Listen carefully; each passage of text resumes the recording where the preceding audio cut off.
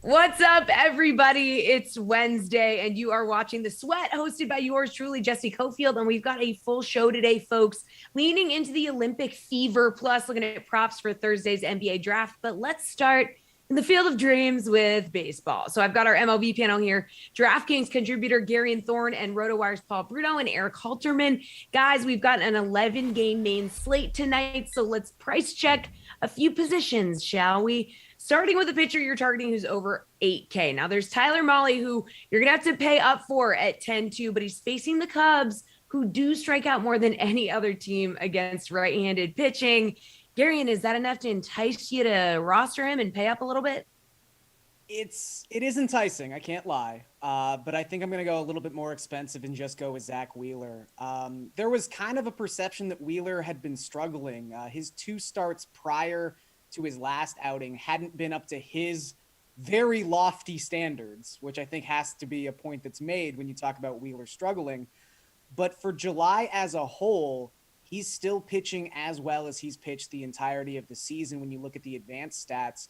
It's just that his opponent BABIP is up around 350 and his strand rate is at 64%. So his ERA hasn't looked immaculate the last little bit, but he's got a 1.94 FIP in the month. And he has also been dominant when pitching in Philadelphia so far this season. He's got a 2.21 FIP, a 209 ERA, and a 32% strikeout rate in that span of time. So I'm just banking on the fact that Wheeler has been one of the best pitchers in baseball the whole season.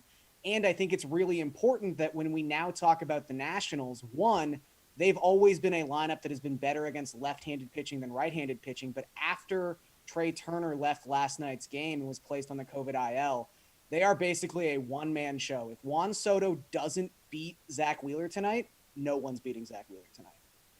All right, Wheeler is one of three guys who are over $10,000. Paul, what do you think? You want to pay up for your pitcher? I can make a case for Lucas Giolito along the same lines. He jumps off the list today for me, priced at $9,800. Look at what a lengthy run he's been on of solid appearances. Considered he's allowed 3 runs or less in 10 of his last 12 starts. He's also on a streak of 15 straight starts of at least 5 innings pitched. So, these days, there's a lot of quick hooks around the major leagues, but they don't apply to him. He's also struck out 136 batters in 119 innings this season. And then I look at the head-to-head record against the opposing batters that he'll face today, and he's limited them to a collective 203 batting average and 271 on base in 182 at-bat sample. So that's fairly significant, too. All these numbers point to me spending some money to pay up to get Lucas Giolito in my lineup this evening. I also like what I've seen out of Tyler McGill, a young guy who's made his debut with the Mets, 2.10 ERA and 33 strikeouts and 30 innings pitched since debuting 6 starts ago. It seems as though opposing hitters have not yet figured him out, and he's going to cost $9,200 against the Braves this evening too. So 2 good picks to me on the board today at the high end. All right, Eric, what do you think? A pitcher you're targeting who's over 8K? Yeah, there's really quite a lot. Most of the expensive guys today are guys that I'd be perfectly happy to have in my lineup. But I'm going to elaborate a bit more on Tyler McGill, who I think people probably don't know much about. And he's not as good as most of these other guys, but he should be in fewer lineups, I think, given, again, that he's really not a big name next to the Giolitos of the world.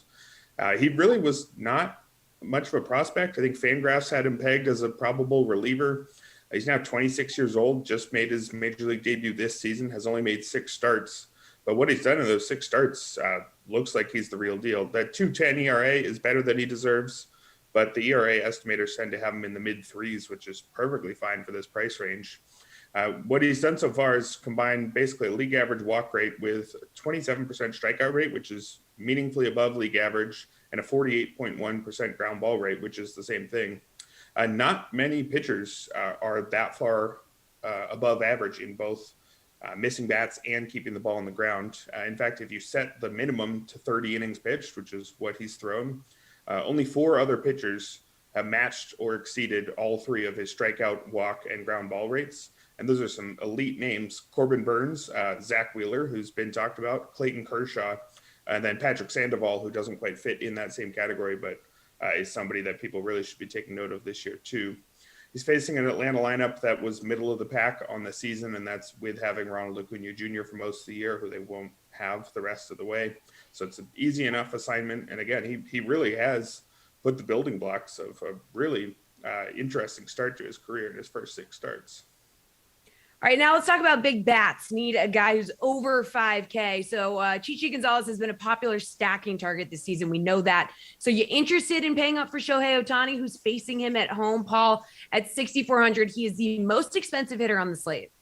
No, I'm going to pivot to Pete Alonso. I've been watching him ever since the home run hitting contest, lot closer. He's continued to hit bombs and continue a hot streak with 5 homers among 14 hits in his last 10 games played. He also enjoys a platoon advantage against Max Fried, who's been awful on the road this season, pitching to a 6.55 ERA, 3.33 OB opposing batting average. Alonso will cost you $5,200 tonight, but I like that a lot. I also like Jose Abreu, a notorious power hitter who mashes lefties. He's been on point with 18 bombs to date and has 6 extra base knocks in his last 35 at-bats most recently. He faces Chris Bubik, who has allowed opposing batters to rake at a 310 batting average with 13 homers allowed in only 39 innings pitched. That's one of the worst marks in the majors. I see Abreu kicking sand in his face and taking his lunch money in this matchup. He'll cost $5,000. And listen to this. Hot off the press, hockey bit of news. Peter Mrazek is signing with the Maple Leafs today. 3 years, $3.8 million just announced. I love it. We got a little hockey breaking news in this segment. We know we can hockey billing. Come on, always man. We can always count on Paul for that. Amazing. Eric, what do you think? An expensive hitter who is over 5K. Pete Alonso is actually, I think, my top choice as well. I'm not scared of Max Fried. 4.46 ERA on the year. His underlying numbers are maybe a little bit better than that, but he's basically league average strikeout and walk rates. He used to be a high ground ball guy, but he isn't this year. Alonso has his career best strikeout rate this season. He's actually cut it from 25.5 last year to just about 20.5 this season. Career highs in hard hit and barrel rate as well. And he's been crushing the ball since the home run derby, hitting 327 with 5 homers. But another guy, just to get another name in there, who's been crushing it since the home run derby is Juan Soto. I think if you're going to play somebody against a good pitcher, I think it's going to be Juan Soto. He's, of course, facing Zach Wheeler, who's one of the scarier matchups out there, but it's in Philadelphia, one of the league's most hitter-friendly parks. And Soto has also had his swing fixed by the home run derby, 5 homers for him as well in just 10 games, and 11 hits in those 10 games with, of course, 11 walks, because this is Juan Soto. He walks all the time. You're more or less guaranteed a couple trips on base for him most of the time. And I think that should still be true even with Zach Wheeler on the mound. So I'd be happy with either of those guys tonight. All right, Gary, an expensive hitter that you're looking at. Yeah, I mean, Paul really covered a lot of the guys I was going to talk about, but I'll say one more thing about Jose Abreu, who is $5,000 tonight. Not only does he have a 326 isolated power this season against left-handed pitching, the best part about using Jose Abreu is if you're stacking the White Sox, let's say Jose Abreu is going to hit third tonight, which is usually where he hits against left-handed pitchers. Andrew Vaughn's going to hit second in this lineup. He's $2,800 with a 176 WRC plus against left-handed pitching. And Eloy Jimenez is going to hit cleanup. He just hit a 460-foot bomb in his second game back. And for whatever reason, the DraftKings pricing algorithm was like, hey, let's start Eloy Jimenez at $2,500 and have him work his way up. So he's only $2,800. That will not be the case much longer. So you get Jose Abreu at 5K, but you get the other 2 players in that White Sox stack at less than $3,000. It is the perfect situation to exploit tonight. Let's switch gears, guys, and talk about the DK Sportsbook. So, Eric, what's your favorite baseball bet tonight? I like the Reds at minus 115 over the Cubs. The Reds have had the better lineup over the course of the season. They are without Nick Castellanos, of course, but they've been 13th in WRC plus compared to 20th for the Cubs. So meaningful enough gap there. But I think the gap between the pitchers is a larger one. Tyler Mahle, who's been touched on before, I think he's turning into something close to a true frontline starter.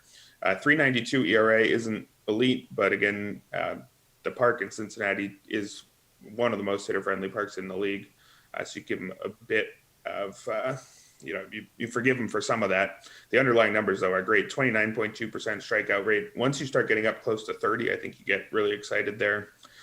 Basically, league average ground ball rate and a few too many walks, but that many strikeouts with no obvious weaknesses is the makings of a frontline starter, which he started showing last year. Had that strikeout rate at 29.9%, which is a full 8 ticks above where he was prior to that point. Last year, though, he walked too many guys and didn't keep the ground ball on the ground at all. Ground ball rate under 30%. but he's really become a well-rounded, I think, again, frontline starter this year. Zach Davies, on the other hand, is the epitome of a back-end starter. 4.30 ERA seems to be better than he deserves, according to most of the ERA estimators. 15.5% strikeout rate, far too low in the modern era. And it's not like he does anything else great to make up for it. He's walking way too many guys suddenly this year. Typically, he has good walk rates, but this year, just about 12%. It's far too high for a guy who, again, can't strike guys out. And he's not an elite ground ball guy either. That profile can work if you're a sinker baller who has a ground ball rate approaching 60% or something like that. But he's at 44.6%. So really just nothing to get excited about with Davies. That gap between the pitchers is, I think, much larger than a -115 would suggest. Gurian, what about you? Your favorite baseball bet tonight? I'm going to go with a prop. We already talked about Pete Alonso a little bit and how he is in such a good spot tonight. I'm going to back that up. And his total base prop is set over 1.5 total bases at +110. This is a really good matchup against Max Fried. Fried, as mentioned, has struggled immensely on the road this season. He's got a 6.55 ERA.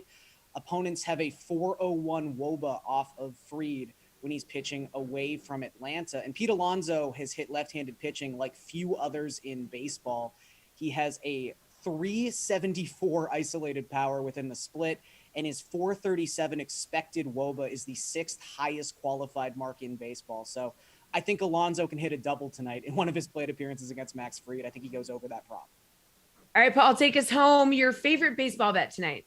Along with that prop on Alonso to hit the double, I'm going to say he hits one over the fence and he pays off at +250. He's on a hot streak that I mentioned earlier, very favorable platoon matchup that I also hit on earlier on. But I also will be looking to hit the under on total up 9 on the D-backs Rangers game. Why would anybody want to watch that one? It pits two of the most terrible offenses against one another. They're also at the bottom of the league in major league standings for multiple reasons. Basically, they stink. So I'm going to hit the under on that one. All right, good stuff, guys. That'll do it for baseball. We're going to get all patriotic and talk about Olympic golf in a couple minutes. Speaking of, here's Jason Sobel on Set Olympics. Well, this time every week we talk golf, PGA Tour, obviously, with the Action Network's Jason Sobel. I'm Adam Kaufman. This is a little bit different, though, Jason, because the PGA Tour is taking a week off because, well, the Tokyo Olympics. So many of the world's top golfers headed to Tokyo and looking to bring home the gold. We'll get to the specifics and odds, courtesy of the DK Sportsbook, but just how exciting a time is this for you? Yeah, I like it. I'm still not totally sold, Adam. Don't tell the folks at the PGA Tour and the U.S. Golf Federation that have worked so hard behind the scenes to get golf back into the Olympics the second time now. Of course, they played 5 years ago in 2016. But I don't necessarily love the format of it. I'd love some kind of team component. I'd love some sort of mixed component with the men and women playing together. I'd also think that maybe a match play component of it would be pretty good too. But it's 72 holes of individual stroke play. We get the men this week, the women next week. Look, I like it. I'll be into it. We're going to watch it. Some of the world's best players are completely invested, completely engaged, and they will be into this. If they are into it, then we should be into it as well. But will you alter your sleep schedule for it? That's really the question here. That's usually only a major championship. Do I alter the sleep schedule? I like my sleep, but yeah, I will probably stay up on the weekend. How's that? Maybe not the first couple of rounds, but for the weekend here on the East Coast, I will get up in the middle of the night and watch this. No, that sounds great to me, and we can edit it in such a way that it makes it sound like you're saying, yes, I will not sleep at all. I will be watching all the golf. The world's number one, Jon Rahm, of course, unfortunately had to withdraw due to a positive COVID test. DraftKings own Bryson DeChambeau, same story. So we won't have all the top golfers in the world there, but taking a look at the DK Sportsbook odds, the top 4 right now in terms of the odds, Colin Morikawa at +650. You have Xander Schauffele, of course, +800. Victor Hovland, Justin Thomas, they both sit currently at +1100. Can you see any of these 4 that I mentioned coming home with the gold? Wait, you're asking me if I can see any of the favorites winning the gold medal this week? Yes, Adam, I can. In fact, one of them... Call me crazy. Yes, it's hard not to like any of those guys. One of them I like a little bit more than the other 3, but you always ask me at the end of the segment who my favorite is to win this week. So I'm going to let the people wait just another minute or two before I give my favorite. All right, yeah, we don't want to totally knock things off their axis here with regard to the segment. As mentioned, Bryson DeChambeau unable to be there. He's a guy who's been playing a lot of golf lately. Patrick Reed, same story. In fact, talking about Reed, from the Open in England, 3M in Minnesota, you keep looking. I mean, now on to the Olympics, Tokyo. Reed's odds sitting at plus 1,600 going into the tournament here. Any concern over the hectic schedule when it comes to actually betting on him to win? Yeah, there's probably a little concern over this hectic schedule. He just played the final round in Minnesota, as you mentioned, on Sunday afternoon, then had to jet over to Tokyo. There's concern about his usual caddy, Kessler Corain, his brother-in-law, will not be on the bag. In fact, he'll have his coach, Kevin Kirk, on the bag instead. And he probably won't see this golf course maybe get in one round of practice, depends on what the travel schedule is like and, when he gets his final testing and all that kind of stuff. But so yeah, it's a little hectic for Patrick Reed. That said, as we know about Patrick Reed over the years, as soon as he puts on the red, white, and blue, he tends to turn into a different player. And so I would not sell him short this week whatsoever. I think that Patrick Reed still going over there with a different caddy on a weird sleep schedule and with not much practice and look at the golf course. I still think he can go out there and play some really good golf. A trio of players or golfers all sit at plus 1,200. There's Paul Casey, there's Rory McIlroy, and of course, the star of the show, Japan's own Hideki Matsuyama. Now, there won't be fans, so that element of pressure is a non-factor, but still, your home country for Matsuyama here. Is there extra pressure for you? For him, but for you, do you just look at it as... Yeah, no pressure on you other than to get this answer right, obviously. Is he the guy that you look at as the favorite of the group? Yeah, I feel a lot of pressure, and I think Hideki probably, even without fans, feels some pressure this week. Has not played great since winning at Augusta National. I do think host golf course Kasuma Gaseki Golf Club, it's about an hour outside of Tokyo. I do think there are some Augusta National familiarities that the players are going to see. I think it's going to look like a second shot golf course. It's going to be soft. It's rained out a lot. Think about the Masters in November last year. I think that's going to be a good course comparison going into this one. So I'm looking at the leaderboard from that one, and actually a lot of the players that I like are going to be up there. But the fact that Hideki at least won at Augusta National earlier this year, I think that helps a little bit. But yeah, there's a lot of pressure. In fact, out of that group, Paul Casey is probably the guy that I like the best. He's been playing really well this year, striking his irons really well. So I can see him having a nice week. Like you said, sometimes around here we get a little formulaic. So this is the point in time when I ask you about long shots. Who are guys with big numbers next to their names that you like? I'm not going too deep this week. I think that you can look at this field and say, okay, well, it's just not going to be a Hurley Long. It's not going to be a Yeshun Yuan, who's guys that you don't see on a week-to-week basis playing PGA Tour events and WGCs and major championships. So I'm not going too far deep. I wouldn't qualify these guys as long shots, but right around 28-1, Sungjae Im, who of course has the world on his shoulders this week. He's trying to avoid 2 years of South Korean military duty. If he does indeed medal this week, has to finish in the top 3 and win a medal in order to remain on the PGA Tour for the next 2 years. And then Cameron Smith, who's rocking the greatest mullet short of Mario Lemieux in his prime, and Corey Connors, who's a great ball striker from Canada. Those guys are all, not even close to being long shots, what we normally consider long shots, but I'm just not going too deep in this field. So at 28-1, if you like those guys for top 5s this week, or maybe even an outright on one of them, I don't mind that. Who are you looking to fade here? It's sort of the same answer where it's a 60-player field. Half of these guys probably don't have a great chance of winning this golf tournament. And so I don't know that there's one guy I look at Adam and I say, you've got to fade this guy. He's not going to play well this week. I think it's one where you pick your horses and you ride them throughout the week. And I think you've got a decent chance. I mean, you're basically with the process of elimination, narrowing down the field. So you can say whether you really like Rory or you really like Colin Morikawa or whoever it might be at the top, pick your guy and kind of ride him this week. And he's got, I would say, at least a 1 in 30, 1 in 25 chance of winning this thing. When it comes to Narrative Street, normally I was going to sit here and say, well, of course, you root for Hideki Matsuyama. Of course, then you outline the Sungjae Im story, and now I feel kind of compelled to root his way. But who is your favorite to win this thing? Yeah, Siwoo Kim in the same boat as Sungjae Im this week as well, trying to avoid that military duty in South Korea. We mentioned right off the top that of the favorites, there was one guy that I liked a little bit more than the others. Justin Thomas has had a frustrating campaign this year. He won the Players' Championship, of course, but hasn't really contended anywhere else, hasn't played his best golf. I really think, and I always warn, look, if you're going to bet on players based on what they say on their social media accounts, you're going to wind up betting everybody, because nobody goes on Twitter, nobody goes on Instagram and says, not really feeling it this week, but, maybe I'll find my swing in a couple of months. Everyone says, man, fired up for this week. I'm playing well. I can't wait to get out there. This is going to be a great week. So, you've got to play it with a little caution. That said, I read JT's media post this week. Justin Thomas sounds like he's very, very motivated for this one. I know that he's been frustrated about his play as of late. A second shot golf course should suit him really well. I like his number this week. I think there's some value, and he is indeed my favorite play at this one. As promised, it's time to talk about Olympic golf. Say hello to our golf gurus, DraftKings contributors, Jeff Ulrich and Reed Fowler. All right, fellas, need you to tell me if these odds are too high, aka too long, or too low, aka too short for these golfers in the men's field at the Olympics.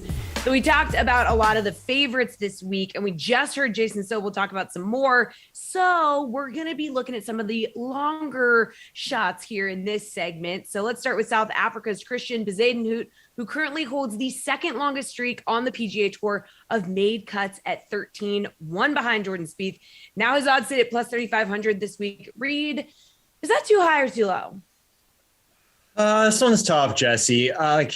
I know if we're talking about Goldilocks here, my response wants to be just right, but I'll say right now it's too low. And the reason why, even though he's made a ton of cuts, and maybe for DFS, right, we're talking about he'd be a good cash game play. He'd be someone that maybe not a lot of people are familiar with. Great around the greens, great putter of the ball. And when he gets going, especially in tough events, we've seen him at the top of leaderboards, right, in some of these majors.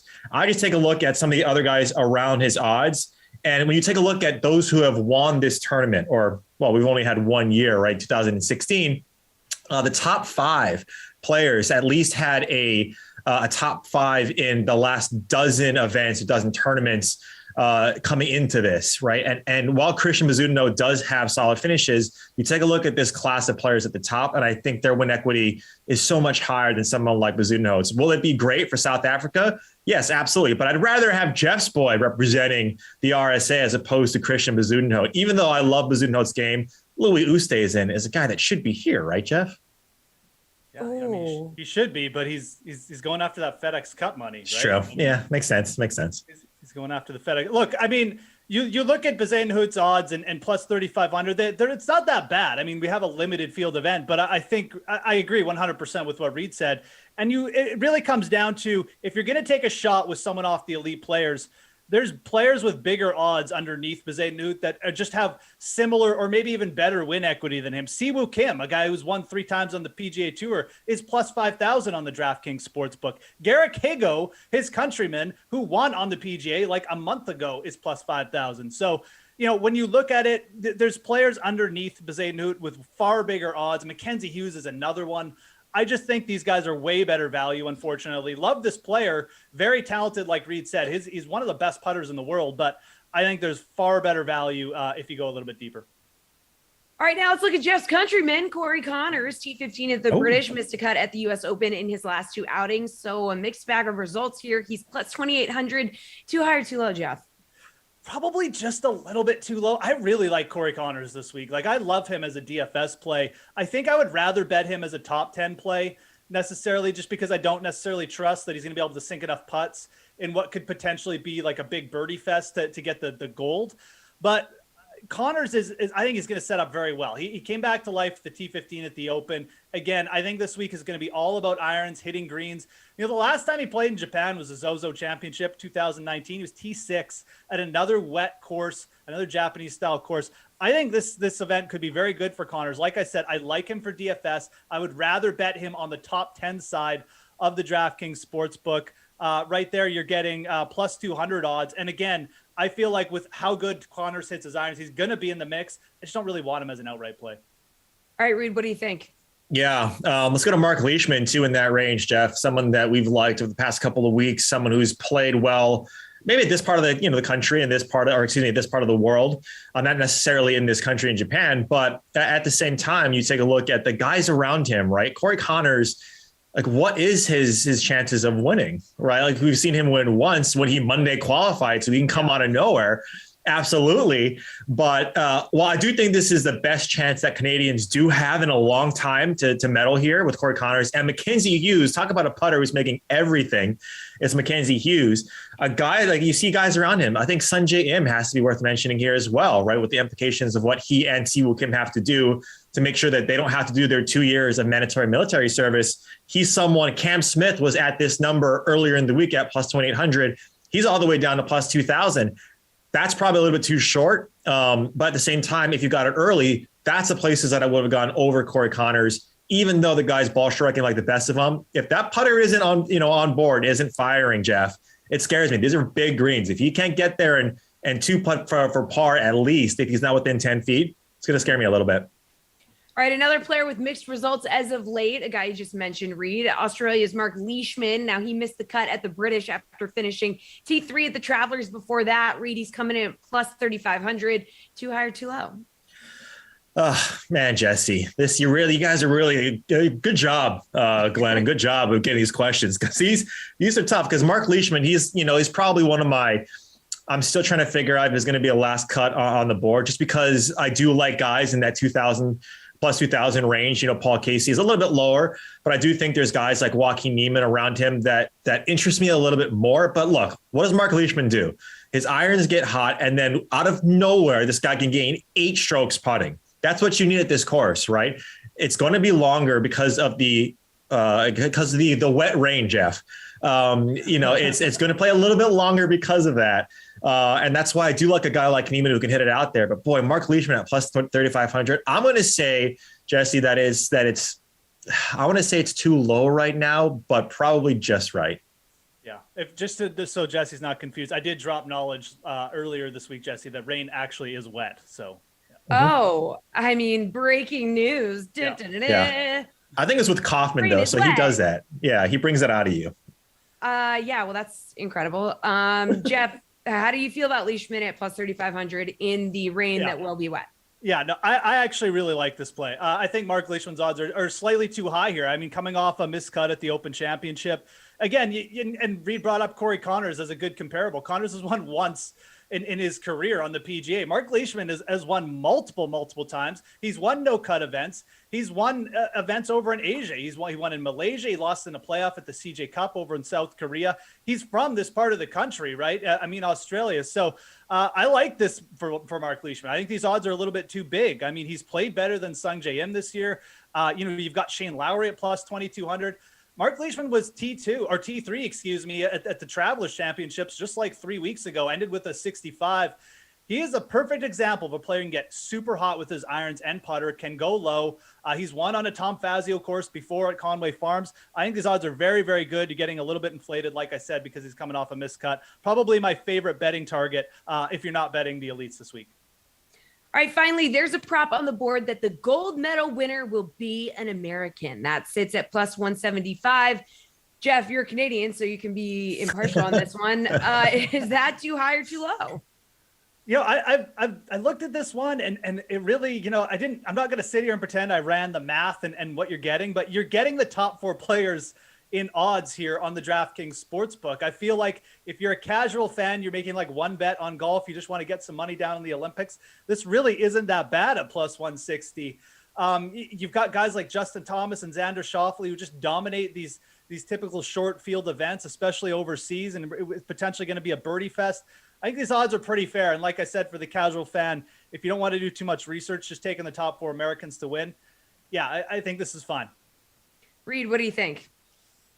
Yeah. How about we talk about Europe at plus 185 though, Jeff? I think Paul Casey does have that, but he's right. Like when you run the schematics and the math on it, it just makes a lot of sense, right? Colin Morikawa is coming off probably the most confident guy right now, and rightfully so. And JT Patrick Reed, who's all masked up, both eyes and mouth, Jeff. Making sure that he doesn't get nothing can get in the way of him competing at the Olympics.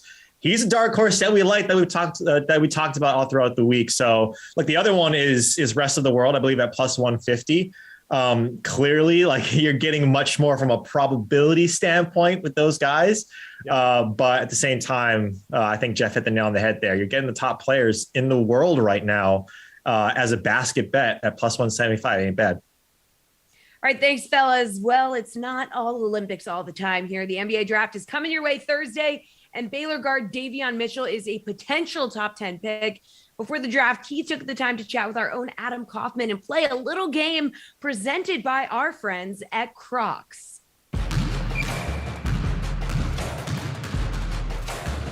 Davion, this segment, it's sponsored by Crocs, and I don't know if you've seen the meme out there for Crocs sport mode versus casual mode. Have you seen this? So I'm gonna put you into a bunch of situations. You need to tell me if you handle these situations in casual mode or sport mode, okay? All right, go ahead. Playing video games, you're playing Call of Duty, Fortnite, whatever it is. You know, is that casual mode or is it sport mode? Ooh, that's a good one. I'm going sport mode because I'm always standing up. I'm kind of a guy where if something's going wrong, I'm standing up, I'm running around. So I'm saying sport mode now. Well, you're doing some karaoke. Okay, I know you like music. Future, you got Drake, whatever you want to listen to out there. You're performing in front of the people. Casual mode or sport mode?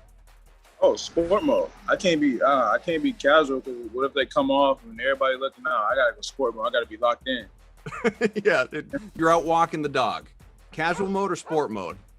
Sport for sure. Just because you might got a cat or something they run after, they might get off the leash. You gotta be active the whole time. I'm going with sport on that. You're going to the beach, going to have fun. Sport mode, casual mode. Oh.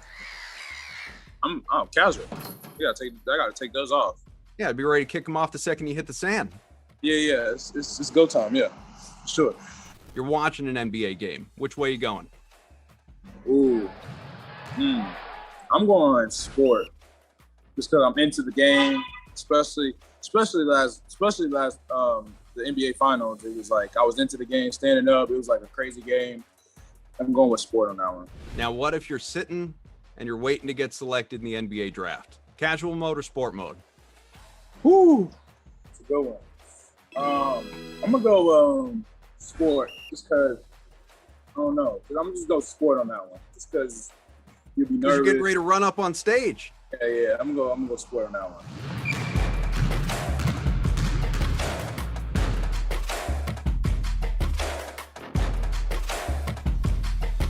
We're going to stick with basketball and break down props for Thursday's NBA draft with DK contributors Kenny Ducey and Julian Edlow and RotoWire NBA editor Nick Whalen. We're going to have a full draft preview on tomorrow's show where we'll analyze the top picks. But today, we're going to focus on some of the interesting props you can find on the draft on the DK Sportsbook. So let's start with the top 10 props. So you have a number of names with odds on if they'll get drafted in the top 10 picks, including our friend Davion Mitchell. So Kenny, what's your favorite top 10 bet? I got a couple here. Moses Moody at plus 155 is really intriguing to me. He's a very, very good talent. He's got a very high floor as a player, and I think that he is a safer pick when it comes to what teams might want to do later in the top 10 in terms of their needs. I mean, he's a good 3-and-D wing. I think that he fits at the NBA level. And another guy I've been looking at just kind of as a dart throw is Corey Kispert at plus 220. He's a very good shooter, and I think that's obviously always a need. He comes from a good program in Gonzaga, and I think that at the end of the day, you look at a guy like Klay Thompson who went 11th. I think that a lot of GMs would redo that draft and take him earlier. Not saying Corey Kispert has the potential to be one of the top 5 shooters in the NBA or will be anyway right off the bat, but he is very good from beyond the arc like Moses Moody, and I think that there's a big need for him on NBA rosters. So I can see those two guys going in the top 10 at plus money. All right, Jules, what's your favorite top 10 bet? Yeah, the top 10, I mean, in my opinion, overall, there's not that much value here anymore just because we kind of know the top 6-ish, maybe 7, and then there's 3 guys in the field who are not projected in that top 7 who are minus 200 or more. So you got to lay a lot of juice on the guys that we think will go in there. James Bouknight, guard from UConn, his draft prop opened at 10.5, and he's now minus 475 to go in the top 10. You can't bet that. So for me, like you got to bet a guy at plus money that you think can sneak into that 7 to 10 range. I think Moses Moody is one of those guys if you're going to take some plus money, like Kenny said. And the other guy for me would be Alperen Sengun, the Turkish dude, Turkish big man. I'm not going to lie, it's not like I watch him play all the time, but I know that he won a Turkish League MVP at 18. I know that he's versatile, and I know that he had a lot of strong lottery workouts. So he's a guy that I see going in the 8 to 12 range. So maybe you hit the plus 160 on him going in that 8 to 10 range. All right, Nick, what do you think? Yeah, Moody and Şengün are the two guys that I had on my list as well. I think Moody at plus 155 is probably the best bet on the board. I think Orlando picking at number 8 is a potential landing spot for him. Maybe Memphis even at number 10. If Josh Giddey, who's at minus 200 to go in the top 10, is off the board. Davion Mitchell, I believe, is at plus 110. I wouldn't feel great about that. But every year, there's some surprise in that 6 to 10 range. And it wouldn't shock me, if he's in consideration for Orlando at 8 or Sacramento at number 9. But yeah, like these guys said, there's not a ton of value. I mean, Book Knight is virtually a lock, it feels like, to go to OKC at 6 or maybe the Warriors at 7. The numbers certainly back that up. There's not a lot of value in betting Franz Wagner and Josh Giddey, who are both at minus 200. I wouldn't say those guys are both locks to go in the top 10, but the way things are trending, I think Giddey to Memphis at 10 and Wagner either at 8 to Orlando, 9 to Sacramento, maybe even 7 to Golden State. Those seem like pretty distinct possibilities at this point. Well, another prop focuses on what position players will be drafted. So, for example, LSU's Cameron Thomas has a projected draft position of 22.5. You can choose the over or the under. So what's your favorite draft position prop bet on the board, Jules? Yeah, I wrote a bunch of these up in my NBA Best Bets article that you can find on the DraftKings playbook. Unfortunately, it seems like we have already moved the Sharif Cooper line. Wrote him up at 20.5. Over minus 140. That would be my favorite. He moved to over 22.5 at minus 135 because my articles just move lines like that, apparently. But that's cool. We still like him at over 22.5 if you're late to the party. I had Jeff Goodman on the Unreasonable Odds podcast yesterday. You can find that on Twitter. You can find it in the article. He's in complete agreement with me there that Cooper is, he's a good playmaker. He's a good little shifty point guard, but he has trouble shooting the ball. He's extremely undersized, and he's awful on the defensive end. That's a late first round, early second round pick, a backup point guard in the NBA. Nobody's going to be taking him top 20, 21, 22, so I still think that's safe. And then Sengun, the guy that we just talked about, is potentially top 10. Rather than bet him top 10, I just love taking the under 12.5 on him because I really feel like 12 to the Spurs is his floor in this draft. I think 11 to the Hornets is a serious possibility. So just going to the under 12.5 rather than reaching on the top 10 is the way to go. So those are my two favorite draft position props in this draft. All right, Nick, what's your favorite draft position prop bet on the board? Yeah, I like both Şengün and Cooper. I mean, some people have said Cooper is a worse defender than Trae Young even coming into the NBA. So I think that does bode well as far as him slipping maybe to the end of round 1 or into round 2. I mean, you mentioned Cam Thomas in the intro. I think Cam Thomas under 22.5 at minus 125 is interesting. I think what he brings as a scorer, especially for those teams picking like 15 and beyond, where you're looking for maybe an instant impact type of guy off the bench. I think that makes a lot of sense. Jalen Johnson over 14.5. That's at minus 145. So not a ton of value there, but as much as some people like Jalen Johnson, I think he's very projectable in terms of what he brings physically. There's a ton of question marks, and guys like that do tend to slide. I think he hears his name probably in the late teens at the earliest. I'll throw out Jeremiah Robinson-Earl from Villanova. His number is 39.5. I think he goes under that. That's at minus 110. And then one guy at plus money, Zaire Williams at Stanford, under 18.5. That's at plus 110. This one could clearly go either way, as that number implies. But for a guy who was pretty up and down and honestly mostly down during his freshman year at Stanford, there's a lot of people that are still optimistic about Zaire Williams. Big time recruit coming out of high school, a guy who it wouldn't have been out of place for him to be projected 5th or 6th overall coming into the college season. He hurt his stock a little bit, but I think there's still a lot of people who believe in Zaire Williams. Kenny, what's your take on this? So I actually really like a couple here. Moses Moody under 11.5 for the reasons we talked about in the top 10 bet. I mean, I think that you get better money or better value with the plus 155, but you do get the extra cushion of the 11th pick when you take his under. I like Jonathan Kuminga over 6.5. It's minus 130 right now, and just for a couple reasons. I mean, everyone you talk to who hears things anyway would tell you that nobody in the top 6 is really in love with Jonathan Kuminga. He's got a lot of risks associated with him. It's going to be a long-term project. And there's also the possibility that the Thunder trade this pick. They've been talking about trading up. And if the Thunder do trade up, I don't know if he is really locked to go in the top 6. I think that's sort of the consensus, is that he will go number 6.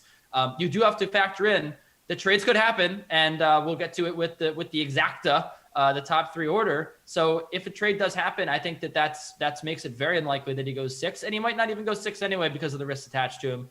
I like the over on that. I think it's just it's much too low.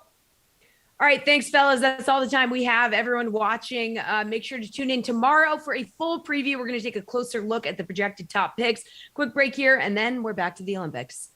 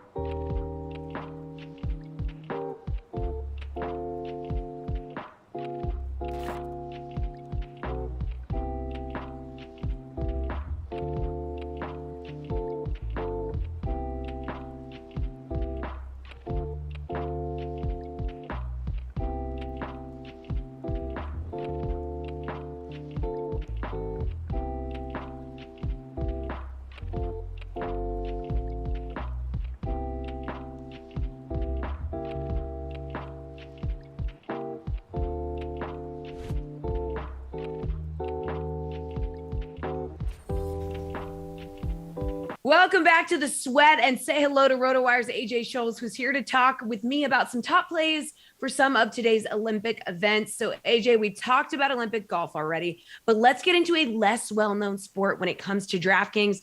I'm talking about beach volleyball. The U.S. duo of Phil Dalhausser and Nick Lucena face off against Argentina's Nicolas Capagroso and Julian Amato Azad. Now the Americans are huge, minus 1,000 favorites on the money line. Is this their match to lose? It seems like it.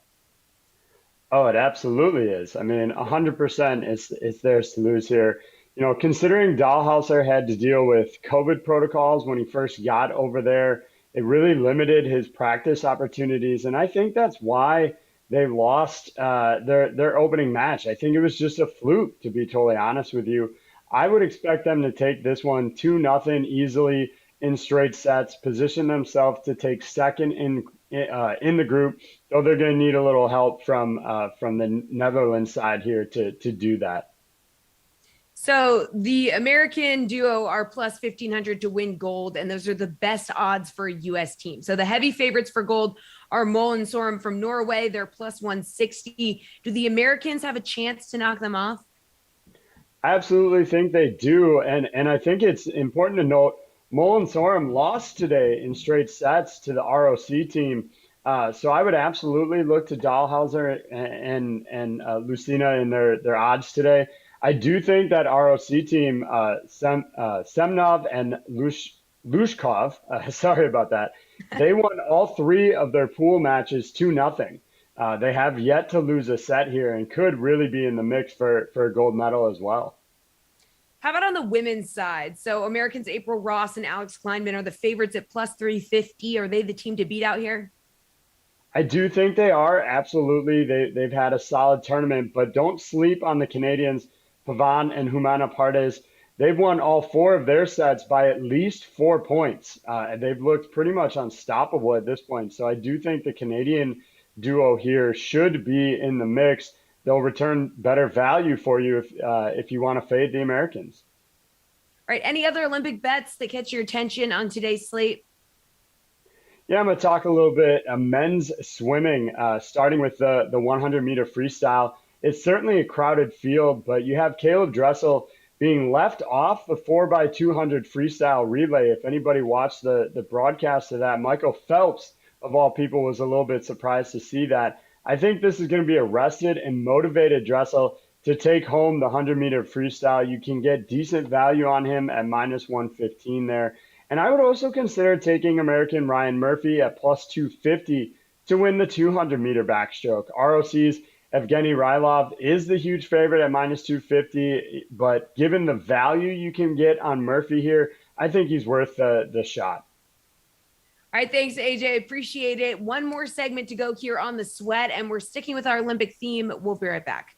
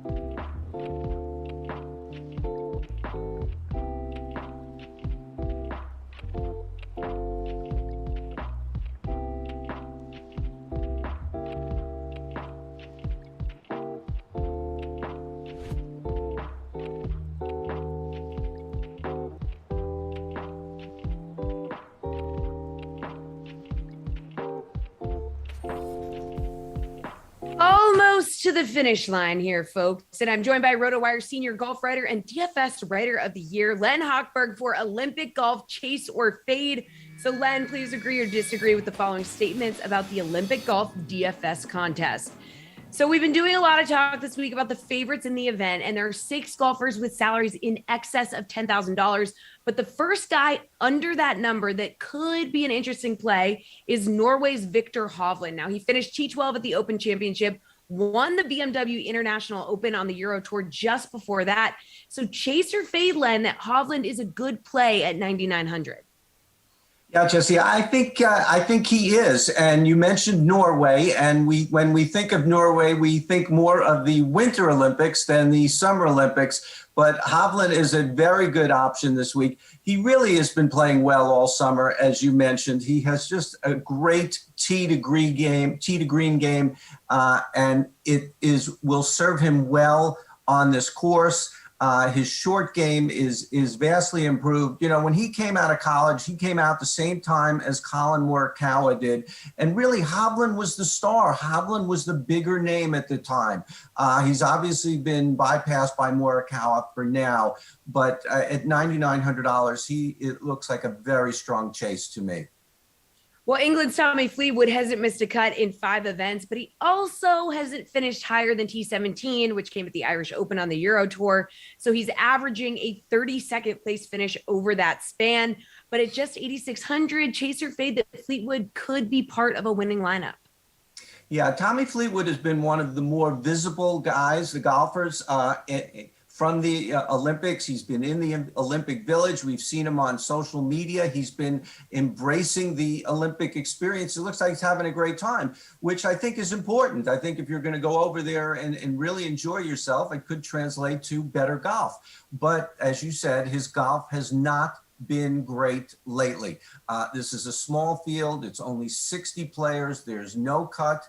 Can Tommy Fleetwood be part of a winning lineup, you asked? Yes. Do I think he can really contend and win? No, but he could certainly be at $8,600, really roughly around the 15th choice in the field, numbers wise. I think he can be part of a winning lineup. Okay, Len, where are you chasing DFS value in this field?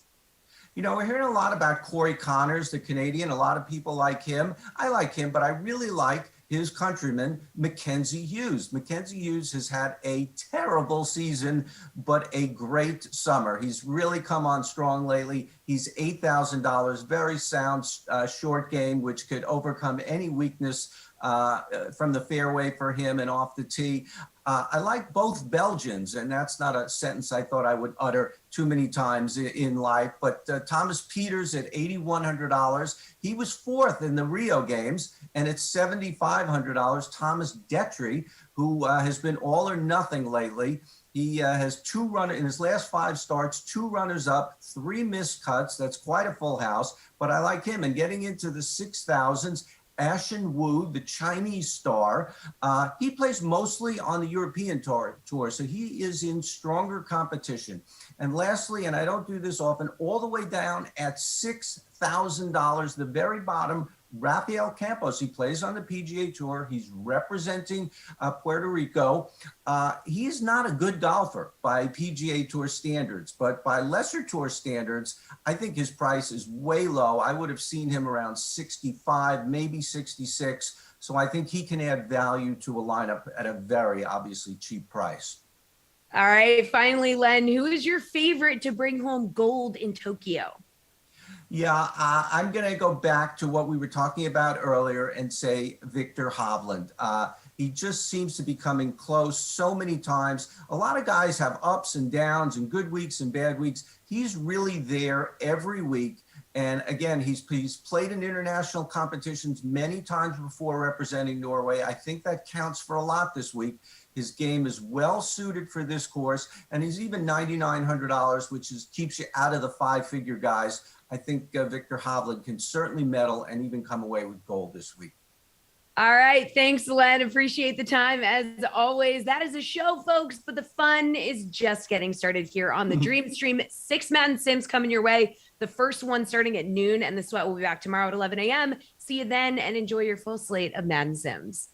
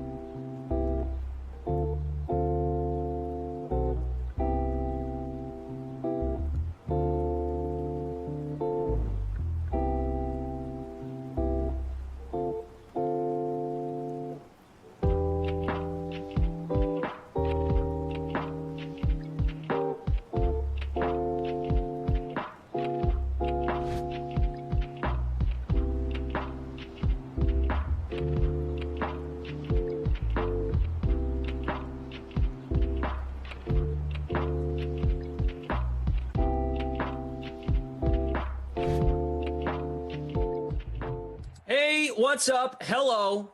Hope everyone's doing well today. This is the DraftKings Dream Stream. We do Madden Sims on this Dream Stream, so I hope you're in the right place. We've got the Seahawks. If not, you're in the right place. Sometimes you have to say that because people are like, oh, I was tuning in for this. That's not what I'm here for. You know, we're good people. Zach Thompson of DK Live. I just saw a push notification that you have an article out today on the late slate. There's a no-brainer. No-brainer at quarterback. Yep, there is. There is. It's kind of obvious. Okay. Kind of obvious. He's on the cover of the game. It doesn't take long to figure out. Oh, he's on the cover of the game, but he's not present at current Ravens training camp due to other reasons. But anyway, there's just so much stuff to dive into because so many training camps have started. We've got the Seahawks. We've got the Jets. Yep. We made a free roll, a free showdown in the DK SimFam Friends League. What's your lineup looking like? Yeah, so a little obvious, but I think Russell Wilson is basically where you have to go for captain. So I have him there. I have the Seahawks defense always ready to make some big plays. I have DK Metcalf and Carlos Hyde as my other Seahawks. And then for my two Jets, I went Le'Veon Bell and the returning to the NFL, Chris Hogan. Yes, newest member of the Saints. I think that's still a report. Is that official? I believe it is official now. I can confirm that while you give your lineup. Okay. Yeah, not too surprising here. Stacked up the Seahawks. I feel like it's going to burn me, though. Metcalf is my captain. I played Wilson, Chris Carson, Tyler Lockett. Philip Dorsett was only $2,200. He's very cheap. Very I saw cheap. him too. So I saw him. I went to him. I picked him. He picked me. We're in a great relationship now. Philip Dorsett, Philly.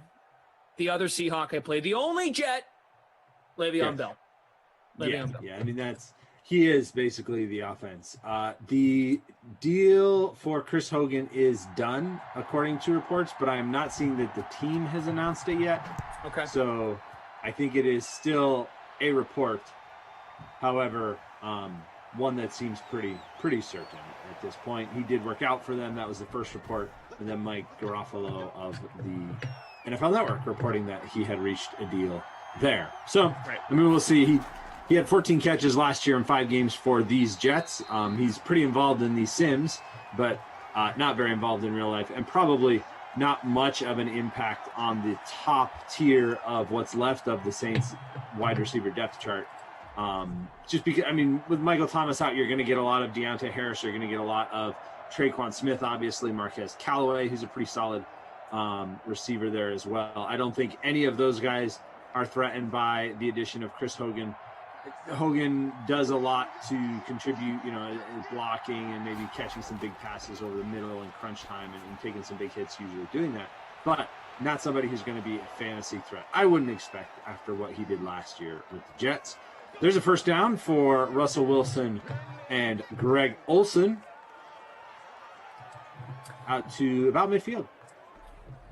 So where do you want to start, man? There's so much we can talk about here. I feel like there was a few weeks there where it was like, yeah, we're kind of done with the simulated season and not a lot of NFL to talk. And then, boom, training camps, a bunch of player movement. We've got Madden ratings starting to come out for the new game.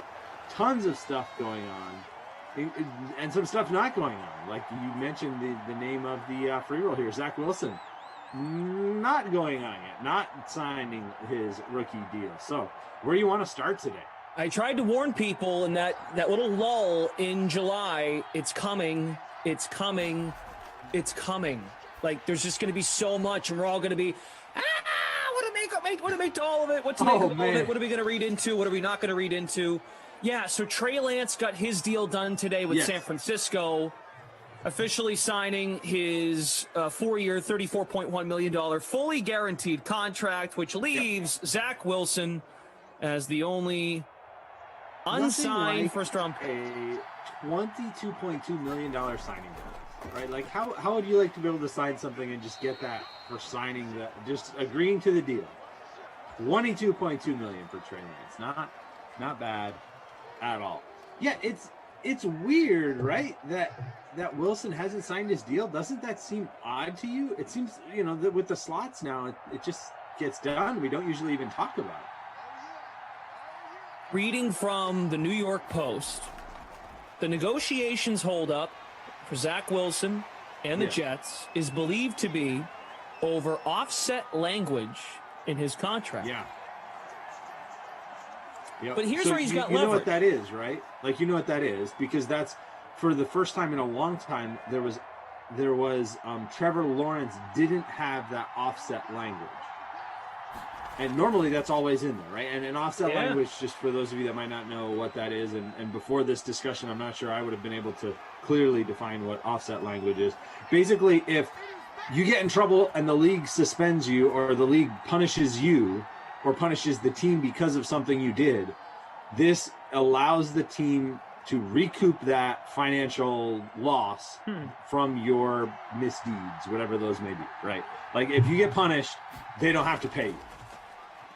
Trevor Lawrence's deal did not have that in there. It's always been in there, but Trevor Lawrence doesn't have it in there. And I guess, and this is my reading, you tell me if this is correct, Zach Wilson doesn't want that either, right? That is correct. Zach Wilson does not want that offset language. Mm-hmm. And the Jets want it in there. And again, who was I telling this yesterday? Who was I talking to about this? I think was it Christian? It was Christian.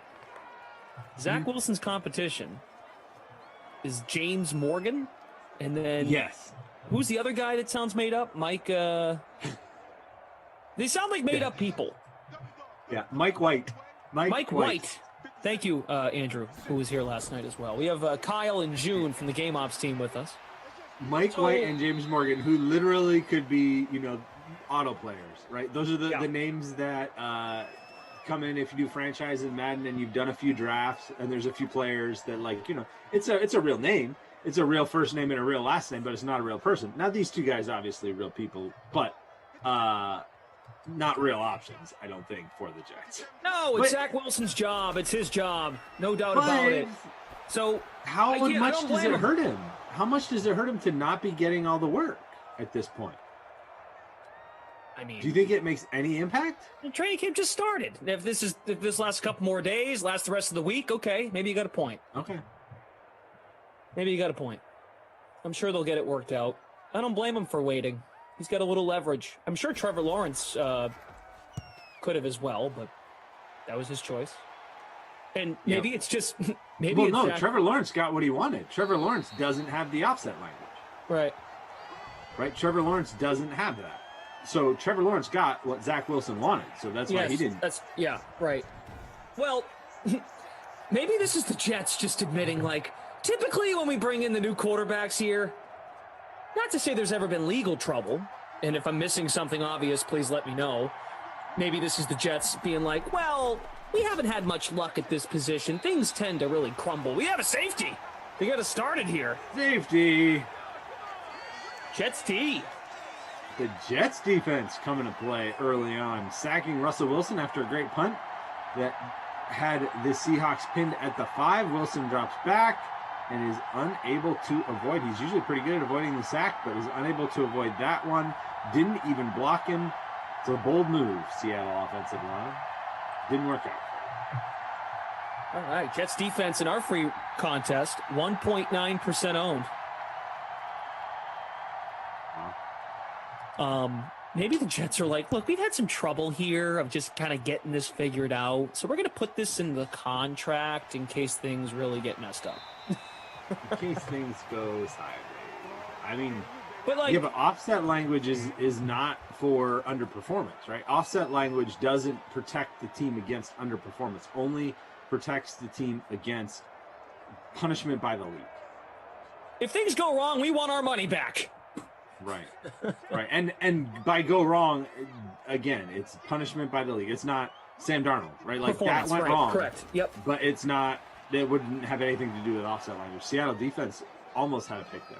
All right, and that's why I said if I'm missing something obvious as to what a Jets previous quarterback that had problems off the field or something of that nature, let me know. I don't remember it, but I don't know.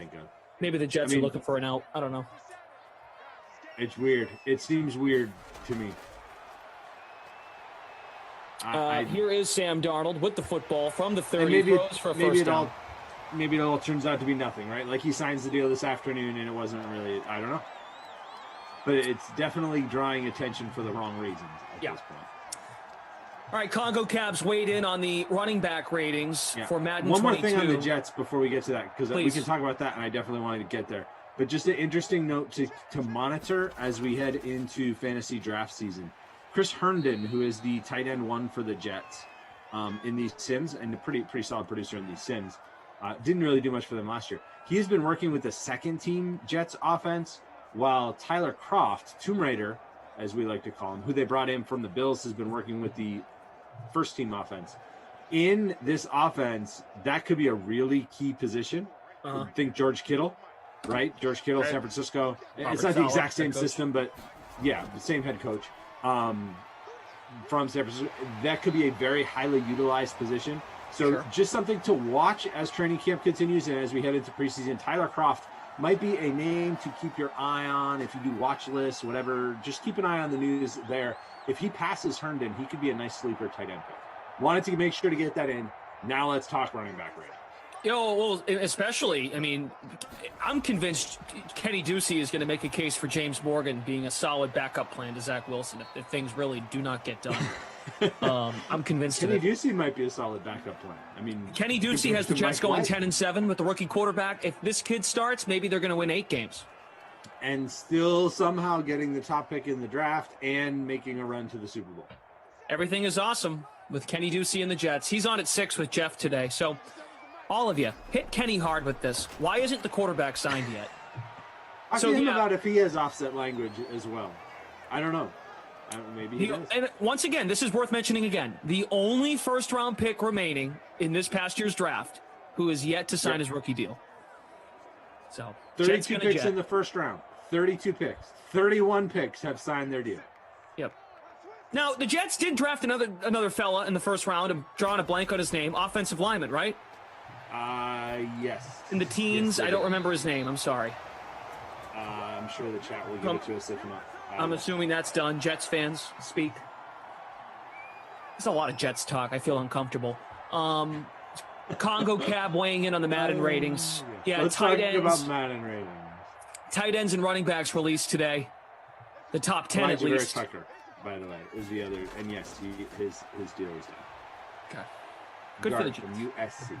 Might want to get the quarterback done too. Awesome. So what do you think Cab, of these running back ratings? Yeah. So Congo Cab weighting. The glaring one to me. Yeah. Is Dalvin Cook is at 4 behind Nick Chubb, and not really just the fact that he's 9, and not really in terms of the people in front of him, but just Zeke's rating of 88. Wow, he took a hit after this past year, ZT. Yeah, so to me, the big thing is that he took a big hit. Christian McCaffrey did not. I mean, he's still number 1 overall. He goes from 99 overall to 97 overall. I get that there was an injury there, and that limited his effectiveness. When he was healthy, he was good. Zeke kind of played through some injuries, and as a result, struggled, and as a result, his Madden rating dropped. I think that's a huge, huge hit to me. I also think Alvin Kamara is a little low at 5.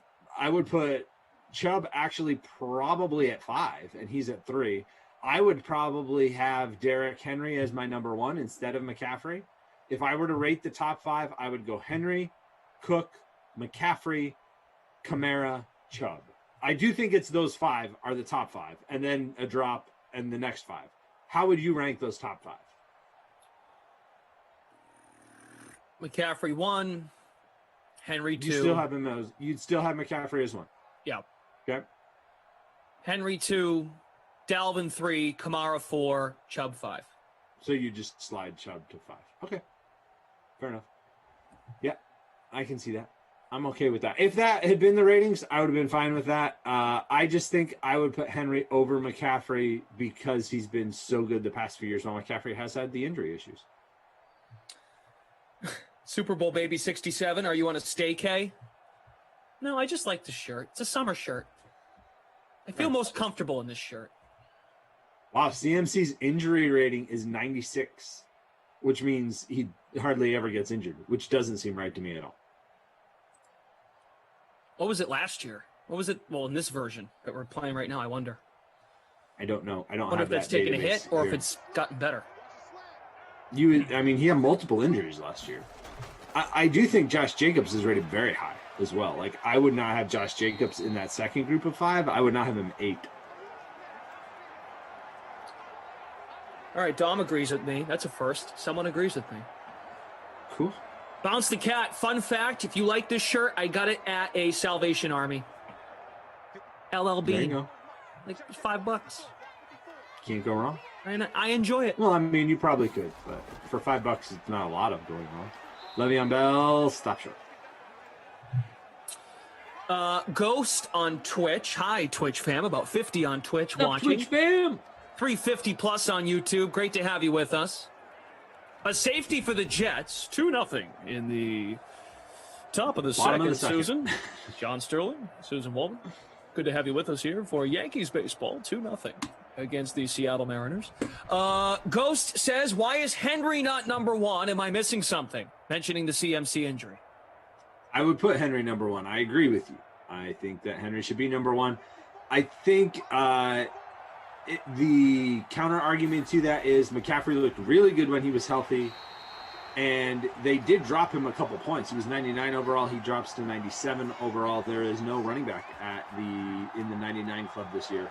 97 highest rated running back. That's McCaffrey. I would have put Henry a little bit higher, but the counter argument to that is McCaffrey is a much better pass catcher, right? Like, Derrick Henry doesn't catch passes. I know he does in The Sims, but we're talking about in real life, he doesn't catch a lot of passes. McCaffrey, a much more versatile weapon. So I can see why he'd be higher rated.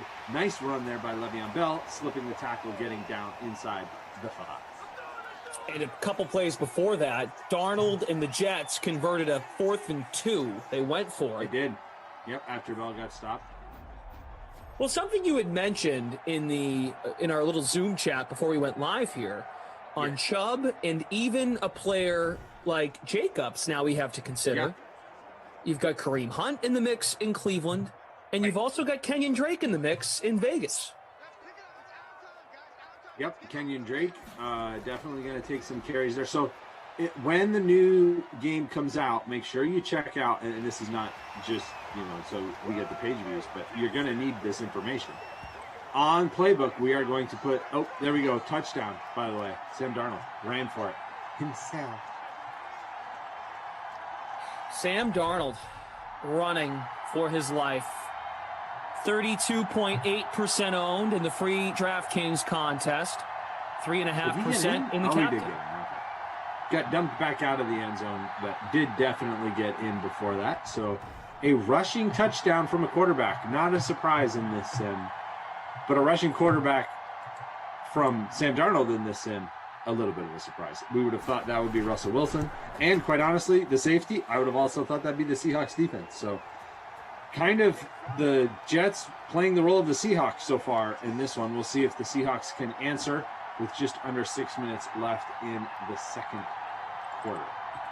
Why does it always feel like that the Seahawks in Simland play down to their competition? I would agree. They seem to play very close games no matter who they're playing. No matter who they're playing, it's always a really close game.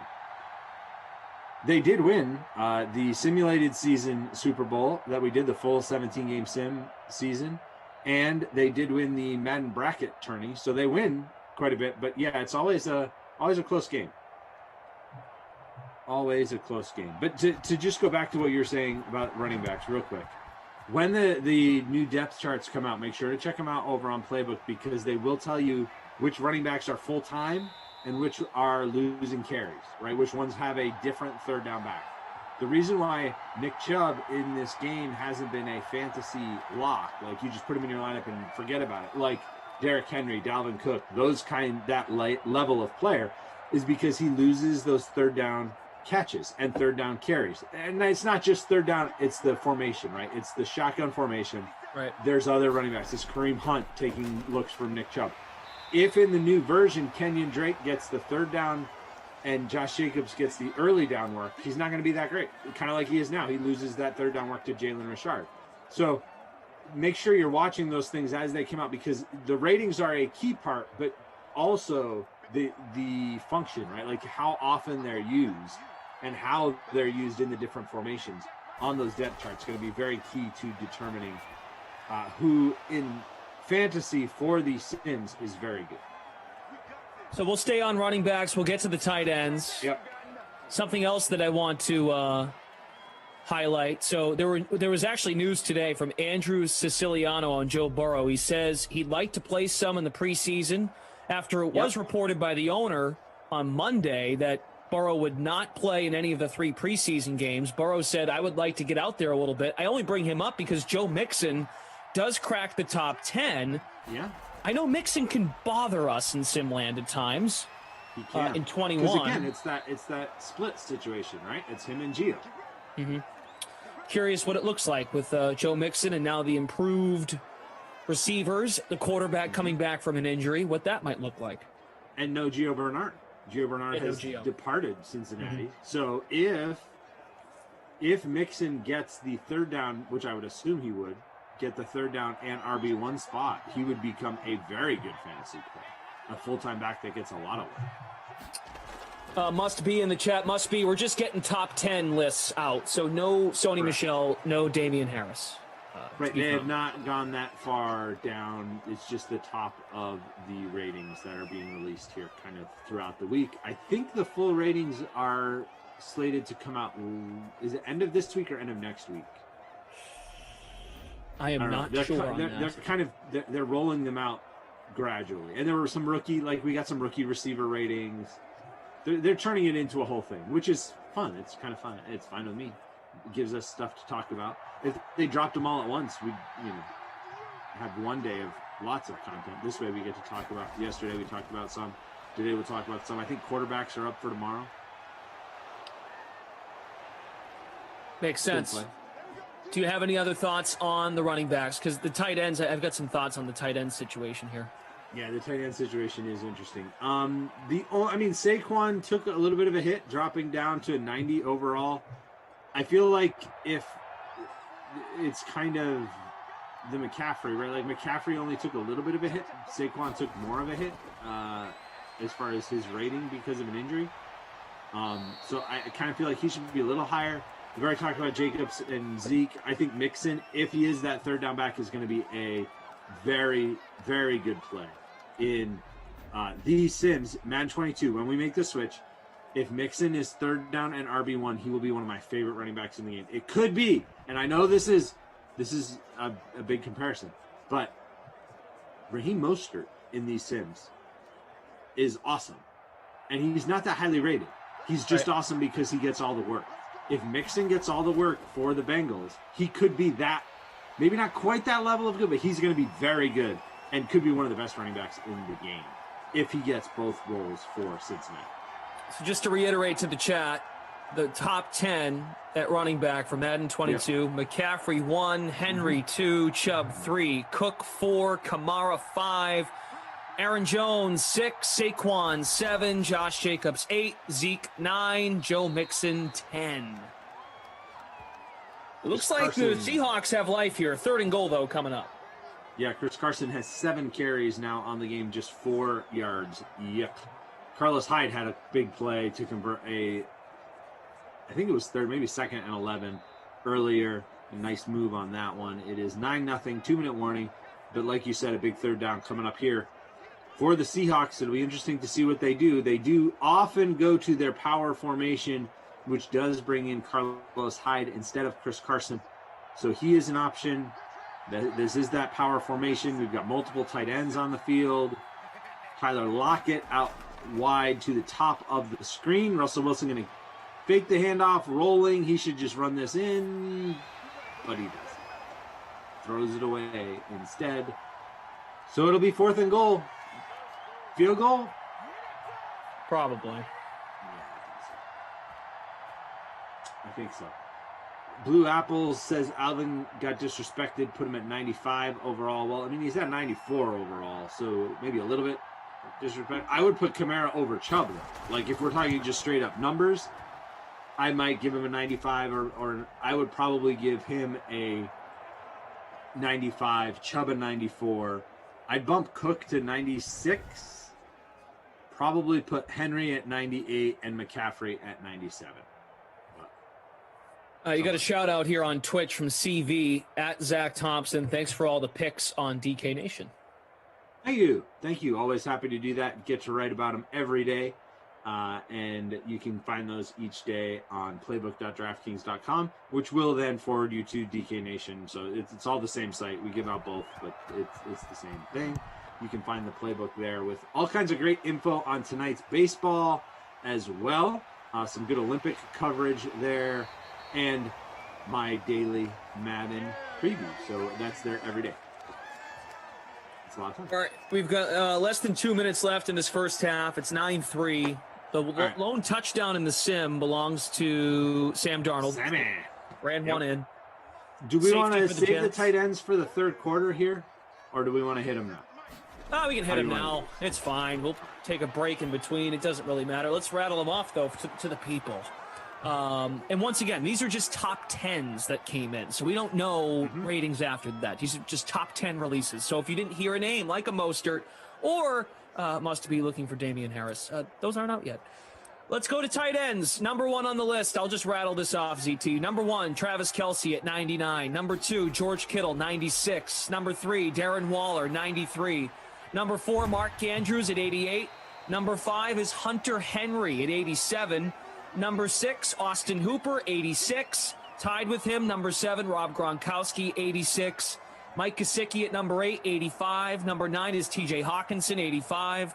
Dallas Goedert, number 10, at 84. What do you think? I think that is a very generous rating for Hunter Henry. I agree. Like, whoa! And there's another guy We're not there. even sure he's the starter. Right? Like, he could literally be the second best tight end on his team. Like, I'm not saying he isn't. I'm not saying John is going to start over him. But number 5? Whoa. And reporting out of New England's training camp this morning, they're running a lot of 2 tight end sets. Right. So which who's is to say? what I would expect, right? Like, I would expect that. They're 2 of your best pass catchers. I mean, would you rather Hunter Henry and Jonnu Smith out there, or your third wide receiver, who I don't even know who that is at this point? Jacoby Myers, maybe? But maybe he might be your top 2. Like, I don't know. Kendrick Bourne? I would rather have those 2 guys on the field all the time. But that seems very generous to me. 90 or 87 overall, the 5th best tight end. Yeah. I also still think Gronk's too high. Agreed. At 86. He had a nice playoff run. We were talking about this pre-show as well. He had a nice playoff run, but 86 feels generous. And I'm not sold that Dallas Goedert's number 10 either. I feel like that's a little generous.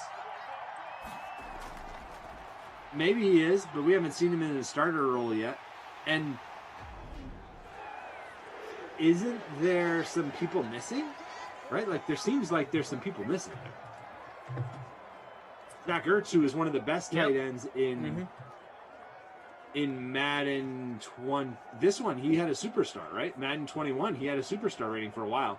He drops all the way out of the top 10. Now, I mean, to be fair, we only have the top 10, so I guess in theory he could be tied for 10th, right? Possibly. Because he's not there. Kyle Pitts, I'm surprised Kyle Pitts did not crack this top 10. I think we do have his rating, though. 81. I think they did 81. So he's the not highest far of any out. rookie. Okay. Some other names that could be considered for this top 10. I mean, Noah Fant has been pretty good. Tunyon in Green Bay had a few big games for them. Tyler Higbee, I think you could make a case. I would take all those guys I just mentioned ahead of Gronk from a real life fantasy perspective, and probably Logan Thomas too. Quite honestly, I have Gronk pretty low on my preseason rankings. I have Gronk not top 10, and not even top 15. I think what this list proves is after those first three names, Kelsey, Kittle, Waller. Oh, there's a cliff. No one really knows. No one really knows. I mean, I guess Andrews is definitely deserving of top 5, but after that, Hunter Henry is an 87 at number 5. That's reaching. That could very well change. This to me is a position and a list that could be shuffling around quite a bit as the season goes along. Totally. And we are evaluating how we're going to handle in-season updates and those kind of things. So I know there are a lot of opinions out there on that, whether we should update ratings and update depth charts and those kind of things as the seasons progress. And we will talk about that when we get to the new game, people. But yeah, I think this list will change a lot. And I mean, you remember even last year when launch ratings first came out, Gronk was super high. I think it was like the 3rd best tight end. And everybody was like, whoa, what? And he did drop. So there is definitely that in-season adjustment that happens in the Madden ratings, and we'll see if they impact these sims as the season progresses. But it is definitely, and you can see that even just from the ratings, right? There's a 5-point gap between number 3 and number 4. Mm-hmm. There's a pretty steep drop there, and I think that is pretty universally accepted at this point, that it's when you're drafting tight ends, it's Kelsey, Kittle, Waller, and I think Kelsey's kind of, at least in my mind, clearly number 1. And then Kittle and Waller are kind of a very small second tier. And then there's a drop before you get to that 3rd tier. I do think Andrews probably deserves to be at the top of that 3rd tier, but I don't think he challenges those top 3, especially with hopefully Lamar Jackson progressing and working more with his wide receivers and less with his tight ends. I think that's what Baltimore wants him to do, just to work more with the receivers. And I think that's the next progression for him, whether that's Hollywood Brown or the addition of Sammy Watkins. They also drafted Duvernay, right? Devin, I think it's Devin Duvernay. They drafted who could be a sleeper, a deep sleeper for sure, but somebody who could emerge as a deep threat for Baltimore as well. I think he's going to work more with them, less with Andrews. So I think Andrews might slide a little bit this year. But yeah, Hunter Henry at 5. Hello. Yeah, it's a position that I feel like it's very difficult to figure out after those first 3. Really 4. I'll give Mark Andrews the benefit of the doubt because I think he's pretty good. Yep. But even I'm just looking through. I know you rattled off some names that aren't even in this top 10. Like, I don't know. I mean, look at a guy like I just had his name up. Gerald Everett in Seattle. Like, yep, that could work. I think good quarterback, maybe a pretty good tight end. Who's the tight end right now in Buffalo?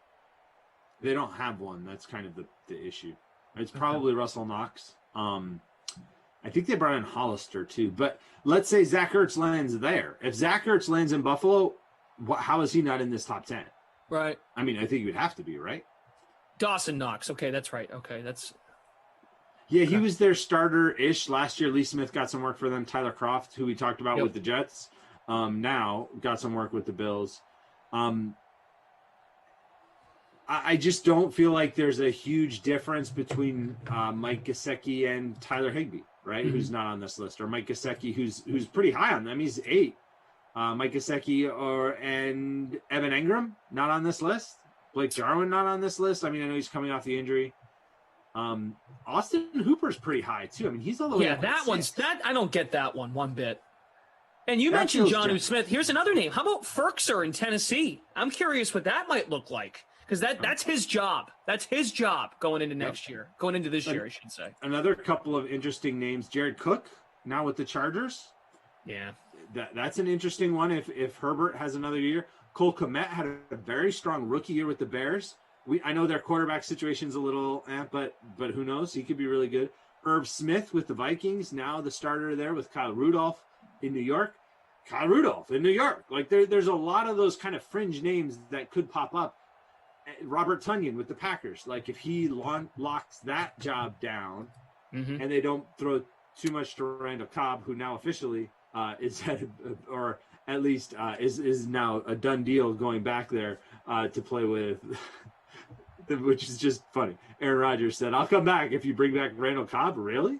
But anyway, All those guys, I think you can make a case. Austin Hooper, Rob Gronkowski, Mike Gesicki. Are those three guys that much better than those guys we just talked about? I don't think so. So, anyway, that was a long answer. I agree with you. I think there's a lot of turmoil at the position as the season progresses. How about Chris Carson's first half? Speaking of turmoil, 8 rushes, 1 yard, 1. That's impressive in ways. It's true. Yeah, Hooper had only 4 touchdowns last year. Producer Jordan dropping these numbers in. Averaged 33 yards a game. There was an injury there, right? I think he had an appendectomy, like in the middle of the season, like just emergency appendectomy or something that caused him to miss some time. So not that I'm excusing the overall low numbers, and it's just how much do you knock a guy for injury, right? Because we're seeing Christian McCaffrey not get knocked very much. Saquon Barkley takes a little bit more of a hit. How do you figure that into their Madden rating? Seems to be a big question, right, as we head into the season. Once again, we're just talking top 10 because that's Correct. all we have available to us. So if you're asking about other players, just top 10s have been released Like by the Jonnu Madden Smith. folks. We don't know what Jonnu's rating is. It could be 84, tied for 10th, or it could be 78, and then we'd have a problem. I mean, isn't that a big tell, right? Like, to your point, the fact that the number 10 guy is an 84. If you go to the top 10 running back list, the lowest is 88. Right. At number 10. Yep, Joe Mixon comes in at 88. So, yeah, it definitely is. There's not as much of a spread, right, between the top of the list and the bottom of the list in running back as there is with tight end. And plus, you have a higher top end because you've got 99 club Travis Kelce, which is a new thing. At least, I think he ended up, as the season progressed, getting that 99 overall rating. But in the Sims, he does not have a 99 overall rating, which is crazy that he doesn't, and I think he deserves it. He has a 99. Mahomes has a 99. Tyreek Hill, 98. Like they did that on purpose, right? Like that's so just to draw attention. It's Glash ZT. We have producer Jordan. Andrew is with us. Kyle and June from the Game Ops team. We appreciate you joining us here on the Dream Stream. Not a lot going on here from an offensive standpoint in this sim. We're talking Madden ratings for Madden 22. They've been released. Looking at the free DraftKings Showdown, the Jets DST, amazingly, well, it once was. It's in it's in third place right now as far as the Jets DST being in the captain spot at 0.3%. But the first place lineup, tie for first in the first place lineup. Both defenses in the winning lineups. We would appreciate you guys if you could hit that like button. We really do love you, mean it, for being here. Twitch fam, give us a follow. About 60 of you watching right now on Twitch. 3.4 thousand followers now on the DraftKings Twitch page. Twitch.tv/DraftKings. Jamison Crowder with back-to-back catches. It's almost like at halftime they went, oh, hey, our wide receiver 1 has 0 catches. Let's get him a couple. He didn't have 0, but he had very few. I was exaggerating to prove my point. He's up at the top of the screen now. See if the Jets can get their second touchdown of the day. Darnold ran for their first. They're going to hand this one to Le'Veon Bell. Takes a big hit. Holds on to the football. Brings up 3rd and 2. Jamal Adams, former New York Jet, with the big hit there on Le'Veon Bell. Another former New York Jet. Silly Sally in the chat says the sleeper at tight end will be in Los Angeles with the Chargers. Jared Cook will get hurt. Henry's gone. Donald Parham Jr. I like Parham. Yeah, he was good last year in limited work. It would not shock me. Obviously, he's behind Cook, who they just paid a lot of money. So I think you need an injury before he became a true sleeper. But even as a, punt play, he's not bad. To MacLy and Glash, I think Saquon took a hit in his ratings because he looked bad before his injury ended his season. That was week 2. It was early week 2, so there wasn't a lot of time, but yeah, okay. In Chicago, the end of Saquon. At some point, we can't ignore, and I say we, the folks at EA Sports and Madden can't ignore the injury history. That's going to take a hit. Like, Christian McCaffrey, a one-off situation, right? They're not going to totally make that 1 year, this past season, reflect who he is. I think. Jamison Crowder. It wasn't a one-off situation, but there were multiple injuries in play with him this last year. Right, like he's been fairly durable throughout his career. Correct. But Right. There's like a shoulder and an ankle, from what I remember.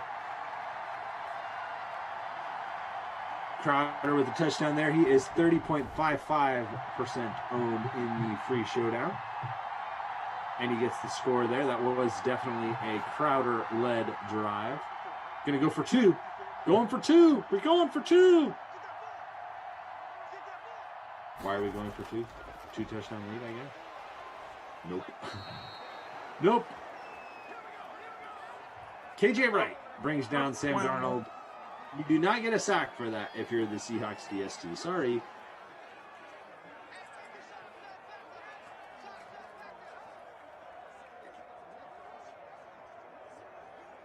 Oh, by the way, speaking of Zach Ertz, have you seen his new hairdo?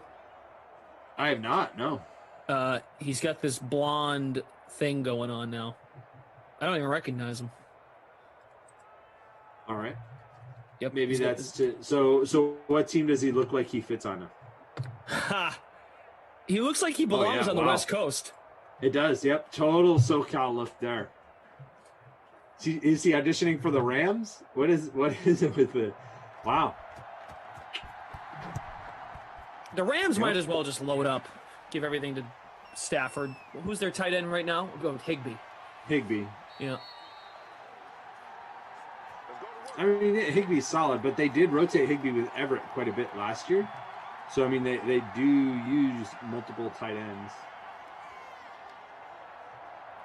It'll be interesting to see where Zach Ertz lands. I feel like him and Deshaun Watson are the two big question marks still that we don't have closure on their trade demands. Chandler Jones, to a lesser extent, just because he's a defensive player, doesn't merit as much fantasy consideration, right? Because you're not drafting Chandler Jones unless you're an IDP, which congratulations, those are fun and hard.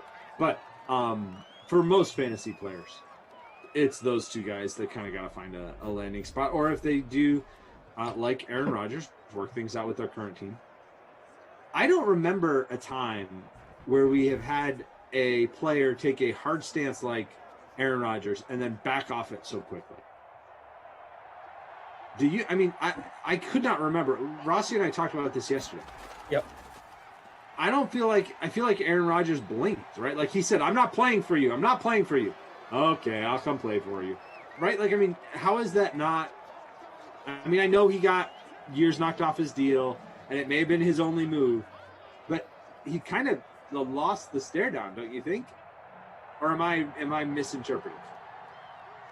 I think there's an argument for both sides as far as who won and who lost this battle. I'll tell you something right now. Based on this guy's personality, I can't figure him out. You can't predict this guy and what he might do next. The Packers, I don't really get it. Like the Randall Cobb thing today, like they actually gave into him and did it. So is he really losing ZT? They're doing what he's asking. But he's there. Right, like I feel like he did all this. Like, I'm not gonna play. I'm done. Get me out. Right, like what the hell were we doing for the last 5 months? Whenever this came out, and when was the back, right? Like, when was the draft? It was April. Draft day, yeah. Draft was in April, May, June, July. 3 months. 3 months. What the heck was the point of that? Yeah. Well, even in his exit interview, right? Wasn't there some rumblings in his exit interview he wasn't happy, and then it was like, oh no, he's fine. And then on draft day, this whole other news dropped. I think it was Schefter broke the story that he wanted out. And then it kind of took a lot of attention from the draft. And whether that was intentional or not by Aaron Rodgers. And there was his whole Jeopardy run. It's been a very eventful offseason for Aaron Rodgers. Let me ask you this, though, right? So if he really wanted Randall Cobb, was this brought up 3 months ago? Or was this just like oh, by the way, go get me that guy, or I'm definitely not coming? Like, why wouldn't the communication was so poor on both sides here? Like, if this was a guy you wanted, maybe Aaron Rodgers felt, well, even if I brought this up in April, they weren't going to do it. So maybe, but he brings it up now. So I criticize both sides, truly. And how, right, I think it's a loss for both sides, at least in my, because it's like, what?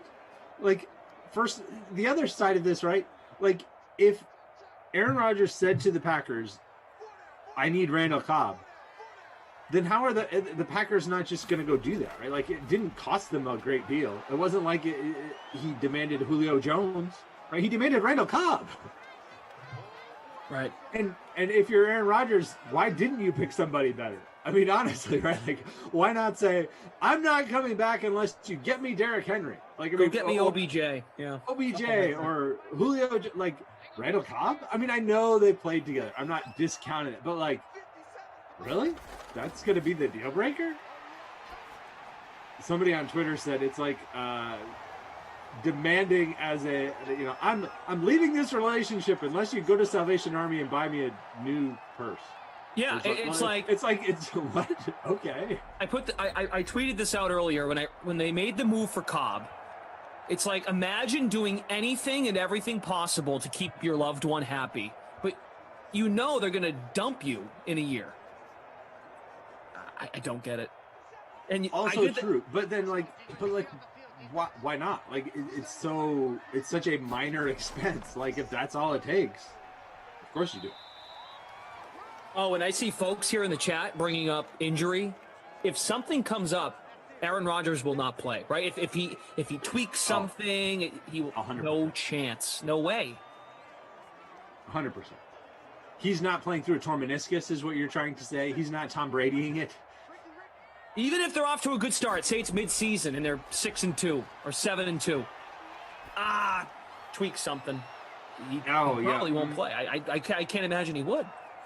I don't think so. No, not especially not if it's a situation that could hurt his value in the future, right? Like, as he goes into what we assume will be a very active free agent market for him.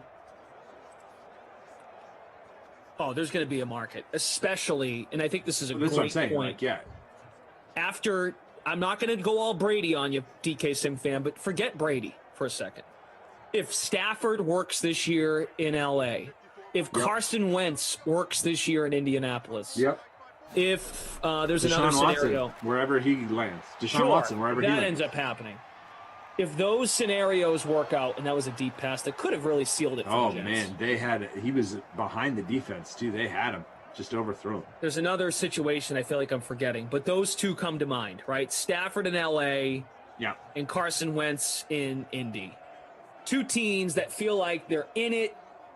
They're just a piece away or just a quarterback away from getting it right. If those two teams work, I'm not saying win the Super Bowl, but say the Rams win the Super Bowl. The market for Aaron Rodgers, or go to the Super Bowl, or right? just go to the Super Bowl. If it shouldn't, if you're not convinced it should be already, the market for Aaron Rodgers will be very strong. It will be strong through the roof, because it proves that in 1 year you can make that transition to a new quarterback, and he's an all-time great. You make the move, you make it happen, and you can say what you want about his character and whatnot. If teams will go for him, they'll go for it. The other thing, just to remember, he's lost a couple of years to pretty major injuries, right? Like, we think of him as a durable quarterback because normally he is, but he had the collarbone, right? And he's had injuries. So if he has another injury this year, that could be a red flag for some teams. But like you said, if there's any kind of injury, you know he's going to be like, no, not going to play. Because it's not a great, like, trusting relationship there, right? It's just not going to happen. Sam Darnold has 135 yards and the one touchdown. We still only have one touchdown in this game. No, we have two. He threw for one and he ran for one. So I guess we have two. They're both Sam Darnold's, though. He threw one to Jamison Crowder. He ran for one, 19 yards on his two rushes. Russell Wilson has 42 yards, but the leading rusher is Le'Veon Bell, 46 yards on 10 carries for him. Kid Raider, what is the biggest fourth quarter comeback you've seen in Simland? I remember in Madden 20, I think it was Seattle, Kansas City, and one team was down by 2 touchdowns, and they tied it up. They went to overtime. Yep, I think 2 touchdowns is not undoable, which in this case would definitely mean this game's still in play. I don't know that I've seen a 3-touchdown comeback. Probably have, but don't remember it off the top of my head. I know in the second half we've seen a pretty big comeback, but not usually just in the fourth quarter. The Seahawks do have the ball. They're at their own 22-yard line, first down when we return. Philip Dorsett, your boy, who you highlighted as a nice value, is on the board. 1 catch for 15 yards for him. Not a lot there yet, but he's got some speed. I wouldn't give up on him just yet. Care Maybe Bear he'll says catch this one right here. Care Bear's on Twitch. Why is Rodgers even being dealt with is beyond me. Well, number one, he's Aaron Rodgers. He's really good. Number two, they don't think Jordan Love's ready. They don't think he's ready. The Packers want to buy time to get the kid ready. They don't think the kid's ready yet. And they know if they feel that they'll fall on their faces if Aaron's gone. And that would just be a bad look across the board. But this plan, this thing they're doing, the mechanisms and the concessions, ooh, they're walking on a tightrope, man. So here's another interesting thought, right, on this. Was the market for Aaron, did they even explore the trade market for Aaron Rodgers? Good question. I don't know. And if they did, was it that bad? Was it? I feel like any of the propositions we've tossed out in these sims and the chat, if you move Rodgers, in theory, you'd get another quarterback in return, like a bridge guy. So like a Jimmy Garoppolo in San Francisco. Whether you believe in him or not, Teddy Bridgewater in Denver. How about another one? There was rumors in February before the draft. Baker Mayfield from Cleveland. Yep. You're going to get someone back to be there in the mix with Jordan Love and buy the kid time. Yep. I think. I'm fascinated. I'm fascinated by the whole thing. It's going to be fascinating. And look, here's the other thing. Green Bay might be good on the field. We're going to be talking about this all year. Oh, yeah. All year. And if you thought Aaron Rodgers opened up on the Pat McAfee show, if he's a guest again every week, then maybe he'll squash it. Maybe someone will put out a statement or some sort. No, I don't think so. Why would you do that? All it's doing is hyping up his free agency at that point, right? All it's doing is building him up as this persona and I mean, Rossi and I talked about it yesterday, right as the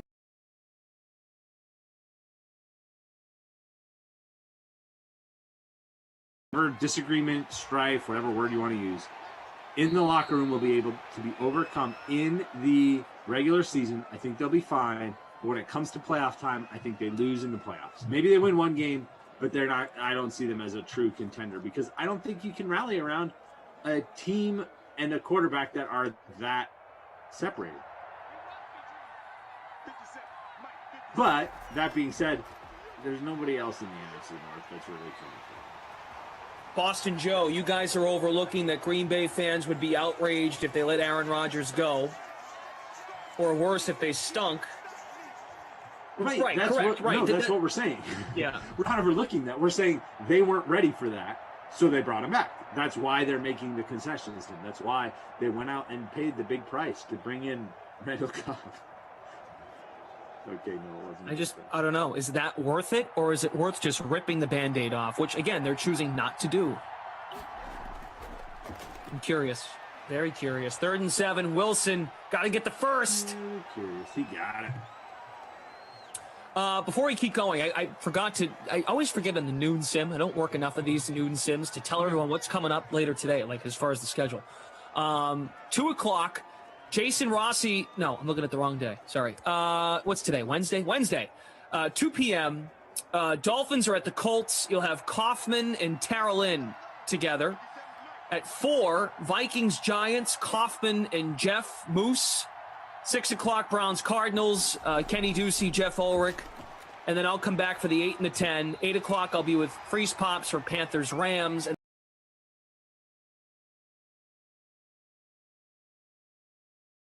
you have a busy day, sir.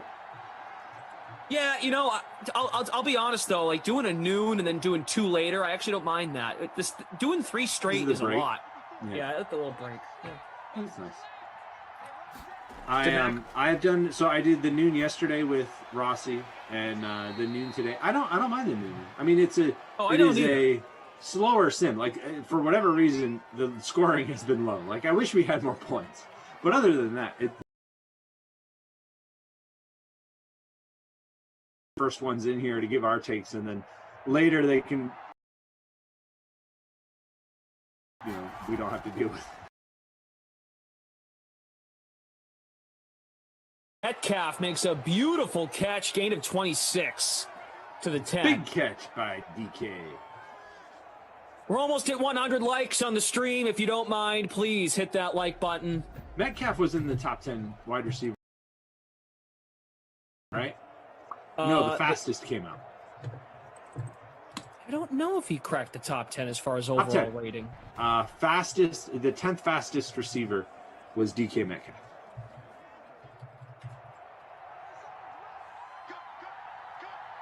First and goal from the 10. And the rookie receivers came out, but it does not look like the full top 10. Touchdown. Greg Olsen. They did. I have them right here. Greg Olsen. I was DK wondering Metcalf for a second not, if it was going to be a Disley vulture, but it wasn't. No. DK Metcalf not in the top 10 overall wide receivers. 10th fastest, but not top 10 overall. Devontae Adams leading that with a 99. So I'm just going to read through the top 10 real quick on that. Sure. Adams, number 1. DeAndre Hopkins, 2. Tyreek Hill, 3. Stephon Diggs, 4. Julio Jones, 5. Michael Thomas, 6. Keenan Allen, 7. Amari Cooper, 8. Mike Evans, 9. And Allen Robinson, number 10. I don't know that I'd have Allen Robinson over DK Metcalf. Just got to be honest. Yeah. Feels like that's a little. You could make an argument the other way there.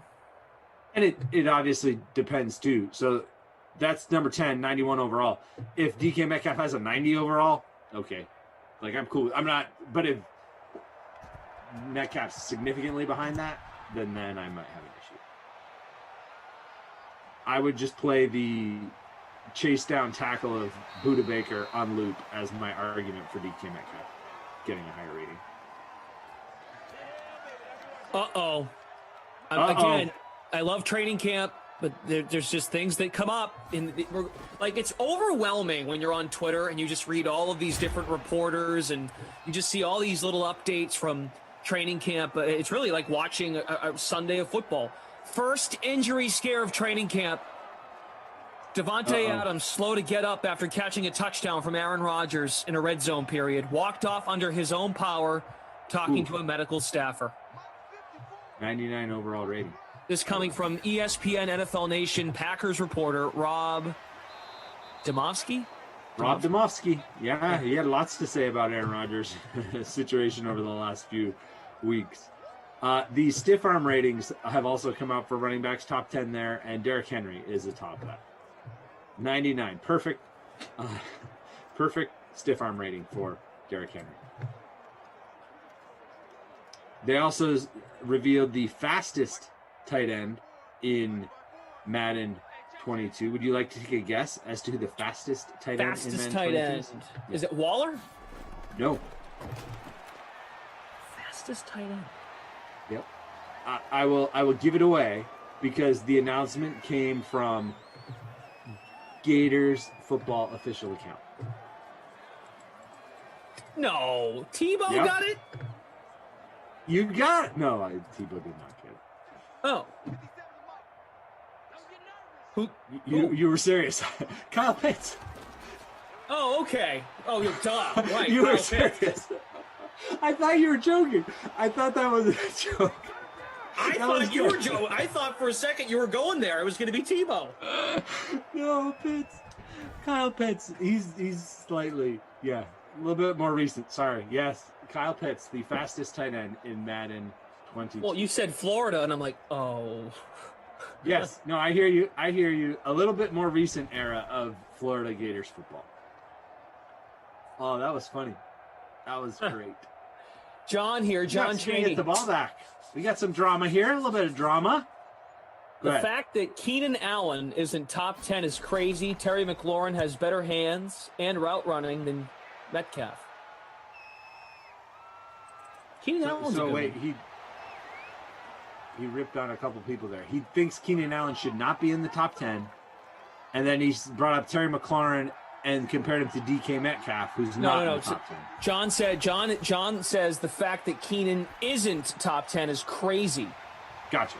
And that McLaurin, so basically John's point is he'd have he'd rather Keenan Allen he'd is have top Allen 10. and McLaurin over DK Metcalf. Okay, but Keenan Allen is top 10. He's number 7. That's why I was confused. Keenan Allen is number 7 overall. I'm not talking speed. I'm talking overall ratings. Adams, Hopkins, Hill, Diggs, Jones, Thomas, Allen. That's Keenan Allen, number 7.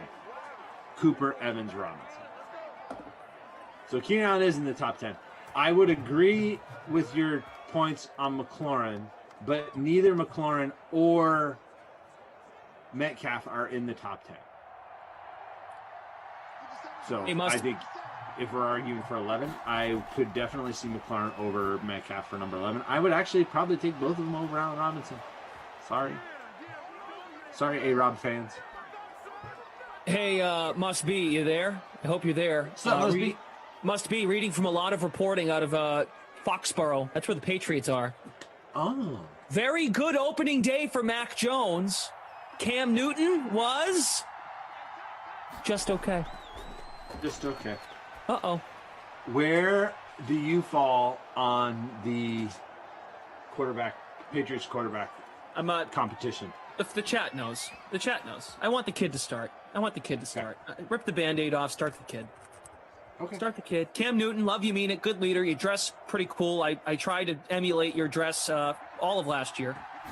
You can't throw anymore.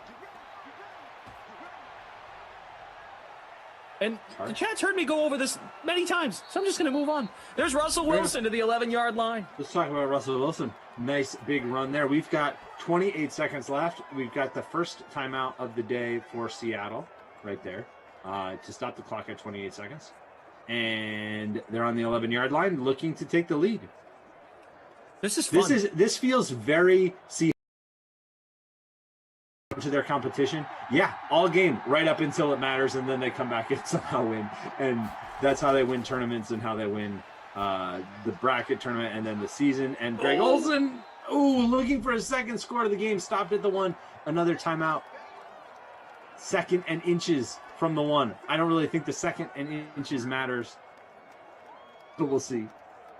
22 seconds. They still have a timeout, so you can still do a running play. You can still roll Wilson out, whatever you want to do, but you can only do one more of those. Also, just kind of fun is X Factor's lit up. That's why you can see those blitzers. See the 2 red exclamation points? Those are blitzers. 2nd and inches. And a touchdown, Tyler Lockett. Wide receiver 1, little used, Tyler Lockett. Seahawks take the lead. Classic Seahawks. Classic Jets. It really is. Yep. If we had written a script for how this would go, look again, you can see the blitzers. It's just kind of a fun thing that happens when Russell Wilson's X Factor gets illuminated. Oh! Touchdown. And they 2 get points. the 2. Right back to Lockett, it looked like. Oh! Touchdown. And they 2 get points. the 2. Right back to Lockett, it looked like. Tyler Lockett is the wide receiver 1. He plays are a little tricky in Madden 21 because Russell Wilson runs so much, right? Like there's just so much running in this offense that they can be very boom or bust. But Tyler Lockett, 36.6% owned in the free showdown, gets the touchdown, gets the 2-point conversion, and we have a 3-point lead for Seattle. The Jets do still have all their timeouts. 20 seconds left. For player of the game right there, to be quite honest. Real Got quick, a pretty solid total. Since I'm not back till later, I wanted to mention this Kelvin Benjamin thing that was put in the chat. First of all, if you didn't know, Kelvin Benjamin was still on the Giants roster until he was cut. I really wish I guarantee if Emerson was here in the noon sim, Emerson would have brought this up because he would have appreciated this. There is video surveillance footage that showed to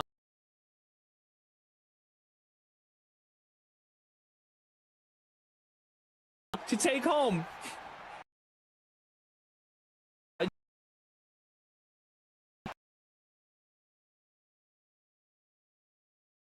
Food from the facility to take home.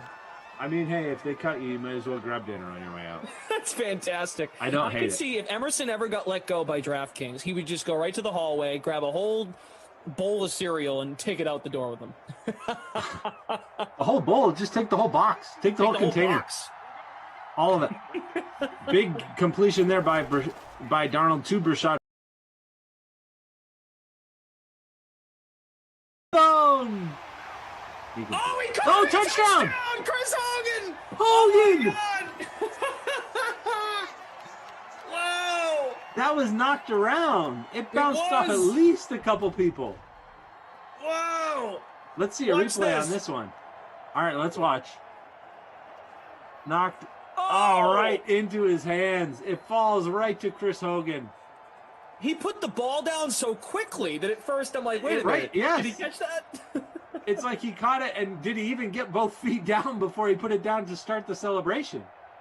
With 1 second remaining, Chris Hogan snatches victory from the jaws of defeat for the Jets, who end up pulling off the upset, we think, but there's still 1 second, so we will get a return.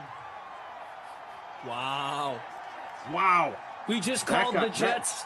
We just said classic Jets. We called them out, and they deliver. That escalated quickly. That is his only catch of the game. Is that right? His first catch of the game. Wow. 1 catch, 42 yards, and a touchdown. Not going to get him player of the game honors, but a very important catch for the outcome of this sim. He was in my lineup, so that helped me be a little bit less awful. Player of the game, though, I mean, can we give this out, or do we have to wait for 1 more second? There's no way.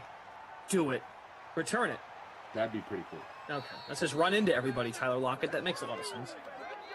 Tyler Lockett is the player of the game anyway, though. 1 catch, 52 yards, 6 catches, the 2-point conversion, just under 20 fantasy points. Slightly less than Sam Darnold, who is also a strong consideration, but I'm going to go with Lockett as the player of the game. Wow. Oh, wait a minute. They just added this. Mine just updated. Sam Darnold, actually, I think we might have to give it to Sammy. He had the rushing Sam Darnold, touchdown. what was Darnold's ownership in the free showdown? I think in the 30s. I'll double check that real quick for you. Sam Darnold, 32.8% owned, 3.5% the captain. He scored 24.3 points in the flex. Yeah, we're going with Darnold. Darnold with 2 passing scores, that heave at the end to win it. The rushing touchdown, 24 fantasy points. In our smaller free showdown, he was not captained by anyone. 0% captaincy, 24.3% ownership in the smaller free showdown in the DK SimFan Friends League. Sam Darnold, the surprising player of the game for this one.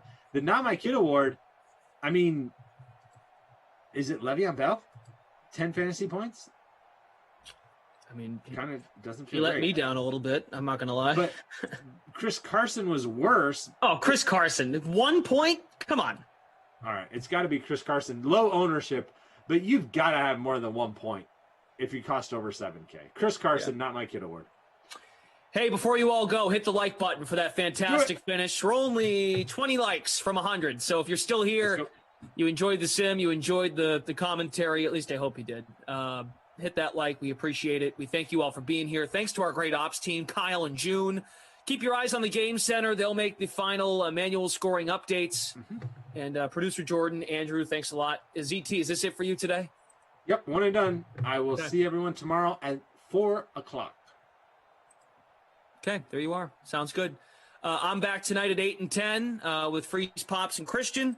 Thanks to producer Jordan and Andrew as well. See you all later. Coming up now is a replay of this morning's The Sweat.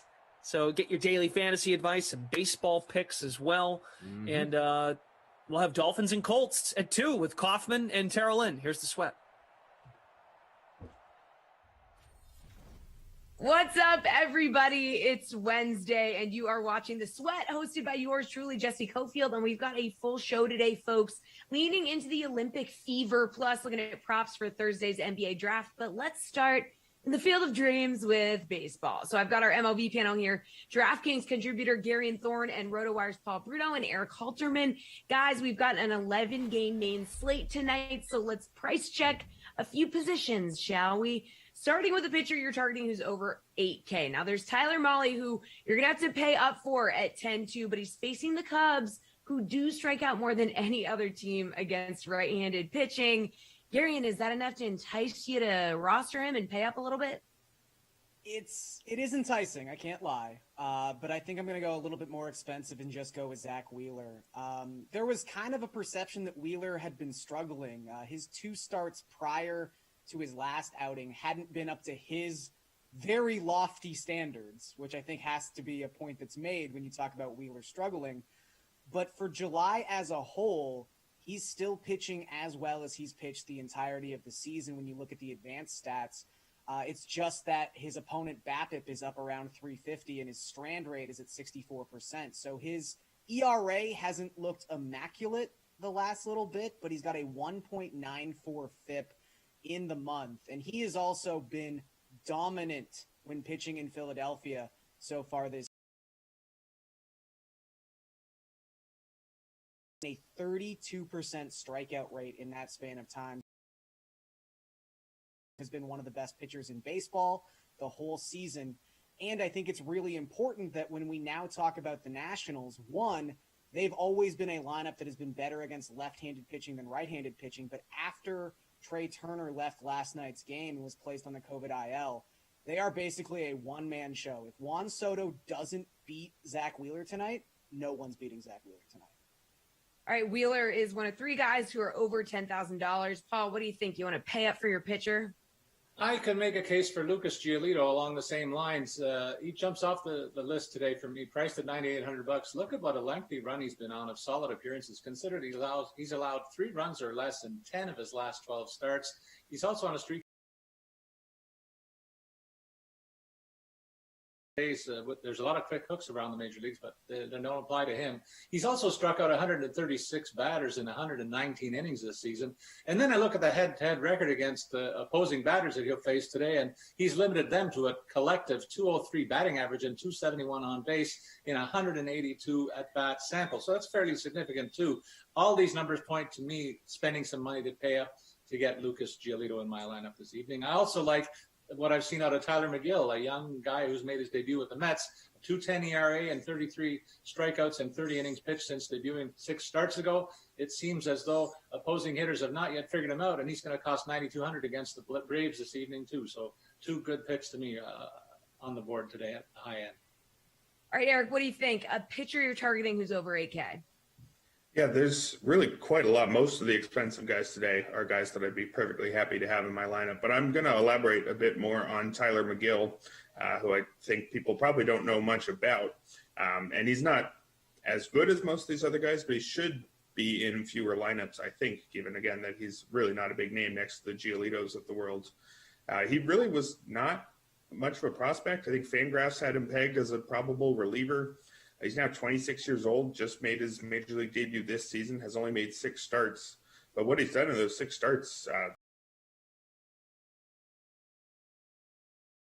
but the ERA estimators tend to have him in the mid-3s, which is perfectly fine for this price range.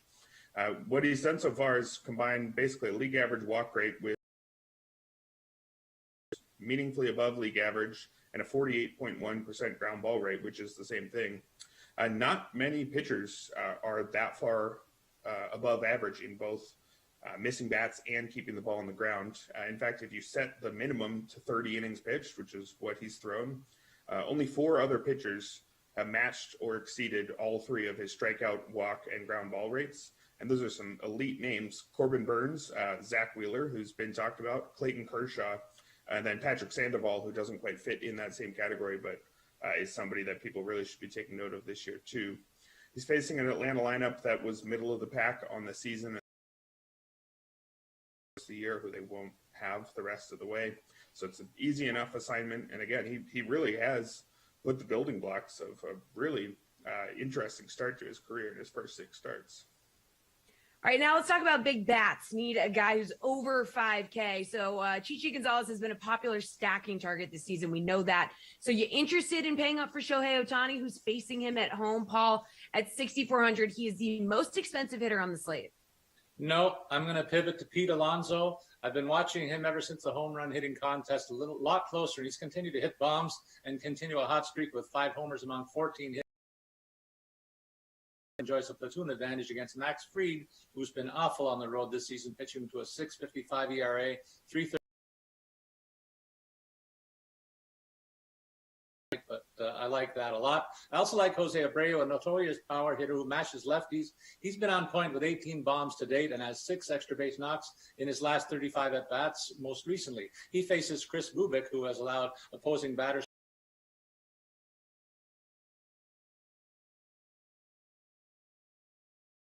I see Abreu kicking sand in his face and taking his lunch money on this matchup. He'll cost $5,000. And listen to this. Hot off the press, hockey bit of news. Peter Mrazek is signing with the Maple Leafs today. 3 years, $3.8 million just announced. I love it. We got a little hockey breaking news in this segment. We know we can hockey billing. Come on, always man. We can always count on Paul for that. Amazing. Eric, what do you think? An expensive hitter who is over 5K. Pete Alonso is actually, I think, my top choice as well. I'm not scared of Max Fried. 4.46 ERA on the year.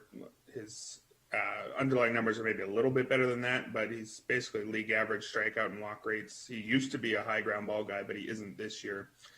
Alonso has his career best strikeout rate this season. He's actually cut it from 25.5 last year to just about 20.5 this season. Career highs in hard hit and barrel rate as well. And he's been crushing the ball since the home run derby, hitting 327 with 5 homers. But another guy, just to get another name in there, who's been crushing it since the home run derby is Juan Soto. I think if you're going to play somebody against a good pitcher, I think it's going to be Juan Soto. He's, of course, facing Zach Wheeler, who's one of the scarier matchups out there, but it's in Philadelphia, one of the league's most hitter-friendly parks. And Soto has also had his swing fixed by the home run derby, 5 homers for him as well in just 10 games. And 11 hits in those 10 games with, of course, 11 walks, because this is Juan Soto. He walks all the time. You're more or less guaranteed a couple trips on base for him most of the time, and I think that should still be true even with Zach Wheeler on the mound. So I'd be happy with either of those guys tonight. All right, Gary, an expensive hitter that you're looking at. Yeah, I mean, Paul really covered Abreu, who was $5,000 tonight. Not only does he have a thing where he hits against left-handed pitchers, Andrew Vaughn's going to hit second in this lineup. He's $2,800 with a 176 WRC plus against left-handed pitching.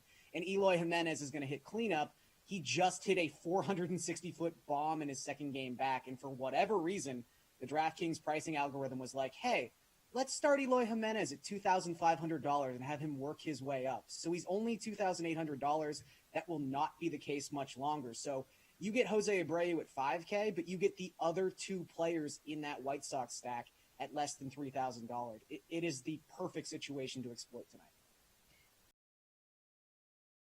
DK Sportsbook. So, Eric, what's your favorite baseball bet tonight?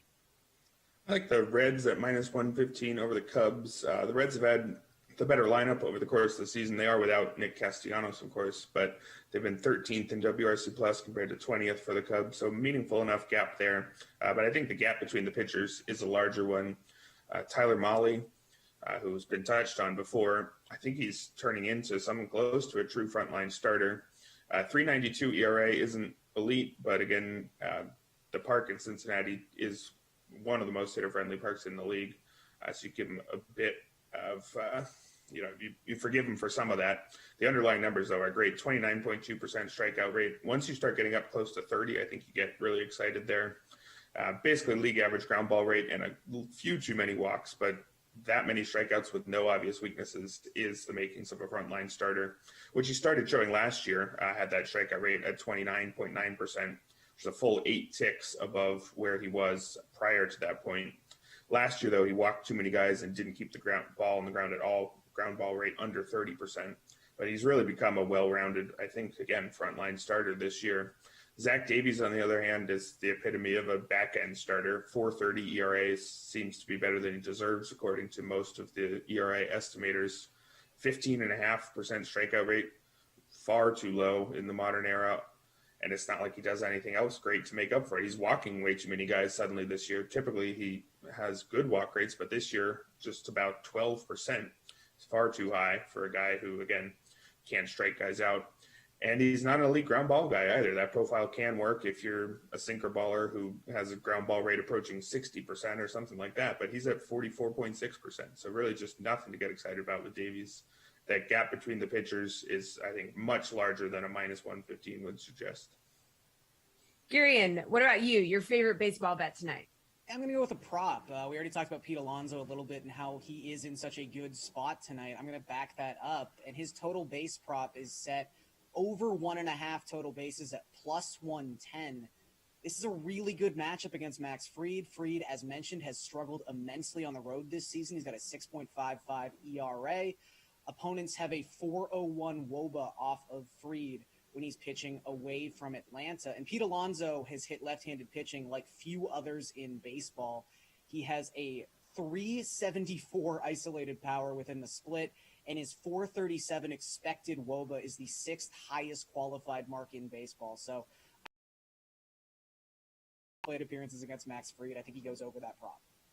All right, Paul, take us home. Baseball bet. Alonso to hit the double. I'm going to say he hits one over the fence and he pays off at plus 2. Very favorable platoon matchup that I also hit on earlier on. But I also will be looking to hit the under on total of 9 on the D-backs Rangers game. Why would anybody want to watch that one? It pits two of the most terrible offenses against one another. They're also at the bottom of the league in major league standings for multiple reasons. Basically, they stink.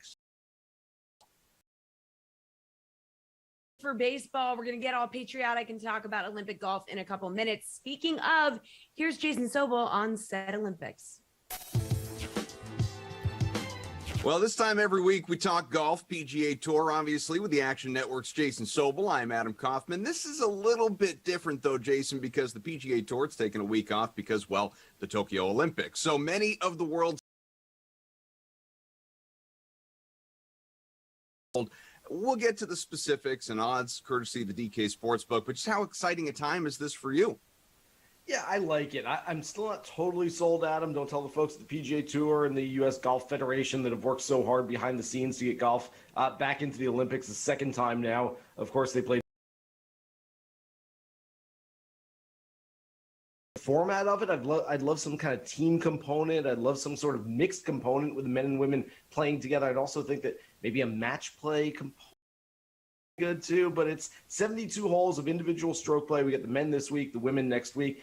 Look, I like it. I'll be into it. We're going to watch it. Some of the world's best players are completely invested, completely engaged, and they will be into this. If they are into it, then we should be into it as well. But will you alter your sleep schedule for it? That's really the question here. Yeah, that's usually only a I will probably stay up on the weekend. How's that? Maybe not the first couple of rounds, but for the weekend here on the East Coast, I will get up in the middle of the night and watch this. No, that sounds great to me, and we can edit it in such a way that it makes it sound like you're saying, yes, I will not sleep at all. World's number one, John Rahm, of course, unfortunately had to withdraw due to a positive COVID test. DraftKings own Bryson DeChambeau, same story. So we won't have all the top golfers in the world there, but taking a look at the DK Sportsbook odds, the top 4 right now in terms of the odds, Colin Morikawa at plus 650. You have Xander Schauffele.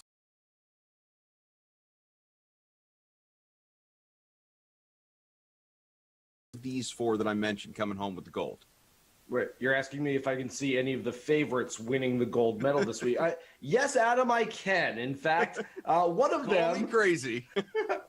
Yes, it's hard not to like any of those guys. One of them I like a little bit more than the other 3, but you always ask me at the end of the segment who my favorite is to win this week. So I'm going to let the people wait since winning at Augusta National. I do think host golf course Kasuma Gaseki Golf Club, it's about an hour outside of Tokyo. I do think there are some Augusta National familiarities that the players are going to see. I think it's going to look like a second shot golf course. It's going to be soft. It's rained out a lot. Think about the Masters in November last year. I think that's going to be a good course comparison going into this one. So I'm looking at the leaderboard from that one, and actually a lot of the players that I like are going to be up there. But the fact that Hideki at least won at Augusta National earlier this year, I think that helps a little bit. But yeah, there's a lot of pressure. In fact, out of that group, Paul Casey is probably the guy that I like the best.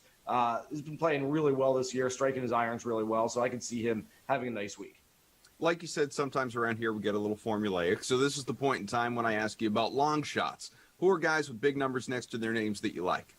I'm not going too deep this week. I think that you can look at this field and say, okay, well, it's just not going to be a Hurley Long. It's not going to be a Yeshun Yuan, who's guys that you don't see on a week-to-week basis playing PGA Tour events and WGCs and major championships. So I'm not going too far deep. I wouldn't qualify these guys as long shots, but right around 28-1. Sungjae Im, who of course has the world on his shoulders this week. He's trying to avoid 2 years of South Korean military duty. If he does indeed medal this week, has to finish in the top 3 and win a medal in order to remain on the PGA Tour for the next 2 years. And then Cameron Smith, who's rocking the greatest mullet short of Mario Lemieux in his prime, and Corey Connors, who's a great ball striker from Canada. Those guys are all, look, not even close to being long shots, what we normally consider long shots, but I'm just not going too deep in this field. So at 28-1, if you like those guys for top fives this week, or maybe even an outright on one of them, I don't mind that. Who are you looking to fade here? It's sort of the same answer where it's a 60-player field. Half of these guys probably don't have a great chance of winning this golf tournament. And so I don't know that there's one guy I look at Adam and I say, you've got to fade this guy. He's not going to play well this week. I think it's one where you pick your horses and you ride them throughout the week. And I think you've got a decent chance. I mean, you're basically with the process of elimination, narrowing down the field. So you can say whether you really like Rory or you really like Colin Morikawa or whoever it might be at the top, pick your guy and kind of ride him this week. And he's got, I would say, at least a 1 in 30, 1 in 25 chance of winning this thing. When it comes to Narrative Street, normally I was going to sit here and say, well, of course, you root for Hideki Matsuyama. Of course, then you outline the Sungjae Im story, and now I feel kind of compelled to root his way. But who is your favorite to win this thing? Yeah, Siwoo Kim in the same boat as Sungjae Im this week as well, trying to avoid that military duty in South Korea. We mentioned right off the top that of the favorites, there was one guy that I liked a little bit more than the others. Justin Thomas has had a frustrating campaign this year. He won the Players' Championship, of course, but hasn't really contended anywhere else, hasn't played his best golf. I really think, and I always warn, look, if you're going to bet on players based on what they say on their social media accounts, you're going to wind up betting everybody because nobody goes on Twitter, nobody goes on Instagram and says, not really feeling it this week, but, maybe I'll find my swing in a couple of months. Everyone says, man, fired up for this week. I'm playing well. I can't wait to get out there. This is going to be a great week. So, you've got to play it with a little caution. That said, I read JT's media post this week. Justin Thomas sounds like he's very, very motivated for this one. I know that he's been frustrated about his play as of late. A second shot golf course should suit him really well. I like his number this week. I think there's some value, and he is indeed my favorite play at this one. As promised, it's time to talk about Olympic golf. Say hello to our golf gurus, DraftKings contributors, Jeff Ulrich and Reed Fowler. All right, fellas, need you to tell me if these odds are too high, aka too long, or too low, aka too short for these golfers in the men's field at the Olympics. So we talked about a lot of the favorites this week, and we just heard Jason Sobel talk about some more. So we're going to be looking at some of the longer shots here in this segment. So let's start with South Africa's Christian Bezuidenhout, who currently holds the second longest streak on the PGA Tour of made cuts at 13, one behind Jordan Spieth. Now his odds sit at plus 3,500 this week. Reed, is that too high or too low? This one's tough, Jesse.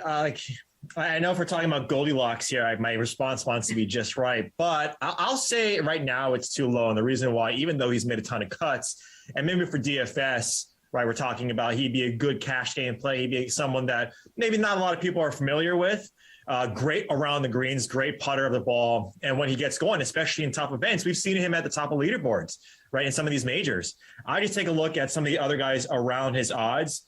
And when you take a look at those who have won this tournament, or, well, we've only had 1 year, right, 2016, the top 5 players at least had a top 5 in the last dozen events, a dozen tournaments coming into this, right? And while Christian Mizuno does have solid finishes, you take a look at this class of players at the top, and I think their win equity is so much higher than someone like Mizuno's. Will it be great for South Africa? Yes, absolutely. But I'd rather have Jeff's boy representing the RSA as opposed to Christian Mizuno. Even though I love Mizuno's game, Louis Oosthuizen is a guy that should be here, right, Jeff?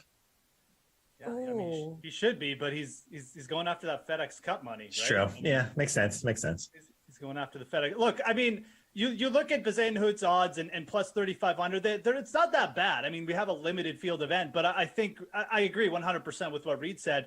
And it really comes down to, if you're going to take a shot with someone off the elite players, there's players with bigger odds underneath Bezuidenhout that just have similar or maybe even better win equity than him. Siwoo Kim, a guy who's won 3 times on the PGA Tour, is plus 5,000 on the DraftKings Sportsbook. Garrick Higo, his countryman, who won on the PGA like a month ago, is plus 5,000. So, you know, when you look at it, there's players underneath Bezuidenhout with far bigger odds. Mackenzie Hughes is another one. I just think these guys are way better value, unfortunately. Love this player. Very talented, like Reed said. He's one of the best putters in the world, but I think there's far better value if you go a little bit deeper. All right, now let's look at Jeff's countryman, Corey Connors, T15 at the British, missed a cut at the U.S. Open in his last 2 outings. So a mixed bag of results here. He's plus 2,800. Too high or too low, Jeff? Probably just a little bit too low. I really like Corey Connors this week. Like, I love him as a DFS play. I think I would rather bet him as a top 10 play necessarily, just because I don't necessarily trust that he's going to be able to sink enough putts in what could potentially be like a big birdie fest to get the gold.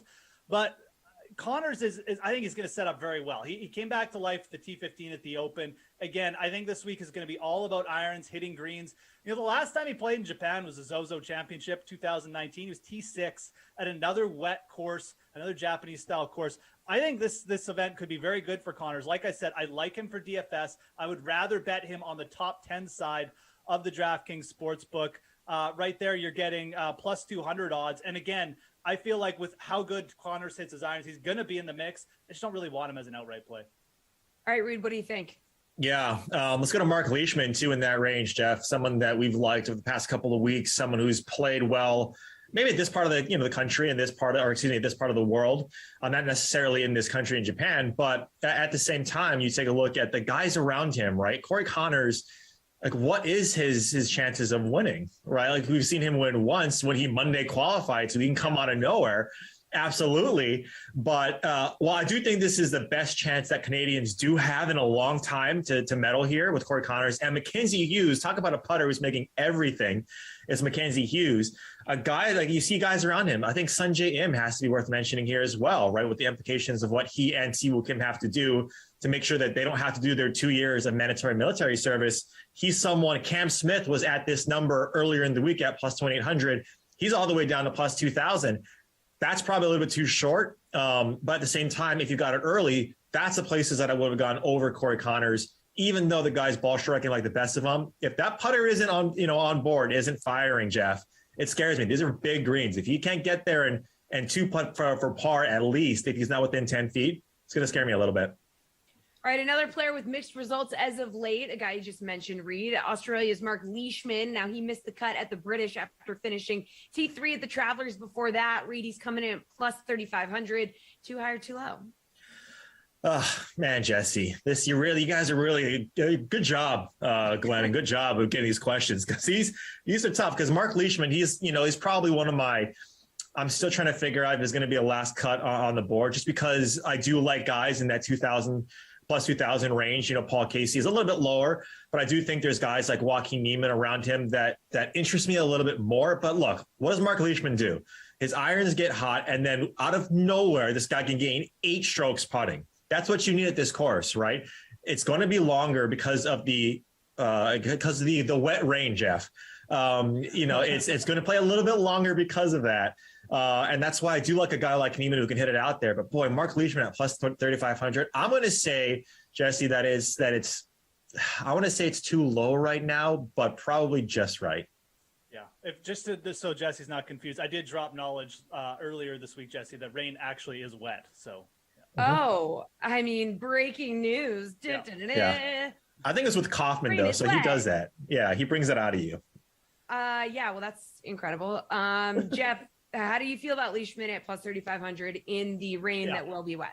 Yeah, no, I actually really like this play. I think Mark Leishman's odds are slightly too high here. I mean, coming off a miscut at the Open Championship.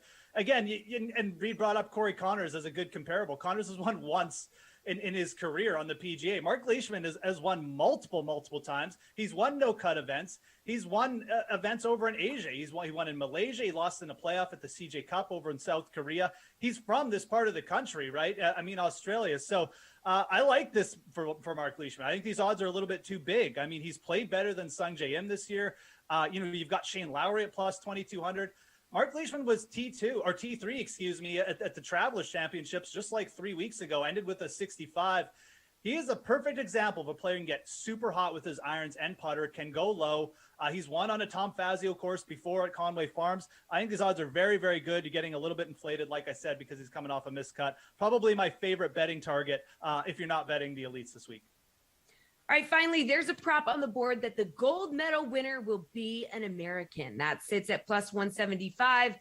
Jeff, you're Canadian, so you can be impartial on this one. Is that too high or too low? I looked at this one and it really, I'm not going to sit here and pretend I ran the math and what you're getting, but you're getting the top 4 players in odds here on the DraftKings Sportsbook. I feel like if you're a casual fan, you're making like one bet on golf, you just want to get some money down on the Olympics. This really isn't that bad at plus 160. You've got guys like Justin Thomas and Xander Schauffele who just dominate these typical short field events, especially overseas, and it's potentially going to be a birdie fest. I think these odds are pretty fair. And like I said, for the casual fan, if you don't want to do too much research, just taking the top 4 Americans to win. Yeah, I think this is fine. Reed, what do you think? Yeah. How about we talk about Europe at plus 185, though, Jeff? I think Paul Casey does have that, but he's right. Like when you run the schematics and the math on it, it just makes a lot of sense, right? Colin Morikawa is coming off probably the most confident guy right now, and rightfully so. And JT, Patrick Reed, who's all masked up, both eyes and mouth, Jeff. Making sure that he doesn't get nothing can get in the way of him competing at the Olympics. He's a dark horse that we like, that we talked about all throughout the week. So, like the other one is rest of the world, I believe at plus 150. Clearly, like you're getting much more from a probability standpoint with those guys. But at the same time, I think Jeff hit the nail on the head there. You're getting the top players in the world right now as a basket bet at plus 175. Ain't bad. All right, thanks, fellas. Well, it's not all Olympics all the time here. The NBA draft is coming your way Thursday, and Baylor guard Davion Mitchell is a potential top 10 pick. Before the draft, he took the time to chat with our own Adam Kaufman and play a little game presented by our friends at Crocs.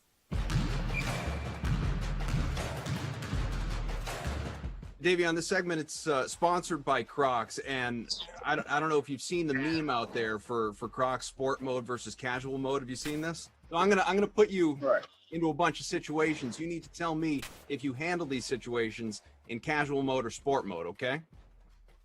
All right, guys. Playing video games, you're playing Call of Duty, Fortnite, whatever it is. Is that casual mode or is it sport mode? Ooh, that's a good one. I'm going sport mode because I'm always standing up. I'm kind of a guy where if something's going wrong, I'm standing up, I'm running around. So I'm saying sport mode now. Well, you're doing some karaoke. Okay, I know you like music. Future, you got Drake, whatever you want to listen to out there. You're performing in front of the people. Casual mode or sport mode?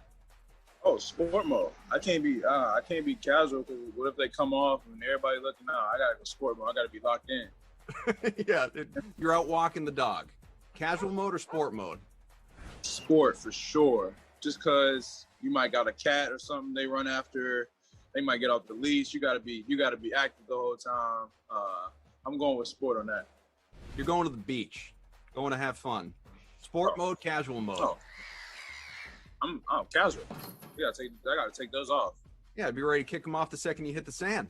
Yeah. It's go time. Yeah, sure. You're watching an NBA game. Which way are you going? Ooh. I'm going sport.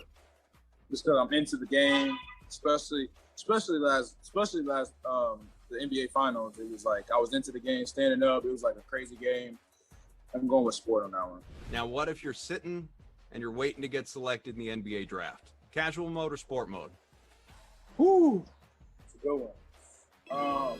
I'm gonna go sport just because I don't know. I'm gonna just go sport on that one just because you'll be nervous. You're getting ready to run up on stage. Yeah. I'm gonna go sport on that one.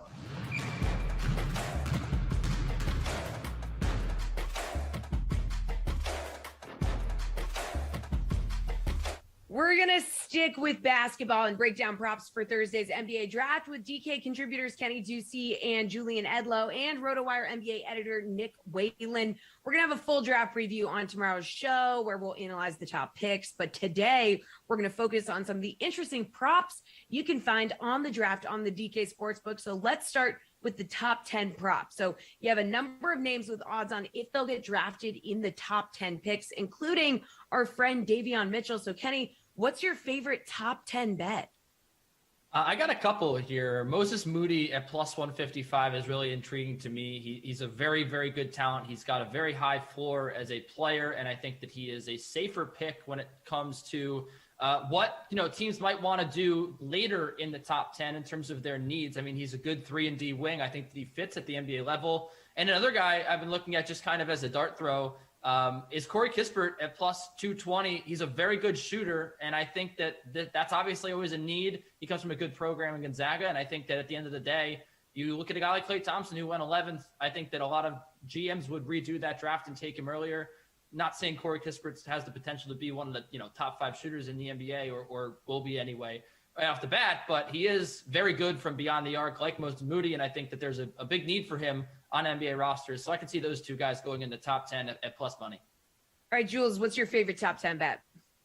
Yeah, the top 10, I mean, in my opinion, overall, there's not that much value here anymore just because we kind of know the top 6-ish, maybe 7, and then there's 3 guys in the field who are not projected in that top 7 who are minus 200 or more. So you got to lay a lot of juice on the guys that we think will go in there. James Bouknight, guard from UConn, his draft prop opened at 10.5, and he's now minus 475 to go in the top 10. You can't bet that. Plus money that you think can sneak into that 7 to 10 range. I think Moses Moody is one of those guys if you're gonna take some plus money, like Kenny said. And the other guy for me would be Alperen Sengun, the Turkish dude, Turkish big man. I'm not gonna lie, it's not like I watch him play all the time, but I know that he won a Turkish League MVP at 18. I know that he's versatile, and I know that he had a lot of strong lottery workouts. So he's a guy that I see going in the 8 to 12 range. So maybe you hit the plus 160 on him going in that 8 to 10 range. All right, Nick, what do you think? Yeah, Moody and Şengün are the 2 guys that I had on my list as well. I think Moody at plus 155 is probably the best bet on the board. I think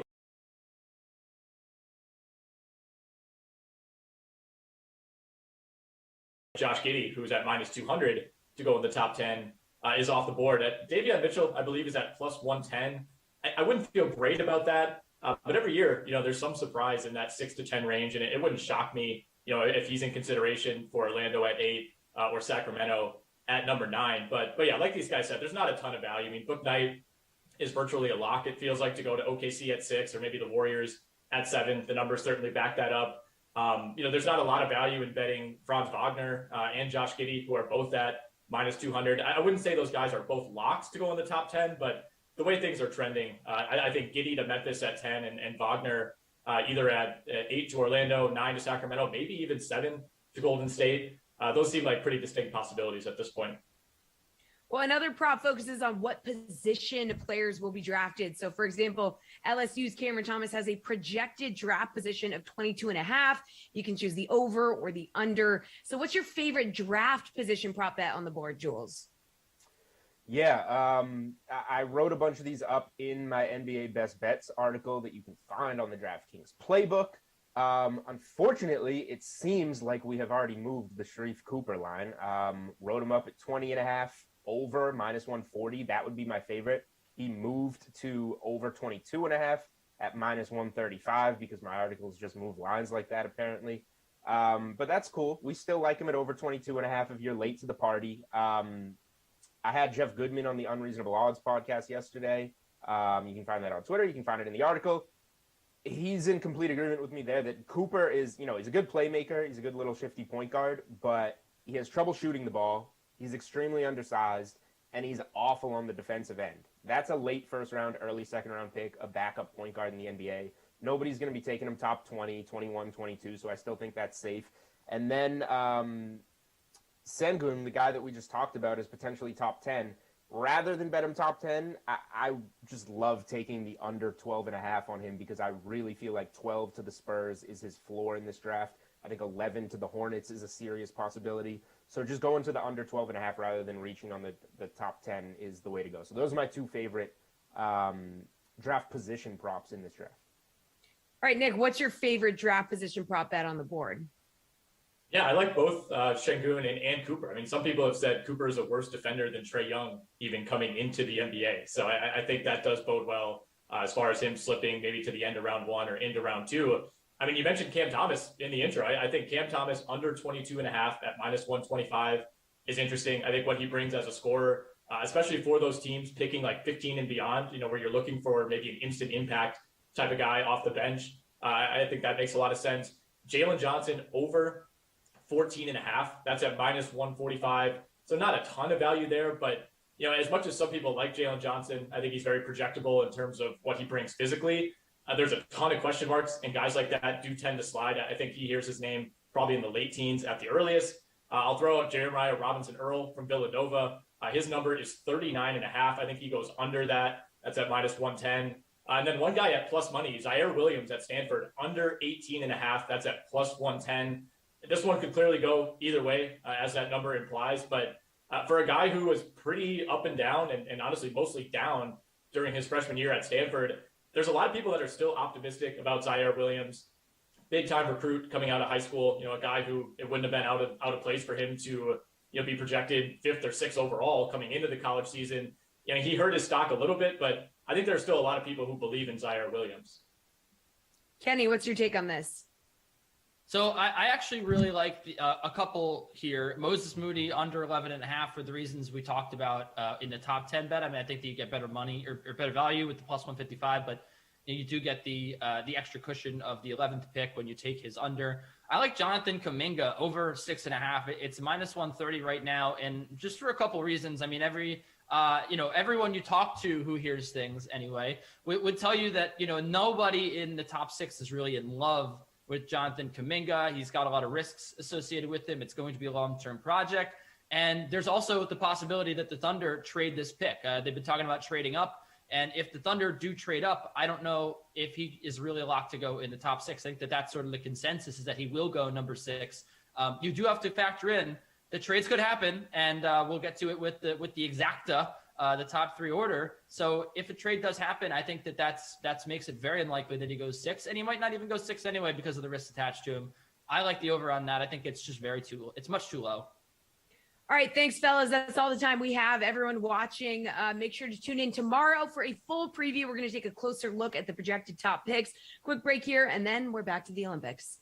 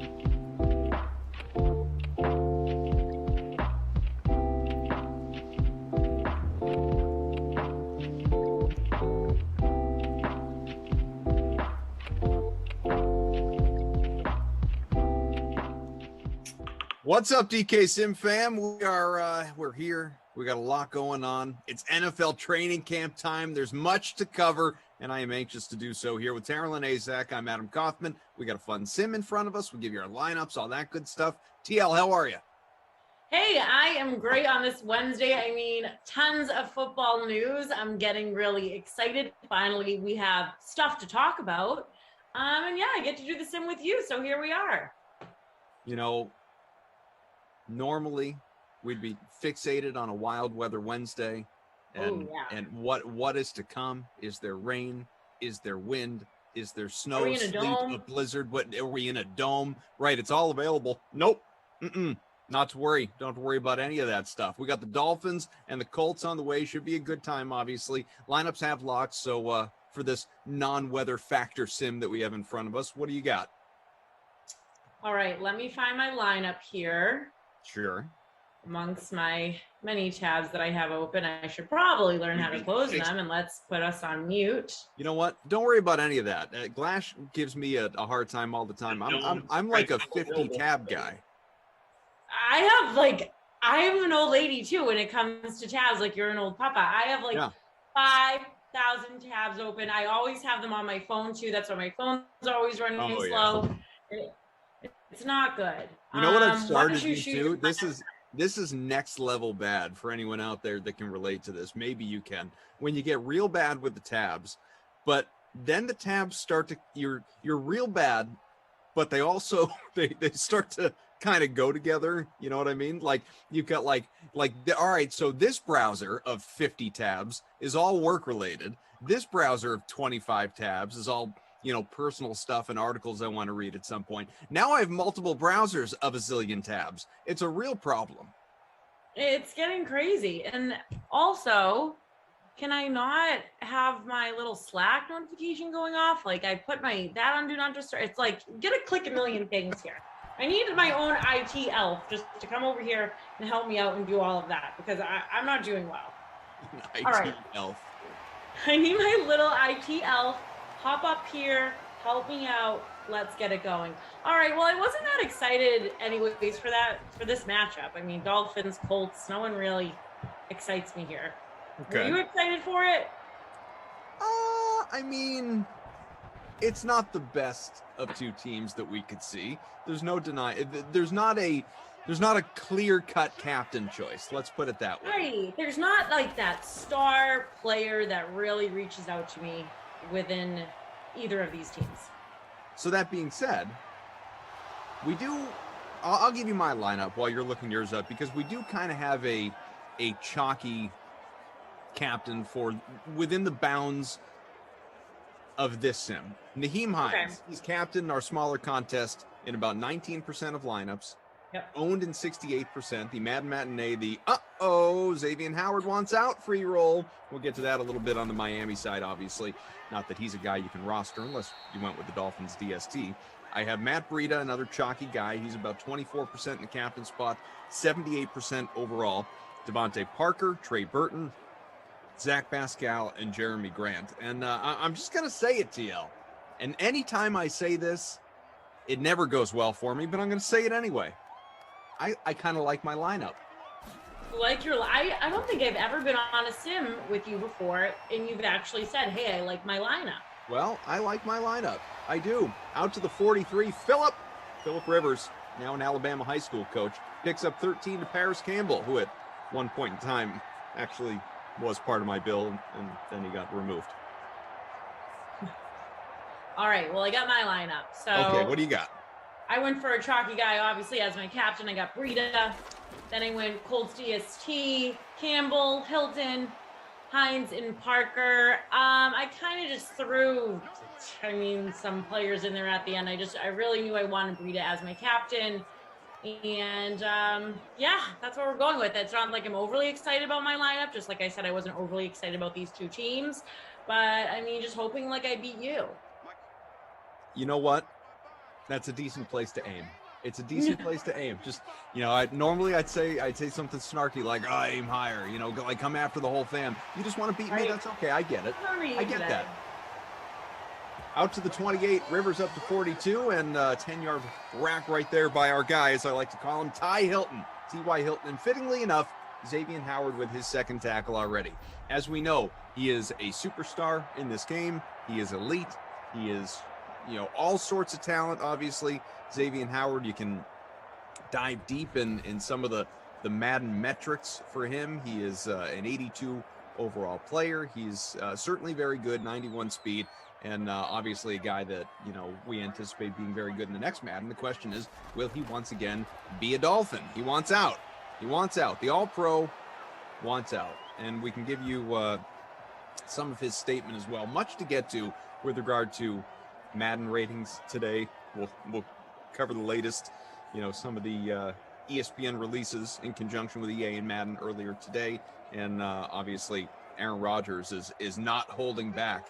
Now the man's in Green Bay camp out there on the field. Says he's all in for 2021, but he's had some interesting quotes along the way as well. So we'll get to that stuff. But I just want to pull up the latest here with Davion Howard as Rivers up to 54, continues to sling it out to the 23, 3rd and 5 coming up. Scoreless game, Miami, virtual Indianapolis. Paris Campbell, his second catch.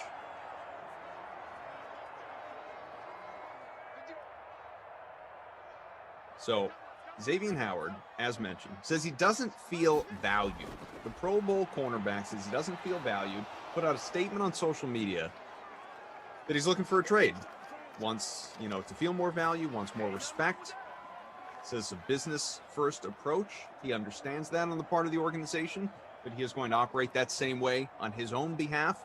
Been frustrated all summer long that Miami would not adjust his contract after a great year. Now in 2019, it's not like the guy is poorly paid. Signed a 5-year, $75 million deal. At the time, as this kicks away, field goal's good, 3-0 Indianapolis. At the time, that made him the highest paid corner in the NFL. He's due $12 million in non-guaranteed money this coming year, coming off the season in which he had 10 interceptions, most in the NFL since 2007, All-Pro as noted. He now, and again, 2019, highest paid corner in the league. He now ranks 6th in per year average. Switched agents recently to navigate this push for a stronger deal, all of that stuff. I guess the question is he out of line? Should he be looking at it this way? Should he be fighting for more money? You have Byron Jones, the corner opposite Howard in Miami, who got paid 5-year, $82.5 million deal in free agency last year. Obviously, Stephon Gilmore for the Patriots. While he is in camp all summer long, it's been a story. He wants a reworked contract. He's not happy with where he stands. Should Davion Howard feel offended, or should he just go out and say, look, this is the deal I signed. It's a good deal. It's still in the top half dozen in the league. I just need to go out and play my way that much more into a better deal. I thought it was interesting, though, Koff, how Davion was so honest. And he said that he didn't even understand some of his contract. And I've been reading into that as well, too. He was I didn't even really understand it fully. So obviously he's taking a shot at his reps during that time, little jab to them. But any contract, as you know, if you're an athlete, if you're working for any organization, you should read through your contract and really know what you're signing on to. But should he be mad? Yeah, he is a beast. He was a beast last season for Miami. They're already paying really cheap for Tua right now in their young QB. So why not pay up and keep Davion for this team, the Dolphins, who are frankly, they're not the greatest team in the NFL. So why not try to build with that and make them better? 80 Poker says, seems a little soon to restructure after you just got a new contract. Excuse me. He knows he can't replicate that same year again, so he's got his one shot here trying to take advantage.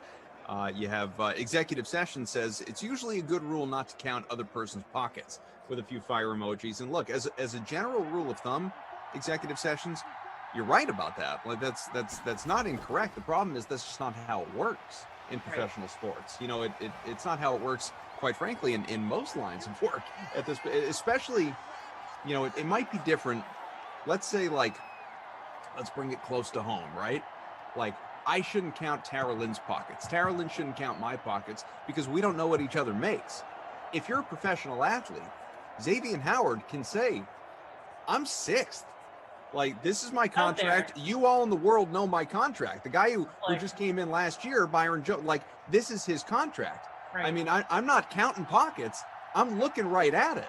It's like I'm not fishing around behind the scenes. You know, what's this guy make right here? I mean, I'm better than him. What'd you pay him? No, like, he knows. The world knows what he made. All these contracts are public, so you can't really. That doesn't come into play. The don't count other person's pockets, because other people's pockets are out there on display. So it's your belief, your role, your desire at that point in time to get what you're worth. You know, Lindenbaum says he also pretty much insulted the other corner by saying he didn't deserve much more than him, and I don't even take it that way, though. I mean, just bringing him up, though, I mean, it is taking a jab at him. It is. I think he's obviously trying to back his statement and improve a point, saying, "Hey, look at what he's making compared to me, and I'm the best on your team." So you know, it's like he's trying to hold a public arbitration, like a public arbitration hearing, which you can't do. It's not how it works. I'm not saying. I guess the better question is, maybe I should ask it this way: do you, regardless of whether you agree with how he feels, which honestly isn't for you to say, isn't for me to say, isn't for any of us to say, it's his opinion, right or wrong, is he going about it the right way? You know, like, should he be putting out a very public statement for everyone to read? This isn't like, I'll bring it back to Stephon Gilmore because he's a corner in the same situation, although he actually is underpaid. It's all back channeling. Like, Gilmore's upset with his contract, but he has never said a word about it. He's alluded to it on social media, but he's certainly not issued a statement. Like, he's put out emojis, that sort of thing. Xavier Howard, like, we chastised N'Keal Harry, who is not a good receiver, for putting out this long statement, or, you know, from his agent about wanting a trade. Should Xavier Howard be doing effectively the same thing, but going after a raise? Is it good business? I think what we're seeing too, and after just watching the presser from Aaron Rodgers, can these teams in the NFL get it together? Because a lot more players are coming out and saying that these teams, the organization does not have them in their best interest. So I think that them taking to social media, they have these platforms now where they have that option to go and talk about, hey, I'm being misrepresented. Hey, look at this player, what he's getting paid compared to me. Back in the day, you didn't have social media. You couldn't come out and just say, hey, I am not being respected. I should be getting paid more. But we're in that era where you can just go and put out these statements or put out emojis. I think he went about it in a fine way, but the one part, though, that really bothers me is this. Like I already had said before, my experience with the Dolphins the past few seasons has taught me that in 2018, I signed an extension that I'll admit I didn't completely understand or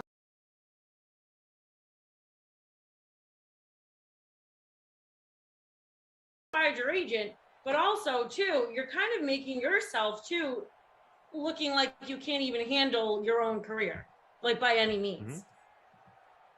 Yeah, there's a lot of gloves off, obviously, on the part of these players who defer to their agents and hope that they're not taken advantage of, and they get a deal that, you know, is commensurate with their worth. But it's certainly part of an agent's job to project ahead, like which way's the salary cap going, you know,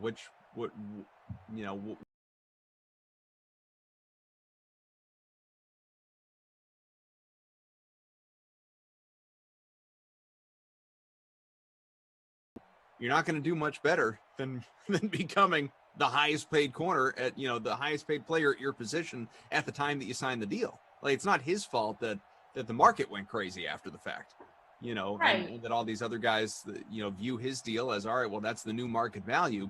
And now we're going next level. It's 3-0, by the way, through one. Indianapolis still in front. Just the field goal. Lisa Robinson Shadow says Howard needs to be dropped ASAP. Doing nothing more than bringing down the team's morale.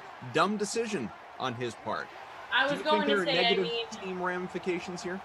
Right, and bringing up Byron Jones too. You have to think like what is going to go on in that locker room. Like we've been talking about that across the board with multiple teams. What goes on behind closed doors? I mean,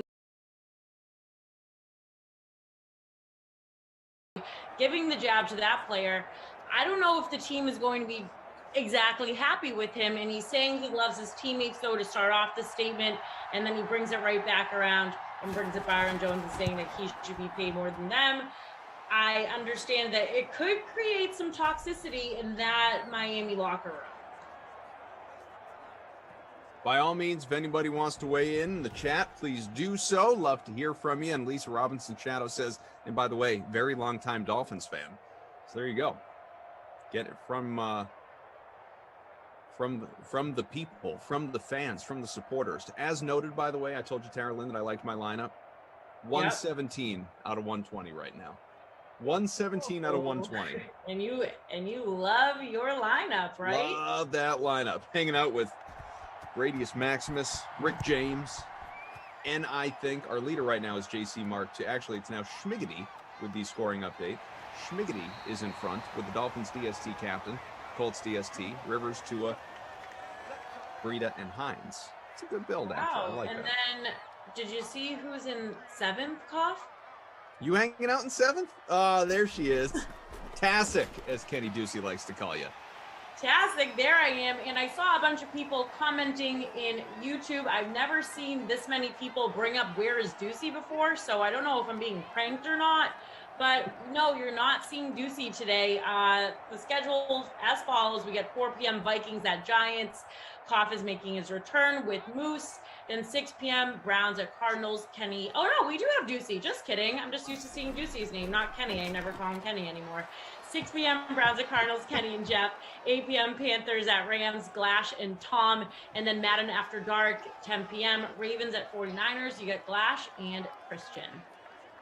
Are you part of this 24-hour Tom Carroll extravaganza, by the way, coming up on Thursday? Tomorrow, I guess? Yeah, but my time slot isn't until Friday. Well, it's 24 hours, so yeah. Yeah, so I'm at 24 hours. When does it actually start? I don't know when the 24-hour clock begins. 3-3, by the way, after the field goal by Miami early here in the second.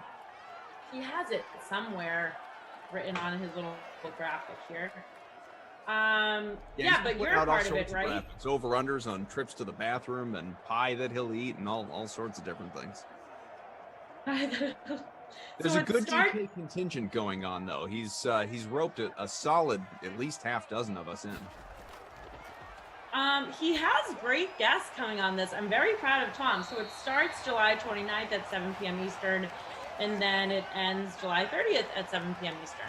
So who does he have? Who are the highlights? Like, obviously, like, none of us are a big deal, but who are the big names that he has on? No, none of us are a big deal. Doesn't he have Morton coming on? Well, I would hope he's got Morton coming on. I don't know. Maybe he wanted to say no to this. I mean, he's just in a diner for 24 hours. I'm also concerned. I'm like, how are you going to stay awake for this long? Well, because he's going to be talking to people nonstop for 24 hours. Yeah, but some of you guys are boring. Like, I could see myself fall asleep. That's a great point. You know, sorry, Koff. There's only so much Tommy and you that I feel like listening to at 2 a.m. I'm good. Yeah, like. So what are you gonna do to keep me up? We got a completion here. Indy, you gonna go all the way? Not quite. 7-yard line here. Nice day. 24-yard rack, 1st and goal on the way. Paris Campbell up to 3 for 57. Yeah, he has great partner over with this under. Denny's, or is he just did he partner for the Denny's, or is he just showing up? I don't know if Denny's Like, just is bringing a involved in- computer over to Denny's. Yeah, I guess he's just being that freak, just sitting at Denny's with the freeze pop in his mouth. But yeah, it is funny how he has over or under. I mean, it goes all the way from plates of food, which is at 5.5, all the way to guest no shows at 4.5, and napkins used at 15.5. Oh, he said he had to do a test run with her Wi-Fi, says Drew. Jordan is our producer. Drew, our technical director. We got Kyle and June and Ops. 2nd and goal from the 6. Indy looking for a lead here midway through the 2nd quarter. Phillip, let's go. Slings it back in the end zone. Touchdown, Paris Campbell. The great day continues. And a healthy drive out of Paris. Fly away.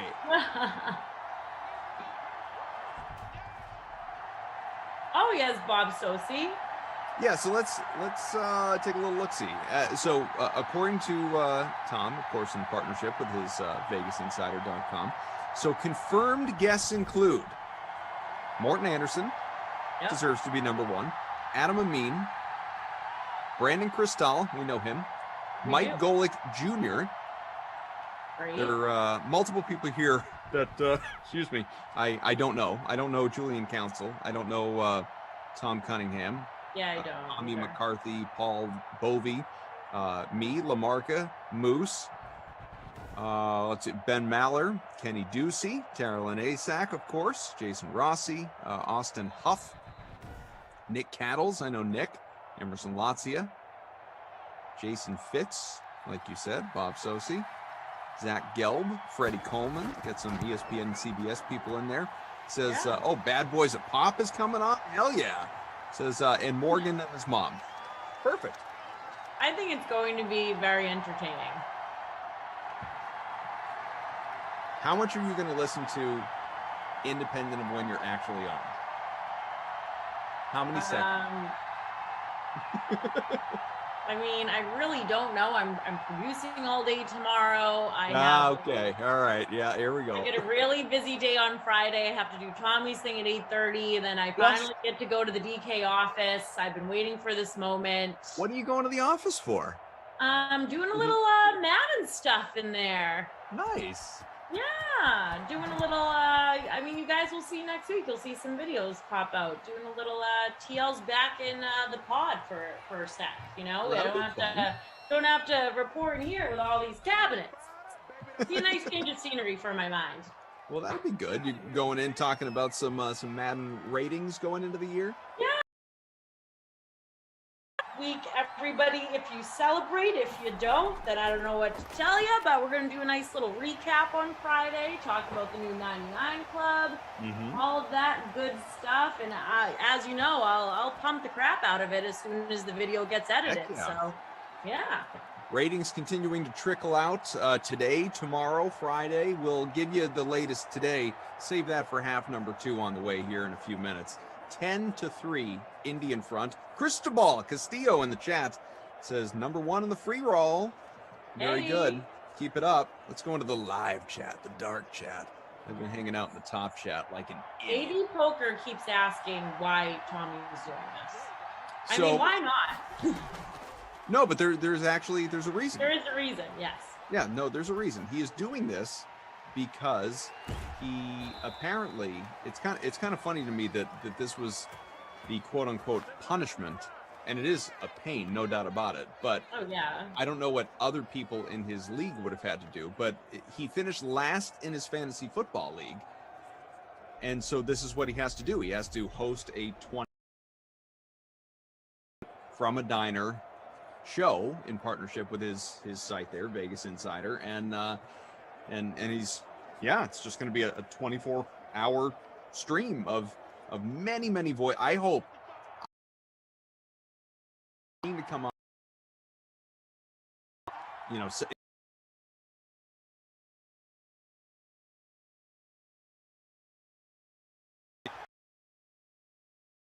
like, I don't know, 25 guests, which is a big number, but it's not in 24 hours. If he only has like 25 guests at 20 minutes apiece, that's going to be a lot of time to fill on his own. I know, we're That's not a thinking, lot of like, time. We are taken aback by the amount of people that he got him on a 24 hours. Like, what is It doesn't, this honestly, make- like, I'm not saying I would go out of my way to do this. I wouldn't. That said, if I had to do it, as he obviously does, it kind of sounds like fun. I feel like you could easily do it. I could. Like, the staying up wouldn't be a problem. The talking for 24 hours wouldn't be a problem. The pain, and I'm sure he could speak to this, obviously having gone through it. The pain, the real problem, is having to line up all those guests. Like, I hate lining up one guest for my podcast a week, let alone trying to line up dozens of guests for a 24-hour stream. 24. I think he's just. I can imagine him just like singing for an hour. In the Denny's. And he'll go into, in the Denny's. Do you think he'll like spend time talking to patrons? I How feel was like your people meal? are going to come up to him. Yeah, what are you doing, buddy? Right, like we have to remember he's in St. Louis. I would imagine the people are probably way nicer there than when I was in the coffee shop here in Boston, and people That's were like, true. "What That's a good the point. hell is this mad woman doing?" Ryan, kindest thing I've read all day. It says, Koff and Tara Lynn, best looking duo. Huh? Ryan, I needed to hear that because I Right? had to go on the other day with Ducey and Christian. And if you watch that sim, shout out to anyone who watched it. Drop it in the chat if you did. I wanted to just roll, like, my computer is right in front of my window. I wanted to jump over my laptop and just slide out my window and just like go start a new life. I reached a new low. Have you ever done, well, you haven't done a 3-man booth, I don't think, without me in it. 3-man booth with Christian and Ducey? Well, I've done some. I've done Okay. like when we had Eric Winalda on, or when we had J-Dub, the Twitch streamer, on. So I've done some of that. But mostly it's when you're part of it. That's true. Yeah, I mean, like, Ducey just became my human troll. It was just bad. So, I mean, this is already, Ducey was going now after we're getting nice comments in here. This is a great sim. Go! Down at the 2 and a so timeout. close. Miami, minute to go. Yummy.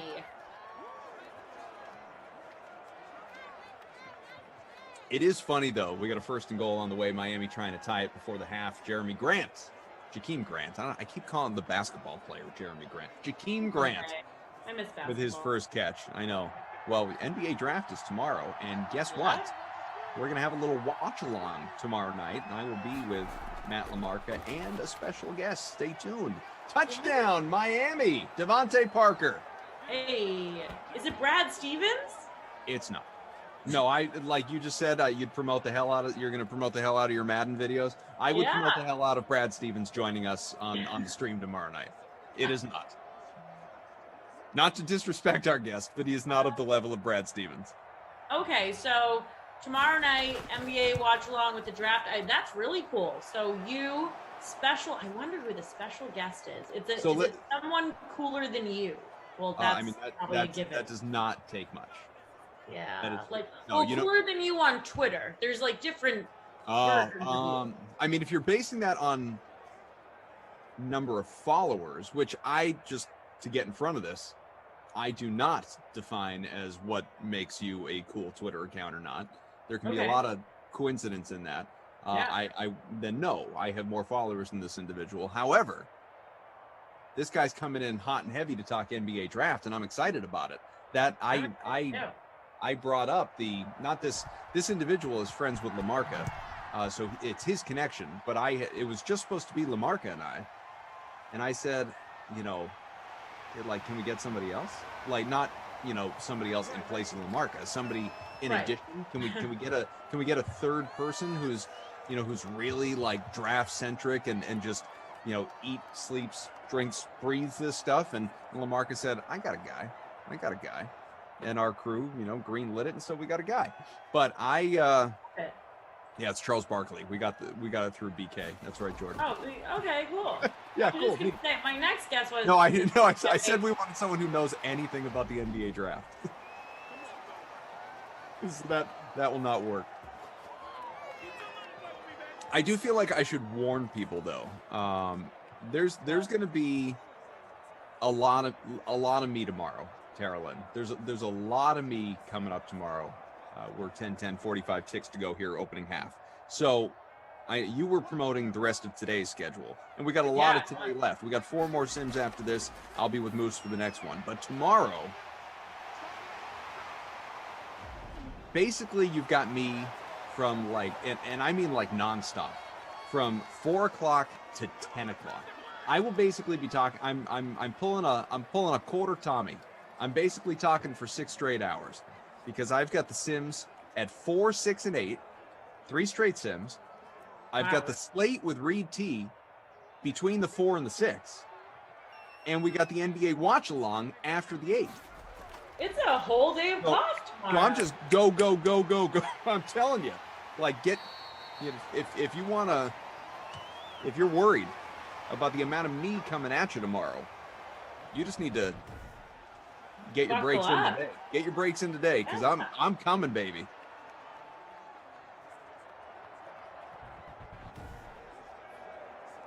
Matt says, Greg Ehrenberg for your guest? It is not Ehrenberg. You know who it is? I'll tell you who it is. I love Ehrenberg. No, I'm funny. Follow him on Twitter if you don't. Tinder Lake? You gotta love Tinder Lake. You kidding me? 1st and 10 from the 28. Final 10 seconds. That ball's caught. But did he catch it out of bounds? No, it looks like he just picked up 1. Trey Burton, first catch, 1 yard. It is our guest. No, don't do that.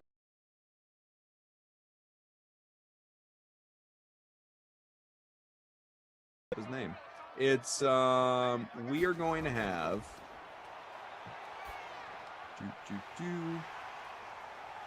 look at go! Oh, wow! Are you 3 kidding seconds me? left in the half. Campbell again. That's 2 touchdowns for the wideout. Wow. All right. I was very wrong. I thought this game was going to be a snooze fest. We've got it's going to be Anthony Amico from Establish the Run. Will join us tomorrow night. Also does some work for Football Guys, for those familiar with that platform. Wait, isn't he on Tommy's 24-hour diner experience at Fest? Isn't that a name that we mentioned? Did I say his name before? I almost thought we did. I said Adam Amin. Okay, just kidding. Yeah, no, I didn't say Anthony Amico. Anthony Amico is who is going to join us tomorrow. Campbell already in the bonus. 110 yards.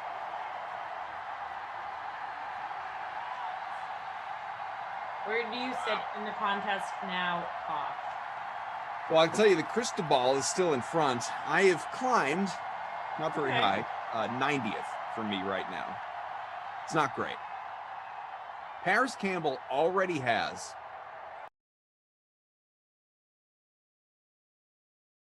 spot at the half TL. The man is 22% owned overall, 1.7 at captain.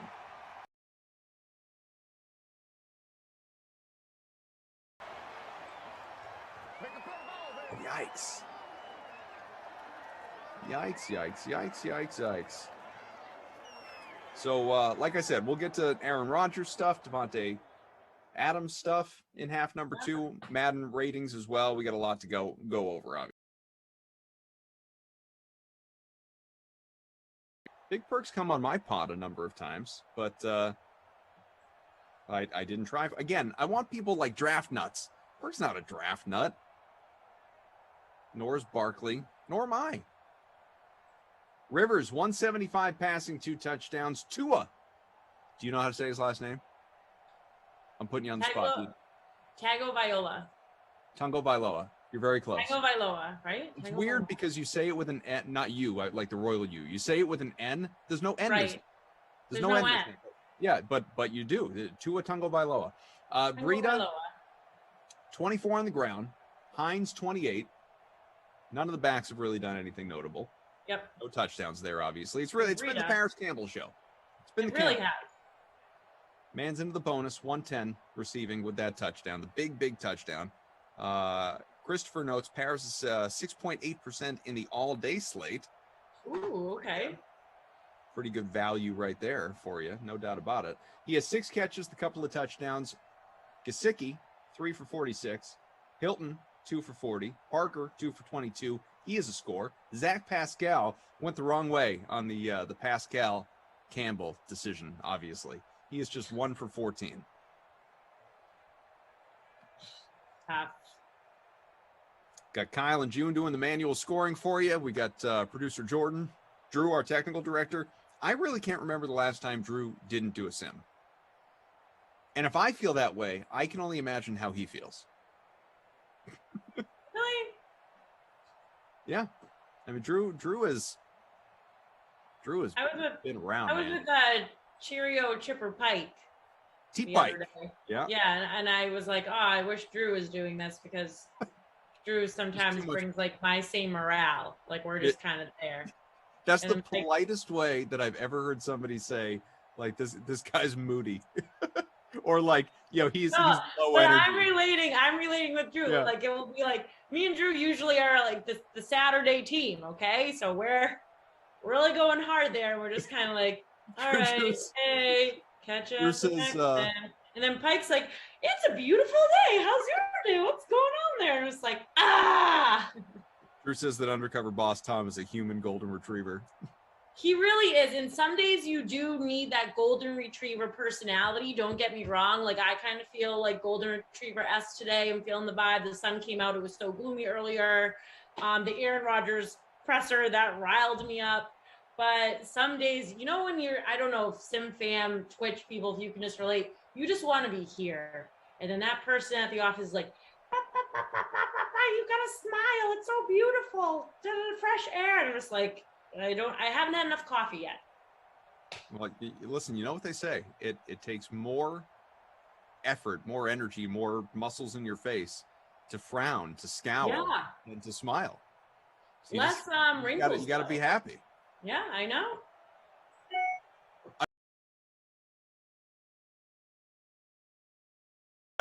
Or Googled it. Yeah. But I've always heard it, so I've just gone with it. Must be high. I'm joking. I love when the people are like, whoa, guys, you don't get it by now. I joke, like maybe a little too much, but just a big jokester here. Just a big jokester. I can't even believe that we're already in the third quarter. This game's kind of flying by. You know the saying, Terrelyn, time flies when you're having fun. And I am, and I hope all of you are. TL reached out to me on our Slack earlier. TL doesn't text me, she Slacks me. She reached out to me on our Slack earlier and said, are we working together today? And this was hours ago. She was so excited, just like counting the minutes till the I was really excited. I said, you bet we are. I said, if you're going to be there, I'm coming too. and here we are.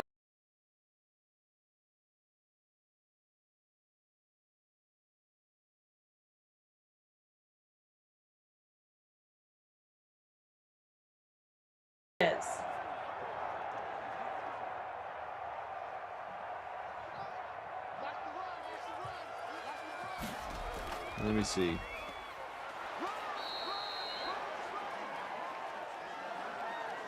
Yeah, no, we're a little bit behind on the YouTube, more so than usual because of that. But over on the white tee. Like I said, we'll get that corrected for you. If you can hear us, we are a minute into the third quarter. Still a 17-10 game. Looks like we're getting pretty close. YouTube's looking okay on my end now. So, by all means, if you can hear me, and I assume you can, give it a refresh. Hit the refresh on your browser. You should be fine.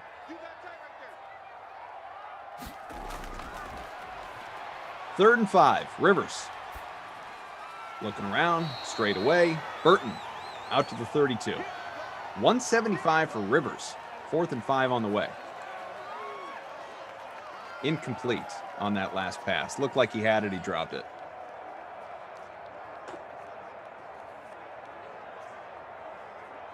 Consecutive sessions. David asking who scored the touchdowns. Devontae Parker. And then a couple from Paris Campbell. Paris Campbell having a day. He's looking like he's trending towards the Krusty Kaufman.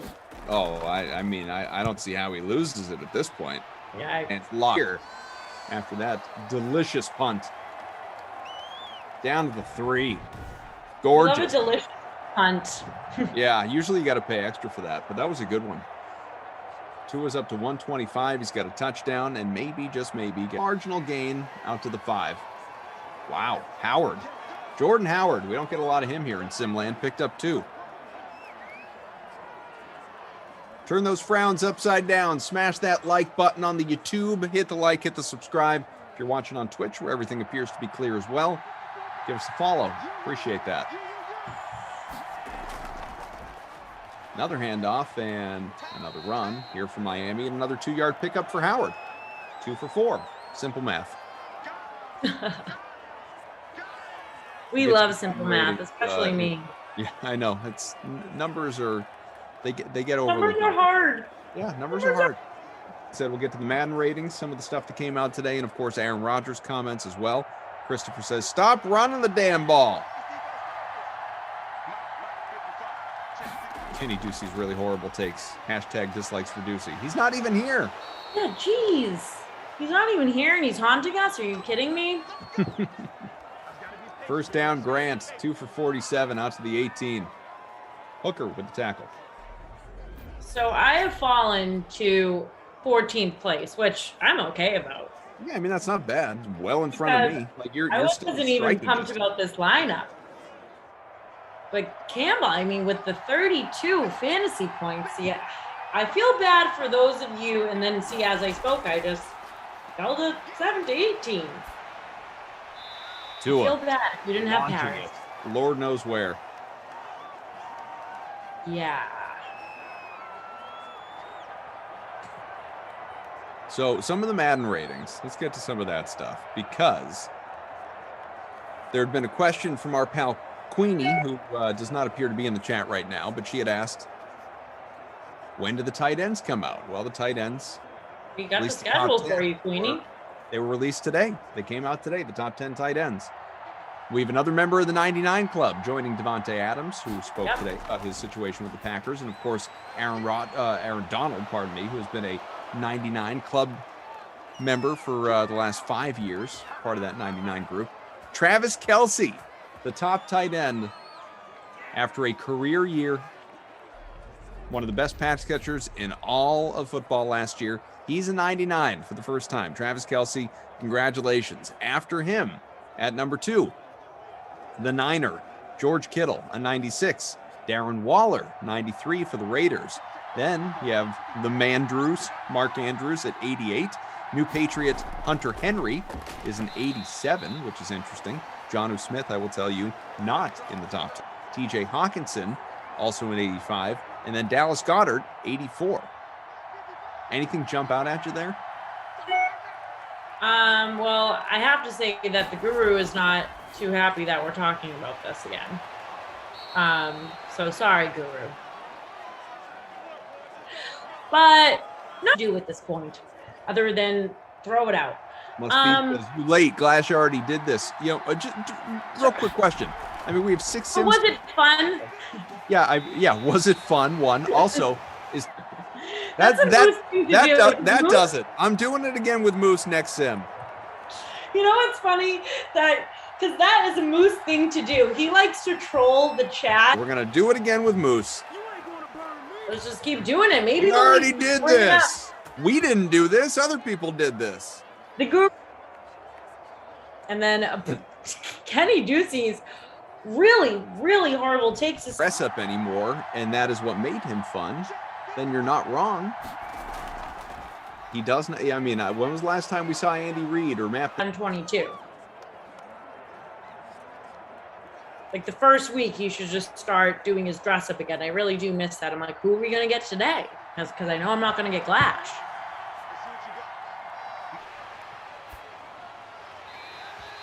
Fast approaching the end of the third quarter. Do it again every few moments just to see if it eventually gives you a twitch. Where's that coming from? Carolyn and I would never. We are professionally We would together never. for We're too life. strong for that. Yeah. Our bond is too strong. We've overcome too much to break up here today. You guys don't worry. It's enough to extend this drive. We are aware of the lag, working to correct it. Apologize for the inconvenience, obviously. We don't like it either. Providence pack openers. It is not just you. Internet CD. Does anyone? Don't worry, guys. We're going to get it corrected at the third quarter break. We're going to hit dial up.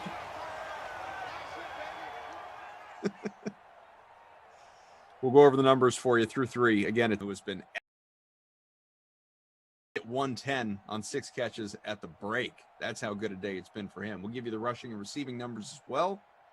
Get into some of the Rodgers stuff in the fourth quarter. The reason we haven't really, obviously with the lag issue, we want to make sure that you can hear our discussion. Right. We do still. What's that now? Breida, 12 for 34. Hines, 5 for 32. I'm chuckling. Jordan Lindenbaum. It's obviously not Koff's fault if there are tech issues, but people tend to kill the messenger. It's true. Yep. Those guys with TDs. Kenny Ducey's really bad, horrible take says producer Madison would never. Never. I got news for you. Madison didn't have control over this either. None of us do. It's called technology. Grant 4 for 71. Excuse me. Gesicki 4 for 51. 3 for 34 for Wilson. Hilton 2 for 40. Parker 2 for 22 and a touchdown.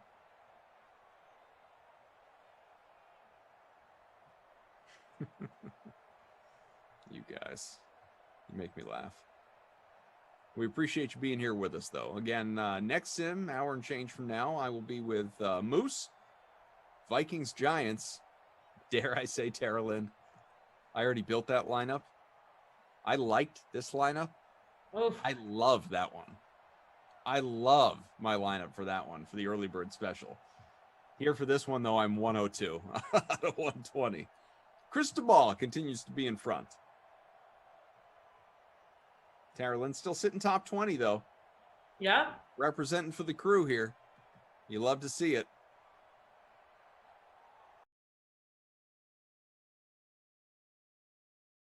Good call.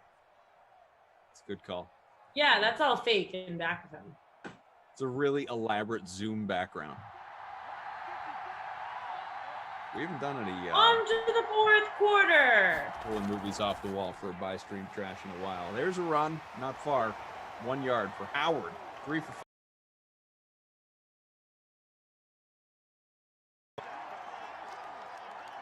5. Must be says, dude, no joke. How'd your dad's doctor's trip go? Hopefully good news. Yep. Stitches out of the leg. Got a good report. Couple more days of rehab, then home, and yeah, I mean it'll be weeks before he's walking normal again. But yeah, grand scheme of things, all good. I appreciate you asking. Must be.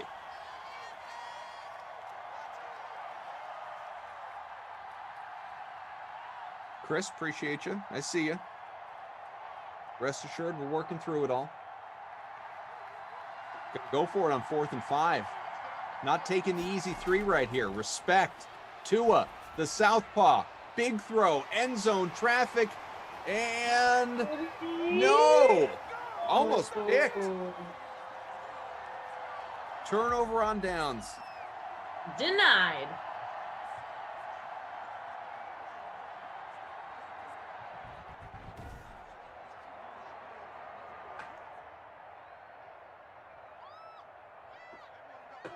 Jeffrey says, Koff, you ever pay taxes for the free living space you occupy in Deuce's head? Am I rent-free in Ducey's head? I know I'm rent-free in Glash's head.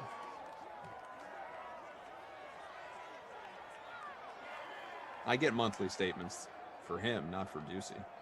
Yeah, apparently I'm month-free in D-Rod's head because he just keeps calling me Carolyn and just asking me different football questions to test my knowledge. So I appreciate that, but if you're going to ask me a question, D-Rod, how about we learn my name that appears, 4 or 5 times throughout the sim? Sure, yeah, no, it's up there. It's right there on the screen. Mary says, Kenny Ducey definitely right AF about something. Adam M. Kaufman messes up the internet. That's what the M stands for.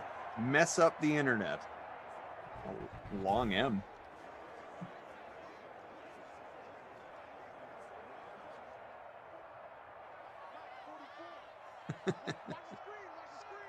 First and 10 from the 38. Minute and a half gone by, fourth quarter. All right, let's talk about some of the Rodgers stuff. He said a lot today. Did you watch it? I didn't watch it. I've been trying to catch up on Twitter, but I didn't see it live. One of the things, I won't read you all of it, but the biggest question that he was asked, obviously, was this all about, what was this all about for you? He says, I mean, that's kind of a loaded question. I think it was a lot of things that transpired. This wasn't a draft day thing. Started the conversation in February after the season ended, and I just expressed my desire to be more involved in conversations that directly affected my job. Also wanted to help the organization maybe learn from some of the mistakes in the past, in my opinion, about the way some of the outgoing veterans were treated, and just the fact that we didn't retain a number of players that I feel were core players to our foundation in the locker room, high character guys. Charles Woodson, Jordy Nelson, Julius Peppers, Clay Matthews, Randall Cobb, who's back now, by the way, James Jones, Casey Hayward, Micah Hyde, among others. Guys who were exceptional players for us, great locker room guys, high character guys. Many of them weren't offered a contract at all, or were offered extremely lowballed, or maybe, in my opinion, were not given the respect on the way out that guys of their stature and status and high character deserve. Then it kind of progressed from there into a commitment for the 2021 season and beyond that really wasn't given at any time. Goes on. Yeah. He says, though, he's committed to 2021. Yep. He's not really looking down the line at his future, but he wouldn't be here if he wasn't 100% all in. He isn't, closing the door on finishing his career as a Packer. He's not,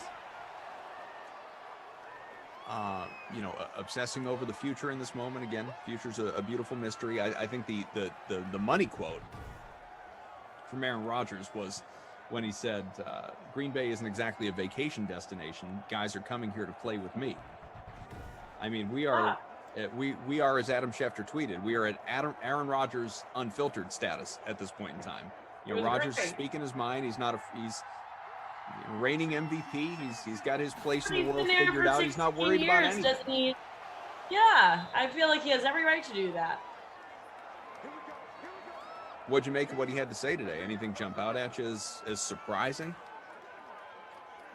I thought it was outstanding, and he actually went out there and say how he felt instead of doing I think he's actually doing the organization a favor. He's giving them a heads up like, hey, if you want to keep me, I'm letting it all out there. Why are you going to do what the Patriots organization did and we just let Tom Brady go? You have Aaron Rodgers. He's going out there. He's saying that he wants to be involved. He had the list of names. I mean, he went all the way back to, I want to say 2016, and he was very passionate about how they let Jay Kumaro go. And he's in that locker room. He has relationships. He shows that he's friends with these guys. So he's seeing them on a different level, and he shows that he has respect. So I thought it was great how Aaron went about it. And I think if Green Bay wants to keep the man who is going to bring them and get them to be Super Bowl champions, I think that's a wake-up call. Devontae Adams also met with the media today, by the way. Said he was not holding back when asked about re-signing at a discount if Rodgers comes back beyond this year for 2022. He said, no, that's not going to happen. What other profession do you take less than what you've earned? Right. I've earned the right to be paid the highest in the league. Obviously, Madden agrees, the only receiver who is 99 currently. They do. Thing is, he needs to go out and obviously have another exceptional year if he's looking to get paid that kind of number, because short of restructuring, coming up with a new deal right now, they're not going to tear up his current deal. So it is what it is. It waits. And then you're only as good as, it's what have you done for me lately? That's why on the reverse, Davion Howard, to take it back to where we began, that's why he's upset. He got paid what he was worth at the time. Now he feels he's worth more. I do appreciate how Aaron Rodgers went in there prepared. You could see that he kept looking down at the podium. He had his list of names and he had his talking points, and he definitely addressed every single one of them. How did you feel though? The only part of the presser that I kind of rose my eyebrow to, because sometimes after this pandemic, I'm like, did we all just get a little lazy when he was like, well, it was great not reporting, and it was awesome that I got to travel and got to relax with my loved ones and got to do whatever I want. It was awesome that I got to do that in the first, time in my 16 years as a Packer. I think a lot of people have gotten very used to not physically going to work. Exactly. And I understand that. But wouldn't we all just like, if you just don't feel like it, I get it. It's tough. And the mental strain that these athletes go through, they're under such a spotlight, and physical, mental, I completely understand. But when he said that, oh, I was vacationing and I got to, safely I got to vacation and I got to go as many times as I want. It was awesome not reporting. That's when I was like, oh, buddy, come on. Wouldn't we all just like to do that? Yeah. No, one thing that I sort of, I don't know, kind of a credo, a motto that I sort of live by. Mm-hmm. It's not my own. Others have this as well, but I didn't always have this. I sort of developed it over the years. Everyone's reality is their own reality. And so you have to sort of accept that, as you noted, yeah, Drew says ball is life. All those guys, professional athletes, men, women, whatever the level they play, whatever the sport they play, they just live such a totally different existence than we do. Like, yes. It would sound like the dream to put in the hours that a professional athlete does, but we're not under the, as you noted before, the spotlight, the scrutiny, the public dissection. Every word that came out of Aaron's mouth today, that word is being dissected by multiple newsrooms across the country, and they're going to take the word and they're going to twist it. That doesn't happen to me or you. Nope. Which is a real shame. Want people to hang on every word. About to be 17 all, 101 to go. Like people will be doing for Tom Carroll for 24 straight hours. Hanging on every word. Overtime is right around the corner. See, we've spoken it into existence. It's true though.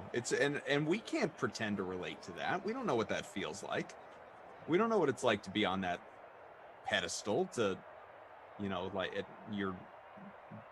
SEO, the search engine optimization of just your name and what the latest is, that every little, if you were to, you Google Adam Kaufman, you Google Taryn Asak, you're going to get a very reduced number of links, whatever, that pop up. You Google Aaron Rodgers, you could spend literally the rest of your life looking at links. It's just all these stories, all these whatever, everyone's got an opinion. It's a totally different world.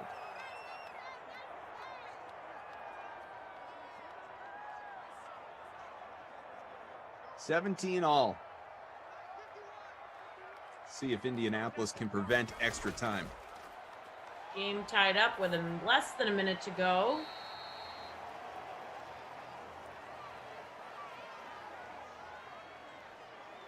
Gesicki creeping up on the bonus, 15 yards away if Miami gets another opportunity here. Goofy is a dog 69 over on Twitch said, sure wish I captained Gesicki instead of Burton. Or Campbell. Yeah. Although, never mind. We got to get some of the stats corrected. I was like, Tua's the captain, the leading lineup. He's got 2,300 yards. Pick six. Wow. Miami saying OT, nah, no thanks. No way. Come on, Eddie. Phillip Rivers, what a letdown. What a letdown. Man, heck of a play, though. He was targeting Burton. For our person in the chat, didn't work out. Picked off Miami, short return. Easy score. It'd be pretty cool, though, if Tua did have about 13,000 points in the captain spot. Yeah. I mean, that would be a record. I mean, definitely would be making history here today in Simland.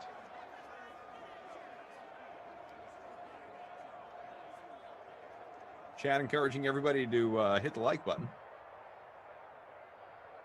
AT Poker. That's Laird's number. Our Laird and Savior. 24-17. Christopher says, I needed that. Finn's defense.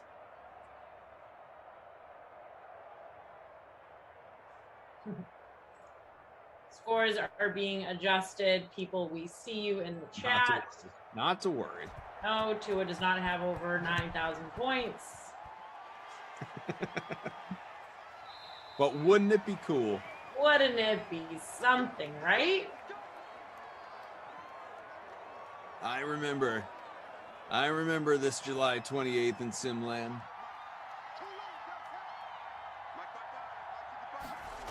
History.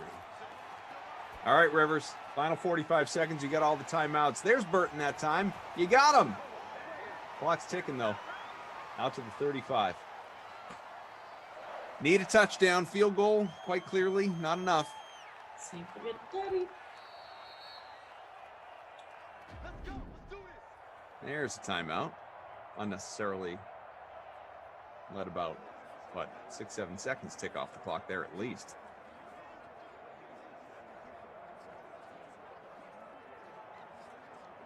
Maybe 10 or 15.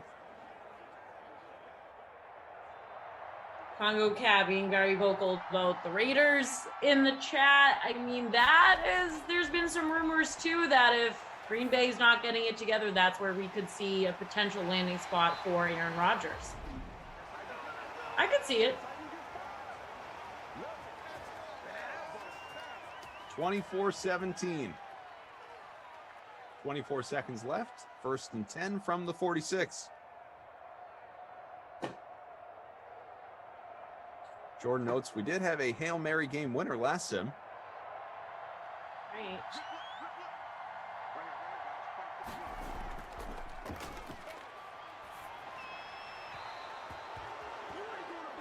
That's incomplete.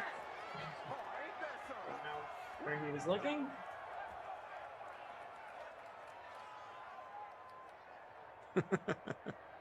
Got a couple of Finkel is Einhorn. Einhorn is Finkel in there in the chat.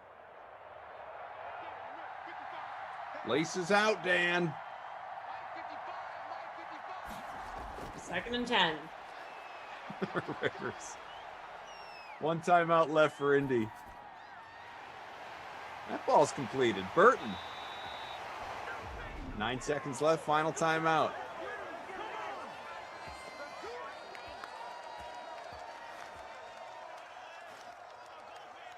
Hey, so you got any more of that gum? Jeff says Trey Burton's killing me.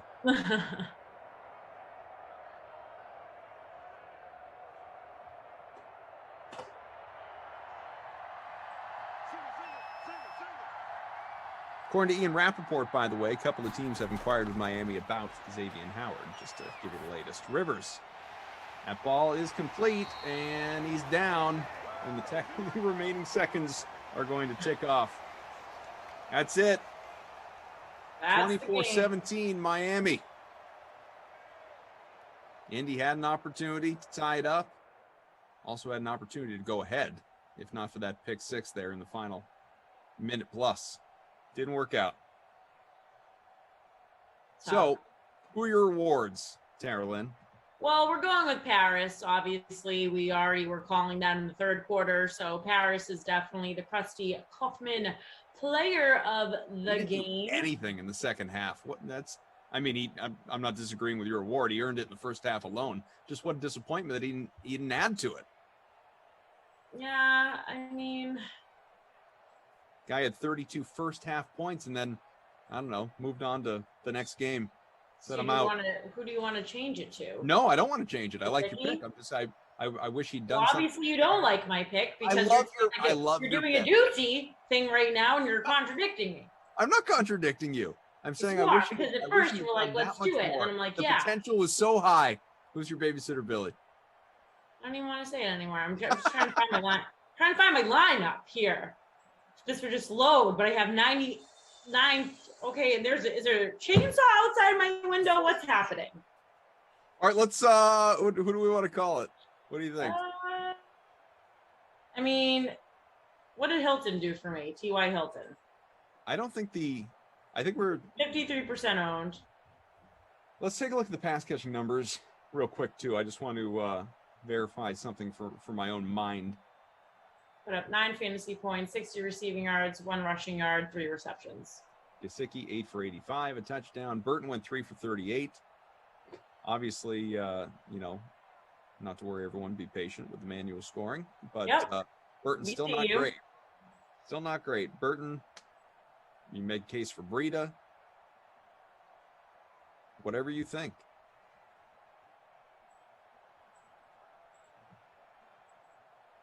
Yeah. I mean, I was all in on Breida. My chalky player, I had him as my captain. 34 receiving yards, 34 rushing yards, 5%. No, I'm going to go Carolyn's total bozo of the game. I'm going with Breida. He only gave me 17 points. I mean, there you go. All right, very good. We're going to get out of here. Thanks to Jordan, to Drew, to June, to Kyle, everybody else involved. Obviously, Tara Lynn, who will be back on a sim tomorrow. I'm coming up with Moose for the next one in 50 minutes, 45-ish to pregame.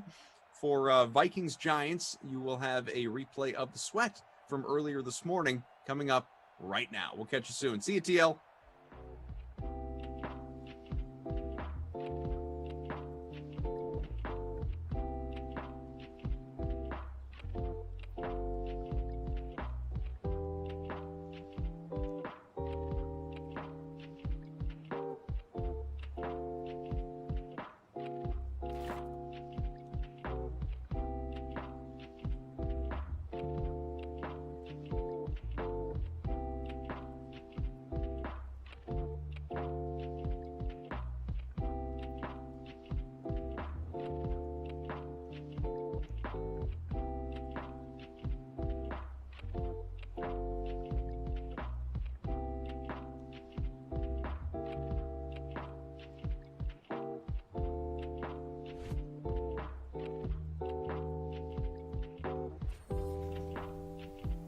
Welcome back to the Sweat, and say hello to RotoWire's AJ Schultz, who's here to talk with me about some top plays for some of today's Olympic events. So AJ, we talked about Olympic golf already, but let's get into a less well-known sport when it comes to DraftKings.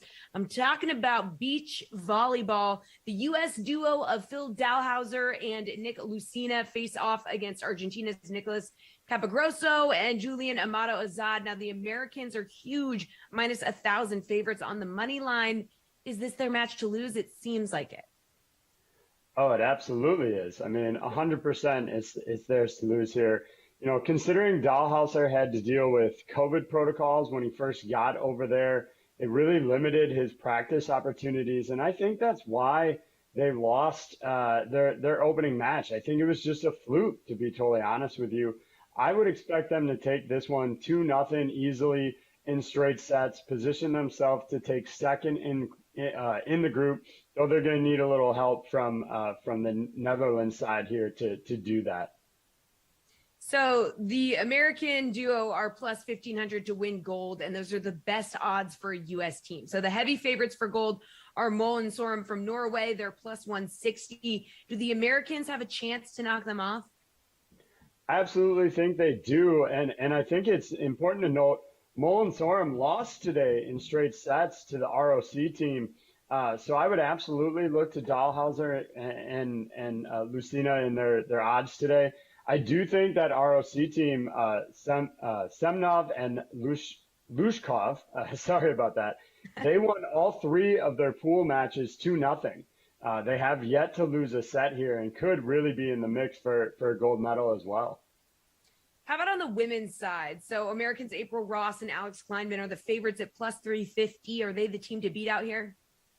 I do think they are. Absolutely. They've had a solid tournament, but don't sleep on the Canadians, Pavan and Humana Pardes. They've won all 4 of their sets by at least 4 points. They've looked pretty much unstoppable at this point. So I do think the Canadian duo here should be in the mix. they'll return better value for you if you want to fade the Americans. All right. Any other Olympic bets that catch your attention on today's slate?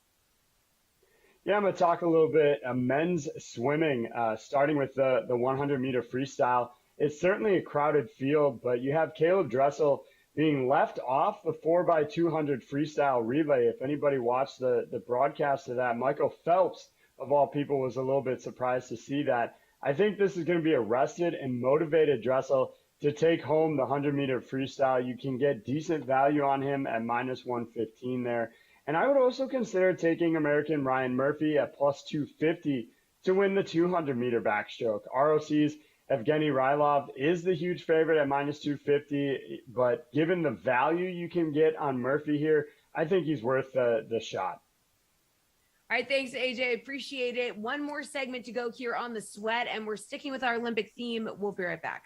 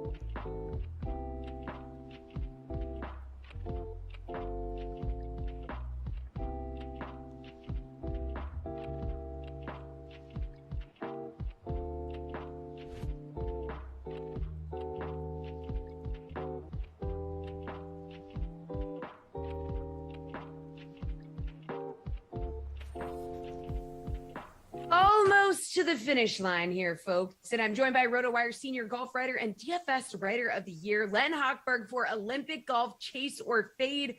So Len, please agree or disagree with the following statements about the Olympic golf DFS contest. So we've been doing a lot of talk this week about the favorites in the event, and there are 6 golfers with salaries in excess of $10,000. But the first guy under that number that could be an interesting play is Norway's Viktor Hovland. Now, he finished T12 at the Open Championship, won the BMW International Open on the Euro Tour just before that. So chase or fade, Len, that Hovland is a good play at 9,900. Yeah, Jesse, I think he is. And you mentioned Norway, and when we think of Norway, we think more of the Winter Olympics than the Summer Olympics. But Hovland is a very good option this week. He really has been playing well all summer, as you mentioned. He has just a great tee to green game, and it will serve him well on this course. His short game is vastly improved. You know, when he came out of college, he came out the same time as Colin Morikawa did. And really, Hovland was the star. Hovland was the bigger name at the time. He's obviously been bypassed by Morikawa for now. But at $9,900, it looks like a very strong chase to me. Well, England's Tommy Fleetwood hasn't missed a cut in 5 events, but he also hasn't finished higher than T17, which came at the Irish Open on the Euro Tour. So he's averaging a 32nd place finish over that span.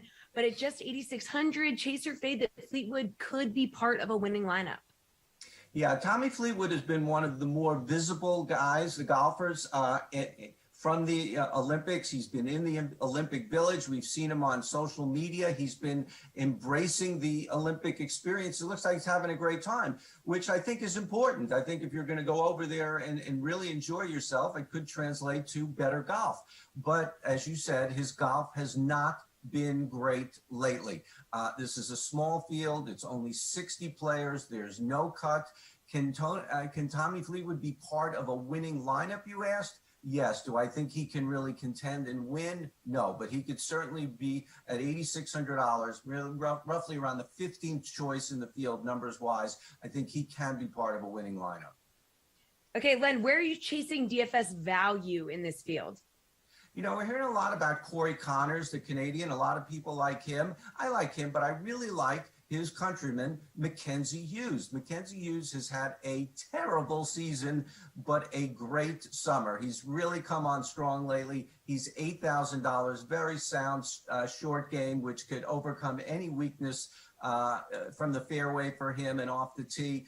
I like both Belgians, and that's not a sentence I thought I would utter too many times in life, but Thomas Pieters at $8,100. He was fourth in the Rio Games, and it's $7,500. Thomas Detry, who has been all or nothing lately. He has two runners in his last 5 starts, 2 runners up, 3 missed cuts. That's quite a full house, but I like him. And getting into the 6,000s, Ashen Wu, the Chinese star, he plays mostly on the European tour, so he is in stronger competition.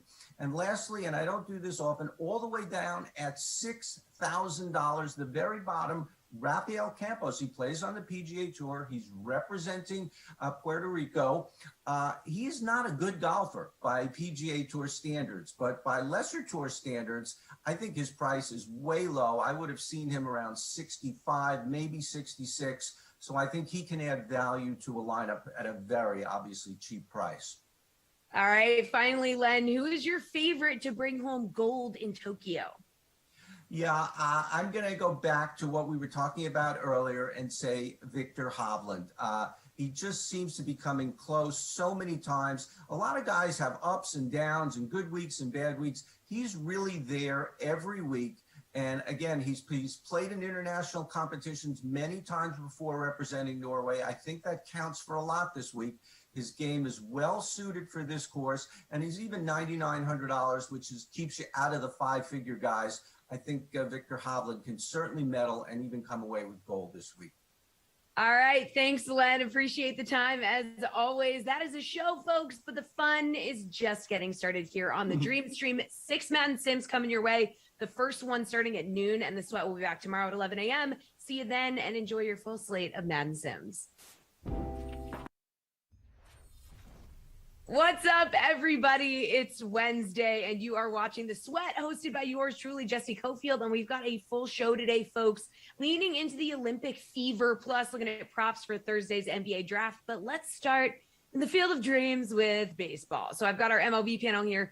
DraftKings contributor Gary Thorne and RotoWire's Paul Bruno and Eric Halterman. Guys, we've got an 11-game main slate tonight, so let's price check a few positions, shall we? Starting with a pitcher you're targeting who's over $8K. Now, there's Tyler Mahle, who you're going to have to pay up for at 10-2, but he's facing the Cubs, who do strike out more than any other team against right-handed pitching. Garion, is that enough to entice you to roster him and pay up a little bit? It is enticing, I can't lie. But I think I'm going to go a little bit more expensive and just go with Zach Wheeler. There was kind of a perception that Wheeler had been struggling. His 2 starts prior to his last outing hadn't been up to his very lofty standards, which I think has to be a point that's made when you talk about Wheeler struggling. But for July as a whole, he's still pitching as well as he's pitched the entirety of the season. When you look at the advanced stats, it's just that his opponent BABIP is up around 350 and his strand rate is at 64%. So his ERA hasn't looked immaculate the last little bit, but he's got a 1.94 FIP in the month. And he has also been dominant when pitching in Philadelphia so far this season. He's got a 2.21 FIP, a 2.09 ERA, and a 32% strikeout rate in that span of time. So I'm just banking on the fact that Wheeler has been one of the best pitchers in baseball the whole season. And I think it's really important that when we now talk about the Nationals, one, they've always been a lineup that has been better against left-handed pitching than right-handed pitching. But after Trey Turner left last night's game and was placed on the COVID IL, they are basically a one-man show. If Juan Soto doesn't beat Zach Wheeler tonight, no one's beating Zach Wheeler tonight. All right, Wheeler is one of 3 guys who are over $10,000. Paul, what do you think? You want to pay up for your pitcher? I can make a case for Lucas Giolito along the same lines. He jumps off the list today for me, priced at $9,800. Look at what a lengthy run he's been on of solid appearances. Considered he's allowed 3 runs or less in 10 of his last 12 starts. He's also on a streak of 15 straight starts of at least 5 innings pitched. So, these days there's a lot of quick hooks around the major leagues, but they don't apply to him. He's also struck out 136 batters in 119 innings this season. And then I look at the head-to-head record against the opposing batters that he'll face today, and he's limited them to a collective 203 batting average and 271 on base in 182 at-bat sample. So that's fairly significant too. All these numbers point to me spending some money to pay up to get Lucas Giolito in my lineup this evening. I also like what I've seen out of Tyler McGill, a young guy who's made his debut with the Mets, 2.10 ERA and 33 strikeouts and 30 innings pitched since debuting 6 starts ago. It seems as though opposing hitters have not yet figured him out, and he's going to cost $9,200 against the Braves this evening too. So 2 good picks to me on the board today at the high end. All right, Eric, what do you think? A pitcher you're targeting who's over 8K? Yeah, there's really quite a lot. Most of the expensive guys today are guys that I'd be perfectly happy to have in my lineup. But I'm going to elaborate a bit more on Tyler McGill, who I think people probably don't know much about. And he's not as good as most of these other guys, but he should be in fewer lineups, I think, given, again, that he's really not a big name next to the Giolitos of the world. He really was not much of a prospect. I think Fangraphs had him pegged as a probable reliever. He's now 26 years old, just made his major league debut this season, has only made 6 starts. But what he's done in those 6 starts looks like he's the real deal. That 2.10 ERA is better than he deserves, but the ERA estimators tend to have him in the mid-3s, which is perfectly fine for this price range. What he's done so far is combine basically a league average walk rate with a 27% strikeout rate, which is meaningfully above league average, and a 48.1% ground ball rate, which is the same thing. Not many pitchers are that far above average in both missing bats and keeping the ball on the ground. In fact, if you set the minimum to 30 innings pitched, which is what he's thrown, only 4 other pitchers have matched or exceeded all 3 of his strikeout, walk, and ground ball rates. And those are some elite names: Corbin Burns, Zach Wheeler, who's been talked about, Clayton Kershaw, and then Patrick Sandoval, who doesn't quite fit in that same category, but is somebody that people really should be taking note of this year too. He's facing an Atlanta lineup that was middle of the pack on the season, and that's with having Ronald Acuna Jr. for most of the year, who they won't have the rest of the way. So it's an easy enough assignment. And again, he really has put the building blocks of a really interesting start to his career in his first 6 starts. All right, now let's talk about big bats. Need a guy who's over 5K. So Chichi Gonzalez has been a popular stacking target this season. We know that. So you interested in paying up for Shohei Ohtani, who's facing him at home, Paul? At 6,400, he is the most expensive hitter on the slate. No, I'm going to pivot to Pete Alonso. I've been watching him ever since the home run hitting contest, lot closer. He's continued to hit bombs and continue a hot streak with 5 homers among 14 hits in his last 10 games played. He also enjoys a platoon advantage against Max Fried, who's been awful on the road this season, pitching to a 6.55 ERA, 3.33 opposing batting average. Alonso will cost you $5,200 tonight, but I like that a lot. I also like Jose Abreu, a notorious power hitter who mashes lefties. He's been on point with 18 bombs to date and has 6 extra base knocks in his last 35 at-bats most recently. He faces Chris Bubik, who has allowed opposing batters to rake at a 3.10 batting average with 13 homers allowed in only 39 innings pitched. That's one of the worst marks in the majors. I see Abreu kicking sand in his face and taking his lunch money on this matchup. He'll cost $5,000. And listen to this. Hot off the press, hockey bit of news. Peter Mrazek is signing with the Maple Leafs today. 3 years, $3.8 million just announced. I love it. We got a little hockey breaking news in this segment. We know we can hockey billing. Come on, always, man. We can always count on Paul for that. Amazing. Eric, what do you think? An expensive hitter who is over 5K. Pete Alonso is actually, I think, my top choice as well. I'm not scared of Max Fried. 4.46 ERA on the year. His underlying numbers are maybe a little bit better than that, but he's basically league average strikeout and walk rates. He used to be a high ground ball guy, but he isn't this year. Alonso has his career best strikeout rate this season. He's actually cut it from 25.5 last year to just about 20.5 this season. Career highs in hard hit and barrel rate as well. And he's been crushing the ball since the home run derby, hitting 327 with 5 homers. But another guy, just to get another name in there, who's been crushing it since the home run derby is Juan Soto. I think if you're going to play somebody against a good pitcher, I think it's going to be Juan Soto. He's, of course, facing Zach Wheeler, who's one of the scarier matchups out there, but it's in Philadelphia, one of the league's most hitter-friendly parks. And Soto has also had his swing fixed by the home run derby, 5 homers for him as well in just 10 games. and 11 hits in those 10 games with, of course, 11 walks, because this is Juan Soto. He walks all the time. You're more or less guaranteed a couple trips on base for him most of the time, and I think that should still be true even with Zach Wheeler on the mound. So I'd be happy with either of those guys tonight. All right, Gary, an expensive hitter that you're looking at. Yeah, I mean, Paul really covered a lot of the guys I was going to talk about, but I'll say one more thing about Jose Abreu, who is $5,000 tonight. Not only does he have a 326 isolated power this season against left-handed pitching, the best part about using Jose Abreu is if you're stacking the White Sox, let's say Jose Abreu is going to hit third tonight, which is usually where he hits against left-handed pitchers. Andrew Vaughn's going to hit second in this lineup. He's $2,800 with a 176 WRC plus against left-handed pitching. And Eloy Jimenez is going to hit cleanup. He just hit a 460-foot bomb in his second game back. And for whatever reason, the DraftKings pricing algorithm was like, hey, let's start Eloy Jimenez at $2,500 and have him work his way up. So he's only $2,800. That will not be the case much longer. So you get Jose Abreu at $5K, but you get the other two players in that White Sox stack at less than $3,000. It is the perfect situation to exploit tonight. Let's switch gears, guys, and talk about the DK Sportsbook. So, Eric, what's your favorite baseball bet tonight? I like the Reds at minus 115 over the Cubs. The Reds have had the better lineup over the course of the season. They are without Nick Castellanos, of course, but they've been 13th in WRC plus compared to 20th for the Cubs. So meaningful enough gap there. But I think the gap between the pitchers is a larger one. Tyler Mahle, who's been touched on before, I think he's turning into someone close to a true frontline starter.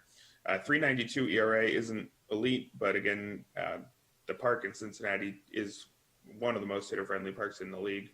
So you give him a bit of, you forgive him for some of that. The underlying numbers, though, are great. 29.2% strikeout rate. Once you start getting up close to 30, I think you get really excited there. Basically, league average ground ball rate and a few too many walks, but that many strikeouts with no obvious weaknesses is the makings of a frontline starter, which he started showing last year, had that strikeout rate at 29.9%, which is a full 8 ticks above where he was prior to that point. Last year, though, he walked too many guys and didn't keep the ball on the ground at all, ground ball rate under 30%. But he's really become a well-rounded, I think, again, frontline starter this year. Zach Davies, on the other hand, is the epitome of a back-end starter. 4.30 ERA seems to be better than he deserves, according to most of the ERA estimators. 15.5% strikeout rate, far too low in the modern era. And it's not like he does anything else great to make up for it. He's walking way too many guys suddenly this year. Typically, he has good walk rates, but this year, just about 12%. It's far too high for a guy who, again, can't strike guys out. And he's not an elite ground ball guy either. That profile can work if you're a sinker baller who has a ground ball rate approaching 60% or something like that, but he's at 44.6%. So really just nothing to get excited about with Davies. That gap between the pitchers is, I think, much larger than a minus 115 would suggest. Garion, what about you? Your favorite baseball bet tonight? I'm going to go with a prop. We already talked about Pete Alonso a little bit and how he is in such a good spot tonight. I'm going to back that up. And his total base prop is set over 1.5 total bases at plus 110. This is a really good matchup against Max Fried. Fried, as mentioned, has struggled immensely on the road this season. He's got a 6.55 ERA. Opponents have a 4.01 WOBA off of Fried when he's pitching away from Atlanta. And Pete Alonso has hit left-handed pitching like few others in baseball. He has a 374 isolated power within the split, and his 437 expected WOBA is the 6th highest qualified mark in baseball. So I think Alonso can hit a double tonight in one of his plate appearances against Max Fried. I think he goes over that prop. All right, Paul, take us home. Your favorite baseball bet tonight? Along with that prop on Alonso to hit the double, I'm going to say he hits one over the fence and he pays off at plus 250. He's on a hot streak that I mentioned earlier. Very favorable platoon matchup that I also hit on earlier on. But I also will be looking to hit the under on total up 9 on the D-backs Rangers game. Why would anybody want to watch that one? It pits two of the most terrible offenses against one another. They're also at the bottom of the league in major league standings for multiple reasons. Basically, they stink. So I'm going to hit the under on that one. All right, good stuff, guys. That'll do it for baseball. We're going to get all patriotic and talk about Olympic golf in a couple minutes. Speaking of, here's Jason Sobel on Set Olympics. Well, this time every week we talk golf, PGA Tour, obviously, with the Action Network's Jason Sobel. I'm Adam Kaufman. This is a little bit different, though, Jason, because the PGA Tour is taking a week off because, well, the Tokyo Olympics. So many of the world's top golfers headed to Tokyo and looking to bring home the gold. We'll get to the specifics and odds, courtesy of the DK Sportsbook, but just how exciting a time is this for you? Yeah, I like it. I'm still not totally sold, Adam. Don't tell the folks at the PGA Tour and the U.S. Golf Federation that have worked so hard behind the scenes to get golf back into the Olympics the second time now. Of course, they played 5 years ago in 2016. But I don't necessarily love the format of it. I'd love some kind of team component. I'd love some sort of mixed component with the men and women playing together. I'd also think that maybe a match play component of it would be pretty good too. But it's 72 holes of individual stroke play. We get the men this week, the women next week. Look, I like it. I'll be into it. We're going to watch it. Some of the world's best players are completely invested, completely engaged, and they will be into this. If they are into it, then we should be into it as well. But will you alter your sleep schedule for it? That's really the question here. Yeah, that's usually only a major championship. Do I alter the sleep schedule? I like my sleep, but yeah, I will probably stay up on the weekend. How's that? Maybe not the first couple of rounds, but for the weekend here on the East Coast, I will get up in the middle of the night and watch this. No, that sounds great to me, and we can edit it in such a way that it makes it sound like you're saying, yes, I will not sleep at all. I will be watching all the golf. The world's number one, John Rahm, of course, unfortunately had to withdraw due to a positive COVID test. DraftKings own Bryson DeChambeau, same story. So we won't have all the top golfers in the world there, but taking a look at the DK Sportsbook odds, the top four right now in terms of the odds, Colin Morikawa at plus 650. You have Xander Schauffele, of course, plus 800. Victor Hovland, Justin Thomas, they both sit currently at plus 1100. Can you see any of these four that I mentioned coming home with the gold? Right. You're asking me if I can see any of the favorites winning the gold medal this week. Yes, Adam, I can. In fact, one of them... Call me crazy. Yes, it's hard not to like any of those guys. One of them I like a little bit more than the other three, but you always ask me at the end of the segment who my favorite is to win this week. So I'm going to let the people wait just another minute or two before I give my favorite. All right, yeah, we don't want to totally knock things off their axis here with regard to the segment. As mentioned, Bryson DeChambeau unable to be there. He's a guy who's been playing a lot of golf lately. Patrick Reed, same story. In fact, talking about Reed, from the Open in England, 3M in Minnesota, you keep looking. Now on to the Olympics, Tokyo. Reed's odds sitting at plus 1,600 going into the tournament here. Any concern over the hectic schedule when it comes to actually betting on him to win? Yeah, there's probably a little concern over this hectic schedule. He just played the final round in Minnesota, as you mentioned, on Sunday afternoon, then had to jet over to Tokyo. There's concern about his usual caddy, Kessler Corain, his brother-in-law, will not be on the bag. In fact, he'll have his coach, Kevin Kirk, on the bag instead. And he probably won't see this golf course maybe get in one round of practice, depends on what the travel schedule is like and, when he gets his final testing and all that kind of stuff. But so yeah, it's a little hectic for Patrick Reed. That said, as we know about Patrick Reed over the years, as soon as he puts on the red, white, and blue, he tends to turn into a different player. And so I would not sell him short this week whatsoever. I think that Patrick Reed still going over there with a different caddy on a weird sleep schedule and with not much practice and look at the golf course. I still think he can go out there and play some really good golf. A trio of players or golfers all sit at plus 1,200. There's Paul Casey, there's Rory McIlroy, and of course, the star of the show, Japan's own Hideki Matsuyama. Now, there won't be fans, so that element of pressure is a non-factor, but still, your home country for Matsuyama here. Is there extra pressure for you? For him, but for you, do you just look at it as... Yeah, no pressure on you other than to get this answer right, obviously. Is he the guy that you look at as the favorite of the group? Yeah, I feel a lot of pressure, and I think Hideki probably, even without fans, feels some pressure this week. Has not played great since winning at Augusta National. I do think host golf course Kasuma Gaseki Golf Club, it's about an hour outside of Tokyo. I do think there are some Augusta National familiarities that the players are going to see. I think it's going to look like a second shot golf course. It's going to be soft. It's rained out a lot. Think about the Masters in November last year. I think that's going to be a good course comparison going into this one. So I'm looking at the leaderboard from that one, and actually a lot of the players that I like are going to be up there. But the fact that Hideki at least won at Augusta National earlier this year, I think that helps a little bit. But yeah, there's a lot of pressure. In fact, out of that group, Paul Casey's probably the guy that I like the best. He's been playing really well this year, striking his irons really well, so I can see him having a nice week. Like you said, sometimes around here we get a little formulaic. So this is the point in time when I ask you about long shots. Who are guys with big numbers next to their names that you like?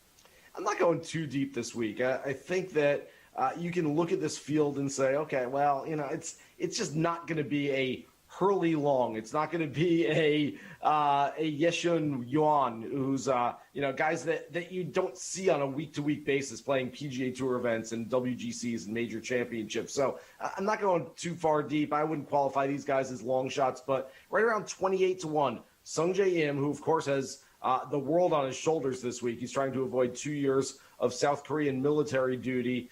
If he does indeed medal this week, has to finish in the top 3 and win a medal in order to remain on the PGA Tour for the next 2 years. And then Cameron Smith, who's rocking the greatest mullet short of Mario Lemieux in his prime, and Corey Connors, who's a great ball striker from Canada. Those guys are all, look, not even close to being long shots, what we normally consider long shots, but I'm just not going too deep in this field. So at 28-1, if you like those guys for top 5s this week, or maybe even an outright on one of them, I don't mind that. Who are you looking to fade here?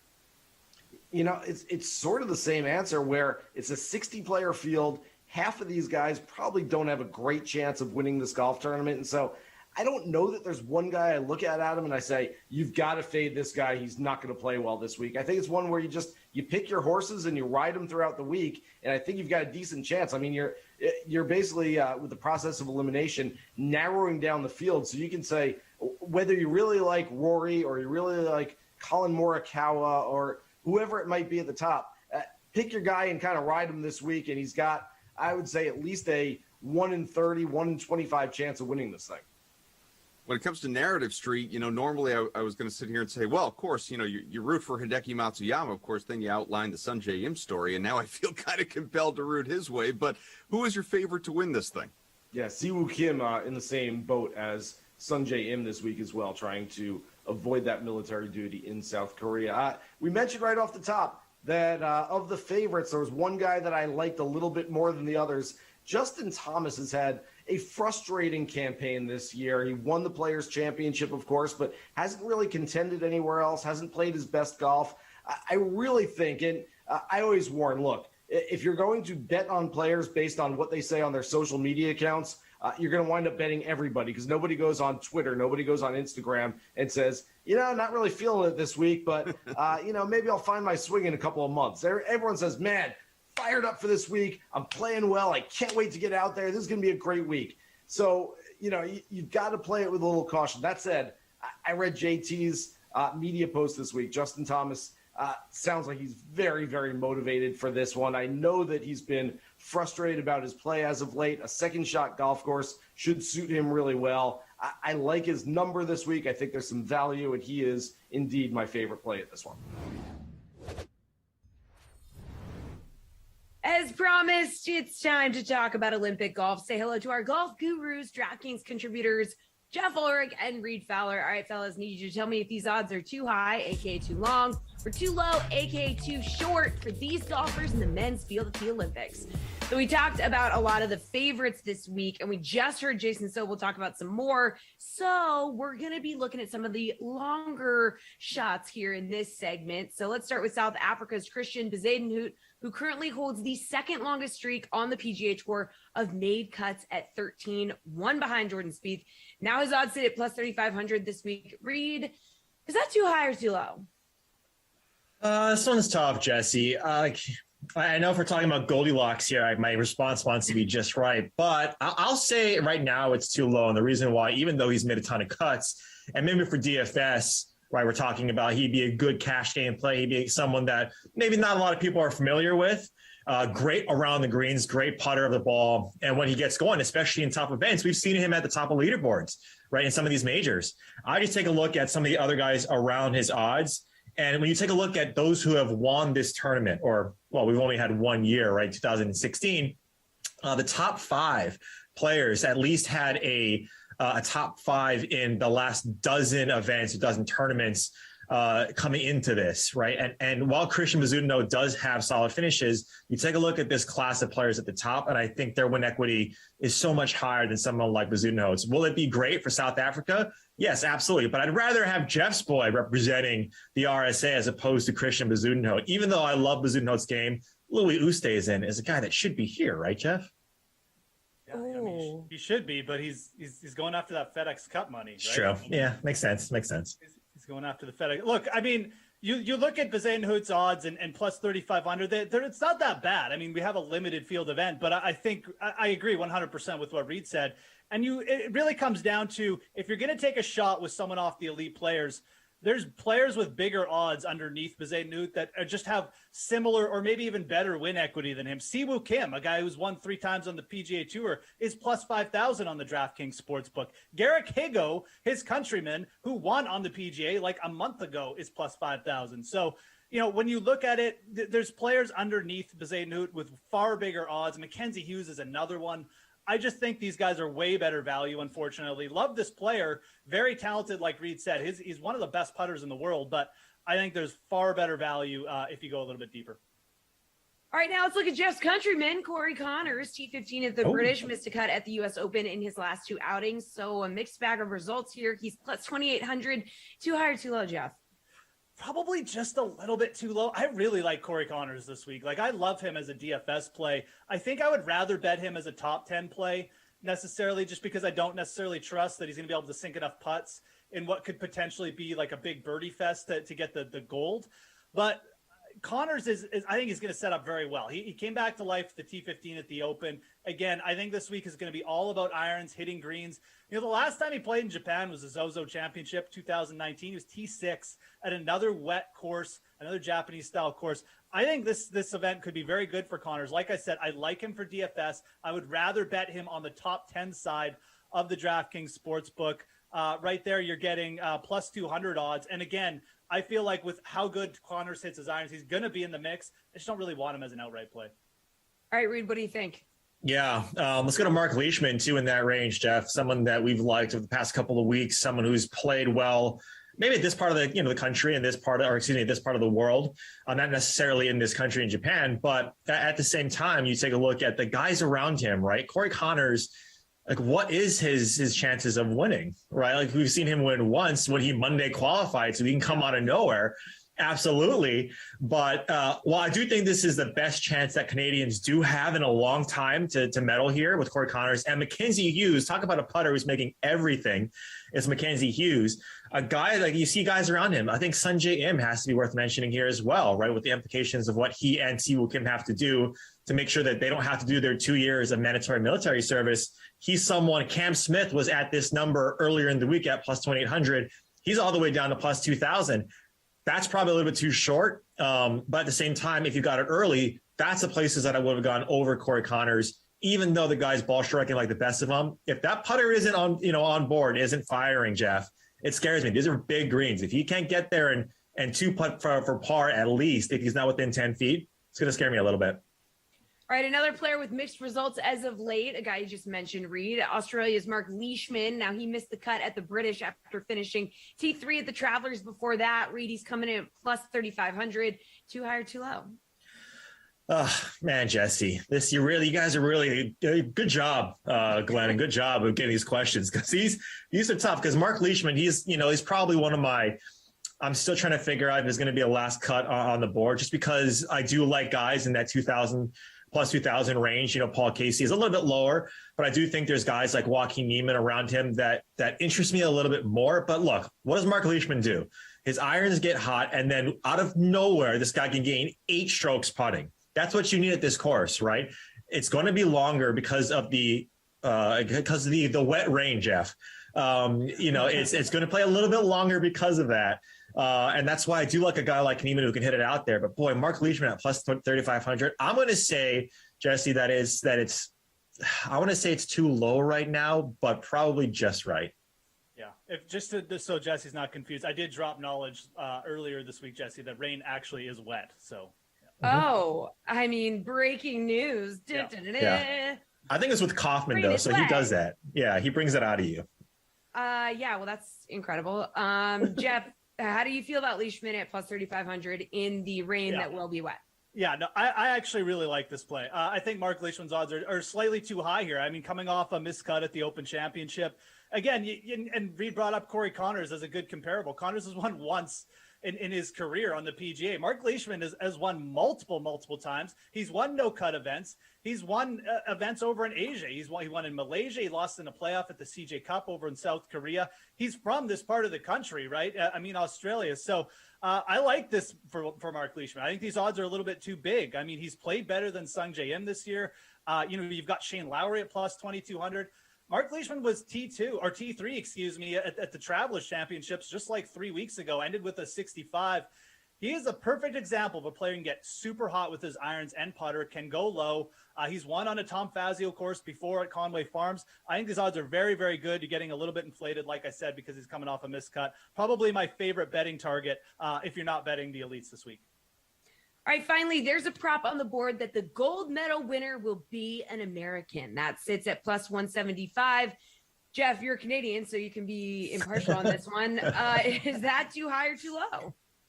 I looked at this one and it really, I'm not going to sit here and pretend I ran the math and what you're getting, but you're getting the top 4 players in odds here on the DraftKings Sportsbook. I feel like if you're a casual fan, you're making like one bet on golf, you just want to get some money down in the Olympics, this really isn't that bad at plus 160.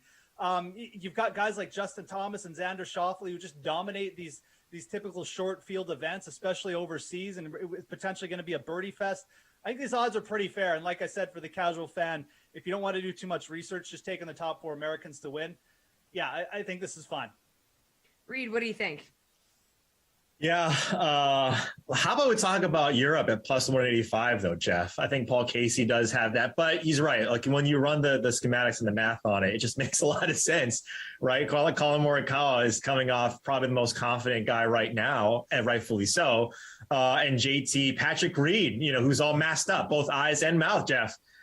Making sure that he doesn't get nothing can get in the way of him competing at the Olympics. He's a dark horse that we like, that we talked about all throughout the week. So, like the other one is rest of the world, I believe at plus 150. Clearly, like you're getting much more from a probability standpoint with those guys. But at the same time, I think Jeff hit the nail on the head there. You're getting the top players in the world right now as a basket bet at plus 175. Ain't bad. All right, thanks, fellas. Well, it's not all Olympics all the time here. The NBA draft is coming your way Thursday, and Baylor guard Davion Mitchell is a potential top 10 pick. Before the draft, he took the time to chat with our own Adam Kaufman and play a little game presented by our friends at Crocs.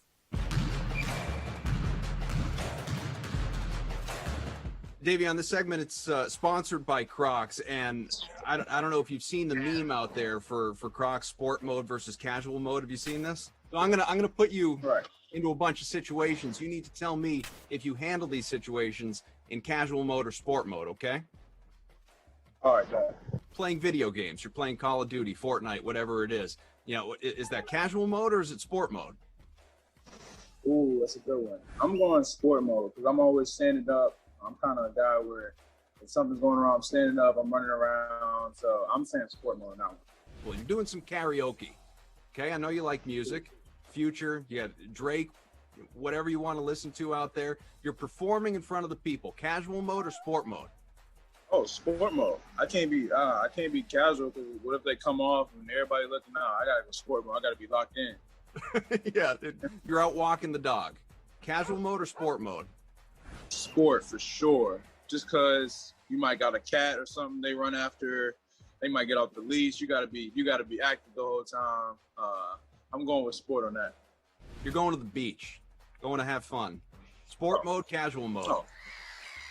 I'm casual. I gotta take those off. Yeah, be ready to kick them off the second you hit the sand. Yeah, it's go time. Yeah, sure. You're watching an NBA game. Which way you going? Ooh, I'm going sport. Just because I'm into the game, especially last the NBA Finals. It was like I was into the game, standing up. It was like a crazy game. I'm going with sport on that one. Now, what if you're sitting and you're waiting to get selected in the NBA draft? Casual mode or sport mode? Woo! It's a good one.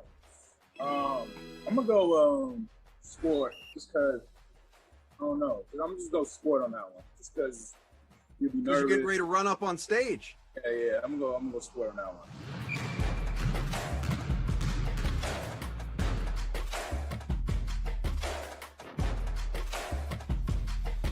We're going to stick with basketball and break down props for Thursday's NBA draft with DK contributors Kenny Ducey and Julian Edlow and RotoWire NBA editor Nick Whalen.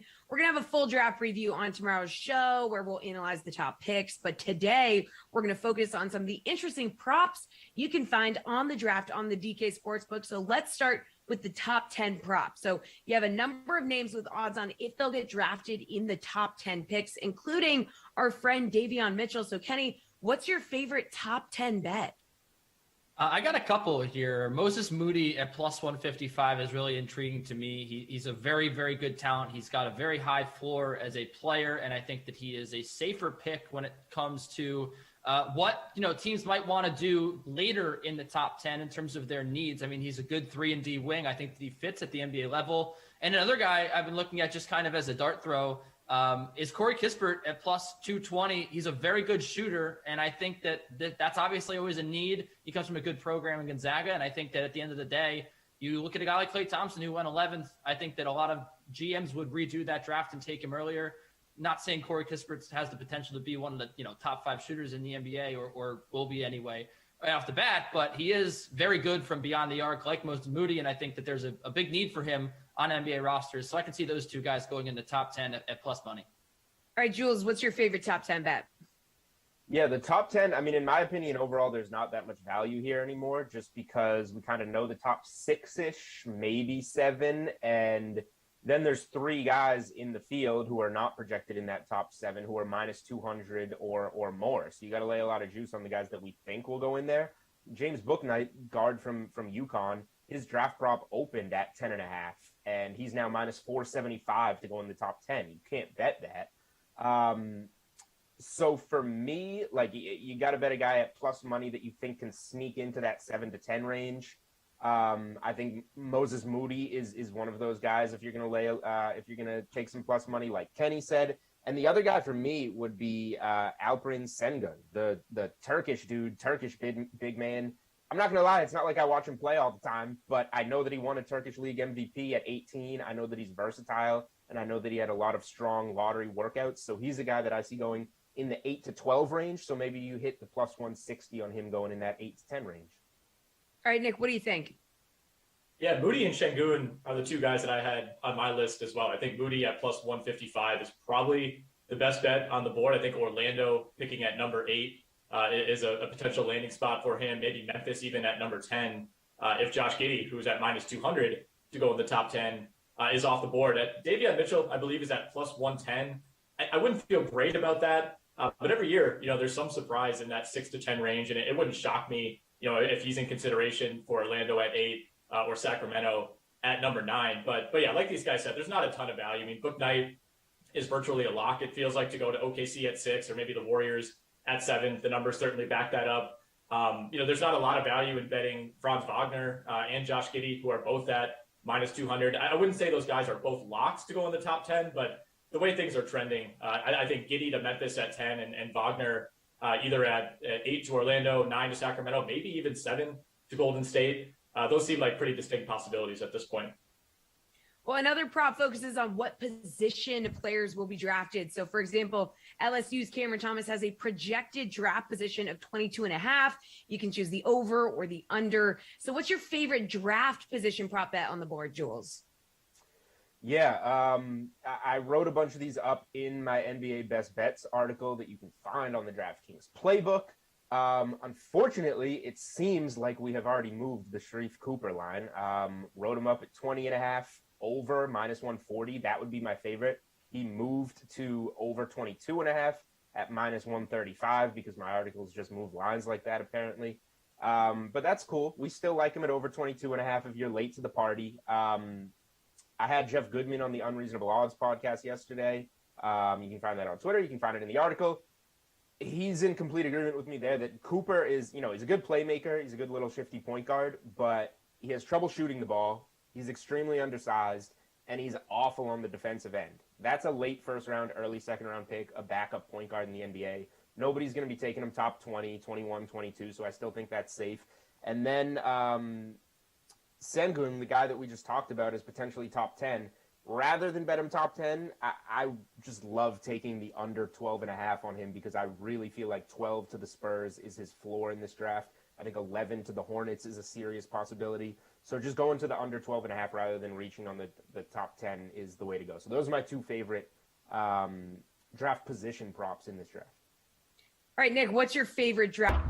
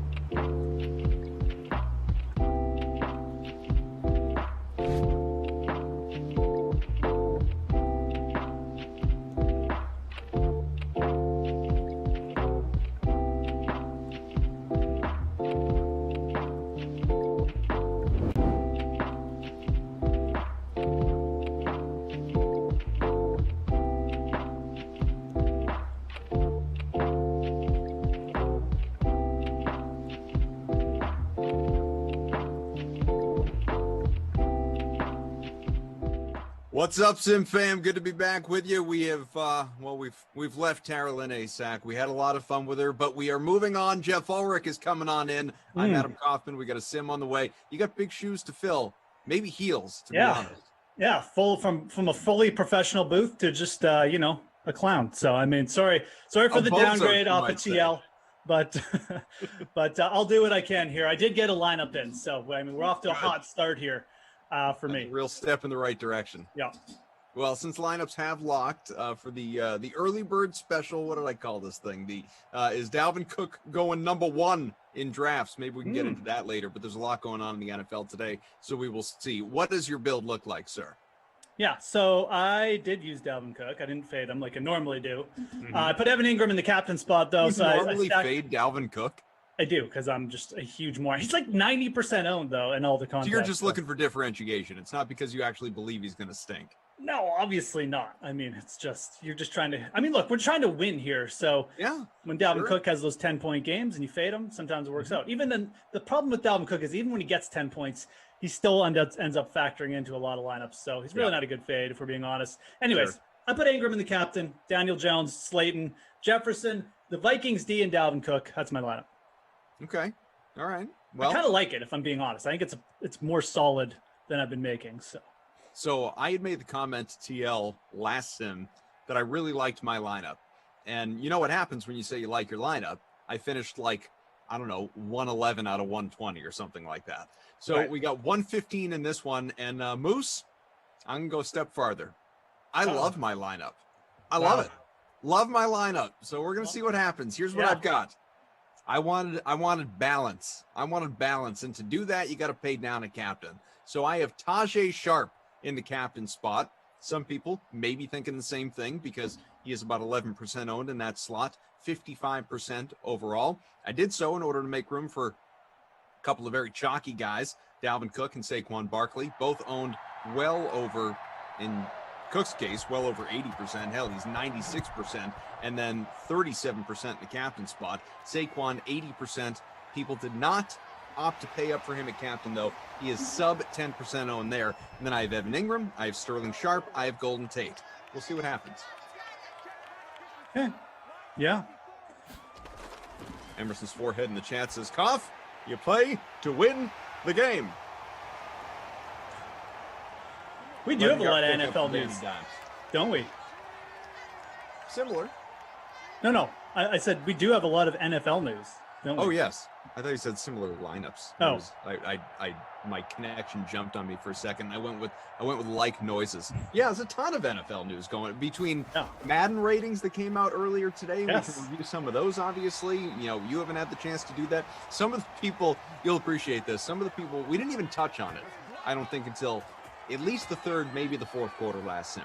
And we spent 5 minutes on it, if that. Like, and I don't mean game minutes even. I mean real minutes. Out of an hour plus, like maybe 5 minutes on the tight end rankings. And you had multiple people in the chat say, we just did this for an hour with Glash and whoever was on at noon. And I was like, well, I didn't do it. Tara Lynn didn't do it. And you know what? Moose hasn't done it. So damn it, we're going to do it today. So we'll get to some of that stuff. But yeah, Aaron Rodgers, Devontae Adams, Cole Beasley, if you want. Dak Prescott. I mean, there's a lot. The training camp's underway, man. Yeah. I mean, this is the fun time. This is the like cough. Stop talking about holes in your socks and how you don't eat pizza and playing buy stream drash with your silly archaic digital video disc time. Yep. Enough with that crap. Let's talk football. That's where we're at in the world now. Yep. Randall Cobb traded.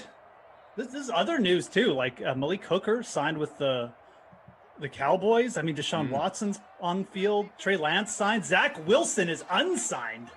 Yeah. Unsigned. The Jets. Trey Lance What are you had doing? been part of that club, obviously, and then, he has signed, I think just today, as a matter of fact. Yes. But as you said, Zach Wilson, he is, he is not only the one that I expect the least from of those big five that were taken in the first round of this year's draft. He is the last one that we are now waiting on to sign a contract. And of all the teams, I mean, the Jags, they had Minshew. You know, the 49ers got Garoppolo. Like the Bears, they got Dalton. The Jets don't even have a backup. Like, that's how bad their depth better chart put is. some respect on James Morgan's name. Well, look, Moose. he's the captain, but I mean, when you're the captain, you have other responsibilities, right? Like, so, I mean, yeah, what that franchise, man. I'm an Edmonton Oilers No, you're fan, right. so I mean, I you can have relate, no but, other option. Like, unfortunately, you borderline have to give this guy whatever he wants, which is not even like there are parameters. Like, there are rookie quarterback or whatever the position. There are rookie draft class parameters. Like, there's only so much range here in this conversation in terms of what they can offer versus what he can accept or demand. Yeah, exactly. This isn't like he's not going to say, "I want $30 million a year." Cool, kid. No. Like, that's not a thing. I don't know, man. Maybe Zach Wilson's camp is like being ridiculous about something, but wow, dude. I mean, you're supposed to be turning over a new leaf with a new coach, the #1 draft pick, and like this is how you choose to start things. Somebody, again, either they drafted like a lemon with Zach Wilson, and his camp is going to be tough to deal with, and this could just be the start of things, or someone in the Jets front office is like out to absolute lunch because you need to get this done. 80 Poker says he didn't even show up to start camp. He's a no-show. No, I know. Bizarre. This almost feels like it could be the start of something bigger too. You know, like there's actual animosity here or something. Who knows? Anyway, that would be incredible. It would be. I'd be here for it, man. It would be so amazing. I'd be here for it. I would be like volunteering to get on, Sims with Kenny at this point. It's not like it's Major League Baseball where you can refuse to sign and then you go back to school. Like, yeah, I mean, like that. You can't re-enter the draft. No. You gotta get this dealt with. Figure it out. Kirk Cousins to the ground. Pardon me, Daniel Jones. Daniel Jones feels like the future version of Kirk Cousins, so yeah, so it made sense. we all knew what you were saying. Anyways, yeah, lots of news, man. Lindenbaum, who is of course a Jets fan, is in the chat. Says the Jets always sign the first rounder last, but this is later than usual. Jordan, we don't often solicit your opinions. I want one here. As we got a touchdown for the Giants. Sterling Shepard with the score to put folks ahead. Congrats if you got the Shepard and Jones stack. Are you worried, Jordan? As Jeff just brought up, are you concerned that something bigger may be at play here? I want to hear it from a Jets fan. Jeff can say what he wants. I can say what I want. I want to hear it from a Jets fan. Are you concerned? Like you said, we may have to like FaceTime Kenny. Yeah. Yeah, it's and again, it's like 80% chance it's probably nothing. And, you know, like 2 days from now, he's back on the field. But the optics of it, you're just setting the media up too to like really focus in on this and give, you know, put more pressure on Zach Wilson and just this whole situation there. So again, with a new head coach and you're trying to turn over a new leaf, it's just not the way you want to start. So, well, I don't know if you even realize this, so maybe I'm presenting you with some very good news. But you and Kenny are on the next sim.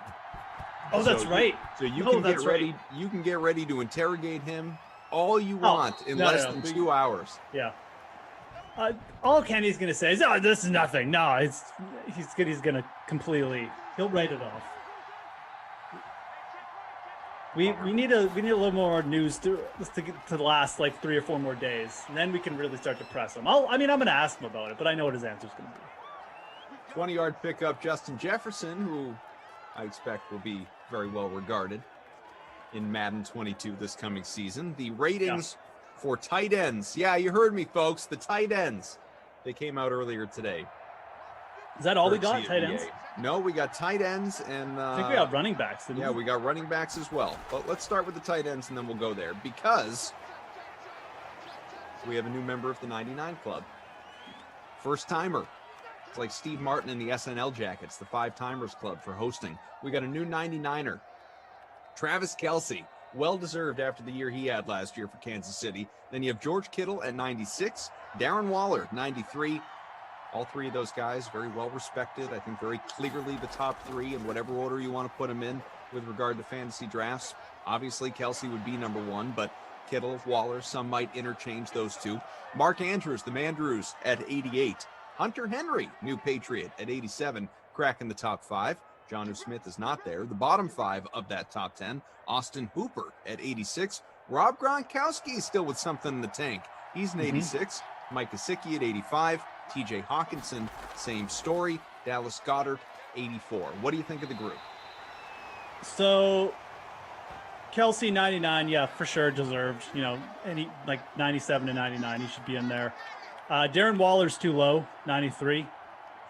Like, I would say him and Kittle should be even. Maybe even take Kittle down a notch after like a couple injury prone seasons.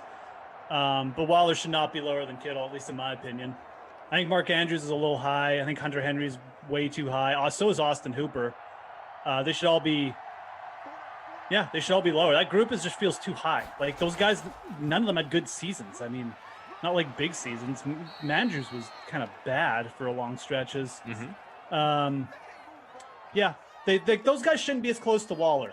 Like, they shouldn't be within 6 points of Waller. None of those guys. So I would say, you know, starting with Gesicki, he's okay. Hawkinson is okay at 85, but those other guys, they're not better than Hawkinson. Like, they should all be in the same. They should all be like mid to low 80s. So those guys are all a little bit overrated, including Gronk.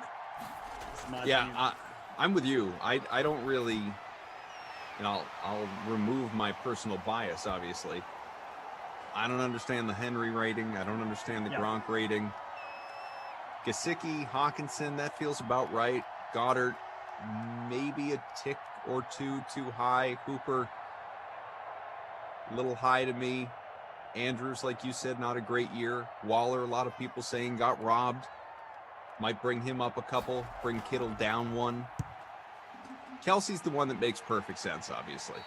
But around that, you could argue, and that's what this is for, right? Like, this is not us going after Madden. This is what Madden wants. Madden wants debate, you know? And I think you could argue most of those. There's just not much to differentiate between those guys after Waller, man. And so, yeah, Hawkinson is definitely, you know, athletic. Henry, I think Henry might be the most overrated of all those guys. Oh, him and Hooper, really. Like, I would say Henry and Hooper should probably be below Hawkinson. Yeah. Anyways, that group, is all pretty close, but Waller definitely underrated, man. That guy, he should be up there with Kittle. Absolutely. AT Poker. You didn't even mention Chris Herndon. Good old Deucey would say. The Hern dog. Trey Day says Tunyon came on late last year. He should be 80 to 85, and maybe he is. We haven't seen beyond the top 10. Yeah, I think like an 8. I mean, look, Tunyon is actually like a pretty decent player, but it's his first year. He didn't have like a high as volume as some of these other guys, so I don't know what his rating is. If he's 80 to 82 or something, I think that's good. Kyle Pitts was an 81, wasn't he? I think he was. They released the rookie rankings. I'm pretty sure Kyle Pitts was 81. So yeah, it feels right. Yeah, I mean, it's probably going to feel low by the end of the year because he's probably going to be better than a lot of these guys in the top 10, or at least a few of them. But yeah, I think 81 for a rookie. Madden just really underrates the rookies, right? Like they always do. So. 2nd and 9 from the 34, likely the final play of this opening quarter. It is 7-0. Giants lead. Saquon out to midfield, courtesy of Danny Dimes. 109 passing for him in the opening quarter. Pretty good. Yeah, it was a nice little pass out there to Saquon. Who scored the touchdown for the Giants? I've already forgotten. Shepard, okay. The one receiver. I needed it. Keeps me top 20 right now. Super Coach 2000 is in front. I'm in 24th. Again, Jeff Ulrich, Adam Kaufman, Jordan, our producer, Drew, our technical director. We have Kyle and June with us in ops. Thank you, Sim Fam, for hanging out with us. Daniel Jones, 18% owned in the free roll. That's low. Yeah, even for him. Yeah, even for Daniel Jones. I guess you got Dalvin Cook to pay up for. Everyone was paying up for it. You can't really fit both quarterbacks 1.7 in the captain for Jones as well. So 109 for him, the touchdown. Cousins just 20. He's only thrown the ball twice. Saquon 3 for 30. We'll look at the rest of the rushers and receivers. Rather 2 for 14, 3 for 30 in the air. Cook 3 for 16. The pass catchers here. Cook is typically pretty involved, but not so far. 2 for 9. Slayton, Tate 2 for 36. 1 for 23, the touchdown for Shepard. Jefferson 1 for 20, Ingram 1 for 11, and that's it. Interesting here from Jordan. Daniel Jones in the larger showdown, not our puny little 115 entry one. The larger showdown, Daniel Jones 36% owned. So only about half here by the astute Madden folks that are hashtag team always here with us. Yeah, it sounds like the DK Simvam has just had enough of Daniel Jones. Yeah, right. They're out. Yeah. But then again, Dalvin Cook only, I think it was 84% owned, which is considerably lower, really, than what he is in our contest at 96. Yeah. Yeah. So, okay. Interesting spread, though. Yeah. You usually don't see that big a difference, but. Hit that like, folks. Hit the subscribe button if you're watching on the YouTube. If you're with us on Twitch, twitch.tv/DraftKings, give us a follow there. So we reviewed some of the tight ends, top 10 tight ends in Madden 22, with the game dropping August 20th, a few short weeks away. There's another completion. Take a look at the running backs here. Those also came out earlier today. Now, Christian McCaffrey was a 99 in Madden 21 to start off the year. Not the case this year. Of course, much of last season injured. Mike Davis carrying the brunt of that load. He is a 97, still heavily respected. 97, top running back in Madden, which I think is interesting because we often talk about Dalvin Cook, you know, the title, the free roll here. We often talk about Dalvin Cook, who's in this sim, as I think a lot of people's number one pick in fantasy drafts when that rolls around for your respective leagues. Not getting that same level of respect, not quite, for Madden 22. After Christian at number 2, Derrick Henry, a 96. So is Nick Chubb for the Browns at number 3. Then Dalvin Cook at 95. Alvin Kamara, 94. A little bit of a drop-off to Aaron Jones at number 6, who's 91. Saquon Barkley, a 90. Josh Jacobs, 89. Ezekiel Elliott, 88. And Joe Mixon, same story, 88 as well. What do you think of this group? Yeah, pretty interesting, man. I mean, I am big on Nick Chubb, so I think he deserves that rating. I think that along with Derrick Henry, he's the best pure rusher in the NFL. Maybe Madden's putting the cart a little bit before the horse because he hasn't had like that monster Derrick Henry season, but he's been really good. And if you're going by like rushing metrics, especially some of the advanced stats, I mean, Nick Chubb deserves to be up there. It feels like they're discounting the pass catching backs with Kamara and Cook a little too much. Like Alvin Kamara and Dalvin Cook are supreme receivers. They're far better in the receiving game than Henry and Chubb. And it feels like they should all be, if you're going to respect the rushing prowess of those two bigger guys, you should be, respecting the passing prowess of Cook and Kamara. Like, I think one of those guys should be ahead of, I think you should put Kamara, maybe even both of them slightly ahead of Derrick Henry and Nick Chubb. Whoa, just because feet were in, touchdown. Sorry to cut you off. No, Giants okay. on the board. Oh, a Saquon. 36-yard pickup in the air, doubling up the lead. Yeah, did not realize that was Saquon. All right, I faded him, so my day's over. But yeah, that's kind of I kind of look at it. I mean, I think those top 5 guys deserve to be the top 5. It's just I might order them a little bit differently. But Madden clearly respecting the touchdown production, the rushing prowess of Derrick Henry and Nick Chubb. I'm fine with that. I just probably would have given a little bit more respect to the receiving prowess of Cook and Kamara. Aaron Jones, feels maybe a touch low. He could be like right behind those guys. Like I'd probably bump him up a point or two. I think Saquon, he got dinged, I guess, for being injured. You could argue maybe he should be like a 92 as well, but I don't know. I'm not like the big, as the chat knows, as some guys in the chat will remember, I'm not like the biggest Saquon truther out there, so I don't really have a problem with that. Let's see Saquon put together a full year and put together like something, a Derrick Henry-esque season before we give him respect at this point. I think I'm fine with that. I don't know why Josh Jacobs is in front of Ezekiel Elliott or Joe Mixon or like 3 other guys, to be honest. That one feels real out of place. Sorry, Congo Cap. I did defend Darren Waller. I'm not going to defend Josh Jacobs. He doesn't have the same kind of explosiveness. He doesn't bring the same kind of all-aroundness of a guy like Kamara or Jones.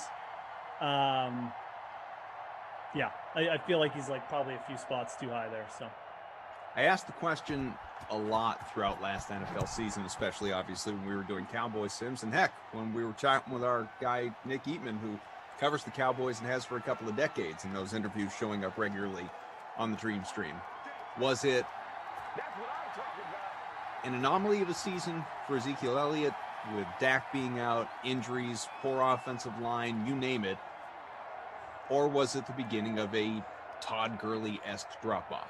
It was kind of those ends of the spectrum we were typically debating last year.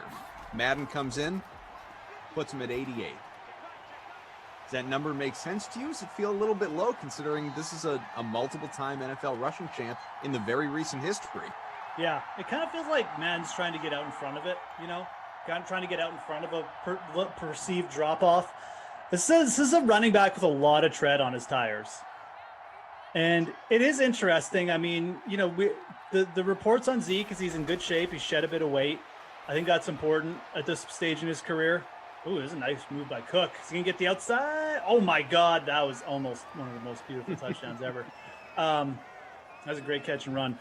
Yeah, so, we're at the stage in Zeke's career where, like, if this guy doesn't take care of his body and he starts to pile up injuries, this could go downhill fast. It feels like Madden's trying to get in front of that. At the same time, like I said, I'm not to the point where I would, like, start dropping him below, like, a Josh Jacobs.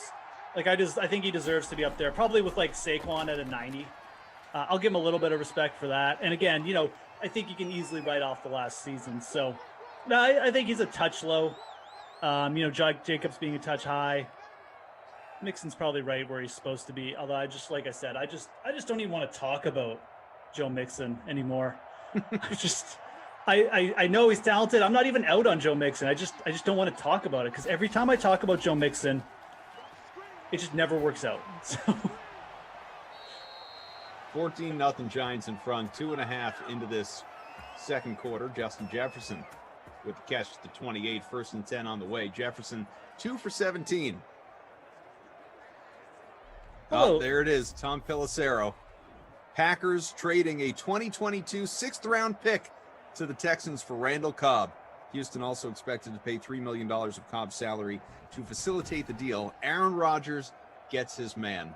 I think it's so. there's been a lot of Aaron Rodgers stuff today because he's finally chatted with the media upon returning to camp and you know, talking about what this offseason's been like. And there are a zillion different directions that we can go in this, you know, with regard to Rodgers. But the thing, and I tweeted it earlier, the thing that just, it makes me laugh is it's these odd players that seem to be the straw that breaks the camel's back for Aaron Rodgers. Like that Jake Kumaro release, like really, I mean, cut him deep. And now it's like, yeah, I'll go back Green Bay, but let's find out how much you want me. Bring in Randall Cobb. You want me? Bring back Cobb. See if you can get Jordy Nelson out of retirement. Let's see how much you really want me here. Yeah. Glash in the chat. Glash just bringing some fire in the chat. I mean, wow. Anyways, is he coming at you too? No, he's just in. I think he's coming at you. I think he's mainly coming at you. But bored. This is what happens when you don't spend enough time in Simland. You get bored. Well, I don't think he's bored. Isn't he on the stream like all day basically? I mean, he was already on earlier today. He's got a bunch. I mean, he's just interacting. He's just coming on back. I know he's going on vacation soon. His like third in the last month. Yeah, I mean, gonna make up for lost time. Look, all that pandemic time when he was screaming in his apartment playing dress up. Now he's got to get out of town. Second and goal, not quite. 1 yard pickup, Dalvin Cook. I feel like the Rodgers thing, I know it's like weird and he brings up certain players, but I think he's kind of just trying to make a point. Like, why when we don't have a deep receiving core, are you just letting Jake Kumaro go for nothing? He was a pretty good player. Like, I mean, him and Rodgers did have some connection. He was an okay red zone guy for a few weeks. You know, why is like they legit have no number 2 there. There's a touchdown, by the way. Yeah, to the number 1. Kinda. At least he has been for Minnesota. Yeah. Adam Thielen. Might be Justin Jefferson now in real life. But Thielen with that touchdown grab here for the Vikes. You know, so like Rodgers brings him up, but I think it's just, again, part of a bigger problem, right? Like, why is this organization doing this, like with the depth chart? And again, Randall Cobb, like bringing back, I think he just wants someone he can rely on because there's no number 2. We saw it. Like, Equanimeous St. Brown, I always bring this up. The dude dropped a 2-point conversion. Like, he's a nice prospect, but like, give someone Aaron Rodgers can rely on. He can build couldn't chemistry stay healthy, with. obviously. Yeah. So, you know, I think it's just on Tunyon. I mean, I know that's wouldn't be his favorite player in the world or anything, but he was pretty reliable for Rodgers last season. And I think Rodgers just wants someone else like that on wide receiver, and like the Packers just have not delivered at any time, like even just small requests. So yeah, I think it's just like a microcosm of a bigger problem, you know, which is the Packers management they seem to just refuse to like cater to any needs that he had, even if they're just small ones. And he's just done with it. So yeah, I mean, whatever. If it's Randall Cobb, it's Randall Cobb. Again, it's not like he was asking for them to trade for like DeAndre Hopkins or something or sign Julio Jones. This is a player that's going to cost them nothing. That's familiar with the town, like, you know, he got him. I mean, Tom Brady brought in Antonio Brown last year. There's no chance Bruce Arians was signing Antonio Brown without Tom Brady. Said as much. Yeah, it's the exact same thing. Bruce Arians came out and said, like, he's not a fit for our locker room. We're not signing this guy. Yeah. Tom Brady probably marched into his office and said, "Yep, Bruce, I came here to play for you, but we have an understanding here. Yep. You're going to help me build out this roster. Exactly. I already brought in Gronk. I want AB too. Bring him in." Exactly. So anybody saying Aaron Rodgers is being a diva right now, well, you say the same thing about Tom Brady last year. And you know what? I'm fine with both those guys doing it. They have earned the right. They are the face of the NFL, the face of the franchises. Millions, billions of dollars have been made off both those guys by the teams, by the league. Yeah, they get a little say. Well, and honestly, and I'm not saying that it should work this way. Like, you know, whatever the sport, players shouldn't run the team. You know, players should not be able to obviously facilitate what the roster looks like. Should they have a say? If they're superstars, of course. I'm not at all disagreeing with that. They should not be the general managers. They should not be out there constructing the rosters, because you kowtow and you look around the NBA, you kowtow to a player long enough, he's still going to leave anyway. I mean, the Rockets spent how many years trying to give James Harden anything that he wanted? He still wanted, he still left. He still demanded his way out. And that's one of so many examples. Anthony Davis, LeBron multiple times. You can go on and on. With respect to the NFL, though, especially when it's a quarterback, you look at it and say, man, I mean, as a coach, yeah, like I run practices, I see what it looks like, I get a feel for it. But no one better than the quarterback can truly speak to what on-field chemistry is. A coach cannot say Aaron Rodgers and Jake Kumaro or Randall Cobb or Robert Tonyan or you name it. Like, a coach can't say, I don't know about their chemistry, if the quarterback is saying, we've got great chemistry. Like, there's something there. I can feel it. You got to stay with me. You got to trust me. I'm going to unlock this guy. We're going to make it work. I believe in this. Because a quarterback is not, I mean, you brought up Tom Brady. How many years in New England did we see him just decide to stop throwing certain guys the ball? Didn't mean he didn't like them as people, but he didn't trust them. He wasn't comfortable with them. He phased them out. He said, no, I'm not going to pass you the ball. So, if you kind of have to give QBs, at least if they're your franchise QBs. I'm not saying, like, looking at this sim, give Daniel Jones all the say in the world about because you don't know what Daniel Jones is yet. You know what Aaron Rodgers is. And if you want the reigning MVP to stay there and to be happy, yeah, you got to involve him in the conversation. Yeah. Again, and again, I mean, people bring up, well, Randall Cobb might not be better than Lazard, St. Brown. I probably agree with that. It's just Randall Cobb also knows like what Aaron Rodgers wants to do. I mean, there's more than just being athletic, and we saw that last year, like with some of these guys. So is Randall Cobb going to come in and catch 90 passes? No. Is he going to be like a vital guy perhaps in pressure time? Yeah, absolutely. He could be that guy. So,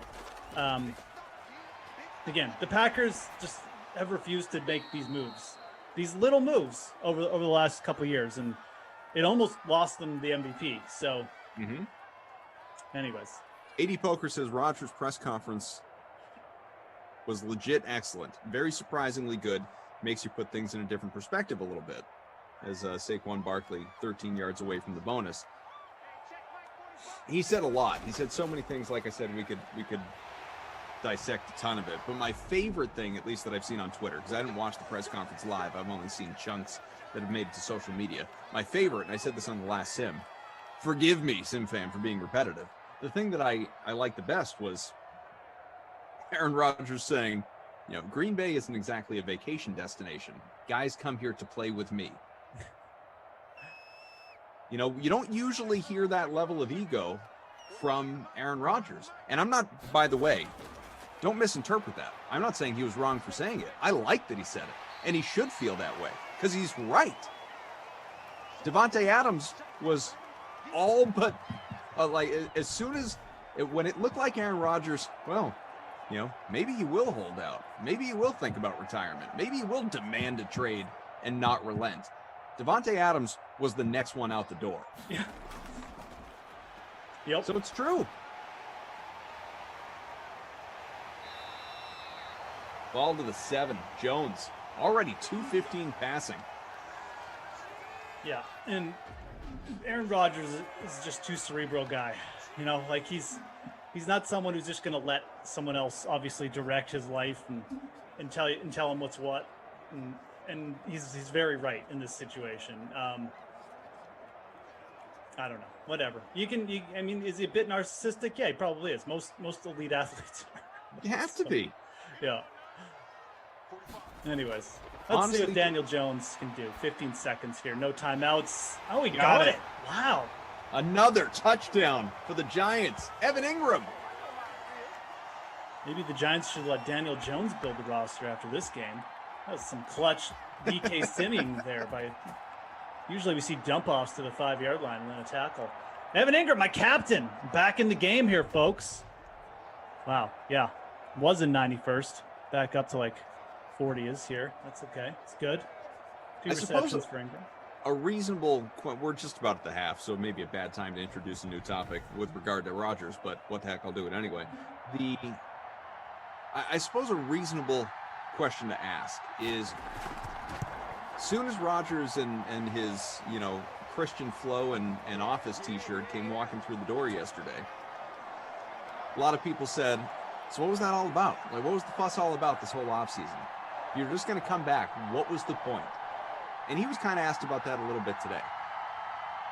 Do you feel that same way? Do you, just as a fan, as a viewer, as an observer, do you feel that same way, or do you believe that Rodgers, through all of this, even though he is back in 2021, that he achieved something? Like, achieved what? Well, a lot of people feel like in the end the Packers won. Aaron Rodgers is back. They didn't trade him. Sure, they like if all the Packers lost was a 6th-round pick for Randall Cobb, big whoop. Did Aaron Rodgers get any degree of what he was looking for here by finally speaking his mind? Is he now going to get a say? Yeah, I mean, look, he basically got. I know he could have opted out, but I think there was some it could have been. He got his contract reworked to how he wanted. That was a big thing. I mean, he basically set it up so there's no tags. There's nothing the Packers can do after this year. It's a clean slate. So he got that. People say, well, okay, you got Randall Cobb, laugh out loud. But, I think he proved a point. I definitely think he got something out of it. And maybe it was just for the Packers management to acknowledge what was going on or something. But regardless, from a mental perspective, it feels like he got what he wanted. And again, I think he's put, this is a hard thing to put into words. I think he's put the Packers management in a mindset where you deliver this year or it's gone. And what I mean by deliver, it's not even we win a championship or it's over. It's you are we're going for it this year. I want Randall Cobb to start the year. You're bringing in Randall Cobb. I want someone at the deadline. You're bringing in someone at the deadline. Because you don't do this, I'm not even going to look at Green Bay next year. So I definitely think he got what he wanted. I think he set up, again, the Green Bay management to have that mentality. And I think that's what all this was about. He wanted the management to stop doing this, well, we're the Packers. We do things differently here. We don't win championships, so we do things differently, Mm-hmm. And the Packers without Aaron Rodgers the last 15 years, just think about it. It would not be a good scene. I don't care if they're developing players, whatever. So Danny Dimes, 222, 3 touchdowns, one shy of a Bundy, and that's the opening half. As Jeff said, 18% owned our smaller contest. Wow. 36 in the larger one. Cousins, 85, 1-1, 6 of 9. Nice. We'll look at the rushing and receiving numbers as well. Just the two guys, the two main RBs have run the ball. Nobody else. Cook, 8 for 40. Saquon, 5 for 28. Clearly, they have both disappointed immensely, at least on the ground. In the air, Saquon much more involved. 7 for 87, a touchdown. So good day for him overall so far. Tate, 5 for 62. Slayton, 3 for 27. Jefferson, 3 for 47, pacing just shy of the bonus. Touchdown for Ingram, 2 for 18. Toilolo, 1 for 5. Thielen, only the 1-yard pickup, but it was good for a touchdown. And Dalvin Cook, he has a 26-yard reception. Sterling Shepard, 23-yard score as well. That's where we're at. Yeah, see you guys in the chat there. Congo Cab, yeah, Rodgers just wanted Cobb for depth that he didn't have last year. Again, just someone else that you can look down the bench to and rely on. Say, okay, we need you for this one play, Randall. You don't need to be out there every snap. Mm-hmm. This isn't 2015 or something, but just someone down the bench. Exactly. I mean, I think that's kind of how we viewed Kumerow as a guy who's coming on. Maybe we can trot him out in the red zone. We're developing some chemistry. Oh, no, he's gone. So, yeah. 2 hours later. Yeah, 2 hours. I know. It's crazy. Praises him, cut him 2 hours later. Yeah. It's funny because we were all speculating. It was kind of a joke, right? Oh, the management hates Aaron Rodgers. And then we found out the offseason, this actually was exactly what it looked like. It was the management just basically not caring what Aaron Rodgers thought. The Jordan Love pick, it was all exactly how it looked. You know, usually those things, people make a big deal out of it, and then it's like, oh yeah, it really isn't that a big deal. You know, it's the management and player, they're separated, but it was exactly what it looked like this time. Emerson's forehead says, Sharp is literally destroying my lineup. I can relate, man. Tajay Sharp, my captain. I'm still 26th, but he's my captain. He's got a goose egg. Wow. Daquan up over 20 points in the flex, though. He's doing awesome. And obviously, as mentioned, Daniel Jones, 30 plus at captain right now. Mr. Jones and me really, really balling out here. This is a big half. I mean, we saw yesterday the Packers beat the Jaguars. Like, I think it was 31-0. Tom Brady had like 250 yards in the first half. So same kind of deal going on here, but with Daniel Jones, which is really weird to say. Evans says, just takes one sharp bomb. It's true.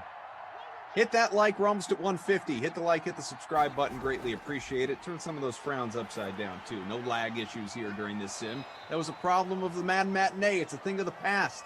Live in the moment. Tom Pelissero says, Packers expected to sign veteran offensive tackle Dennis Kelly, pending a physical. Kelly started every game last year for Tennessee. Busy day in Green Bay. A little depth for the O-line right there. You're going for it. From the 33. Going for it.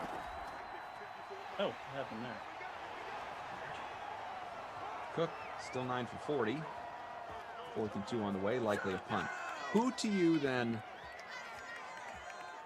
are the top contenders in the NFC? And I feel like it's, you know, it's the common sense names, but in your mind, who are the top championship contenders in that conference? I mean, is it, you know, just too obvious? I mean, like the odds obviously favor Tampa Bay, the defending champs. Everybody's back. I mean, literally all the coaches, every starter, Brady another year in the system, even at 44, everybody's back. Everyone is going to line up to say Tampa Bay. Is there someone though that you like better than the Bucs? Do you like Green Bay and Aaron Rodgers better than Tampa Bay? I mean, I think those two teams are incredibly close. I know that Tampa has the defensive edge, but you know, Green Bay has slowly been getting better on that side. I think they're going to continue to get better. I think they know what their holes were from last year. I think they've already taken some steps to address it.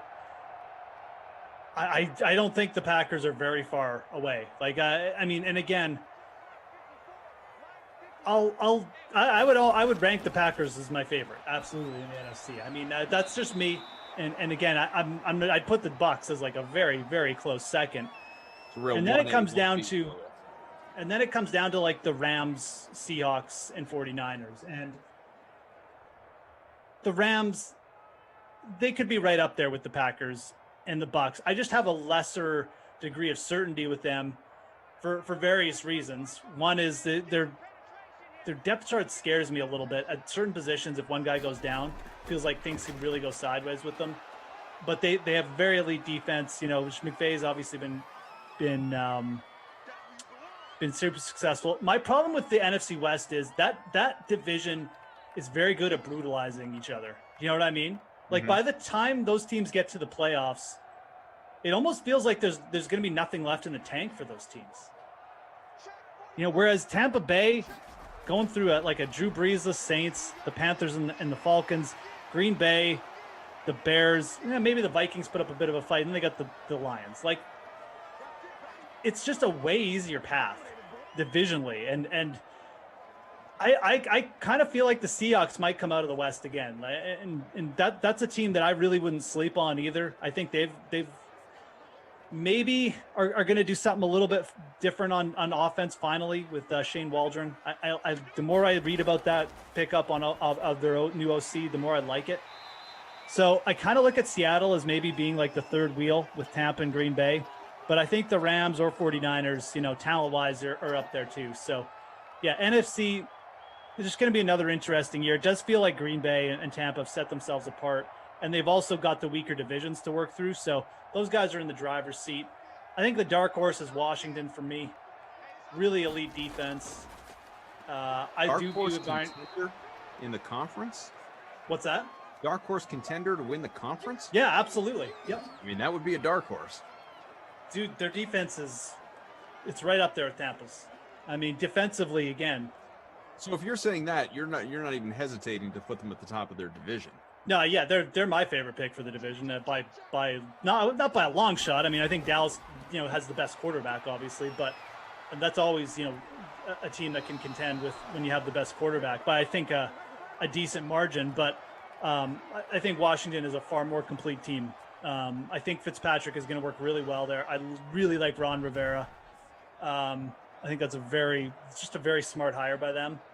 I just like the way that team is being built, quite frankly. I think Washington definitely is a team that could surprise. Yep. Maybe not win. If I was taking, I definitely like Washington to win that division, and I would not be shocked if there's a team that's like a shock team in the conference finals here. It'll be Washington. So, are you concerned at all about? And it's a bigger picture question. We won't spend much time on it. There's not a lot of time left in the quarter. But because you brought up Washington, Ron Rivera was very vocal yesterday about how upset he is with that locker room, with his players, about the far and away the lowest vaccination rate in the league, right around 60%. The league is at 85%. Bunch of teams are over 90%. Washington at 60%, and he's, as a cancer survivor, immunocompromised.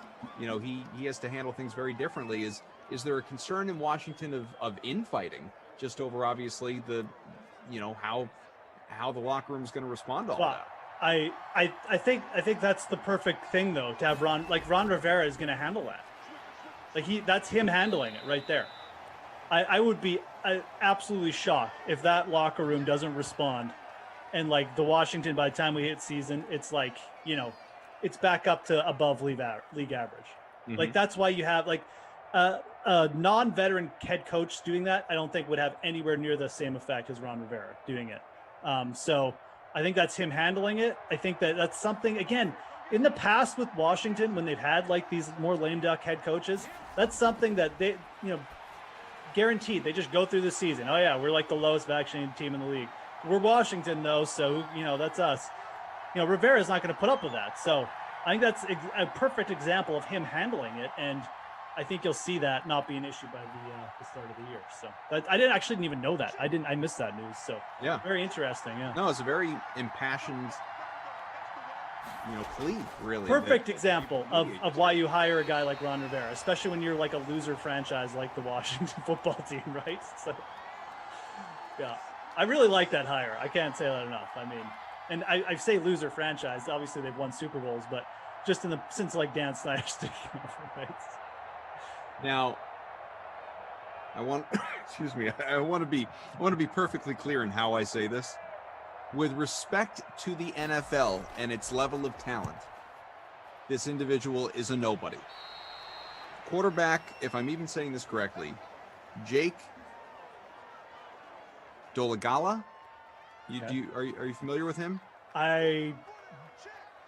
Who is tweeting this? Ian Rappaport. Okay. Yeah, Glash. Brendan Glasheen is tweeting. Jake Dolegala, if I'm... okay, yeah. There's no chance I'm saying this right. We were talking about the Packers. So ever since we knew that Aaron Rodgers was coming back, they have now cut Blake Bortles. They've waived this guy, whoever he is, claimed off waivers by the Patriots. Yeah, interesting. Who have Cam Newton, Mac Jones, Jarrett Stidham, and Brian Hoyer. Why? There aren't training camp reps to go around for this guy. I mean, is he practice squad eligible? Why is he being picked up? That's a good question, man. They're gonna cut Cam? Look, it's not nuts. It's even though that I... Oh, it's not nuts at all. No. Even though I sit here and say to you right now, and I've been saying it, that I believe, that I believe Cam Newton was going to be this team's starting quarterback, the Patriots, to start off the year. I do believe that. It would not be crazy at all to think that he's going to get cut. If he is so vastly outperformed in training camp by Mac Jones and preseason by Mac Jones, and obviously camp just began today. I think both guys were right around 50%. I was looking at Twitter earlier. Both guys right around 50% completion rate in their first practice today. Jones might have mildly played better than Cam, but it wasn't, this clear-cut divide. Yeah. If there is, though, over the course of camp and preseason, sure. Yep. Cut Cam, keep Mac. I don't know what you do. Stidham's still there too, right? Stidham's there. I don't know, what you like. If Mac Jones your starter, you're not keeping Cam Newton, plain and simple. If you name Mac Jones your starter, Cam Newton is gone. Yeah. And not like midway through the year, but to start the year. To start the year, see you later. Especially if you've got Stidham there and Stidham is looking okay too. Well, and Brian Hoyer's the guy that you brought in to really effectively teach Mac Jones the system. Yeah. No, that's true too. I'm not even saying Hoyer's going to make the opening, week roster. Like, he could be cut as well. But the reason that he's there right now, is to teach Mac Jones, because Cam's not going to be the guy doing it. I mean, somebody from that threesome of Cam, Hoyer, and Stidham isn't going to be a Patriot relatively soon. So this dude is just like practice squad. It's got to be, right? Like, you would think. Maybe they see something in him and they're like, we just want to get him on the practice squad and see if there's more there. Who knows? It's just the Patriots. We'll trade day. Get coffee. Honestly, like, Belichick could have been having coffee with like Nick Saban. Saban could be like, yeah, hey, this guy's good. I saw him once. Jones is just about the bonus. He'll get there. 282, 3 touchdowns, 93 for Cousins, 1 of each. We'll review the rest of the numbers, and then I want to acknowledge this. Videla says, if I start creating baseball contests again, maybe I'll get rid of this cough. Cook, 65 rushing, Barkley, 29. I promise, I don't know how many times I've said this. However annoying it is for you to listen to, it's way worse for me, I promise. Yeah, as an announcer, it's like I want to punch a wall every time it happens. I had a... It's so annoying. I had a virus /cough /whatever for like over a month, like a couple of years ago, and it just lingers. Yeah, it's not fun when you have to talk for a living. No. AD poker. Belichick is collecting QB prisoners. A couple of wide receivers getting close to the bonus. Got 87 for Barkley in the air. Maybe 87. Maybe Bill wants to convert him to wide receiver. The next Julian Edelman. Who knows? Right. I don't know anything about this guy. He was a UDFA. So this is Jordan, our producer. We got Jordan, Drew, our technical director, Kyle, and June Knops. Jordan found this. This was a great find. I'd forgotten all about this. Apparently, this guy was on the Pats practice squad or something last year. Okay. Because Cam Newton, for anyone who doesn't know, is renowned for giving his teammates nicknames. All of them. Every teammate, coach, everyone has a nickname. Everybody. Like, he calls Mac Jones Mac and Cheese.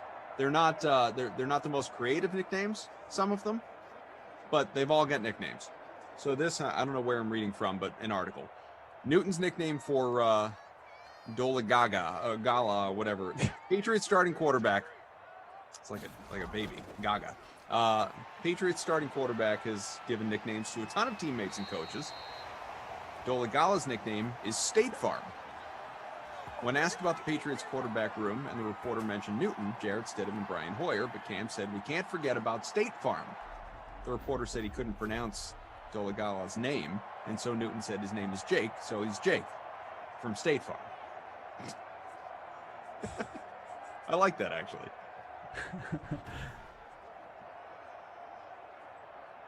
I'm into that. Called Kelvin Benjamin Bojangles, says Jake Williams. Jake says Cough's been coughing since Sim 1. Now that's not true, but it has been going on for like a solid month, and it's really annoying. I thought it was gone for like a week, and then it seemed to like make a comeback. It's come back. Yeah, I missed it, I guess. Bring it back. You know what it is? It's because we haven't had colds and stuff for forever. So your body is just, one of my daughters is going through the exact same thing. It's like, oh yeah, she's fine, but she's just like, I went a solid, I mean, like if there was a silver lining in being, at home for over a year. Yeah. I wasn't sick at all. No, I know. It was great. Like I forgot what being sick was like because we got Saquon rushing touchdown, go from one in the air, and a bonus for Daniel Jones prior. Yeah. And the downside to that is when you do get a cold, which I did last month, you just feel like you got hit. Feel like you got beat up basically. Like I mean, colds aren't fun to begin with, but we're used to them a little bit. So we haven't had them for like over a year. Yeah. Turn to a big baby. At least I do. Yeah, I mean, look, the guru writes, and I don't even think this is meant as a joke. The guru says, they say COVID lingers like that. Honestly, guru, like I haven't been tested. I'm vaccinated. I am vaccinated, but I haven't been tested. No. So I mean, it's possible. Hope not. Yeah. I mean, I think you're past, transmissions. Yeah, right. Well, I haven't been doing anything anyway. No, exactly. Yeah, I know. Like, that's right. Anyways. 28-7 Giants. Just like past the point of, not past the point of caring, but kind of past the point of caring. Right. Jake Williams, don't start the State Farm jokes. That's true. Like, there's no... Like, I guess I'm trying to think age-wise. Like, when I was growing up, and I didn't have I can only think of maybe one or two people I grew up with named Jake, and I wasn't close to either of them. But I feel like if you were a Jake in the 80s into the early 90s, like Jake the Snake, that sort of thing. Sure. Now, like if you're a Jake in the born in around like 2010 or something like that, or a little bit earlier, 2005, like now you're State Farm. It's kind of a drop off, isn't it? Yeah. Yeah, I'll say. Jake the Snake's a little cooler. Yeah. Touch.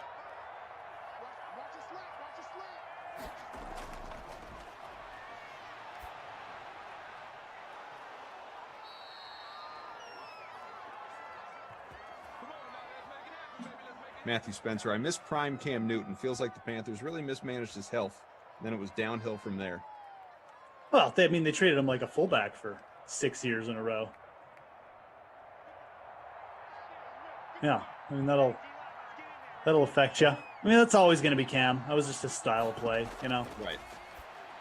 I mean, better to have a short career where you're just like burning bright, in my opinion, than.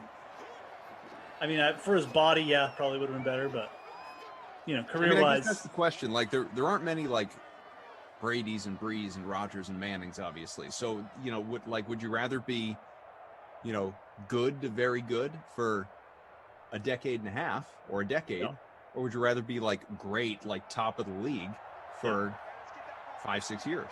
Yeah. Yeah, I don't think Cam was ever going to be. He just never really seemed to put in. I don't know. He never seemed comfortable like trying to transition to like even when it was like, oh yeah, he's passing a little better. He's never a guy who just was like comfortable sitting in the pocket, scanning the field. It just seemed like his style. Like he wanted to run. He wanted to be aggressive. He liked to throw down field. I'm not saying he's Lamar like Jackson's got this, super long shelf life of being elite in the NFL. No, I agree. And it's not anything anti-Lamar. It's the style of play. Yeah. I mean, I think part of it when you're that good an athlete, like you're just like, man, like I don't need to sit here in the pocket and like dissect this defense. I'm just gonna take the ball, like do it myself. It's almost like a curse, with those guys. It feels like so. They both have not the greatest throwing motions either, if we're being dead honest. So, sure. Again, there's a lot of different factors in play. I think that doesn't get talked about enough. Like, do they? It's funny because they're supremely good athletes, but there's few guys in the history of NFL who have really like had both, like just that sweet throwing motion and kind of like the mobility. Cordell Stewart. Sure. No, that's not who you meant? No, Okay. definitely not. Dan Marino? How about that?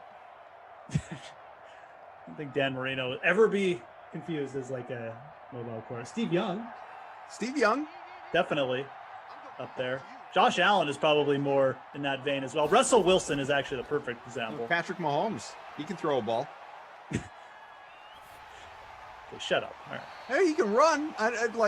He can. He's obviously not of the. I'm not saying he's going to rush for 1,000 yards, but you don't view him as a mobile quarterback? Of course. No, absolutely. You're right. I'm just talking like really high end. Like I think Russell Wilson there.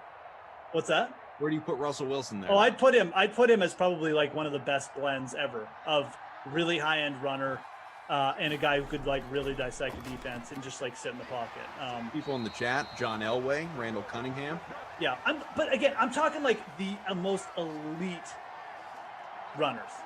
Like I get it. Like Elway was mobile, Mahomes is mobile. I'm talking like, we're talking like you're talking about the Russes of the world. The Russes, the guys who can really like just are elite runners at the quarterback position. Mm-hmm. I mean, there's a ton of quarterbacks these days who can get you 25 yards a game. They can pick up first downs with their legs, smart about it. But the blend, the guys who like really brought that like super elite rushing ability. How many are truly a threat to run for 100 yards? Exactly, break like a 50-yard rushing touchdown kind of thing. Like Kaepernick for a while looked like he was going to be an absolute beast in that regard. But again, his kind of similar thing. I feel like he got the throwing stigma though. Yeah, same kind of thing. Yeah.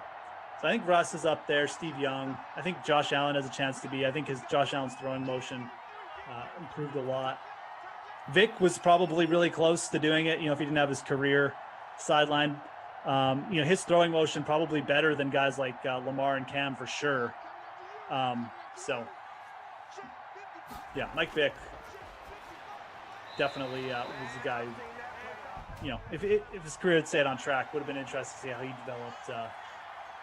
And he did develop nicely, obviously, when he came back, but didn't have as much time. Brian C. says, Tom Brady can really move once he gets going. Just takes him a while to get going.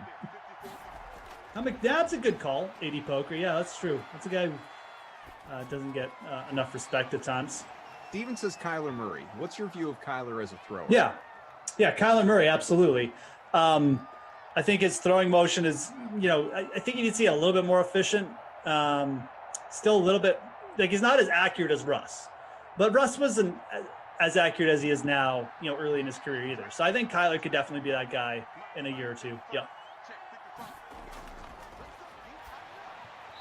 Cousins, another flag. I think Justin Fields could be that guy too. Oh, Deshaun Watson is a really good example too.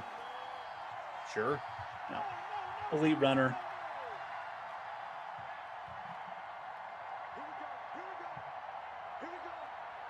First and goal from the 2. Vikings just looking for garbage points. Yeah. No Dalvin here. Touchdown. No drop. Stealing again. Oh, he got it. Yeah, no. Okay. That's a touchdown. Or so the sim says, so. Adam Thielen, celebrate that man. So often a fade, a must fade. I certainly didn't roster him, but here he is, getting the job done. Yeah, Rob, I agree. Vic's accuracy was garbage. I'm just saying, I think he could have developed into a little bit of a better pocket passer because his throwing motion was pure. It was insanely good. But you're right, he never really developed into that QB. But I think partly because, he had to take some time off, obviously. So. $1:46 to go, fourth quarter, virtual Meadowlands, New Jersey. 28-14, Giants in front, getting the ball back.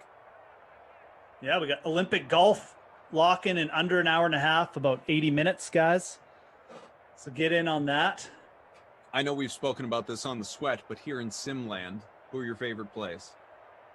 For outright betting, I like Mark Leishman. Talked about that a little bit today on the Sweat. I think Paul Casey is some fine chalk to eat. He'll probably be popular, but 9,500. I think you can take the discount. If I'm going to pay up for one of the big three, I think I just take the discount on Shoffley as well. I really like Sebastian Munoz at 7,700. Matthias Schwab, one of those punt plays that I wrote up, still like him. Again, you're looking for like big field pivots. I think he's a very good guy to take a shot with. And then Hoshinio from Japan at 7,300 as well. He's right in between Vegas and Mito Pereira. Both those guys, Pereira and Vegas, going to be super highly owned. But Hoshino, he's got the home course advantage. This dude's been lighting it up on the Japanese tour. Yeah, man, I want to play him. Should be super low owned. And again, we only got a 60-man field, so you want those low owned targets. Should be a fun event, though. I'm looking forward to it. A little primetime golf.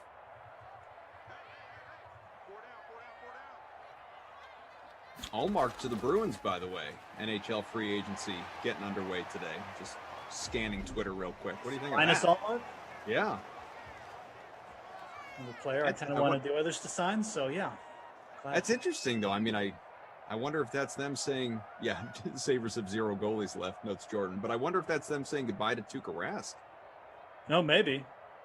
I just mean, like, unless you're bringing him in and you've got Jeremy Swayman from last year, who you're already high on if you're Boston. Yep. Allmark's been a guy who's, he's not exceptional by any means, but if you're bringing him in to play half a season, like, you're not going to have your goalies play in thirds. Yeah, no, absolutely not. I mean, they're obviously going to do something else there. You're right. It could be, actually. I mean, kind of feels like it almost must be, doesn't it? That's sort of how I'm looking at it. Yeah. Giants kicking a field goal from 54. Will it get there? Nope. Yeah, lots of NHL news today. Just catching up on some now. I was watching it earlier this morning, but let's see. I'm looking. Senators, Mike Delzato.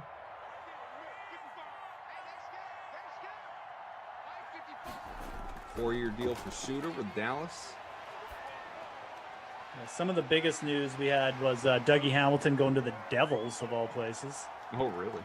Yeah. Holtby to Dallas after he had just been cut loose. Yeah, lots of moves, though. Tons. Too many to even mention here. Oh, yeah, absolutely. Any, what are the biggest ones to you that you've seen so far today? I mean, the Hamilton, actually, I'm not even sure if that's done. Just let me see. I'm not even sure if Dougie Hamilton is a done move. I thought it was, but anyways, I was reported Dougie Hamilton to the Devils. But I mean, we had Peter Mazurek to the Leafs. Let's look at Mike Hoffman going to the Canadiens is a pretty big move. You mentioned the Allmark signing. That could lead to something bigger. The Oilers and Canes made a trade. The Oilers signed Zach Hyman as well.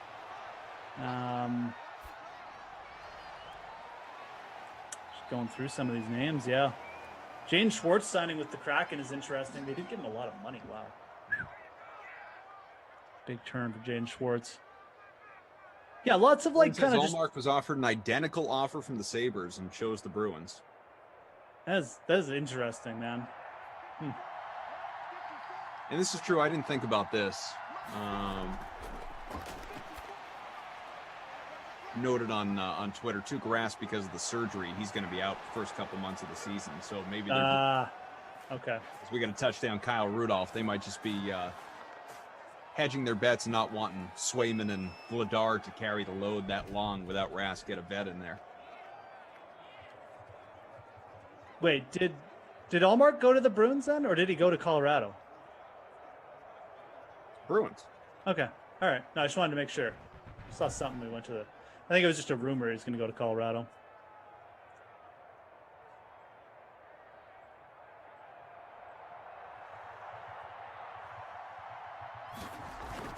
Interesting day, though. Lots going on in sports all of a sudden, man. 28-21, just like that. A couple slow days. Over yet. Yeah, it's not. Yes. This last 2 minutes has been...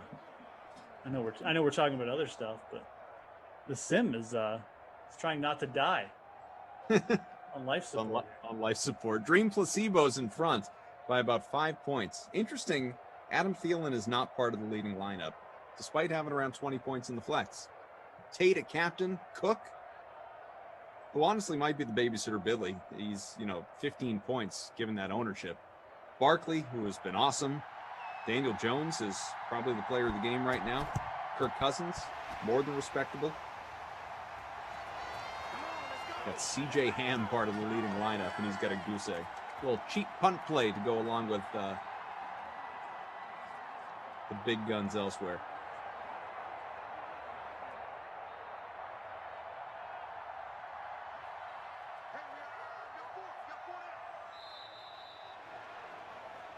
So, killing clock now with the touchdown advantage for the Giants. Tell me, sir, who are your awards?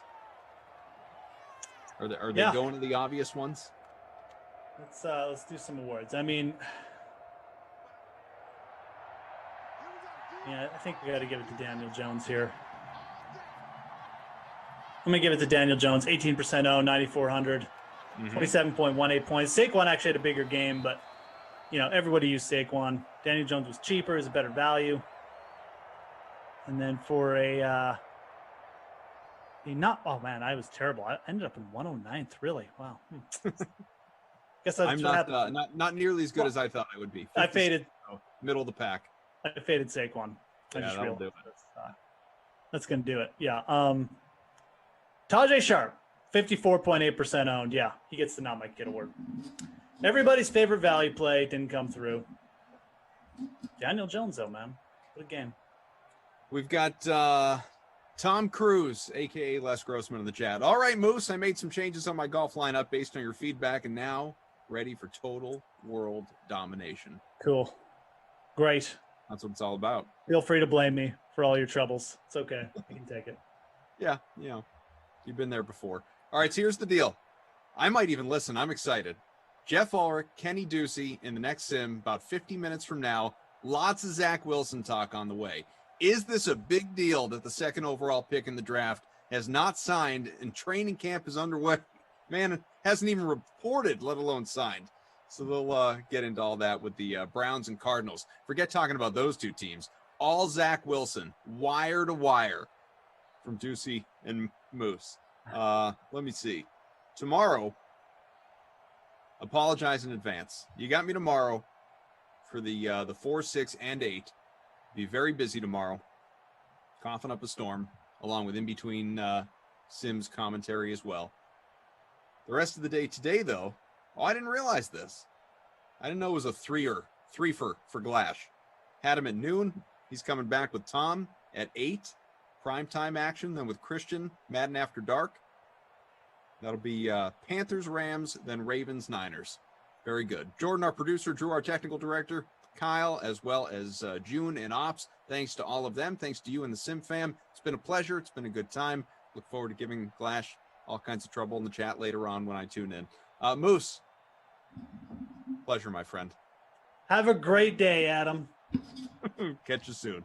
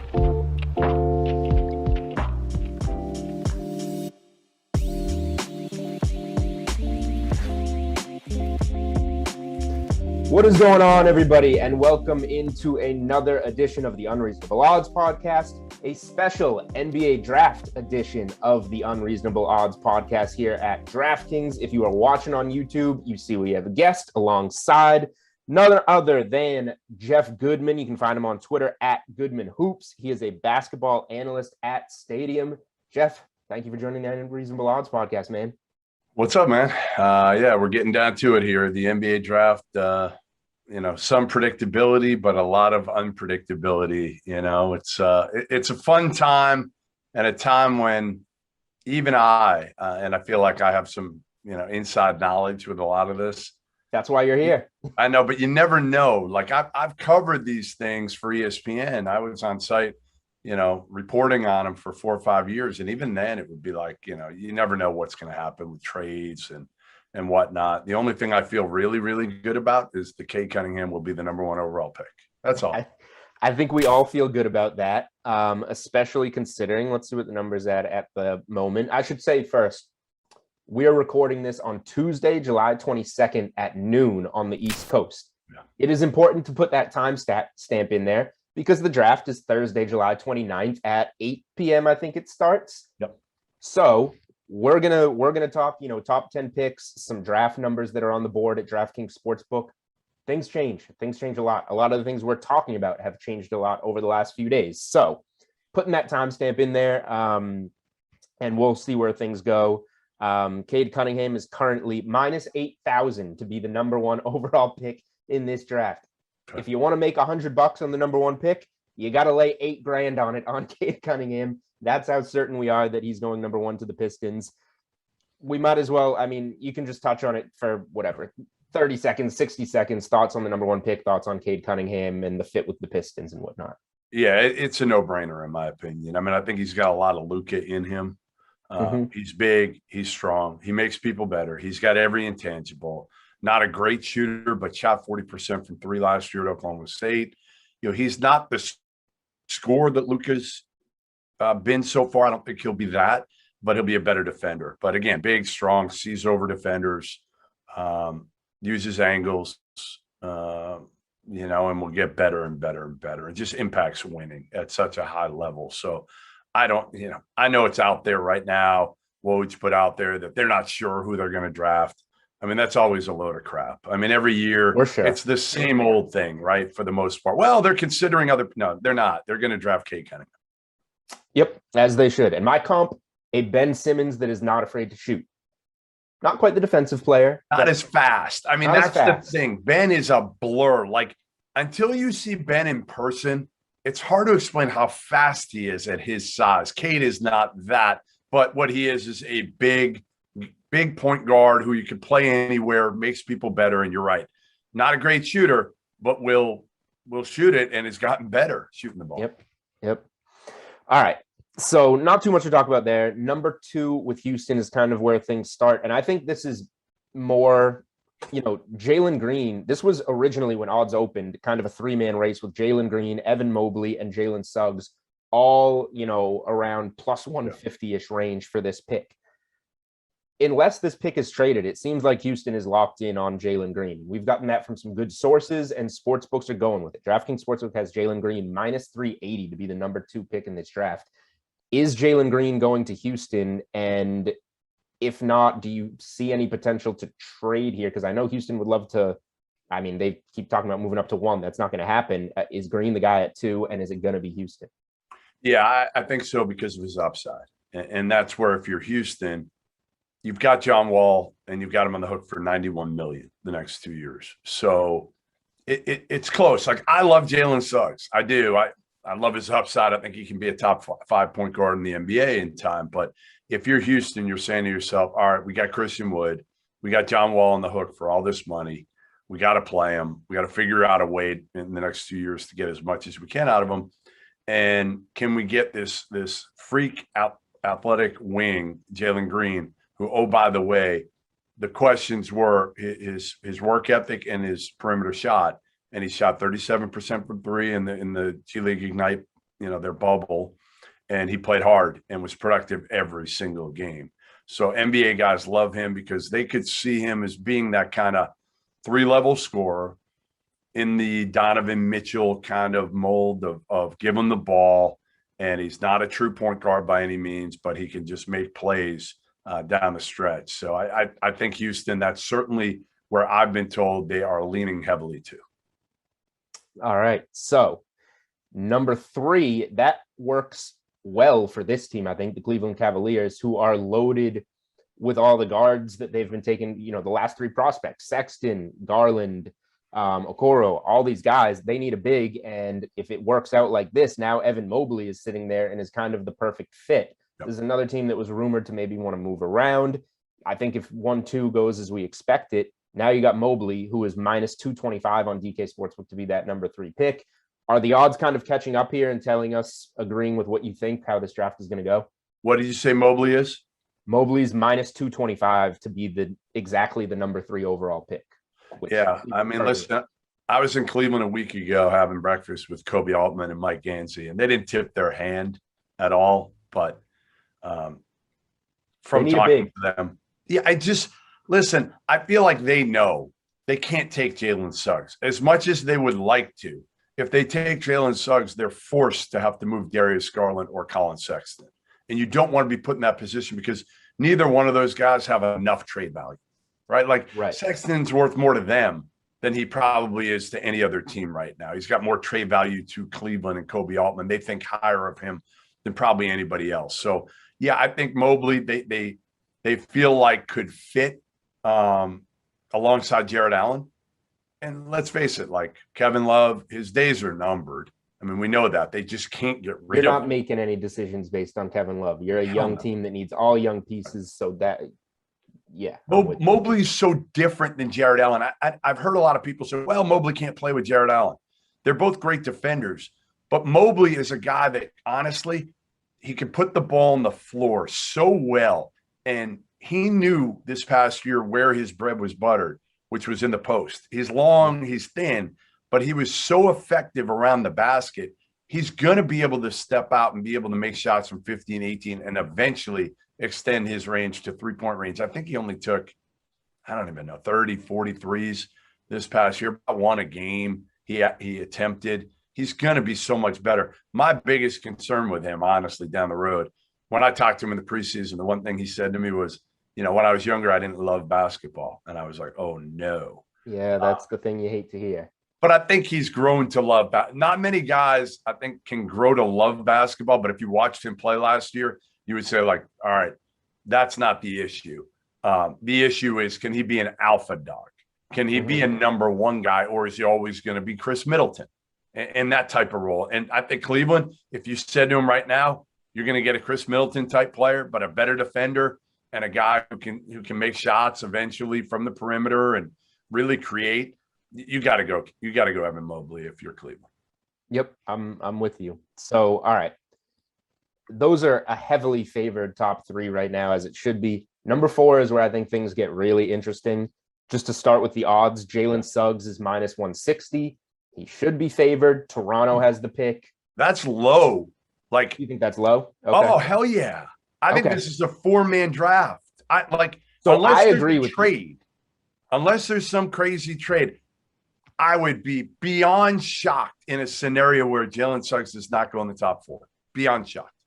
Well, so here's the thing. He can't. This is minus 160 is to go exactly 4. Yep. So the top 3 have to go how we said, and then Suggs goes 4 at minus 160. I agree with you, and I love Suggs personally as a prospect. And the thing that I can't get over is that it makes sense because Toronto is eventually going to have to move on from Lowry. Right. You plug the position right in, a good player that, even at 4, Suggs is kind of quote unquote slipping in this draft. Yeah.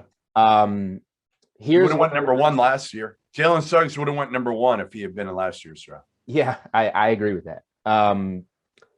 So I'll play some devil's advocate and give some pushback, I guess. The guy that is maybe the biggest riser at the top of this board is Scotty Barnes from FSU. Longer point guard, the wingspan, all that. He's plus 300 to go for. The other thing we're seeing is this kind of gets into 5, 6, kind of lumping the picks together. Orlando at 5. There's Kuminga. There's talks of a guy like Barnes. OKC maybe falls in love with Barnes, tries to leap up to 4 to get Barnes. We've seen that report out there. But the smart thing for Toronto, I think, is to stick there and take Suggs, who falls into their lap. You seem pretty set on that. How do you feel about Toronto trading the pick? Do you think there's anybody else Toronto looks at? No. Biggest no-brainer. This is the biggest no-brainer of the draft, other than Cade at 1. This is the Toronto hit the damn jackpot getting number 4 because they're going to get a great player. As I said, it's a 4-man draft to me, and then a big gap. Because to me, Jalen Suggs, what's the most important position in the NBA? Probably point guard and then a multi-dimensional, versatile wing, right? Well, Jalen Suggs is kind of both. I mean, he really is. He's a point guard with incredible court vision. Not a great shooter, but showed the ability to make big shots. Incredible defensive instincts. Incredible. Like anticipation. Big, strong. Not as freakishly athletic as Derrick Rose was in his heyday vertically, but he's got a gear. He's got a burst. Football player. Totally. So I think if you're Toronto, there's no way in hell I'm taking Scotty Barnes because I got Pascal Siakam. And I'm not saying they're similar, but lanky. Yeah, they're like, neither one are great shooters. Like Scotty Barnes can't shoot right now. He's a point forward who's an elite level defender, but he can't shoot right now.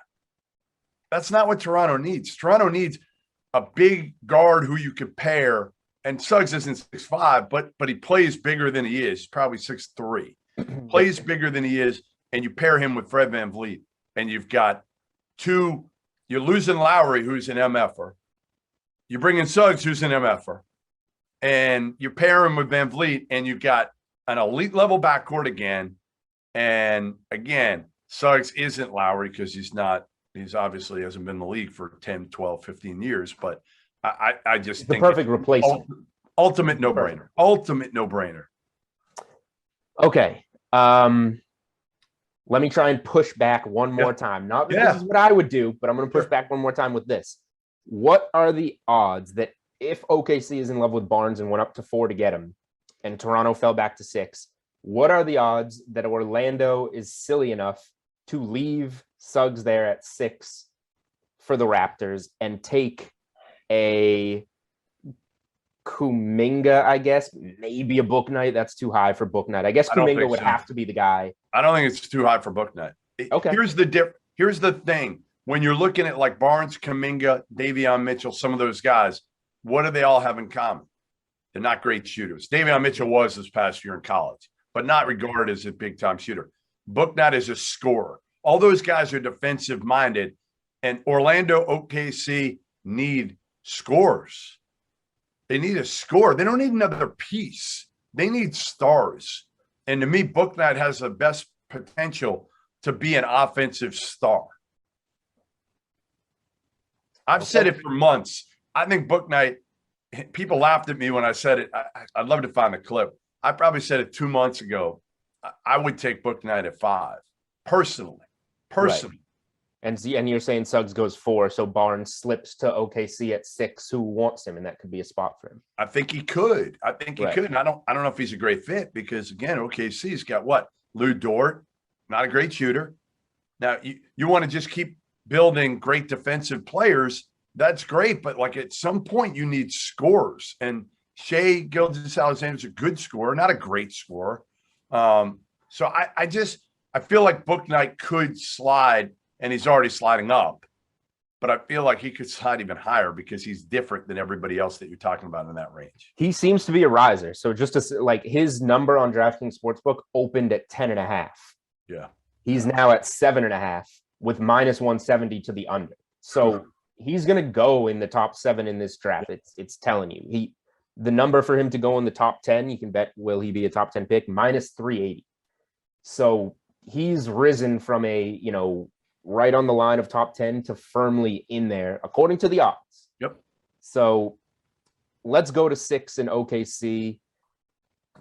Things get kind of interesting here. It seems like I feel like they're very interested in Scotty Barnes. If Barnes were to go 5, would they be interested in a Book Knight probably at 6 to OKC? Kuminga. What do you think of OKC? What do you think OKC is looking for at 6, and how likely do you think they are to try and make a move? So I think Kuminga is the guy who potentially slides here. Okay. So to me, I would see Barnes and Book Knight going in some order ahead of Kuminga. I don't know if it's 5-6 Barnes Kuminga or 5-6 Kuminga Barnes. Remember, Orlando's got 5 and 8. So they're probably going to go with the guy that they do not think has the ability to be there when they're picking at 8. So if they think OKC or Golden State's going to nab Book Night, I would think they grab Book Night at 5 and then say, hey, you know what? Whoever's there at 8, whether it's Barnes, Kuminga, whoever, we can still get a good defensive-minded forward at 8. But again, I think Kuminga, who is, what is it right now? What's Kuminga? I saw it. So he, I believe, is set. Is it 7.5? He's been moving all over the place. I want to say it's 7.5. 6.5. Okay, that makes it tougher. So I'd go the over on that. I kind of like the over on that. Okay, so you think Orlando and OKC take kind of more sure thing prospects? I do. And then, because it makes sense too, because Golden State isn't going to want somebody like Kuminga at 7. So the raw prospect slips. Right. Right. I agree with you. I agree. I think Kuminga could slip out of the top 7 or 8. And then Orlando gets the guy. That's the profile they like, the Jonathan Isaac type of guy at number 8. Makes sense. All right. So let's go to Golden State, actually, who 2 lottery picks, win now mode, getting Clay back, get Wiseman in there for another year. They're a really interesting team with that original big 3 that won the titles, and now bringing in all these lottery picks to kind of work in a win now piece. Obviously a trade candidate. If something were to happen, they have a lot of flexibility. What do you like for them at 7, and then just throw 14 in there, like what they might be looking for there? Yeah, I mean, I could see Davion Mitchell being one of those picks. Not sure which one, but I feel like he's perfect for what they need. An elite level defender, right? Who again shot 45% from 3 and can run a team. Like, he's not going to be their starting point guard now. We know that, but he can be a great second unit point guard and help them immediately. You know, a 4-year college player, right? I mean, he played at Auburn, transferred, sat out a year, and then played at Baylor, and was the key for them winning a national title, really. So I could see him being in the mix. The other guy that's like a wild card in all this is Keon Johnson. You know, off the charts at the combine, athletically, like broke every record, every vertical record. And again, some people feel like at the highest end, he could be a Russell Westbrook type player. You know, again, I didn't see that at Tennessee. High ceiling. Yeah, really high ceiling. But again, the athleticism, the body frame, and again, we never thought Westbrook was going to be this. Never coming out of college. You know, he put up very modest numbers like Keon Johnson did. For sure. Keon Johnson, not a great shooter. So does somebody like Golden State roll the dice with him and said, like, all right, we're probably not going to get big time free agents anymore. Those days are over. Right. I mean, I just don't see it anymore. I mean, they were the destination because for KD coming to win a title, who's coming to win a title now at Golden State at the end of their reign here? Yeah. And I mean, they have the 2 picks. So in theory, I don't know how likely they are to, like, if they want to win now, I would say take 2 win now pieces, but they could always take a win now and a gamble in there. They should trade it. They should trade it. And the other guy, like, for them on their second pick is Chris Duarte, who, again, a riser, an absolute riser. And again, it's funny because we've all said this for months. Like, everybody's been, me, Rob Doster, a bunch of other people who have watched college basketball have said, like, Chris Duarte, there's no way he's in the 20s. At the end of the day, he's going to go somewhere late lottery, you know, somewhere in that 12 to 18 range.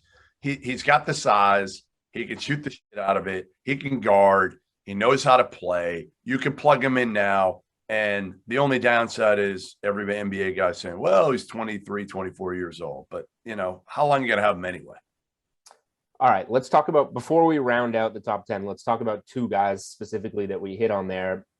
One of them, a guy that you brought up when I sent you all the numbers from DK Sportsbook, Davion Mitchell. Personally, I love him. I find him so easy to root for. He was terrific in the tournament. Some Marcus Smart maybe to him. Better. He'll be better offensively. Better offensively, smaller though. Yep. So he opened right around, it was like, will he go to Golden State at 7 or not? He opened at 7.5 on DK Sportsbook. Maybe Golden State takes him there at 7, but the over was the play when those odds opened. You got a lot more spots he can go after 7, obviously. He has moved all the way to 12.5 on DK Sportsbook. And you said to me, Davion under 12.5. Davion to go in that top 12, likely somewhere in that 7 to 12 range. And the history of taking these guys that will be 23 years old as a rookie in the lottery is terrible if you go back and look at the names. But you got to do this by looking at Davion Mitchell. Give me your thoughts on him. Give me where you think he lands with. You can't make the argument. You're getting value because he was 7.5. Now he's 12.5. So you're getting value. Where do you think he lands? Well, my only concern is if he doesn't go 7 or 8, you've got 9 Sacramento. They're not taking him. Right. 10 New Orleans. They're focused on Kyle Lowry. 11 Charlotte. They got 8,000 point guards. They're not taking him. So that's my only concern is if he doesn't go 7 or 8 to Golden State or Orlando, your last shot is 12 at San Antonio. 12 to the Spurs. Who's got DeJounte Murray? He's good, but I just think Davion's a guy like you talked about. He's got some Marcus Smart in him defensively. Not quite as big, but he kind of is. I mean, he's probably 6'1", 6'2". Smart's a little bit bigger probably, but he's better than Smart in terms of his ability to run a team, right? And again, he shot 45% from 3 last year. So I think Davion goes 7 or 8. I do. I think Orlando. If you're Orlando, what have you been looking for forever? What if you have book night at 5? I'd still I don't listen. Okay. The NBA is so built right now. If you can't shoot the ball, right, you're not staying on the court. And I love Scotty Barnes to death, and he's the one I take a shot on, even though he's not a good shooter. I'd take a shot on him. Kuminga to me, I wouldn't take him the top 10 personally. Okay, interesting. All right. The other guy you talked about was one of the guys that I was going to touch on the end, and that's Chris Duarte. Another we're talking about the old guys here. Yeah. Opened 20.5 on DraftKings Sportsbook. Yeah. Took a lot of money. Reopened 17.5 on DraftKings Sportsbook. Took a lot of money. Sits at 15.5 on DraftKings Sportsbook. As I said, we're recording this on Tuesday, July 27th. I will not be surprised if this moves to 14.5, 13.5 if you're watching this on draft day. Did you miss the value? Yes. Will I play him under 15.5? Yeah. I will too. I think Golden State at 14 is. What about Indiana at 13? If they don't re-sign McDermott, if Indiana doesn't re-sign McDermott, they're going to want a guy who can come in, play right away, make shots, and what he does that McDermott didn't do was really defend at a high level. All right. So I think we're on the same page there. And then your last out on 15.5 would be Washington at 15.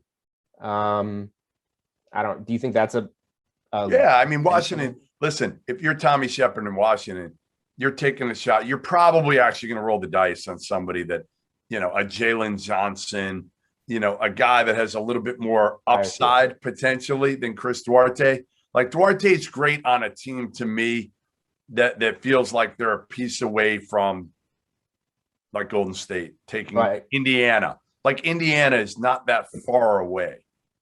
And what do you think about San Antonio at 12? That would probably be Duarte's ceiling maybe in this draft. Yeah. I mean, I don't know if I see it. I think that's a little bit of a reach for a team like San Antonio. Again, like to me, San Antonio is like Washington.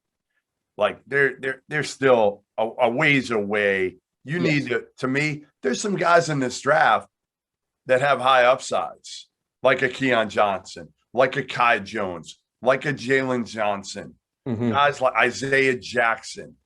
To me, you probably roll the dice if you're a small market team that's not getting, not getting free agents with guys like that. Josh Giddey from Australia, somebody like that.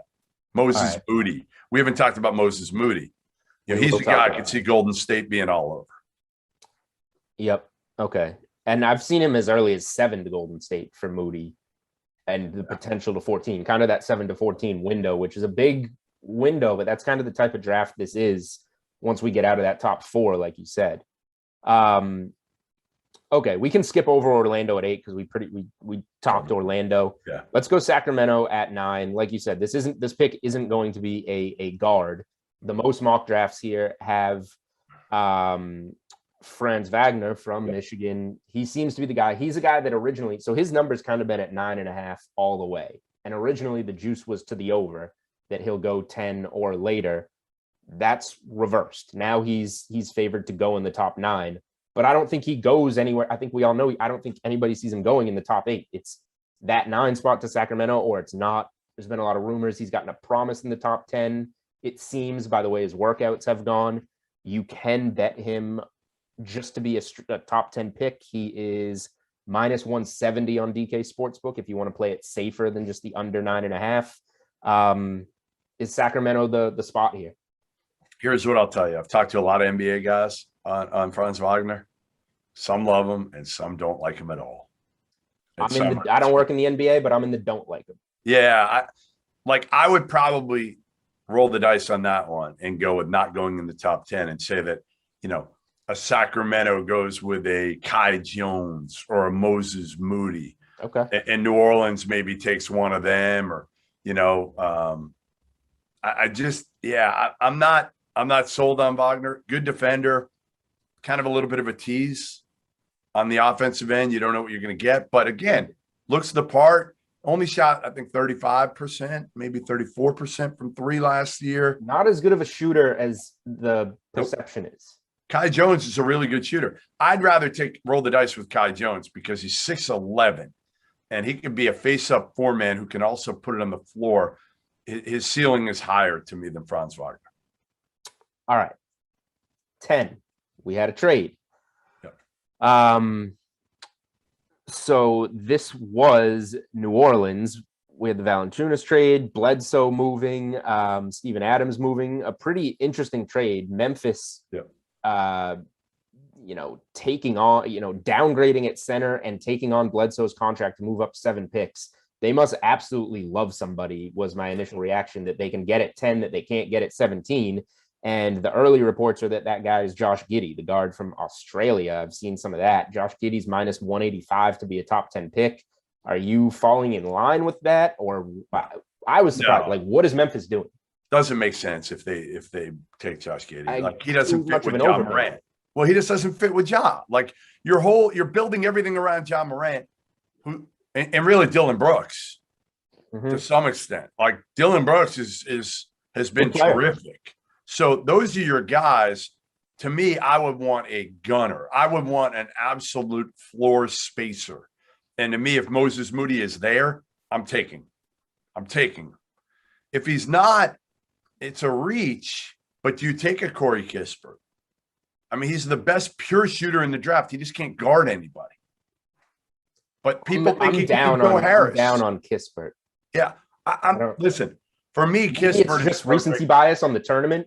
Yeah. But he was so bad. He can't get by dudes. But if you don't need him for that, if you just need him to stand out there and make open threes, then you're fine. But that's not what Memphis needs. Memphis needs somebody that's better than that. I would love personally, I don't think they'll do it, but man, the backcourt of Ja Morant and Keon Johnson would be the craziest, most electric, most athletic backcourt of all time. I just want to see it. I know it doesn't work. I don't care. Put those two together, and it's like the damn Globetrotters out there. They'd be so much fun. Just be on a trampoline the whole time. All right. So that kind of rounds us through the top 10. Do you have anything? I do think Charlotte at 11 is kind of an interesting spot. Do you have any feel there? Well, they got to go big. I mean, they got to go skill big to me because you've got all those guards. Right. We know. So I'm seeing a Kai Jones, Texas type. Yes, stuff. Kai Jones is absolutely ideal there. To me again, Kai Jones or Franz Wagner. Those are the two that if they're there, I think you got to take them if you're Charlotte. All right, fair enough. Okay, let's talk about 2 more guys that jumped out to you on the board. And we will start with Sharif Cooper, point guard from Auburn, talented little guard. Auburn, I tell you this, just from betting college basketball last year, Auburn was an awful bet out of the gates. And then he came into the lineup and boom, immediately they start covering spreads, winning games. He made an impact. And overs. Overs, yes. Julian. That's what you had to bet with Sharif Cooper. If you bet the over every because he didn't guard at all. At all. And that's why. Go ahead. Give me the number. Right. So, okay, here's what we're getting into. Talented offensive player, good feel for the game. Small, doesn't defend. 20.5. Right. You got him going outside of this top 20. And I agree with you. I like this bet a lot. Sharif Cooper over 20.5. Tell me why he's not going in the top 20. Well, he can't shoot and he doesn't guard anybody. And he's tiny. Which is terrible when you're a small guard. That just off the top of my head brings me like Sebastian Telfair type of guard that can't shoot. Right, and can't guard. And you better be an elite level defender that's going to get up in dudes.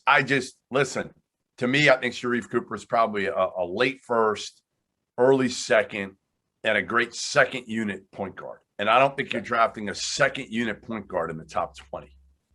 Okay. I like that a lot.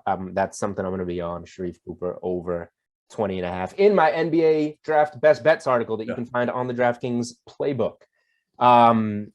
Last one here. And we got one of the coolest names in the draft, Bones Highland, guard from VCU. His number, I don't even have it in front of me, but it stuck out. His number is, I got it. It's 27.5, and he's moving up. Okay. So he's a guy that's really risen from, a second round pick to really on everybody's board. I can vouch for him. I'm a roadie Ram. I'm an A10 guy. So I watch a lot of A10 hoops, get some VCU games. This kid's legit. And the NBA seems to agree. Tell me why you like him to go in those top 27 and give me maybe some potential landing spots. Yeah, I mean, he's just a big time scorer. So I think somebody's going to take him because what he can do is what the NBA wants right now, which is give him the ball and go make a play. He did it at VCU this year. And again, I think he's a guy that to me, I think will move up. I think he's already starting to move up at this point. I'll give you a couple more that I like from just, lower tier guys. I like Brandon Boston. It's 38.5. And my take on why I like Brandon Boston is twofold, a little bit different than most people's. One, his body, he's got a Brandon Ingram body, really struggled last year at Kentucky, but didn't have a point guard. He was a high level prospect going into Kentucky. Yep. So he's a guy to roll the dice on. Super long, super thin, didn't shoot the ball well, but I think people are going to take him on potential. And the other part is he's a Rich Paul client. And by being a Rich Paul client, generally a team might take him early in the second round, almost to say, hey, you know what? We're going to take your guy at 32, 33, instead of maybe in the 40s, and it's going to help us with some other Rich Paul clients. All right. The game within the game. Game within the game, and you got to play it. You got to play it. I like Daron Sharp, 30.5. I think he goes in the first round. So a big who's athletic and more skilled than people realize, and big and strong and looks the part. That's one I also like there. And I think those were the ones that we talked about more than anything. Yeah. Isaiah Livers, 52.5. I think I would probably go the under on that. Okay. Yeah. That seemed off to me. I understand he's not the best NBA prospect, but he can help. He seems like a mid-second round pick. Matthew Hurt, I go under 53.5. He's a skilled four-man, who can shoot the shit out of it. Went to Duke. I could see him. I'd be surprised if he doesn't go in the 40s. Okay. Those are guys that I was going to ask you about because that's steamed to the over. Hurt. Yep. You can get plus 115 on the under 53.5. Yeah. Other, like right next to him on the board is a guy like McKinley Wright. Like, is he going to get drafted? He's 58.5 with high steam to the over. So like, yeah, he's small. And we say this, it's hard because we don't know how many international guys are going to go this year. It's always in the second round. That's always the worry about taking guys, when we talk about livers and hurt, generally you're going to get 10 international guys somewhere around there that go in the second round. So there's only 20 spots for Americans or thereabouts in the second round. All right. One more interesting late one that this is totally off the board, but Jay Huff is on the board here, which I find strange. 58.5. Over 58.5. But here's the thing. The juice says he's just not getting drafted because it's minus 280 for over 58.5. So if you think he gets drafted and it's not 59 or 60, you can get plus 210 on him being in the top 58 in that draft. Big guy, size can always get drafted, but the numbers say or the juice says that he's not going, or if he does, he's going to be the last pick in the draft. Any take on whether he goes or not? I wouldn't think he goes. But again, those late seconds, you never know because so many of them, I don't remember his agent off the top of my head. So many of those are favors. So like you could say it all you want, but if he's with the right agent at the right time, and that team has another client of that agent that they want to re-sign next year, it just might be one of those, hey, you know what? We'll take Jay Huff. We'll bring him into camp. We'll even give him a guaranteed $500,000 because you know what? Doesn't matter who cares. We'll throw $500,000 out the window and give it to Jay Huff and make him happy and make you happy because we know we got your guy, your main guy, coming up at the end of the year or right now. Yeah. Okay. Last quick one is a guy that is off the board, but a guy that when the board opened and we were kind of setting up this podcast, I sent you some names, and Jared Butler opened at 18.5, and he had the heart issues going on, and you said over. He could slip to the second round. That came off the board at DraftKings, obviously with the health issues. You can't take that liability. Opened back up at 20.5, went off the board again. He's still off the board. There are some places in the industry that have him at 21.5. I've seen him in a mock go 22 to the Lakers. I would imagine DraftKings is going to bring him up with a prop at some point before the draft in that early 20s range. He's now been cleared. What does that do for him? Is he a pick in the 20s now? Does he still slip second round because those concerns are still there? What are your thoughts? Yeah, I mean, listen, he's cleared, and that's awesome because you're not going to find a better kid than Jared Butler. You are. I'm telling you, he is. I root for him. He's the best. He's the best, and he can score it. He can play both backcourt spots.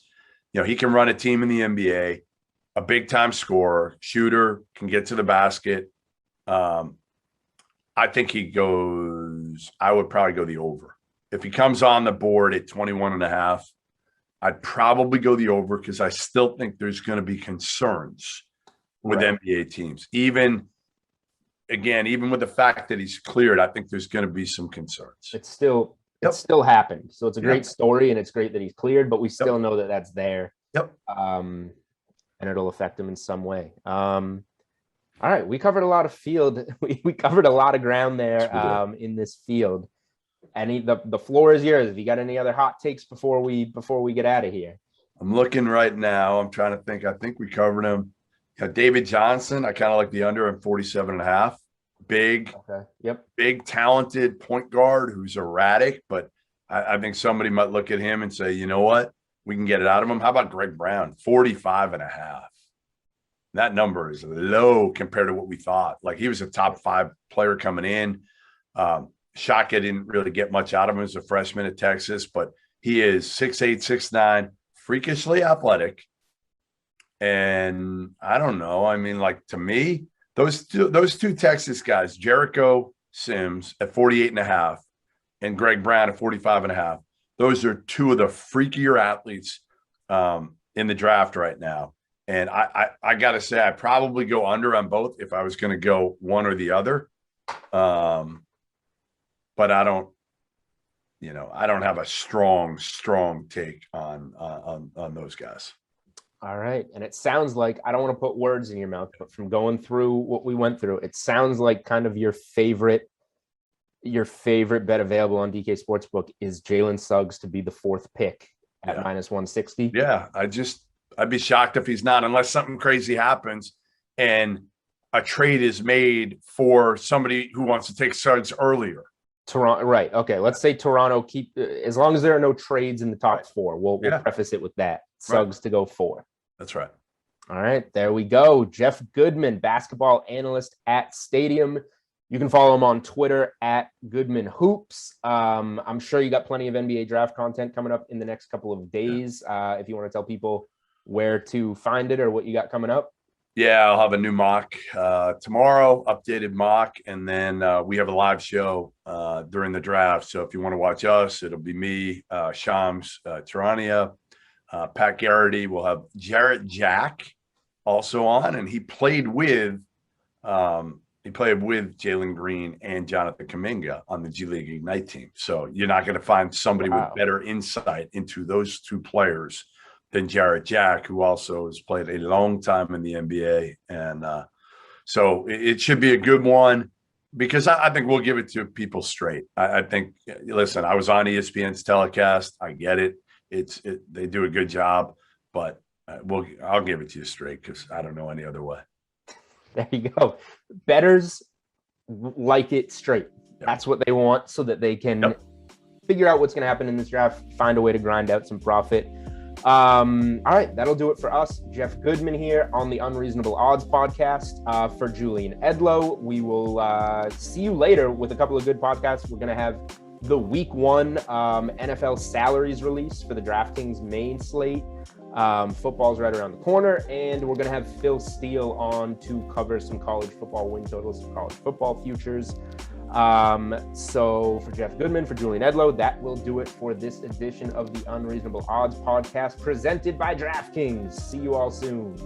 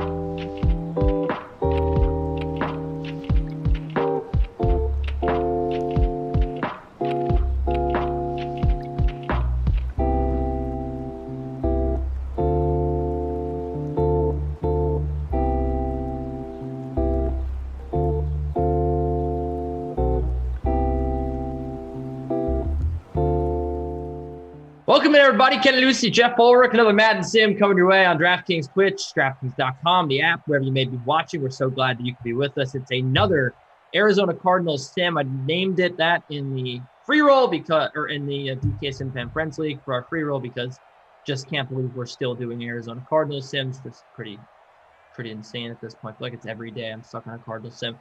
Cardinals and Browns, two teams that I couldn't figure out which to fade. Ended up stacking up the Browns. How about you? As I grab my socks from off the floor before my dog eats them. Okay. So I am with you, except that I always see the Cleveland Browns. I feel like I've done about 1 million Cleveland Browns Sims over the past month. I just can't quit this guy. Captain Nick Chubb again. He's extremely boom or bust. Whenever I captain him, he's terrible. Whenever I fade him, he's amazing. So we'll see if I can hit him for once in my life today. All right. Yeah, I definitely went ahead and faded Nick Chubb. I couldn't bring myself to do it. I was looking at the recent games. I wound up going with Kareem Hunt in this one as my quarterback, or as my running back rather, in the flex. I went with Kyler Murray, and I also went with, so I'm trying to figure out how to get my mouse back here, Max Williams, Jarvis Landry as my captain for this one. I also have Baker Mayfield, so feeling okay, feeling pretty good about my lineup. I think that we got a lot of potential here. Yeah, I mean, I like the Browns as a sim team. It's just like I feel like I've seen them so much. I mean, and it does get frustrating for me. I mean, oh, there we go. Let's just break it right off the stop, Nick Chubb. Let's go all the way. Oh man, that would have been sweet. My goodness, almost we'll take it, for though, Jeff Kenny. Ulrich. 30 yards. We'll take it. Good start. We sure will. That was spectacular for you. I'm so happy. You are, as a friend of yours, I'm just thrilled for you.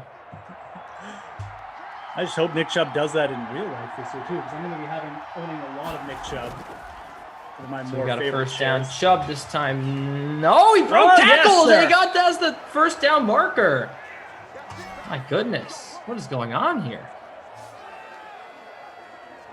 Can you inform me what's going on, Jeff? Chubb green is what's going on. How is he doing this? Well, first of all, the Arizona Cardinals stink in Simland, so that's one thing. I think I recall the last time I saw them, they got absolutely murdered by the Seattle Seahawks. So it is a good matchup. Incomplete. I give you my full lineup now that I am all situated here. Yeah, I can do the same. I did as I mentioned, I have Jarvis Landry in my captain spot, Kyler Murray, Baker Mayfield, Kareem Hunt, Max Williams, and Rashad Hollywood Higgins. Because I feel like every time we do a sim together, Hollywood Higgins does something good. Yeah, that's another guy I've seen go off quite a bit recently, having done a number of Cleveland Browns sims. There's Baker. Wow. 141 of you watching. We appreciate it. Each and every one of you, up to 148 likes. Let me know. We can negotiate some more likes here in the stream. We appreciate you guys supporting us as always. Jeffrey Oris has Chubb and Hunt together. I actually thought about that. I had that originally. Brian C has checked in. Oh no, another sack.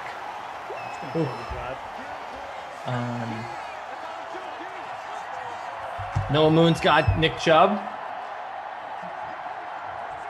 Customer care said, throw the damn ball. And then he said, never mind, run the damn ball. He tried. Cards D.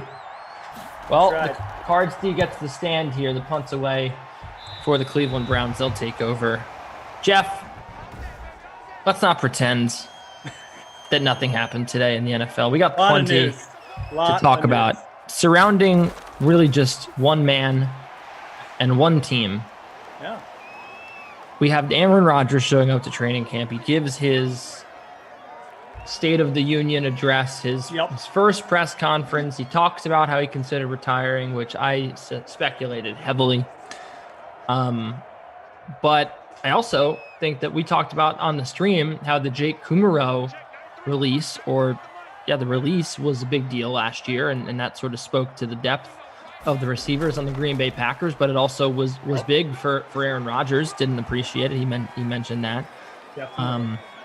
The news coming out that they're still working on bringing back Randall Cobb to Green Bay. And then, of course, there was the near slip by Aaron Rodgers when he almost said organization, stopped himself, said the fans. a very wild day in the news cycle for Aaron Rodgers, but I don't really know if we learned anything. Oh, there's a big catch down the sideline. That's Christian Kirk. Oh, he's not going to go. He's taken down at the 4. Oh, that's disappointing. I had Christian Kirk and Kyle Murray stacked in my That would have been a nice combo. Yeah. Sorry, Brian C. said he'd give us a like if I balked like a chicken. So there you go. Up to almost 200 now. People are just filing in. Late arriving crowd here for the 6 p.m. stand. We're so glad you could be with us. Kenny Ducey and Jeff Ulrich. Big Maple, as Brian C. called him. Also, just Moose. The Moose. That was what I was told was your nickname. Oh, was that like a butt fumble situation where Kenyon Drake ran into his own lineman? Looked like a bit of a butt fumble situation. Maybe he was just trying to make you feel at home, Kenny. You know, bringing Jets plays back in. So well, speaking of the Jets, I don't mean to bring up the Jets because everyone hates when I do it, but they are the only other team in news today. Zach Wilson, the only unsigned first-round pick. Of course, they're looking at a backup quarterback. They needed a backup quarterback anyway. Kenyon Drake sadly scores. Reed Fowler's best friend, Kenyon Drake. Oh, I hate Kenyon Drake also. I'm with Reed. Look, the big story here is that the Jets are in the hunt for a backup quarterback. Now they've missed plenty of opportunities to sign a competent backup. They did draft last year. They drafted James Morgan. So James Morgan, they like him. They drafted James Morgan to be their backup quarterback for a long time. And I mean, it's just his second year in the league. He really had no snaps. So it's not as if James Morgan is ready to be, the backup quarterback here for the Jets, especially, for Zach Wilson, who could get hurt. He's always on the run. So Blake Bortles got released by the Packers now that Aaron Rodgers is reported. And I was thinking that the Jets would just bring in Blake Bortles, right? Easily. Like just install him as the backup quarterback. They are working out Josh Johnson and Sean Mannion on Thursday, which is kind of surprising. I don't see either of those guys as good backup quarterbacks. I mean, Josh Johnson's been around the league, but I think there's plenty of better options out there for the Jets. Well, is there though? Like without trading for someone. I mean, Bortles, okay, I guess that's slightly better, but like who else did you have in mind? I don't know if there's that many names. There's also the fact that they missed out during the offseason. They missed out on plenty of good backups, like Mitch Trubisky signed to be a backup. Yes. They could have brought him in. Mike Glennon switched teams. That's a decent backup. AJ McCarron could have brought back Geno Smith. There's plenty of names out there. Colt McCoy, another one. Blake Bortles is a guy though that obviously now is just at the market, but plenty of backup. I mean, Robert Griffin, I don't think re-signed yet with the Baltimore Ravens. I don't know what his deal is, but I'm not really sure. You're perplexed. I felt like 35-year-old Josh Johnson, 29-year-old Sean Mannion, they could have done it. I mean, Josh Johnson was okay, but again, like you mentioned, he's 35. Like Josh Johnson, even in college, was actually pretty good. I think he would have been a good backup like 3 years ago. I don't know about now. And then Sean Mannion is terrible. So, yeah. I don't know. You're right. I mean, they missed out. I've actually said this a couple times over the summer. I don't know why the Jets didn't invest in that position. You don't need to get a starter in there to compete with Zach Wilson, but you need someone competent, to potentially carry the load a little bit and just take a little bit of pressure off Zach Wilson. So I always have speculated they're going to trade for someone, but it hasn't happened. And now that they're starting to alienate Zach Wilson, are we going to get Sean Mannion starting week 1, Kenny, or what? What's going on here? They're gonna sign Zach Wilson. A touchdown down the middle. Is that Hollywood Higgins right there with the score? Hollywood. 40 yards for Rashad Higgins, $3,000 in your lineups in the showdown, and he gets a 40-yard touchdown reception. That is massive. Look at that. For Rashad Higgins owners. Huge right there. He is already he is the leader in the clubhouse for the Moose's I don't know what. Moose's cool free roll. Anyways, I don't know. Yeah. Jeff's ginormous. Gee, what a great performance of the game. Matt Barkley and Robert Griffin III are both free agents. I mean, RG3, it's a little different because, I mean, that's probably not the right offense for him to go into, but I'm just looking right now who's available.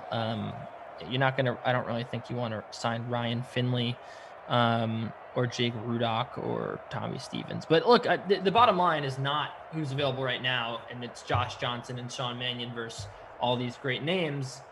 It's, I mean, they just probably should have brought in a backup quarterback much earlier in the offseason, and they did not do that. And they had plenty of you know, people they could have brought in. I named some. There's also Nate Sudfeld. I talked about Mike Glennon. So there were some opportunities there for sure. Colt McCoy, Jeff Driscoll, Andy Dalton, AJ McCarron, Chase Daniel would have been good. Yeah. Chase Daniel just switched to offenses or teams. Tyrod Taylor, Mr. Trubisky. So Teddy Bridgewater. There are plenty of guys that you could go out there. Feels like there might be more moves at quarterback for the Jets coming up. You know, just to shore up that position. I'm not talking like, again, it's not even a Zach Wilson thing. I mean, I think you're probably right. The situation gets unfolded, although it's extremely weird not to have your guy in by now. But I think you're right. It probably happens soon.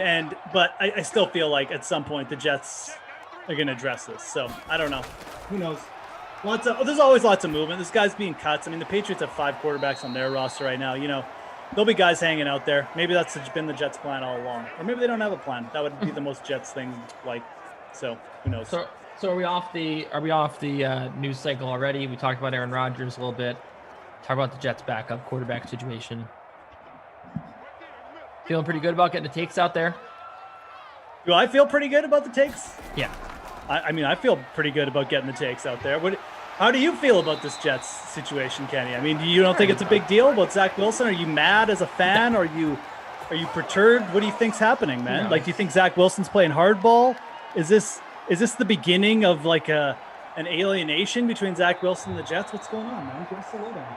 No, there's I don't think there's really anything to see here as we get to the end of the first quarter. 7-7. Kenyon Drake running in the first touchdown of the game. Browns answering with a 40-yard strike to Rashad Higgins. Don't know if there's really anything to see here. I think it'll be just fine. Not a big deal. Okay.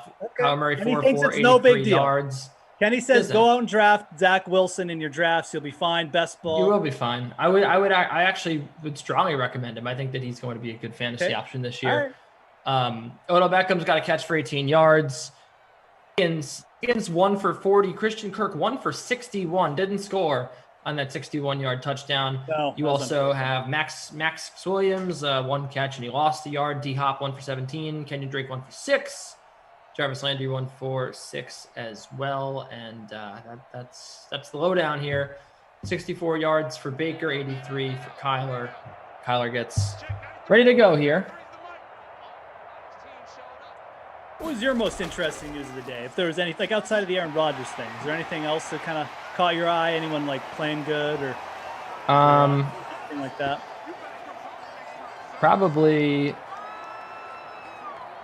Probably Aaron Jones being 91 overall in Madden. In Madden? Okay, well, let's talk about that. What's your thoughts on him? Too low? Too high? I'm curious what you think. I just think I thought he was a touch low compared to the other guys. Maybe not respecting his all-aroundness, his explosiveness. I thought he was a touch low. I think so too. I think that Aaron Jones, and we've talked about the ADP situation.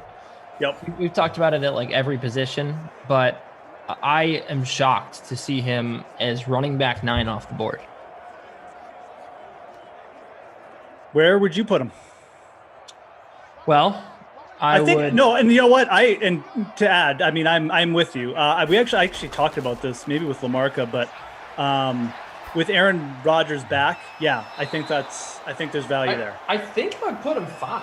If we're being honest, I think if you remember how good he was at the beginning of last year. I mean, he was legitimately pacing to be the fantasy MVP last year. He was that good.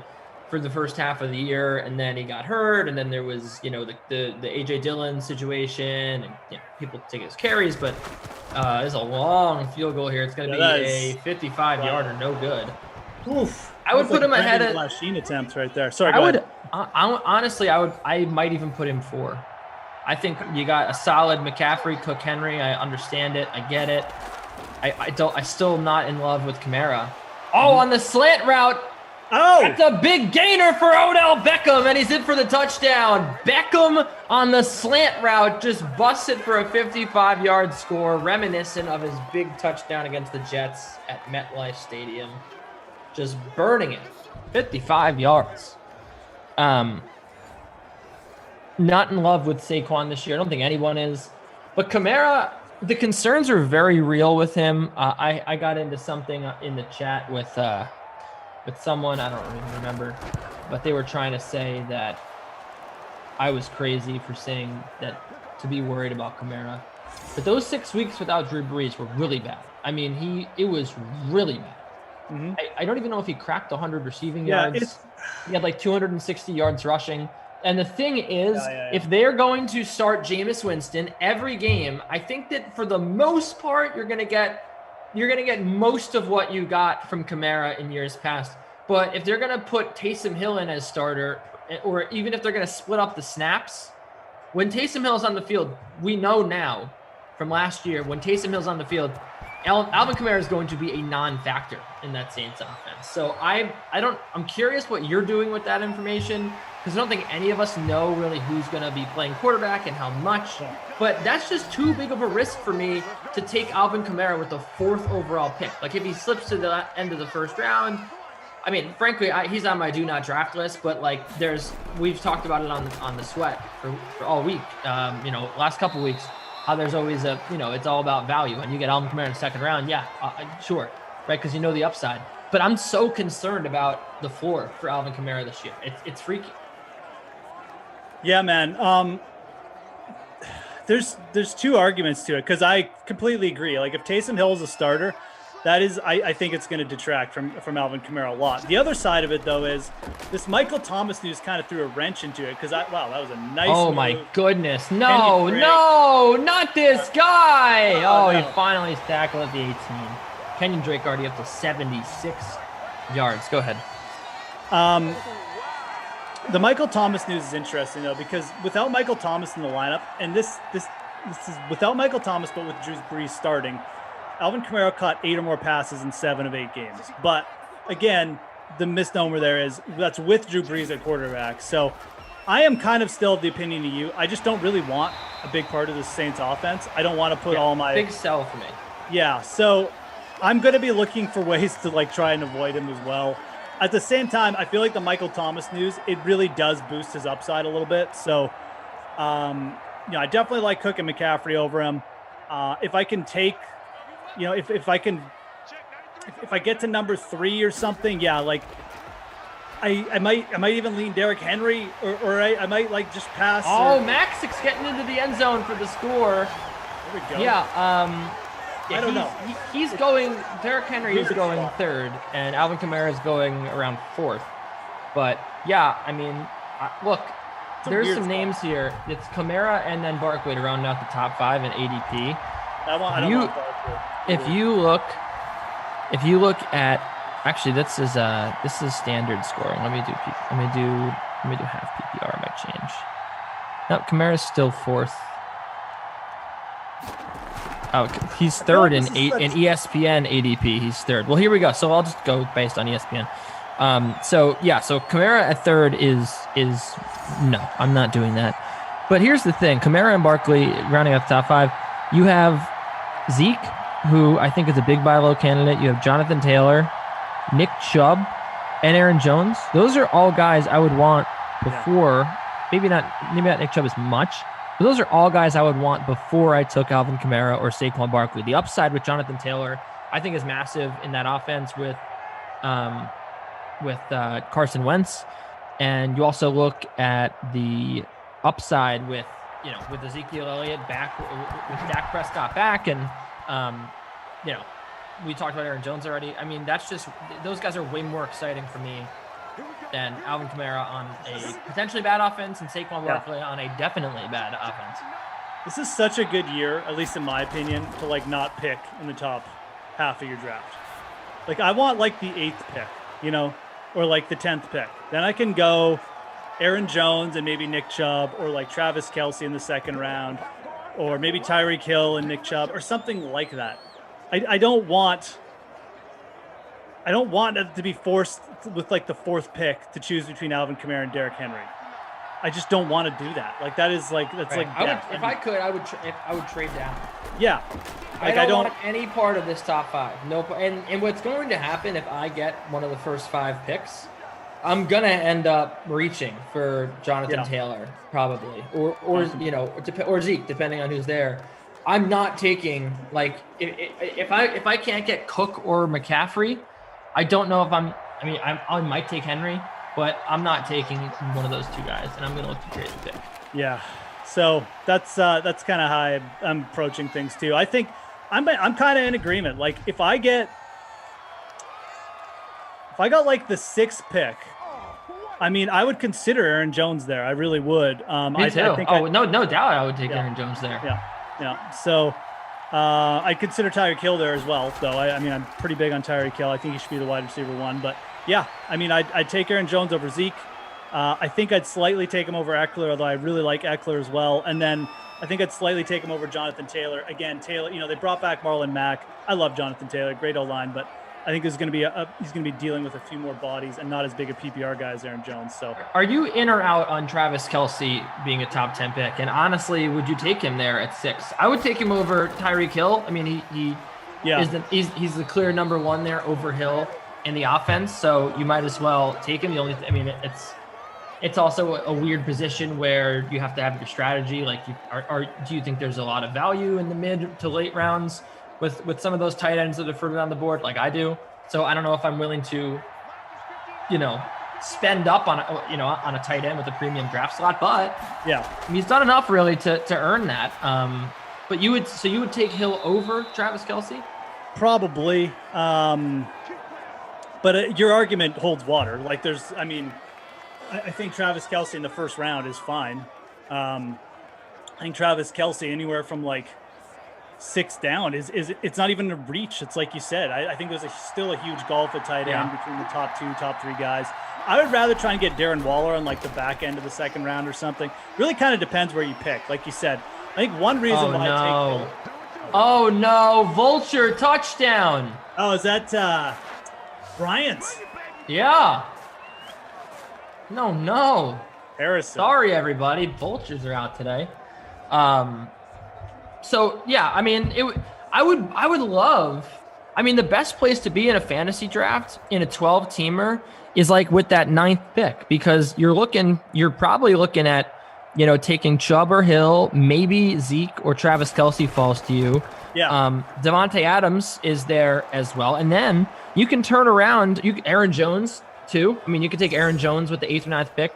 Then you can turn back around a few picks later, and you can scoop up Steph Diggs or you know, even like an Austin Eckler or Devontae Adams. Like you could. I mean, everyone's going running back.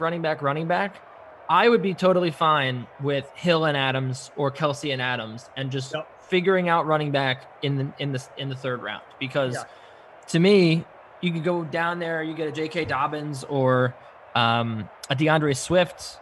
David Montgomery's going down there. I'm a huge fan of him, but like, I don't know, Chris Carson, Josh Jacobs is kind of a good buy low candidate.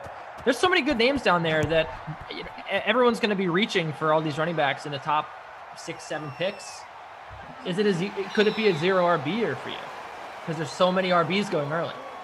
Yeah, and it kind of depends where I'm picking. Again, I mean, I really don't want the top couple picks, but I feel like obliged if I get 1 or 2. I'm probably just going to, you know, default to McCaffrey or Cook, because those guys I'm fine with. It's the 3rd to like 5 slot where I might get funky, you know, like I might like, maybe I'll take Tyreek there, and then I'll take Darren Waller in the 2nd round or something like that, so I can get a high-end tight end. Because I really am high on Darren Waller. Like, that's a guy I'm going to try and get a ton of. I think Vegas's defense is still going to be bad, which just means a ton of throwing for Derek Carr. Absolutely. Vegas's defense, one of the worst in the league. Yeah. So Darren Waller's a guy I really want to target a lot, but yeah, that's going to be a weird slot. Like you're going to have to make some business decisions there. At least I'm going to have to. Aaron Jones might be a guy I grab there too. Absolutely. I mean, I'm not scared of doing things like that in fantasy football drafts. If I really believe a guy is undervalued and I get in a spot, I'm not going to be forced into taking someone I don't want. Yeah, Kamara, I haven't made a final decision on. I really feel like this Michael Thomas news is probably going to bolster his PPR numbers enough, but I really think Taysom Hill is going to get starts this year, and I think that's really going to hurt. And that is terrifying if you're going to draft Alvin Kamara. Now I figured out who I was fighting with. It was David Georgie in the YouTube chat because he keeps saying that I'm. I think Super Bowl baby was saying that as well. But look, I do think that, as you mentioned, you can get a little crazy. Value is all relative, and the bottom line in your fantasy football draft is you cannot miss on your first two picks. You cannot miss your first two. If you miss on one of your first two picks, your chances of winning go down significantly. So to me, I think that you have a risk of missing if you take a Barkley, even a Chubb, Kamara. Like there's plenty of landmines to me in that top 10 of the ADP. And I just don't. I think that Hill and Kelsey are like the farthest thing from a landmine. Yeah, no, I agree. Adams could be. I just don't know. 2019 he was very inconsistent. 2020 he was the most consistent receiver in football. Like we've really only seen him be good from games 1 to 16, like 1 year. But yeah, I think that I don't think there's much wrong with taking those guys if you're just outside the sandwich. I think it's bold and different, but it could really pay off because I think plenty of people are gonna, just get burned by taking the highest ranked of running back available. Yeah, exactly. No, I agree. And look, running back is really deep this year. So I think your strategy even becomes, I think it's correct. I think that once you're past the top two players, you can start thinking about, okay, I'm going to fade a lot of these guys, and I'm going to grab the sure thing in Tyreek Hill, or maybe it's not even a reach, but it's going to be a perceived reach for Travis Kelce or someone like that, right? And the way that the draft breaks down as well, if you're just looking at, we're just looking at ADP here, because everyone's taking a running back in the first round, you don't have to worry about competition when it comes to, Darren Waller, exactly. Clyde Edwards-Helaire, DeAndre Swift, J.K. Dobbins, even if you wanted to take Josh Allen, A.J. Brown, Justin Jefferson, there's not really Justin Jefferson actually and A.J. Brown will be sought after, but there's not going to be much competition for these third tier running backs or even the top tier quarterbacks, I don't think, because everyone after they draft their running back in the first round is going to flock to wide receiver the next 2 rounds. And I think that it's a good opportunity for you if you just plan out your draft. You could easily get, you could pick out 4 names you really like and you're guaranteed to get one of them. Yeah. So I don't hate that at all. I don't know. Lots of Najee guys Harris going, as well. Lots of guys going between RB 14 and RB 30 who I think could, in the right scenarios could have monster years, really propel themselves into the top 10 RBs. Chase Edmonds, Darrell Henderson. Across his body, a touchdown from Kyler Murray to Christian Kirk. Finally. All right. That's good. I didn't check my What a high-scoring sim. It's not even halftime yet. It's 21-21, or will be in a second. And I got to tell you, I was feeling pretty good about having Baker with his 3 touchdowns and Hollywood Higgins hit with the touchdown, Max Williams hit with the touchdown. I'm in 69th place. You have to have a lot of points right now to be in the ascendancy here to win. So hats off to everyone in a good position right now, because this is a very difficult sim, just like a 7-0 sim would be. Very difficult one to fill out a line. You got to hit on almost every guy. So I got a little bit of hope. Jarvis Landry and Kareem Hunt could turn it around in the second half, and that's really what I'm going to need. But man, Rashad Higgins 55% owned in our little contest, which is just ridiculous. Christian Kirk 35.6% owned. Not a lot of people trusting in Kirk, so that was interesting. Higgins 42.9% in the free showdown, 4.8% captains. Very sharp pick there. Rashad Higgins. Michael also pointing out that we learned from Aaron Rodgers' press conference that people don't go to Green Bay to go on vacation. To vacation, yeah. I'm going to book a vacation there just to make Aaron Rodgers feel bad. Also, some interesting news that we can keep talking about, courtesy of producer Michael. We've got Jordan behind the scenes as well TP behind the scenes as well with us. We appreciate each and every one of the members of our crew that makes this such a wonderful broadcast to be a part of. Yeah, she wants to be out of her cage, but she was squeaking the squeaky ball too much and jumping on me. Yeah, we got Jim, take K on ops. Shout out. But yeah, fan of defense, man. She's a fan of defense. Speaking of defense, Congo Cab said that the Raiders are going to have a top 15 defense this year. What do you think about that? Yeah, I mean, we've gone over this with Congo Cab.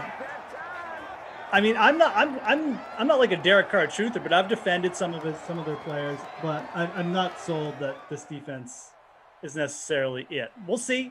I'll be the first one, man. Congo Cab, if the Raiders come in, I'll the Raiders come in and post like a top 10 D or something. I mean, I'll be the first one. So Baker 9-10, 198 yards, 3 touchdowns. Kyler 11-12, 152 yards, 2 touchdowns. Kyler's also got 9 yards rushing. Kenyon Drake 9 carries, 92 yards. The score: Nick Chubb 5 for 55, Kareem Hunt 2 for 13.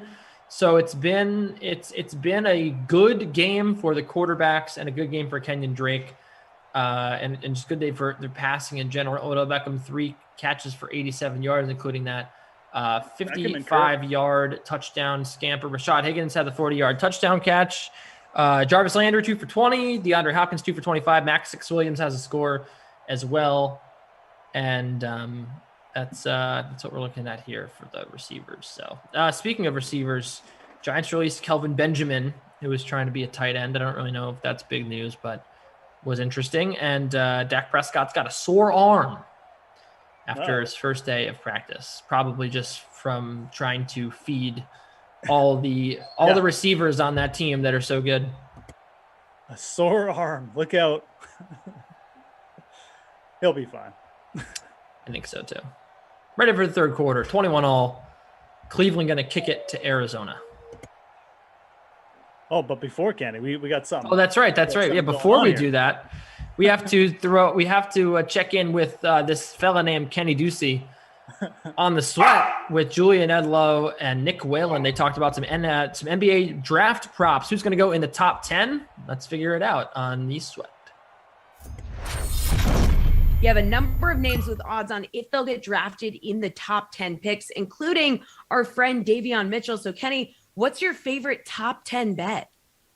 I got a couple here. Moses Moody at plus 155 is really intriguing to me. He's a very, very good talent. He's got a very high floor as a player, and I think that he is a safer pick when it comes to what teams might want to do later in the top 10 in terms of their needs. I mean, he's a good 3-and-D wing. I think that he fits at the NBA level. And another guy I've been looking at just kind of as a dart throw is Corey Kispert at plus 220. He's a very good shooter, and I think that's obviously always a need. He comes from a good program in Gonzaga, and I think that at the end of the day, you look at a guy like Klay Thompson who went 11th. I think that a lot of GMs would redo that draft and take him earlier.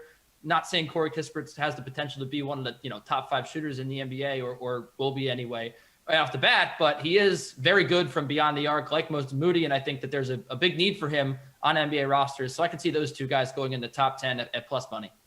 All right, Jules, what's your favorite top 10 bet? Yeah, the top 10, I mean, in my opinion, overall, there's not that much value here anymore, just because we kind of know the top 6-ish, maybe 7. And then there's 3 guys in the field who are not projected in that top 7, who are minus 200 or more. So you got to lay a lot of juice on the guys that we think will go in there. James Bouknight, guard from UConn, his draft prop opened at 10.5, and he's now minus 475 to go in the top 10. You can't bet that. So for me, like, you got to bet a guy at plus money that you think can sneak into that 7 to 10 range. I think Moses Moody is one of those guys. If you're going to take some plus money, like Kenny said, and the other guy for me would be Alperen Sengun, the Turkish dude, Turkish big man. I'm not going to lie. It's not like I watch him play all the time, but I know that he won a Turkish League MVP at 18. I know that he's versatile, and I know that he had a lot of strong lottery workouts. So he's a guy that I see going in the 8 to 12 range. So maybe you hit the plus 160 on him going in that 8 to 10 range. All right, Nick, what do you think? Yeah, Moody and Şengün are the two guys that I had on my list as well. I think Moody at plus 155 is probably the best bet on the board. I think Orlando picking at number 8 is a potential landing spot for him. Maybe Memphis even at number 10. If Josh Giddey, who's at minus 200 to go in the top 10, is off the board. Davion Mitchell, I believe, is at plus 110.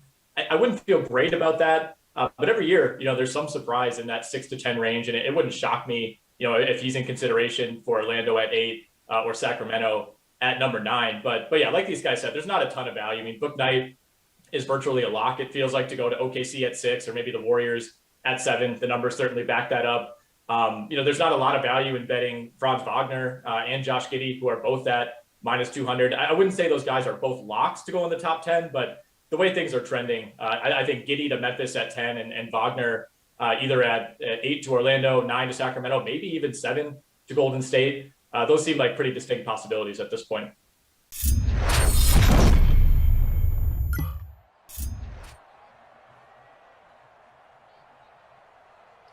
Whoever is working on the ops team right now should be the highest paid employee at DraftKings. Guys, you hear that? Oh, we are live, so yeah, I can definitely hear it. Amazing. Bring back Deuce. Bring back Deuce. We are live though, Kenny. We're back to the game for real. I know. Okay. Just okay. That's cool. Hey, no, I like it. Just the natural flow. Let people get into it. I just wanted to make sure. Wanted to make sure that that person knew that the comment got read and that the people on ops know that they're appreciated. Very nicely done today. You are a man of many. You're thinking everybody, pal. That's why I like working with you. Never know. That's always the old broadcaster's trick. It's like one of the main things that they teach you. Old broadcaster's trick. Look at this. Nice teaching me. Brian C. I don't know why Ducey gets so much hate. Just because he has crazy takes, people hate him. Wow. Man after my heart. I think I offend people with just my opinions on sports, but I've never gone after and attacked someone for being who they are or, how they look or what they, what team they support. I've always said I feel really bad for Congo Cat because that organization does him no favors. Fair enough. Queenie said, quiet moose. Ducey's feeding his ego. 2nd and 10 for Kyler Murray. Gets the throw away. That time it's his tight end, Max Williams. Miami Misfits. Jim is on ops today. Jim! Says Jim is the man. We got Jim and Tate. Jim and Tate K. Double dynamic duo. We got Mike. Producer Tom. You guys know Tom. Chris Adams wants to send you guys a Venmo. Amazing. Hand off to Kenyon Drake. Oh, he broke a tackle really easily. TP saying Brian C wants to be Sim Mayer again. That was fun. We had Mayer for I forgot who the last Mayer was. We had Mayer for a day for 5 days and then forgot about it.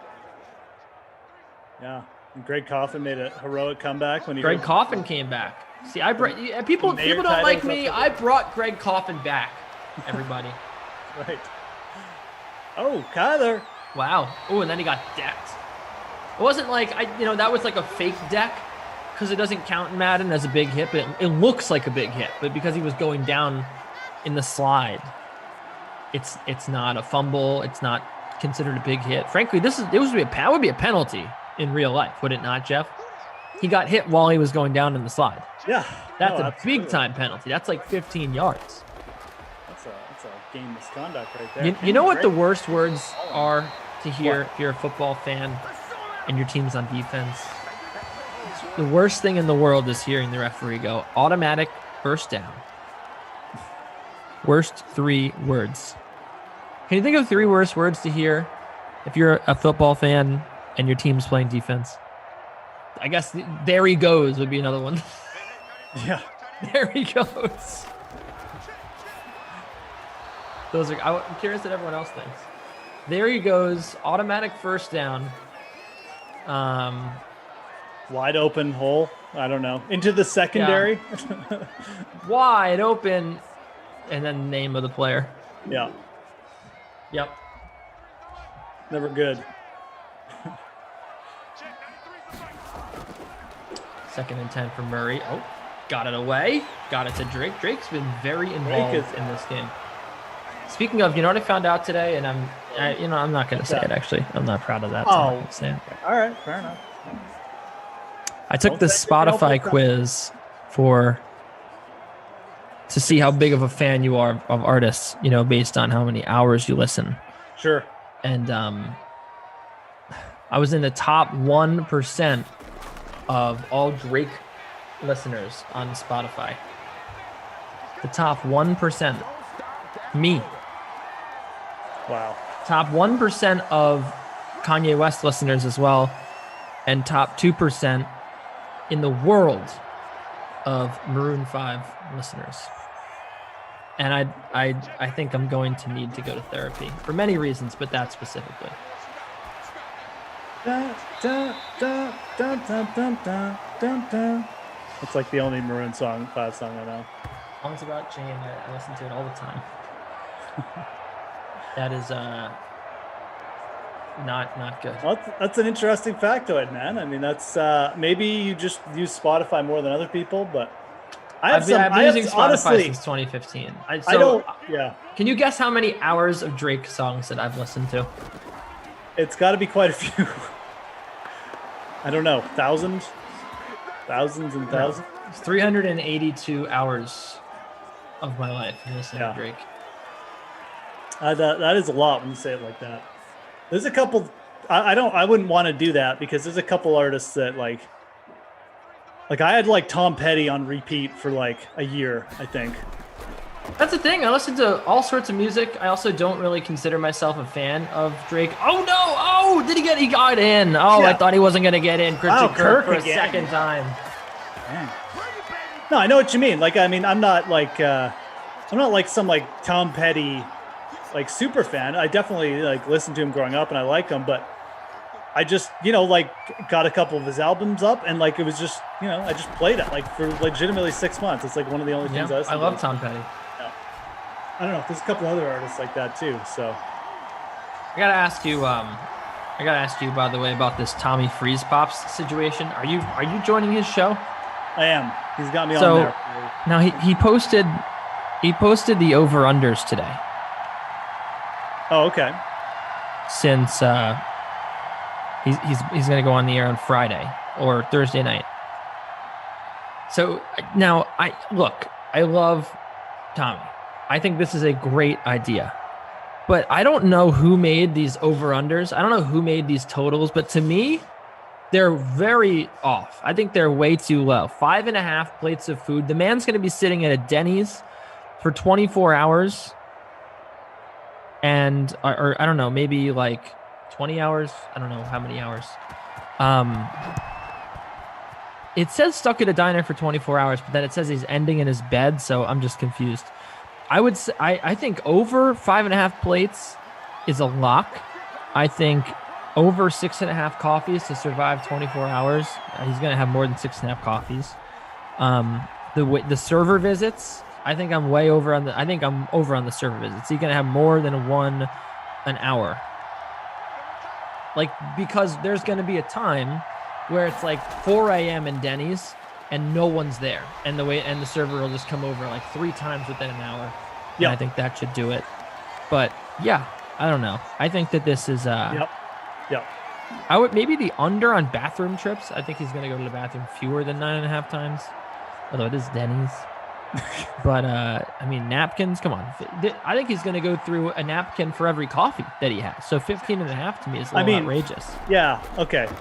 Plates of food over. He's just going to get bored at some point and order food. Yeah. You know what I mean? Like, he's just going to be, okay, yeah, bring me like a sundae. Absolutely. Or something. Or like the fruit platter, because I'm just sitting here. I need something. So I'm over on the 5.5 plates of food. Coffee. I don't know, because he's going to have a variety of drinks at his disposal, I'm going to go under on the coffee. That sounds weird, but like he could start drinking soda, you know? So I'm going to go under on the coffee. Oh, that was a nice. Oh, no, he just broke it. There goes Yeah. Odell again. Yeah, on the sideline. Inside the 30. Okay, I'm going to go under on the coffee. Bacon strips. I'm pretty sure Tom loves bacon. I think I had this conversation with him. So I will go over on bacon. Tommy just likes to eat. I'm pretty sure. So I'll go over on bacon. Bread. I think we'll go under. I mean, but get like one sandwich. You know, he'll order something more interesting than toast. I'll go under on bread. All drinks, 14.5. I would say over. I would say over because he's gonna Yeah. have a glass of. He'll probably have like 5 glasses of water, if not more, if he's smart. I guess that would jack up the bathroom visits though. At the same I think time, I'd take the over on that. I also take the over on Yeah, I bathroom would. trips because he's just gonna go, like you said, when he gets bored, he's gonna get up just to gonna stretch go to his the legs bathroom. out. True, that's a good point. The all drinks, I think I'll take the over. Again, he's at a Denny's. He's just going to get bored and order something, you know. Napkins used, that's got to be an over. Yeah, way more than 15.5 napkins. I'm taking over on most of these. The only one I'm going to take under on is the guest no-shows. Maybe that's just me trusting people, but I feel like most people are pretty good. Yeah, You know? I don't think anyone. I think that. So the only thing I was get, like, thinking one, about is he's 2. trying to have guests on at like 2 a.m., 3 a.m. Yeah. There's going to be one person that oversleeps and misses. 100%. Right? So is that Peoples Jones? I mean, this sim has everything. Yeah, we the peoples. My goodness. Next, we're going to see a Baker Mayfield naked bootleg. No, I didn't do it that Oh, time. Chubba Lub. There you go, kid. Get you some. Chubba Lub, lub, lub, lub. All right. Now it's a party. Sim is delivering the goods, man. I mean, trying to talk about other stuff, but it just won't let us. This is like the Cardinals Packers playoff game, you know, from Aaron Rodgers' rookie year or whatever. Not rookie year, first year starter or whatever year that was. I think it was 05. Everyone knows what I'm talking about. Anyways. 7 plays, 76 yards, and a tie game at 28-28 late in the third quarter. So glad to be with us. That's Jeff Ulrich. I'm Kenny Ducey. We've got Jim and Tate on ops, Michael and TP behind the scenes running the show. That's it. It's a 6-man crew. 6 of us and you. 339 of you. On YouTube. Hey, Sim fam. Many more across the world on Keep other smashing that platforms. like, folks. This sim is delivering the goods. I don't know why we have so many dislikes today. Was it just because we got Kaufman back to back? Why is there 36 dislikes? Was something? Here's what I want to know. Why is there no over/under on freeze pops? Is he not going to have any freeze pops? Well, they probably don't have them at Denny's. I mean, So he can bring freeze pops. we could. How is he going to run this, by the way? Is it going to be like on a phone? Or is he going to have like a real camera? I assume like a laptop and a camera. What did you just say? Laptop and a camera? I mean, a laptop? Laptop and a camera. It's a laptop. Not a laptop. That's what my grandmother calls it. L-A-B top. Laptop. Okay. We do things a little different up here in Canada, okay? Do the Oh, I know. pronunciations. It sound a little funny, okay? Laptop. Kyler. Oh, why didn't you juke there? Coming down to the end of the third quarter. Queenie says audio issues caused the dislikes. All right. So that's her Fair opinion. enough. You expressed your opinions. Just wanted to know. I don't care. I mean, the YouTube algorithm, guys, as I've said many times, it just likes you click any thumb, it's going to give us the same result. So I much prefer to see the positive because I'm a positive dude, and you know. Me too. I want everybody to be happy. I don't want people smashing the dislike. We but just I'm just saying. we're just trying to put great energy in the sim day in and day out. Jeff Ulrich across the way from me, up north in Canada. Kenny Ducey. Baker Mayfield, 12 of 13 in this sim. Kenyon Drake's got 115 yards on the ground with a touchdown. Nick Chubb, 61 yards and a score as well. Christian Kirk has 2 touchdowns. Max Williams, 18 yards on 3 catches and a score. Odell Beckham, 4 catches for 124 yards and a touchdown, including a 55-yard burner. He's also got 82 yards total run after the catch. Larry Fitz, 2 catches for 29. D-Hop, 2 for 25. And we got Jarvis Landry, 2 for 20. Daniels, Peoples-Jones, Bryant, and don't forget about Bryant was definitely a vulture touchdown, but Rashad Higgins early in this game had a 40-yard touchdown to put him at 11 DraftKings fantasy points. Jeff, people forget that Rashad Higgins has a touchdown and 11 fantasy points in this one. I mean, I've forgotten about half of the things that happen because we keep getting touchdowns every 5 minutes. So Nick Chubb with the latest one. Kirk has 2, correct? Does he have 2 or 3? 2, right? Kirk has 2.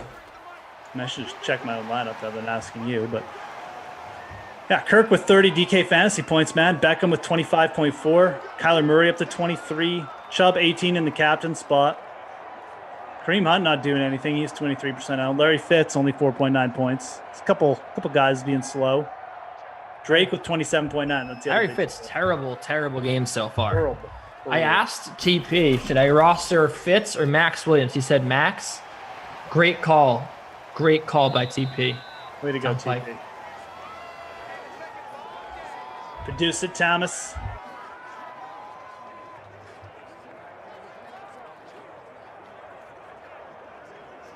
Appreciate all you guys showing up, though. Got a little Wednesday action today, a little hump day.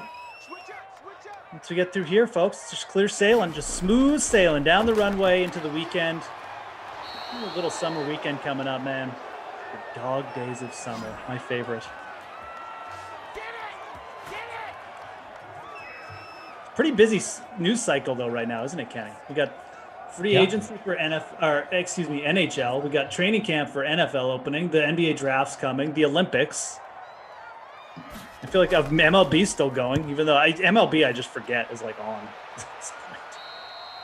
Yeah, it seems like it's on all day, every day. So you got to punt down to the 21. I mean, you obviously cover it. So like, I don't cover MLB, so I legitimately will go a week and I'll be like, oh yeah, like if I don't have time to watch TV much that week, or there's something going on in the other sports I cover, I'll be like, oh yeah, like MLB is on right now. So you get sick. Do you ever get to a point in the MLB season as someone who covers it where you're like, this is like so long and I just wish I could do another sport right now? Or are you like that big into baseball where it doesn't even I'm really big into baseball. I don't feel like that at all. I think that sometimes, the 2 weeks of Wimbledon would be a good example. I mean, when tennis Grand Slams come around, and it's like, I'm sure you would be the same way if golf was a 2-week Grand Slam. Right. My life is watching. I'm so focused. I'm so razor focused on tennis. Yeah, so you kind of wish like you could take a week off baseball or something to focus, right? Yeah, that makes sense. Yeah. So hold on, I gotta do something. Go for it, dude. Yeah, go. You go take care of your business, friendo. Oh, this Baker just launching it downfield. Oh, wow. I'm not sure he was targeting there, but talk about going for everything there. 4th and 14. We're gonna get what feels like our first punt of the game. That's not official. Dude, this sim has been delivering. Had everything under control with the dog, and the relief pitcher came home, and let's just say there's runners on 2nd and 3rd now with no outs. So I had to put the dog in the cage. Had to go to the bullpen. Yep, had to do the old speaking of baseball. No, I don't really get tired of it, but like I said, other things will just take precedent in my life. Even just like the last 5 days. I've still been writing baseball picks everywhere, Action Network, here, NBC, and I haven't really been watching a lot of baseball. I was camping last weekend, obviously, and just kind of taking some time to decompress a little bit, which is, crazy because like the Olympics are going on, like there's so much going on right now, but Yep. Haven't even been personally, gaming at all, like not getting involved in anything, except for obviously these Madden free rolls. So it's been nice, just kind of been not really consumed or be laser focused, not razor focused. Razor focused is what LeBron James said. Sorry. Thank you, Bad Boys of Pop. So yeah, I've been kind of disengaged, but for the most part, either whether it'll be like a mental health week or weekend or day or just watching other sports, that sort of happens. But like I said, as a fantasy baseball player, I definitely still have to set my lineup every day and make trades and stuff. So just man, fantasy baseball is like you got to commit. I did watch I do watch highlights when I can, just to make, just to catch up on whatever I miss, the big stories in baseball. I saw that Mariners comeback against the Astros. I want to say something, by the way. Okay, go for it. The Simone Biles situation, which I know everyone's been talking about, but I think that there's two mutually exclusive situations there. I mean, obviously, everyone throwing the support towards Simone Biles, myself included, and I think it's cool that we're living in an age now where athletes can, speak about what's going on with them, and where they're struggling and just being vulnerable, and I think that's really cool. Also, I think that we unfairly want athletes on our favorite teams, and Simone Biles is kind of an exception because. It's a a team, like a country, and not, I don't know, it's not a team. Like we all root on the Americans, but anyway, I think that it's unfair that people put that pressure on the players that they root on to play through pain and play through injuries. But I also think that it's really cool when players play through injuries. Obviously I don't think it's something that we should expect or force on athletes, but at the same time, look at Baker Mayfield, Kobe Bryant hitting free throws through a torn Achilles, the Kirk Gibson home run. They're inspirational moments. I think that it inspires us all to, that anything is possible, and no obstacle is too big in the way of what you want to do if you're really determined. So I think that we should keep those are still stories that I'm gonna like, but at the same time, I'm not gonna expect athletes to sacrifice their bodies for us, because it's just, they're human beings and they got to take care of themselves first and foremost. But I did see someone be like, well, let's stop glorifying athletes playing through injuries. And I was like, I don't think I'm going to do that. I still think it's pretty cool.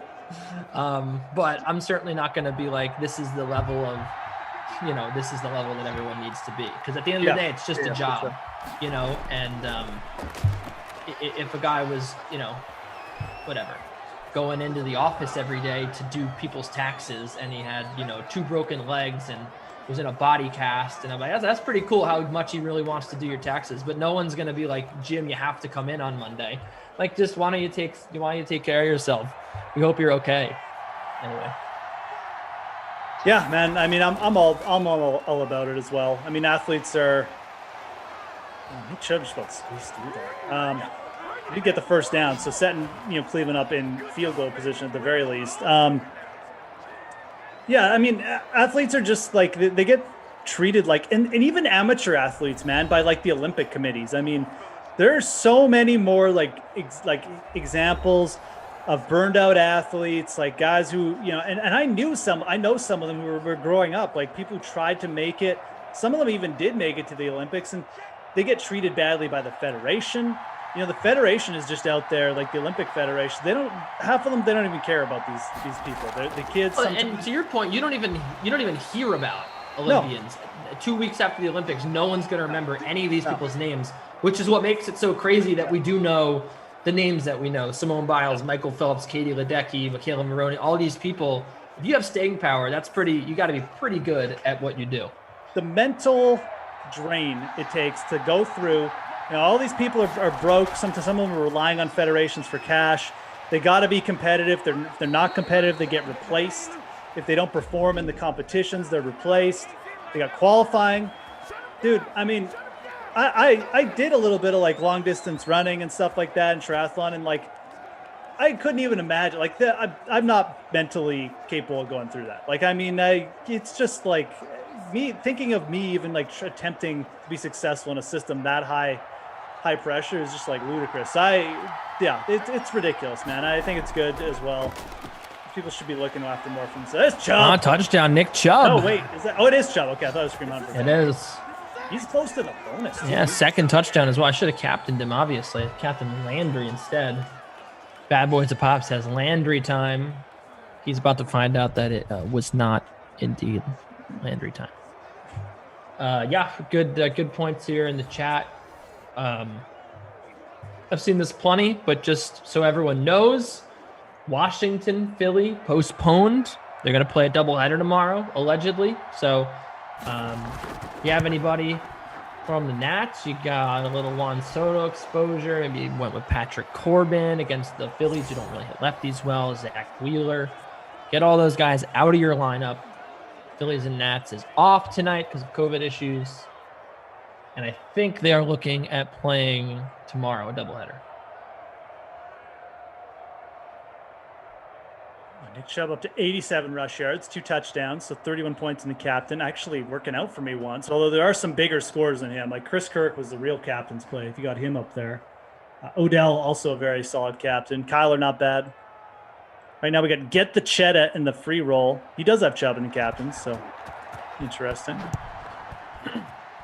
All right, what do we got here? I'm in 81st right now. 81st of 91. But and that's with 82 DraftKings fantasy points. I mean, I got Chubb in the captain. I have Odell in my lineup, and I'm still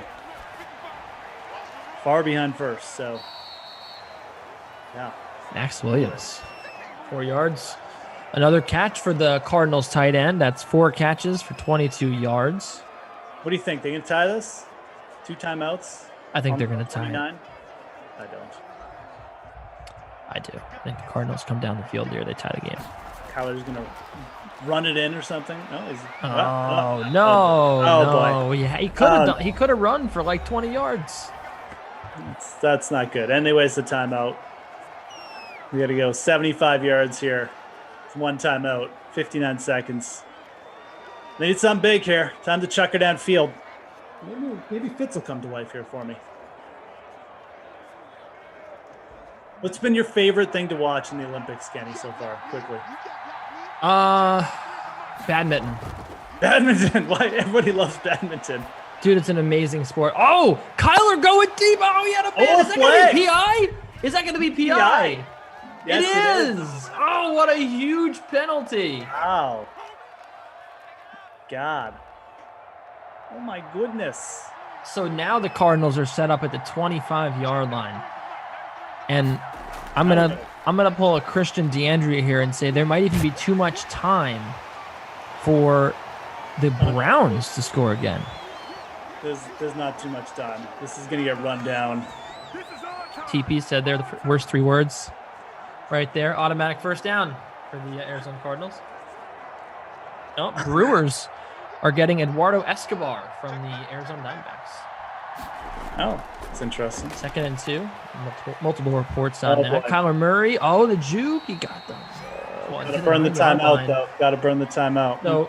So now you can't take a sack. You have to you have to pass into the end zone. I've seen this story play out so many times where they like throw a slant route, Although here's the thing. I think we're close enough. We're at the 9-yard line. It feels like even if they're tackled in bounds, maybe they get one more playoff. No, I think that because of the proximity to the next play, it could happen. It won't happen. If they get tackled in bounds short of the goal line, this one's over. Hopefully we don't have to see. Oh, that was almost picked. Because normally I feel like the game accounts for like they have to run down the field. Yeah, I guess not. I don't know.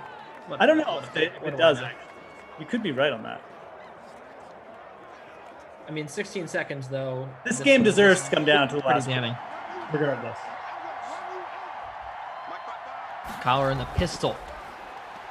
Time. Oh, no, he's being chased. Throws to the sideline. No. Kenyon Drake, get out of bounds, Kenyon Drake. You can't do it.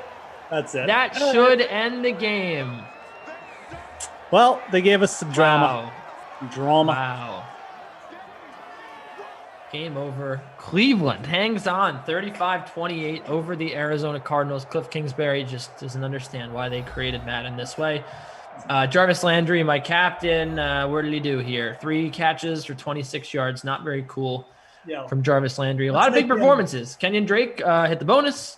Kyler Murray, 3 touchdowns. Nick Chubb, 2 touchdowns and 87 yards. Christian Kirk hit the bonus as well. Odell Beckham, he also hit the bonus. Baker Mayfield, 25.6 fantasy points with 3 touchdowns, 274 yards. Also ran for 27. So many people to pick from, but who is your Ulrich's ultimate star of the game? Well, my Ulrich's ugly performance of the game is definitely Jarvis Landry. We'll go with him. My ultimate star is going to be Christian Kirk at 23% ownership, 4.4 in the captain spot, 6,600.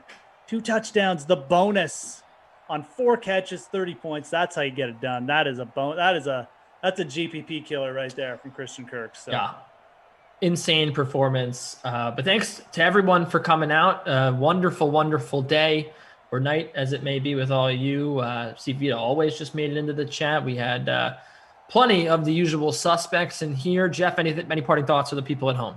No, man, just good hanging out with you as always. Good hanging out with the DK Sim fam on a little Wednesday. Like I said, folks, get through tonight and then we're into the weekend and we're into the end of the week. Anyways, hope everyone's having a good Wednesday. I'll see you guys tomorrow. Great being with you, Jeff. I will see you tomorrow, and I will see all of you folks tomorrow on the Dream Stream. Thanks again to everyone for watching, our wonderful crew, Tate K and Jim on ops. Jim, and we also had Michael and TP behind the scenes. Very well done from everybody. Our 6-person crew to you. Have a great Friday night. Coming up next on the Dream Stream, we got Ross Tucker and Andrew Brandt discussing Aaron Rodgers reporting to Packers camp today and the trade for Randall Cobb that might be on the horizon, plus Houston versus Deshaun Watson. All that coming up right here, right now. Let's send it over to Ross Tucker and Andrew Brandt. It's the Ross Tucker Football Podcast. Oh, yeah, it is. But it's not just any Ross Tucker Football Podcast. It is a Wisdom Wednesday with Andrew Brandt. I got about a zillion Aaron Rodgers Packers questions for him momentarily. We are presented by DraftKings. As usual, they got ridiculous offers going on right now. Bet on the Olympics. Why not? Make the Olympics even a little bit more interesting. There's been some drama coming out of Tokyo. New week, which means on Friday, which is when we will do the final RTFP of the week. By the way, I got an email from somebody. Week 1 is when we go daily. Week 1 is when the Ross Tucker Football Podcast goes daily. But right now, it's very easy to get a show every day because you have the 3 Ross Tucker Football Podcasts. You have College Draft, where we talked about Oklahoma and Texas bolting the Big 12 for the SEC and the top prospects in the Big 12. We're going to record the Even Money podcast with Chad Millman from the Action Network today. Yesterday, I did my O-line rankings. Yesterday, it was just me and Brad. So the Fantasy Feast yesterday was essentially a Ross Tucker Football podcast. It was just me doing my offensive line rankings. So check that out. And, of course, the aforementioned Andrew Brandt and his wonderful Business of Sports podcast. Friday, we'll have winners. Spread the word winner at Ross Tucker NFL, at Ross Tucker Pod, sponsor confirmation email winner, and then the YouTube shout out. That's just someone that subscribes to youtube.com/Ross Tucker NFL and makes any comment. I'll give you a free cameo style shout out, which I love.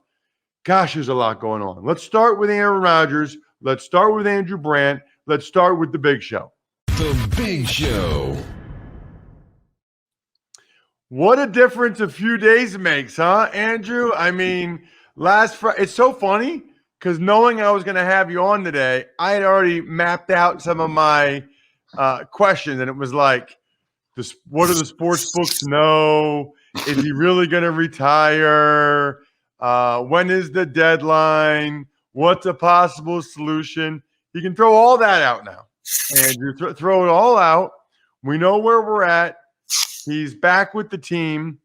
I guess like I like to do a lot of times, I just want to give you your patented blank canvas and not paint you in any specific direction. As always, people know you can check Andrew out on social at Andrew Brandt. And of course, the Business of Sports podcast, where he'll go over every angle of the Aaron Rodgers situation and more. Just sort of your overarching thoughts, Andrew. Yeah, morning, Ross. I mean, this is something I'm going to, stroke myself here with the ego, but you saw it coming. I said it all off season.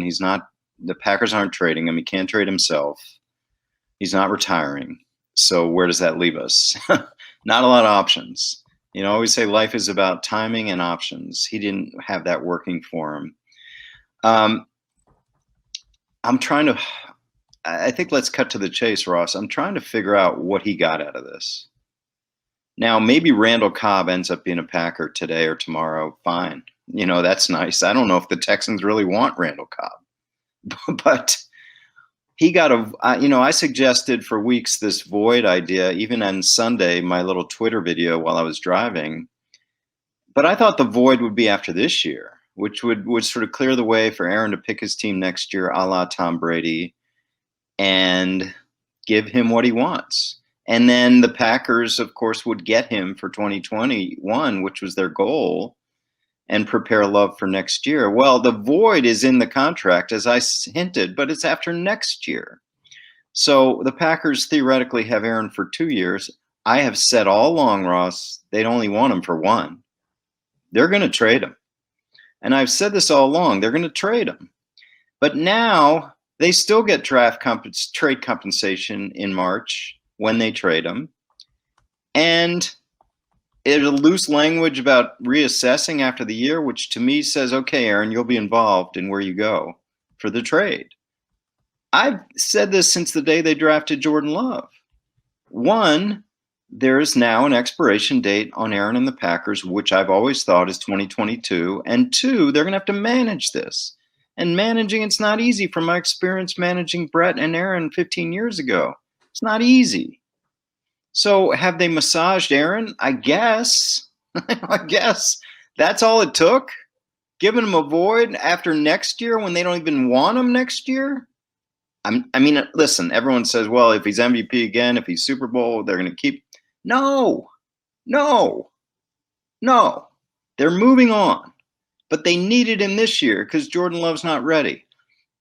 So people like to do winners and losers. The Packers won here, and I think it's part of a bigger picture, which is I've ranted about before. I'll rant again today. We're just not there, Ross, with player empowerment. If the elite of the elite, Aaron Rodgers, can't force a better resolution than the one we have here, who can? It took Tom Brady 20 years. 20 years. He got the void, but it took him 20 years to exert some player power. And he's Tom Brady. So I guess that's where I leave this, Ross. We're not there. When people ask me about Aaron Rodgers the past few months, I said, he's not James Harden. It's not the NBA. We're just not there. Teams, my former team, still have the power. If we can have all this drama about Aaron Rodgers for 4 months, and this is what we get, why are we even talking about drama anymore? And everyone's going to be in camp this week. I mean, again, I'm not reveling that teams have the power. I'm just saying we're not there yet. We're not the NBA. We're not even MLB or NHL. The players don't have the power in the NFL. That's where we are. Yeah, I'm confused on the whole thing. I mean, they will review his situation a year from now. Now, Adam Schefter said something interesting yesterday on television about Aaron Rodgers gets his money next year no matter what, meaning if he retires because the Packers can't find him a good situation, he gets his money. I'm a little unclear on that. I feel like we need to have more hard and fast details come out. But my initial reaction, Andrew, was the same as yours, which is the Packers still have everything they want. Yeah. I mean, voiding the 2023, he wasn't going to be there in 2023 anyway. He's not going to be there in 2022. That's my point. He's not going to be there. And again, these are negotiations, Ross. So did Dave Dunn and Aaron Rodgers come in saying we want to void next year? And the Packers says we're not going to void. And they don't talk and they don't talk and they don't talk and they don't talk, and deadlines spur action, and they compromise at a void after 2 years. I don't know. You know, what Aaron gets out of this to me, Ross, is an ability to be part of the trade in March or January, February. So Aaron Rodgers is not going to be dealt to. I'm not going to upset any fans here. You know, pick a bad team that a player like him wouldn't want to go to. Okay, that's what this comes out. So he'll be traded to a team he wants to go to. So I got to ask you too about the Randall Cobb thing, because people are saying it's a done deal. It hasn't happened yet. Certainly it feels like this is the Packers placating Rodgers for some of the other personnel decisions that he hasn't liked. And he said, I want Randall Cobb. Like, I feel like the negotiations like void a year and free up cap space, and I want Randall Cobb back. But he's still not traded yet, Andrew, which makes me feel like, you know, on some level, you know, the Houston Texans are like, okay, all right, you know, like we know that they want him. We'll just get more from him. Yeah, that's the way I think too. You're good on the business of football now, Ross, because leverage, right? So my thought initially was, and I talked to my son about this, is like, well, I hope the Packers called the Texans about Randall Cobb before it got out, right? I hope they called him and worked out a trade, like a low round pick or whatever it is, before it got out, that it's part of the Aaron deal. Because now it's out, you know, and now think about the leverage that the Texans have if they choose to use it. If they don't get Randall Cobb, theoretically, Aaron leaves, right? Aaron goes back to LA. You know, theoretically, that's what we're hearing. Like Aaron, the contingency of the MVP playing for you is getting this player. So the Texans theoretically have extraordinary leverage here. But I think it's a money thing too, Ross. You know, the Packers probably said, we'll get Randall, but, you know, we're not going to pay him that contract. So that's probably being worked out too. Yeah, I'm fascinated by it. Speaking of the Texans, Andrew, Matt, you could do a whole business of sports podcast on the Texans right now. I mean, wow. I don't even know where to start. Clearly on Monday, after he reported Sunday, all of the reporters, the Tom Pelisseros, the Ian Rappaport saying they're willing to trade him, but it's going to take a lot. Going to be 3 first-round picks, going to be 5 players and/or high picks, blah, blah, blah. I don't know how you do it. And again, I want to give you a blank canvas here, but he's not in the commissioner's exempt list. The NFL issued a statement saying basically he's allowed to be there. There's nothing against, no discipline against him at this point. So he's there. He doesn't want to be there. It's awkward. The Texans want to trade him, but I'm guessing nobody's offering him what they want for him because they don't know his situation and they're not sure that. I mean, what a mess, Andrew. You know, I guess the one thing I'll say, give me the blank canvas, is I've talked about this for 10 years now. The leave it to Roger thing, right? So teams have players that get in trouble. Very rarely do you see a team discipline anymore. And this didn't happen in my day with Commissioner Tagliabue. Now it's all leave it to Roger. And when I say leave it to Roger, let the commissioner handle it. Let him take the heat. And that's where we are, I think. The Texans are kind of, you know, we got this guy. We like him. He's done some things we think are not great. We don't want to trade him unless we get incredible value. But we're waiting on Roger.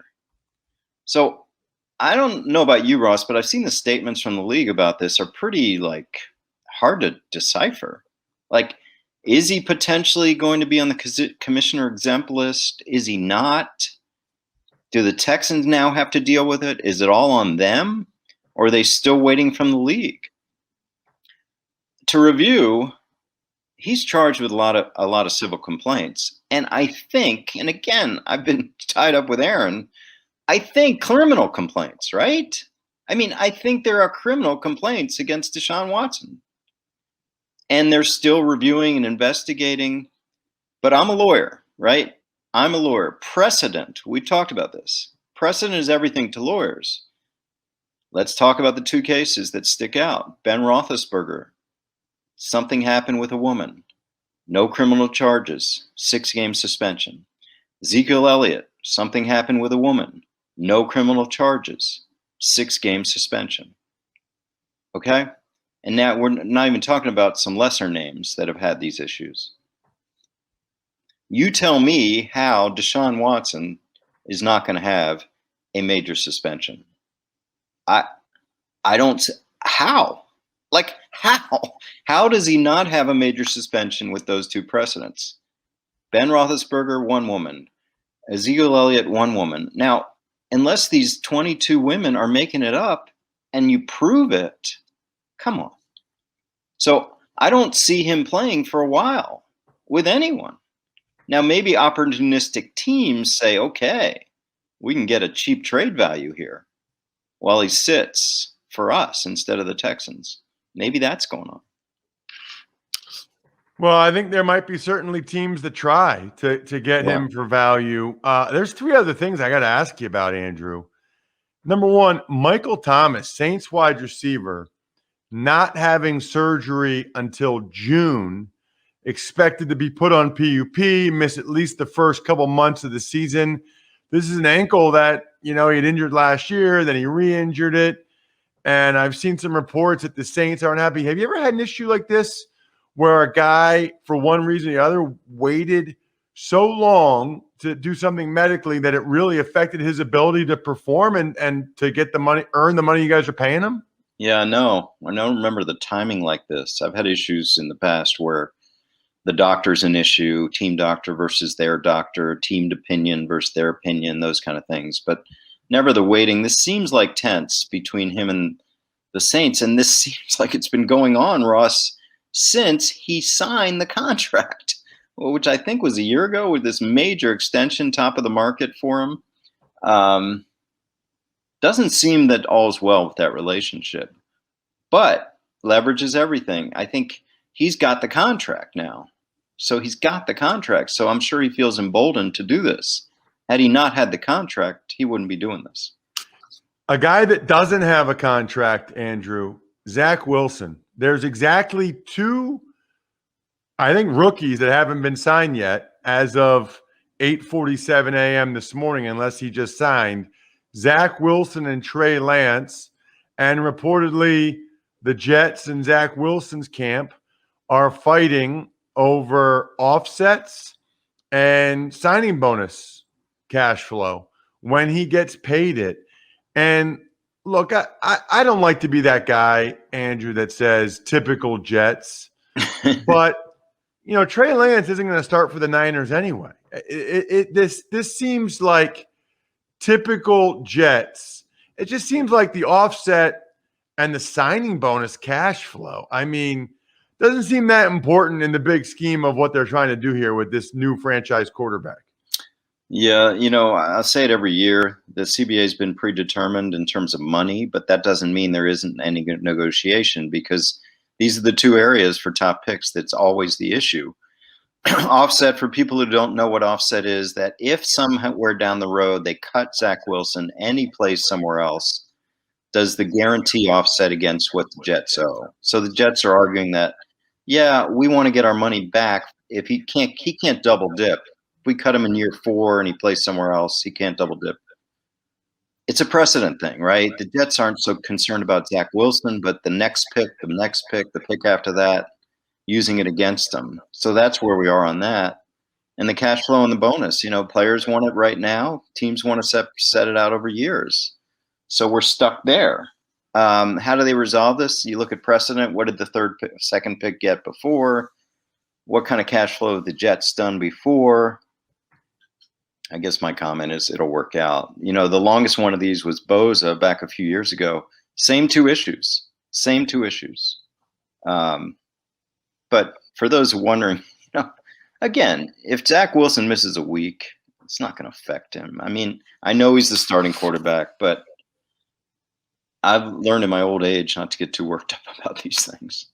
What about, Andrew, last one, Davion Howard, Miami. Yeah. This is interesting. We got a bunch of guys, Chandler Jones, Jamal Adams, Davion Howard, not happy with their contracts. And they've made that clear, but they showed up anyway because there's a new $50,000 per day mandatory fine. You can't forgive it. And Davion Howard even said, and I tweeted last night at Ross Tucker NFL, he's just there so he won't be fined, so he can't be fined. He doesn't want to be there.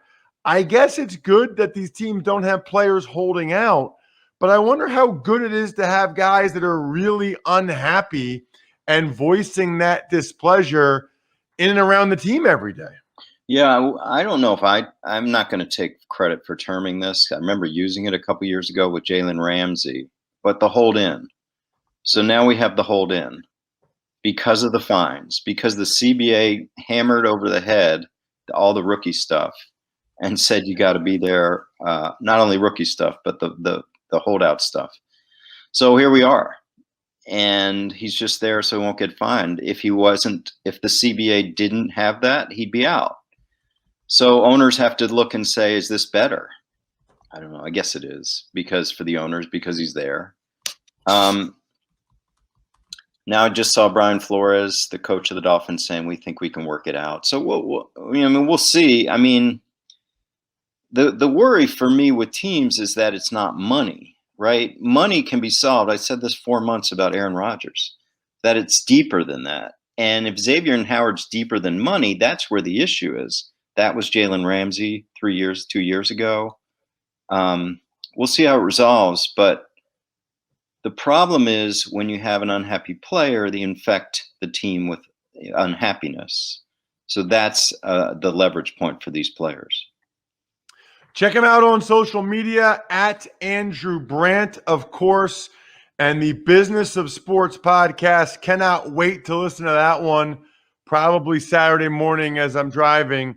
I cannot wait to hear the full breakdown of everything Aaron Rodgers and more. Thank you, Andrew. Thanks, Ross. You know who else we need to thank today? And I tweeted this yesterday at Ross Tucker NFL, Crocs. If you don't have Crocs, you're missing out. Visit crocs.com to take your pick of wildly comfortable and lightweight clogs, sandals, and slides. I posted a picture yesterday of sandals, slides, clogs. I wear these things like every second of every day. I love them. Those of you that watch on YouTube, I've shown them before. I posted the picture on Instagram, Facebook, and Twitter. Love Crocs and love that the Crocs Hoop Draft Prediction Challenge is coming. And dare we say free to play on DraftKings.com. Make all the right picks and a slice of 10 G's could be yours. Just enter the game page on draft day and see just how well your pick predictions hold up to the real ones. At the end of the draft, winners will be paid out cold, hard cash based on how many you guessed right. Visit DraftKings.com/Crocs on Thursday, July 29th, that's tomorrow, to make your basketball draft predictions. We hope your future is full of comfort, that's what Crocs are, and possibly full of money. Learn more at DraftKings.com/Crocs. Tuck's Takes. Good morning, Ross. Let's start with, what you and Andrew were talking about. Any other thoughts about Aaron Rodgers and that whole situation in Green Bay, including Randall Cobb? Well, I mean, look, and I had already tweeted this morning. I feel like the Texans have a bunch of leverage. I don't know what's going on there, but they know everybody's saying it's a done deal. It's done. Cobb to the Packers. Well, it's not done. There's been no, so something's holding it up. Maybe the Texans are trying to squeeze every little ounce out of that orange they can. And also, I need more clarity on whatever it is Adam Schefter said yesterday about Aaron Rodgers getting his money next year, no matter what. Like he can retire and still get it. I don't really know what that means. and I'm hoping people can clarify over the next couple of days. Tux takes. Speaking of Houston, your thoughts on Deshaun Watson's predicament? Well, it's just so complicated on so many levels. You know, it's an unprecedented business opportunity to get a player of his, you know, talent and pedigree at that rate. But then there's criminal risk, there's league discipline risk. I mean, it's just very hard to sort through. I will say this. His attorney coming out on Monday, Rusty Hardin, and saying, hey, it's not just civil. He's got 10 criminal complaints against him too. I don't think I've ever before, Bri, seen a lawyer come out and like talk about how much bad stuff is going on with their client. And I think he did that because they're trying to force the Texans' hand to lower their asking price so Deshaun Watson can be traded. But for a lawyer to come out and say, don't forget, he might go behind bars. He might have to be guilty of these. I mean, he might get criminal charges. I've never seen that before. Tux takes. Got some contract extensions in Washington for D lineman Jonathan Allen and tight end Logan Thomas. So Jonathan Allen's just been a really good player for a long time. I mean, he was really good in college, strong, powerful, good with his hands. He's been really good in Washington. They know they have a good thing with their defensive line, so they're going to keep that going and renew those guys, give Allen a bunch of money. The Logan Thomas story I love. I mean, this guy totally flamed out as a quarterback, reinvented himself, and now gets over $10 million fully guaranteed on a 3-year, $24 million deal. That is not easy to go from quarterback to an NFL starting tight end that gets that kind of money. You're competing against all these guys that have been tight ends their whole life. Hint, hint, Tebow. But I'm thrilled for Logan Thomas. He earned it. He got that stuff the hard way. Tux takes. Adam Schefter reported 13 NFL staffers and 4 players testing positive for COVID-19, even though they're fully vaccinated. And that list presumably includes Colts head coach Frank Reich. Right, because the Colts and Frank Reich came out with the statement that Reich tested positive, even though he's fully vaccinated. And as a result, Reich's out for like 10 days, or I guess he just has to have 2 days in a row of negative tests since he's fully vaccinated. I think, Bri, I see some comments from people that I'm not sure totally understand. So, like, you can still get COVID if you're vaccinated. It just makes the odds much, much better that you don't get it. You can also still transmit COVID even if you're vaccinated. It just makes it a lot less likely. Like everything we do, everything we're talking about is the odds, the percentages, and the vaccine makes it less likely that you get COVID. If you do get it, your symptoms won't be as bad. And if you do get it, you're less likely to transmit it. So the vaccine helps in all 3 of those areas. I feel like when people see this, oh, people still got it. See, the vaccine doesn't work. It's unfortunate because I don't think they totally really understand what it is that vaccines, and in this case, the COVID vaccine does. It just helps in every way. It doesn't make it 100% foolproof. It just is much better in in all 3 of the categories I mentioned. Tux takes. Some other news includes Vikings waiving Jalen Twyman with NFI designation. Caesars becoming the new naming rights partner for the Superdome in New Orleans. 20-year deal there. Jesse James signs with the Bears, $2.15 million, $1.65 fully guaranteed. The Saints signed wide receiver Chris Hogan, and Dolphins cornerback Xavier Howard formally requests to trade just so he won't get fined, as you and Andrew discussed. I'm just here so I won't get fined. So Twyman's the guy that got shot 4 times. So, I think he's on the NFI list for the Vikings, and depending on when they clear him, They would not have to pay him for this year. The Caesars Superdome, is gambling legal in Louisiana, Bry? There's casinos that operate. So right downtown New Orleans, there's a Harrah's Casino. By the way, Harrah's part of Caesars. As far as DraftKings and fantasy, that has been on the ballot. That actually passed and should be up and running in time for football, or at some point by the end of the year. So it's getting there. So there's been casinos. They just legalized sports betting. Correct. Because the casinos didn't have sports books until now. No sports books, and this is not. It will be up to the individual parish or in every other state, county. Right.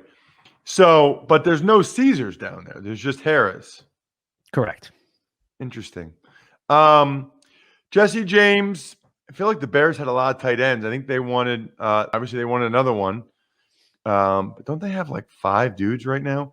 So the Saints signing Hogan. Hogan was literally playing professional lacrosse in the PLL, but that doesn't pay like the NFL does, especially with all the benefits and everything. And I'm sure the Saints gave him something to guarantee, to make it worth his while, to make him not just go down there and have to try out at camp.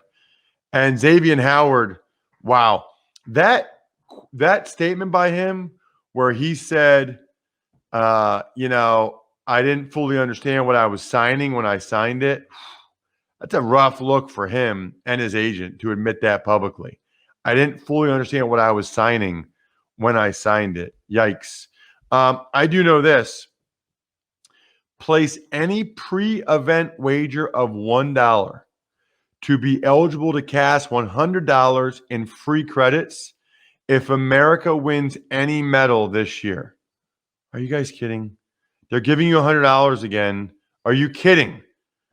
$1 on one Olympic event, and you get $100 if America wins a medal. I mean, what are we even talking about here? What I'm talking about is even money should be epic later today with Chad Millman from the Action Network.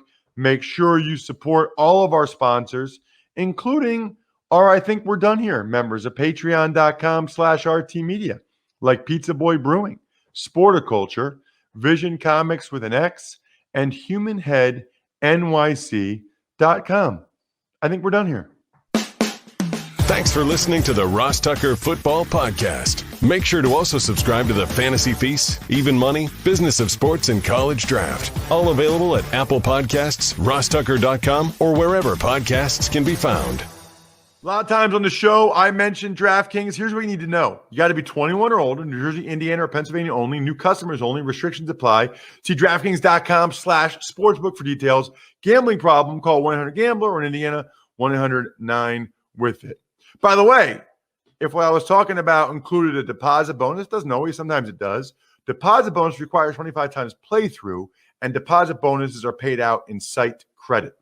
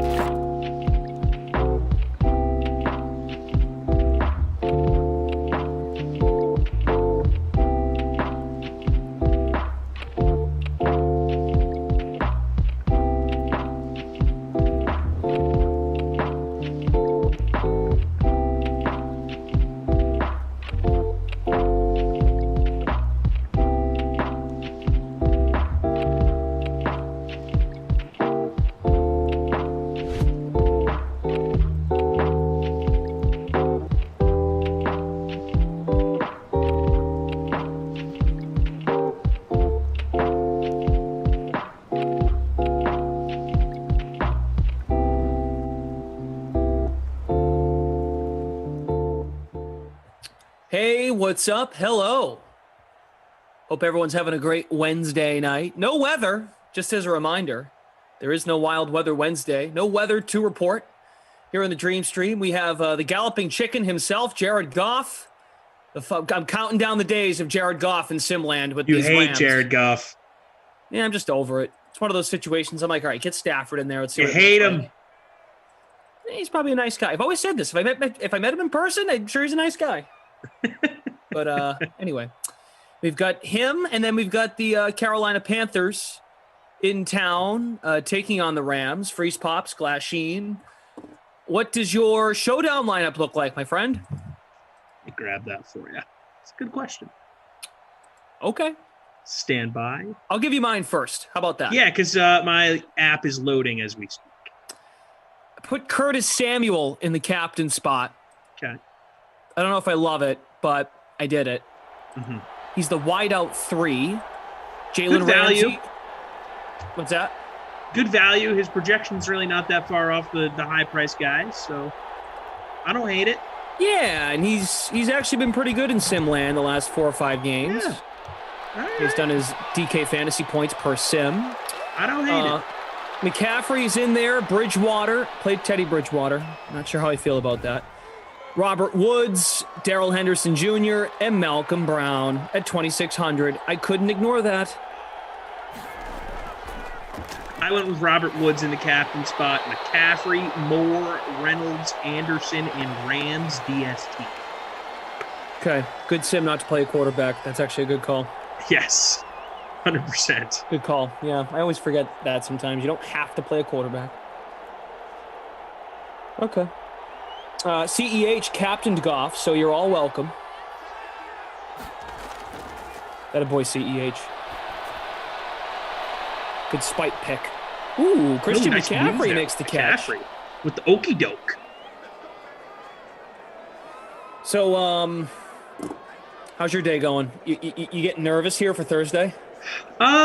Just getting all the pieces in place, tying up some loose ends. We just confirmed Danny Cannell will be joining me on Friday, so good to reconnect with my man Cannell. Clinton Yates is going to join me on Thursday night, a good buddy of mine from ESPN. He's on Around the Horn now. I knew him when he was just a young lad doing overnight radio. So it's going to be fun, man. It's I am a little bit curious as to like how I should structure my day tomorrow, given the fact that I'm going to be up for 24 hours. Like, should I go to bed super late tonight? Ooh. How does that work? I'll be honest. This is the last time I'll see you before your big night. Mm-hmm. I think you're in trouble regardless of how this goes. As far as your sleeping schedule, I had a ball going through your over-unders that you sent to me today. Yeah. I'm not sure what you thought. I mean, my favorite part was the end when I said, what is it? The guy loves plugs. Yeah, kids love plugs. Yeah, we can go over those over-unders at some point in this broadcast too. Be curious to hear what people have to say. Yeah, I'm going to be screwed up for quite a few days because of this. Well, more so because of your work schedule afterwards. I'm like, yes. I feel like, you know how I have no recuperation time. Yeah, like, you know how you have those moments, like, a lot of folks can relate to this on like on a Saturday night, you go into Sunday and you're like, oh, I got to work tomorrow, and like you're just thinking about Sunday it, scaries, thinking about it. Yeah. So. Wow, the Yankees got Joey Gallo. Oh, power bat. The Yankees are still going for it. Yankees gonna Yankee. Tate says, beat me. Tate's here. Hey, Tate. Tate and Jim. Whoa. Hey, Jim. Malcolm Brown. Be better. Weird things happen there. So does Malcolm Brown get like a massive loss on that? How does that question? How does that work? Is YouTube really this far behind? We're still in the pregame show on YouTube? Yeah, I'm looking at it right now myself. I'm going to watch the play right here. All right, I just refreshed. We're good. That's a good question. I don't know. I think Jared Goff. I mean, Malcolm Brown, they bailed him out. So, anyway. Couldn't tell you. I don't know. Good to have you all in the free roll. Glash and Freeze Pops counting down the days of being done with Rams Goff. 118 entries. Producer Michael's here. T. Pike, our technical director. We've got Tate and Jim. Hey, Cooper Kupp Jim to the 35. The Rams receiver, I do not have in my lineup. You hate to see it. CEH bring up a good point. Gallo is going to mass at Yankee Stadium. It's true. He's a lefty, right? Yeah, lefty bat. It's about freaking time they address that, right? To have a lefty bat. It's kind of criminal how they don't. Congo Cab, I agree. Like, that's what they need, another bat. Can they get people out? Cashman might be GMing for his job right now. I mean, at a certain point, there has to be a fall guy here. First time playing Fortnite and Disco, helping us out in the Twitch chat. He has 12 yards now, so no loss. First time playing Fortnite, it was a sack. All right, we'll take your words for it when we look at the stats. It's one of those things that, you say it, and then what if it's not true? You look at the stats. It's one of those weird things that you just don't know. Yeah. You just forget sometimes, But thank you all for your consideration. Yankees are like 3.5 games back of the wild card. I don't know why I care about the Yankees right now. I'm kind of surprised they did that. Well, yeah, I mean, you're a Red Sox fan, so yeah, you're always gonna keep an eye on them, even if they're playing poorly. They're never too far away. Okay, so how about we do this? Because, and I know we've done this today. I think Kaufman did it earlier. So hopefully some of you are new to the audience watching and did not tune in. Freeze Pops has takes. He has 2. One on the running back list for Madden 22 ratings. Oh, okay. And he's got one as well on tight end. Why don't you go ahead and discuss Joe Mixon? Yeah, so I was just looking through some of the stuff Michael threw in our Slack earlier, and I fired off some takes about 20 minutes before the broadcast started. I said Joe Mixon at 88 overall with 25 combined touchdowns, that's rushing and receiving together, in 4 seasons in the league, feels too high. I'm just done being like super enamored with Joe Mixon. I know he had an injury issue last year. He missed a lot of games, but 88 overall? I mean, we're 4 seasons into this thing. Yeah. Ooh, touchdown. Robert Woods, your captain. Hey-oh, Bobby Trees. Oh, Jerry. So, I don't know. 88 felt high to me, especially because that put him at, let's see, 10th highest rated running back in the league. And I saw Josh Jacobs at 8. That kind of shocked me as well. Didn't really go then seek out a list of running backs. Maybe I should have. But 88 felt high to me for Joe Mixon. So that was one of the takes. And then the other take was Gronk at 86 felt high as well, given the season he had last year. But I guess he did look great in spots in the postseason. That Gronk number just feels like a reflection, as you said, postseason last year. And then you have to remember, he didn't play in 2020. So you have to go back to 19, how he played with New England in his final season there. Which he didn't look fantastic in that season with the Pats. What did he have? 3 touchdowns? Something like that? I mean, it was a down year for Gronk. He had the nice moment in the Super Bowl, but 86 feels high. And I love Gronk. I mean, you guys all know how much Glash and I love the Patriots and Gronk and Brady. So, love the guy forever for what he did for my team, but probably not an 86 anymore. John Chaney says, I'll take a healthy Mixon over Aaron Jones, who ranked 6 out of those top 10. I would not. I think that Aaron Jones is a more dynamic player than Joe Mixon. He's much more in the Alvin Kamara mold than Mixon is. With all this in mind, though, when we start actually in real life, not Madden, because we know Madden's a video game. In real life, Joe Mixon, though, might get off to a good start because the quarterback's banged up. I know Burrow, there was a report today. Not a report. Burrow spoke at training camp, I'm pretty sure. Burrow wants to play. I think we talked about this last night. Burrow wants to play in preseason games. Mm-hmm. And because he's a gamer. Yep. He's a gamer, Jim.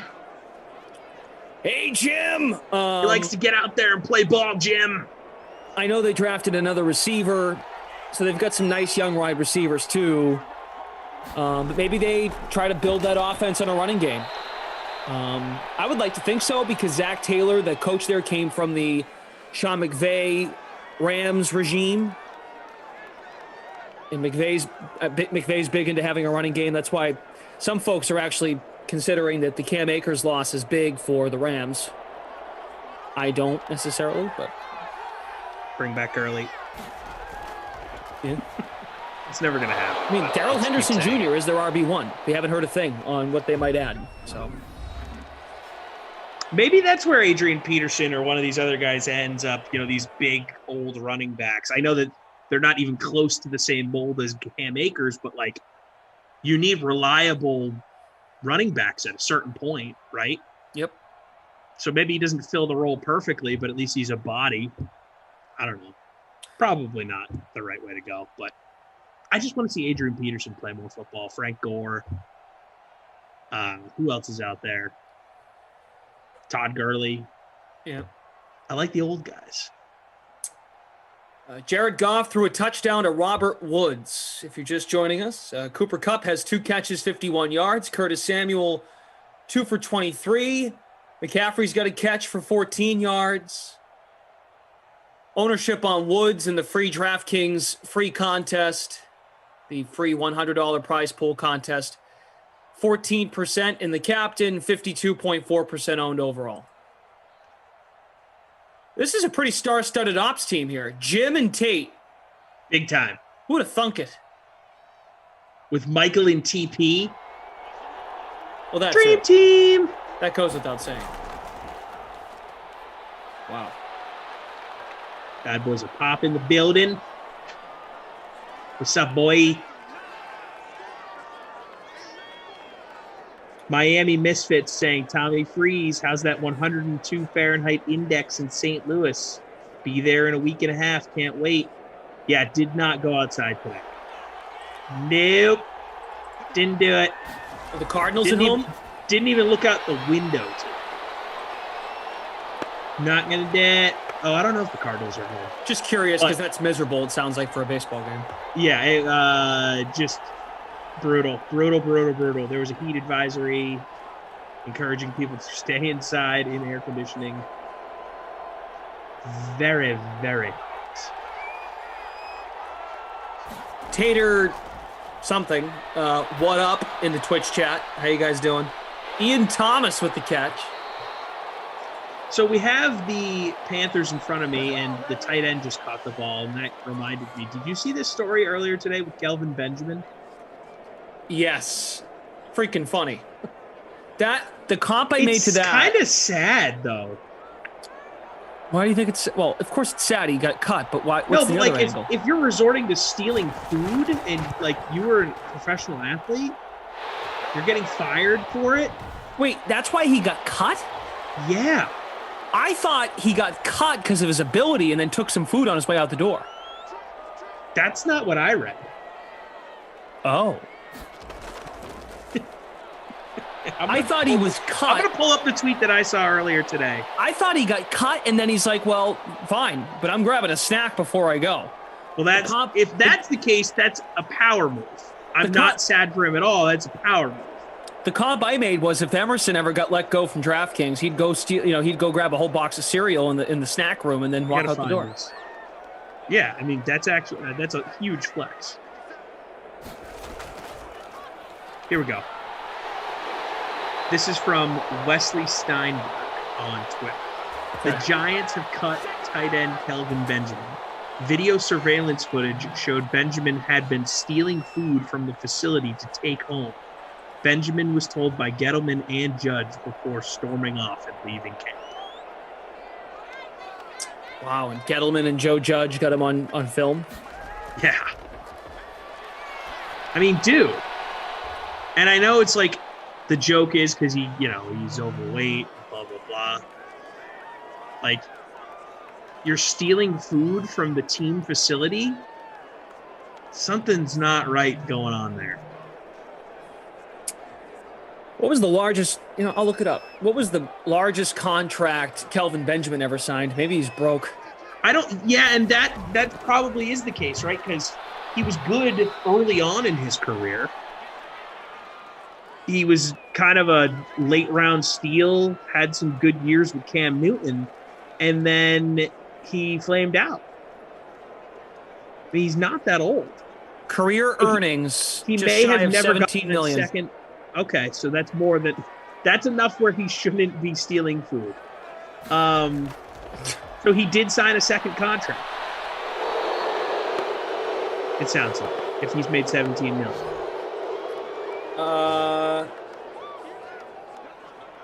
No, he signed with after Carolina. Remember he got that big deal with Buffalo for 1 year? That's what it was. He made $8.5 million in Buffalo for a season. Gotcha. And that year, I think that was Josh Allen's rookie year, 2018. That sounds correct. Yep. Definitely. You are correct. So that was like their big pickup for him. And that was before, of course, they had Diggs. So, whoa, Gone. Christian McCaffrey. Oh, no, I thought he was going to shake him. Really sad story, honestly. Oh, producer Michael's saying his career earnings is around $11.5 million. That sounds more correct to me. Okay, I don't know what where you saw that number. What did I get, 16? You said 17.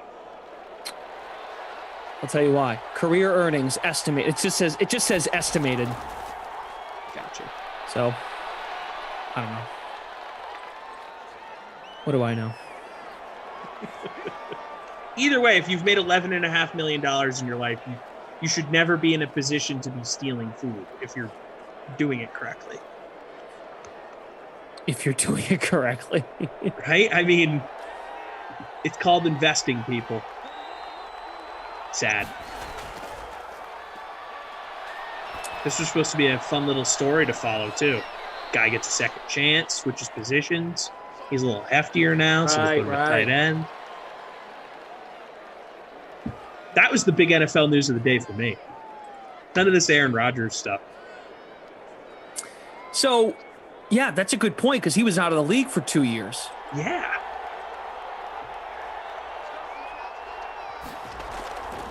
Maybe the Giants are really the ones that they're poor. They need the food. Like, hey, man, don't take our food. I don't think the Giants are strapped for cash. Never know. Probably among the richest franchises in the world.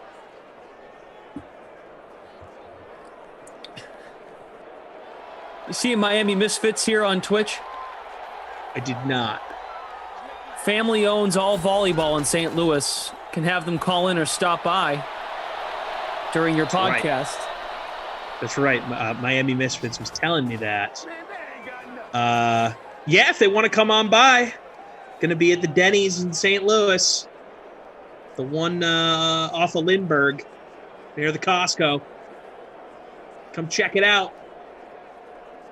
Bring all the volleyballers by. Make sure they don't get on the Wi-Fi and screw up my stream. They're in the red zone here. Bridgewater to McCaffrey, and that spin move doesn't work out. As we've hit I'll take a selfie with the entirety of this volleyball academy. It'd be like that Oscars selfie back in the day with all the famous people. Except this one's just me and a bunch of people from the volleyball academy. Three wide to the right, including McCaffrey. So actually excluding McCaffrey. Down goes Bridgewater. DraftKings saying Cardinals be like, D-Hop, you can have all the Hot Pockets you want. And that's another thing my friends and I were texting about. Like, the food's not free at their facility. I'm sure there has to be, I mean, not free, included, right? Like, I mean, they're professional athletes. The Giants are making their players pay for their meals. But what if it wasn't just that? Like, what if it was like, what if he like invaded a closet of like that's what I'm thinking. Like, food? what did he steal that perpetuated this? Maybe he had because like I have to imagine those guys aren't paying for meals. So yeah, like, was he stealing frozen meat that was to be prepared in a few days? Like, I need to know more about this story. Maybe they like Dom Toretto, Vin Diesel'd it, and they had like a big truck roll up, or like this, and they just loaded up this truck in between drills. They loaded up the truck while he was just casually walking off the field. That's a good Fast and the Furious fast food. Instead of stealing DVDs, they steal Kelvin Benjamin's food from the Giants facility. But if you're a Panthers fan, right, and in 2015, your team loses in the Super Bowl, and you're sitting here in 2021, which is, 6 years later. Did any Panthers fan think that 5-6 years after they won the Super Bowl, they weren't going to have Luke Kuechly, Cam Newton, or Kelvin Benjamin anymore and be starting over fresh the way that they are? I mean, yes, Christian McCaffrey's in the fold now, but I mean, it's been a weird run for that franchise. Scotty Too Hottie, reading the food story was a hoax. Huh. Well, I'll say this. It's a funny hoax then. I know training camp just started, but does anyone know, has there been any reporting on whether or not he can play tight end? Because if Tim Tebow's getting signed, this guy deserves a shot. Seriously, this guy deserves a chance if Tebow's getting picked up. 100%. Right? I mean, that's one of the first things I thought of when I saw this. I'm like, oh, Kelvin Benjamin, how's he doing? Does he look okay? Can he play the position? Is there any hope? I'd take a chance on him. Maybe not in New England or Tampa, my two favorite teams, because they're loaded at tight end, those two teams. Speaking of which, Hunter Henry was one of the highest ranked tight ends. Go back to Buffalo. They could use a tight end. Although they did just bring in Ertz from Philly. No. Get out. Yeah, he's on Buffalo. What are you talking about? Zach Ertz is on the Buffalo Bills, is he not? No, it's been a hot rumor, but he's not there yet. Oh, that didn't actually happen? No. In my head, I was like, oh, Ertz is going to be sick on Buffalo next year. Been saying it to myself for like a week. All right, I'm looking up this Kelvin Benjamin Giant story. Ooh, Woods again. But they're out of timeouts. Sports Illustrated's reporting it. Reporting what? That it's a thing that happened. Oh, the Benjamin food story. It's not a hoax? Yeah. I don't see that it's a hoax. All right, Scotty Too Hottie. You can't just throw that out there. What do you know? Give me names, Scotty. What do you know, Scotty? Do you really know or do you not know? You might be right, Scotty. We are multitasking here. I don't know, Jim. I don't know, Scotty. Okay, Zach Ertz did not sign with the Bills. I've been telling myself that. Like, oh, that's one thing the Bills got this offseason. They're going to be even better. There was a photo that came out yesterday of Ertz. Was it today? I worked the noon sim. I can't even remember if that was today or yesterday. But Zach Ertz has got this like nice fluffy blonde hair now. Looks like a Southern California kid. I'm going to do a lap for getting that wrong. I'll be back. While you do that, earlier today on The Sweat, Julian Edlow, Nick Whalen, and Kenny Ducey, how long is this clip? Like 15 minutes? They debated their best draft position on props for tomorrow night's NBA draft. Well, another prop focuses on what position players will be drafted. So, for example, LSU's Cameron Thomas has a projected draft position of 22.5. You can choose the over or the under. So what's your favorite draft position prop bet on the board, Jules? Yeah, I wrote a bunch of these up in my NBA Best Bets article that you can find on the DraftKings playbook. Unfortunately, it seems like we have already moved the Sharif Cooper line. Wrote him up at 20.5 over -140. That would be my favorite. He moved to over 22.5 at -135 because my articles just move lines like that apparently. But that's cool. We still like him at over 22.5 if you're late to the party. I had Jeff Goodman on the Unreasonable Odds podcast yesterday. You can find that on Twitter. You can find it in the article. He's in complete agreement with me there that Cooper is, he's a good playmaker. He's a good little shifty point guard, but he has trouble shooting the ball. He's extremely undersized, and he's awful on the defensive end. That's a late first round, early second round pick, a backup point guard in the NBA. Nobody's going to be taking him top 20, 21, 22, so I still think that's safe. And then Sengun, the guy that we just talked about, is potentially top 10. Rather than bet him top 10, I just love taking the under 12.5 on him because I really feel like 12 to the Spurs is his floor in this draft. I think 11 to the Hornets is a serious possibility. So just going to the under 12.5 rather than reaching on the top 10 is the way to go. So those are my two favorite draft position props in this draft. All right, Nick, what's your favorite draft position prop bet on the board? Yeah, I like both Şengün and Cooper. I mean, some people have said Cooper is a worse defender than Trae Young even coming into the NBA. So I think that does bode well as far as him slipping maybe to the end of round 1 or into round 2. I mean, you mentioned Cam Thomas in the intro. I think Cam Thomas under 22.5 at -125 is interesting. I think what he brings as a scorer, especially for those teams picking like 15 and beyond, where you're looking for maybe an instant impact type of guy off the bench. I think that makes a lot of sense. Jalen Johnson over 14.5. That's at -145. So not a ton of value there, but as much as some people like Jalen Johnson, I think he's very projectable in terms of what he brings physically. There's a ton of question marks, and guys like that do tend to slide. I think he hears his name probably in the late teens at the earliest. I'll throw out Jeremiah Robinson Earl from Villanova. His number is 39.5. I think he goes under that. That's at -110. And then one guy at plus money, Zaire Williams at Stanford, under 18.5. That's at +110. This one could clearly go either way, as that number implies. But for a guy who was pretty up and down and honestly mostly down during his freshman year at Stanford, there's a lot of people that are still optimistic about Zaire Williams.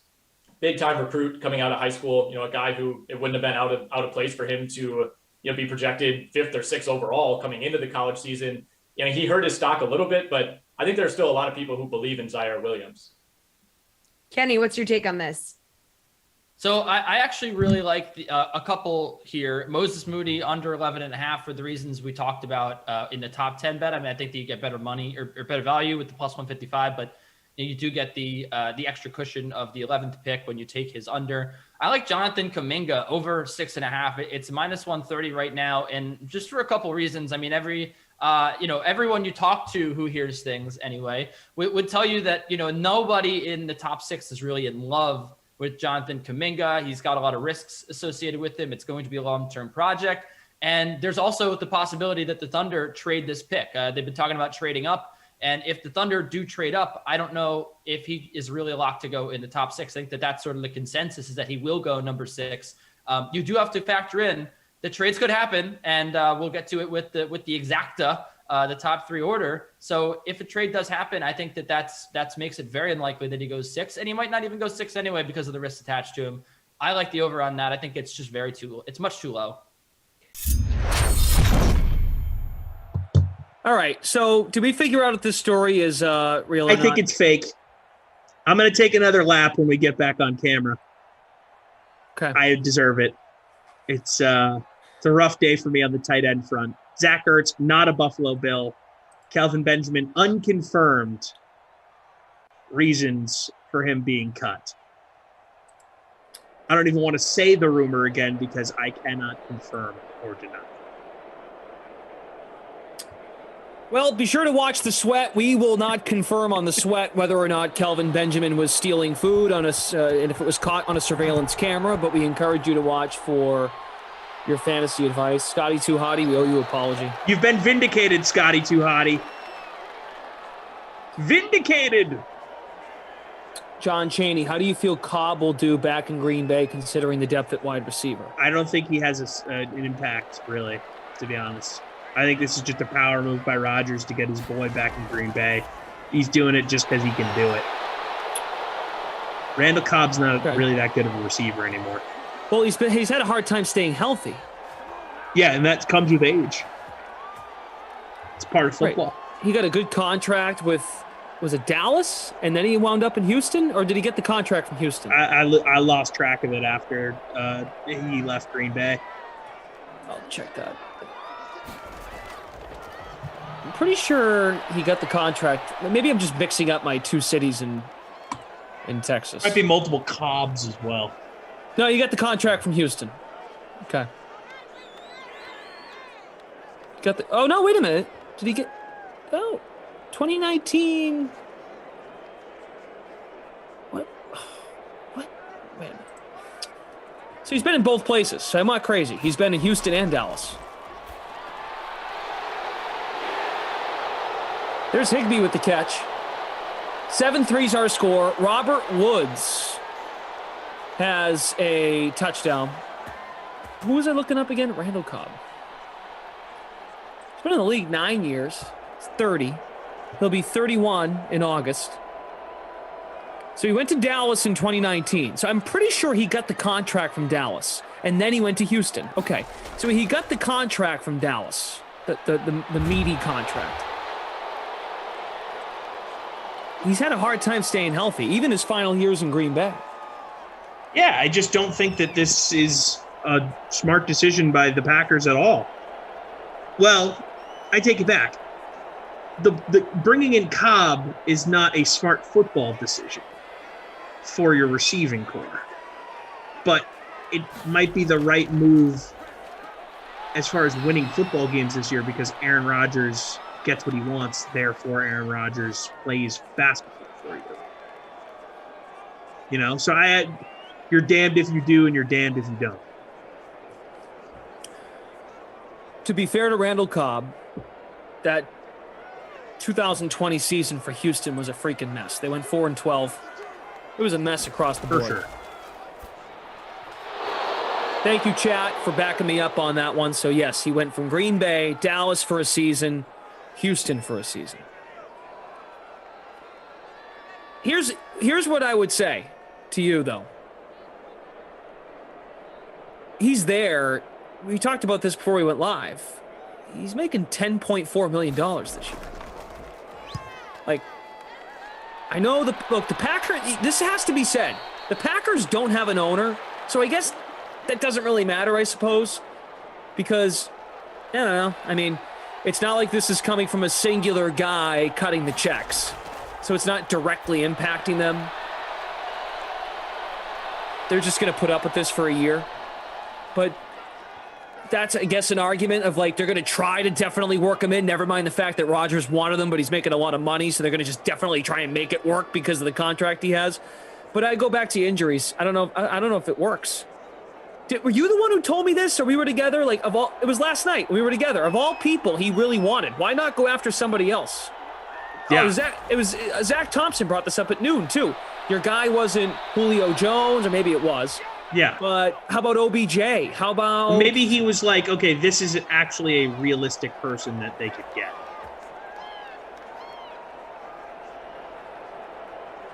Yeah. That would be him really throwing down the gauntlet to go get one of those other guys. Although, look, people were throwing Julio around with the Packers in rumors this offseason. It could have just been people talking. But we definitely had some Julio Packer conversations on this sim. Yeah. Sixers 12-12. So done with live sports. Well, come watch live sims. Hey-oh! Yeah, I'm watching, I believe this is a taped delay women's 3-on-3 right now. Because they won the gold earlier today, I believe. They did. They won it this morning. U.S. women's national team. Actually, I think they just won on my TV. You know what's fun about those 3-on-3 games? Nice, quick, tight product. Mm-hmm. Get in, get out. Yep. John St. Pierre. He had a nice season in Dallas. Got his Pro Football Reference page right in front of me. 15 games, started 6, 55 catches on 83 targets, 828 yards, 3 touchdowns. Now, in 19, they went and got Amari Cooper. Or was that 18? It might have been 18. I'm so bad with dates like the last couple years. But they traded for Amari Cooper. And that was mid-season. Yep. That I do remember. During the 2018 season. Okay. But they drafted Gallup that year. So it was Cooper, Gallup, Randall Cobb. Then they took CeeDee Lamb. Keep loading up that offense. I like Michael Gallup.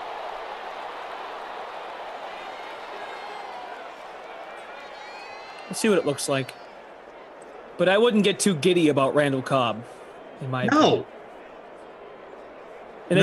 And pardon me, they drafted Gallup in 18. So they had, going into 19, they had first full season of Amari Cooper, second-year receiver Michael Gallup after his rookie campaign. There's a first-down pickup, DJ Moore for Carolina. And then they added Randall Cobb going into 2019. I heard they were signing Zach Ertz. Who? I'm joking.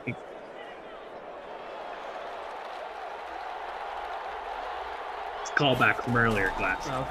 All right. Fair enough.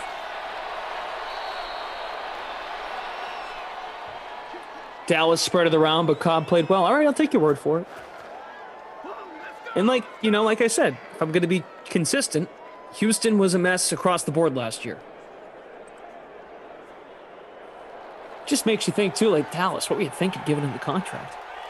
Lasted 1 year, and you still took CeeDee Lamb, so if you knew you were going to take a receiver the whole time, what was the point of signing Randall Cobb? Jerry Jones and GMing, not the greatest. Not the best. Yeah, he's okay.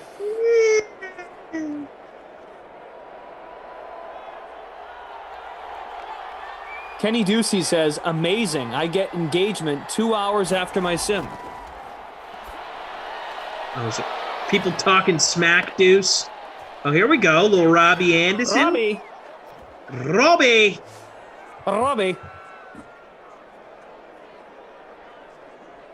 Ducey, what's the problem?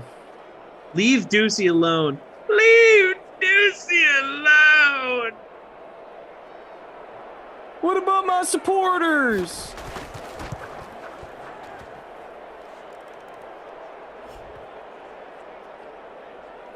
Stand by you, Ducey. We have 300 of you watching the Dream Stream. Good to have you here. Hit the like button if you don't mind. We are only 20 or so likes from 200. Robbie Anderson, 32% owned, 3.5% of the captain. See, I'm kind of with Jordan Lindenbaum on this. Like, I don't even remember Randall Cobb in Dallas. Like, he's kind of just fallen off the face of the earth. Completely. Because he's not that good at it. He wasn't that good his last few years in Green Bay either, if I'm remembering correctly. John St. Pierre, that's kind of my point. Like, why, if they gave the contract to Randall Cobb,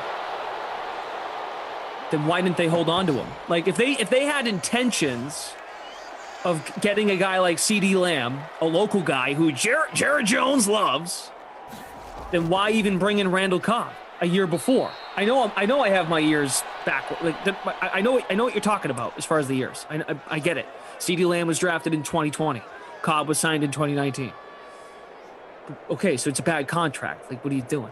I mean, I guess in a way, like, thank you, Houston, for taking him in. What did Houston give up to get him? Probably like a first-round pick or something.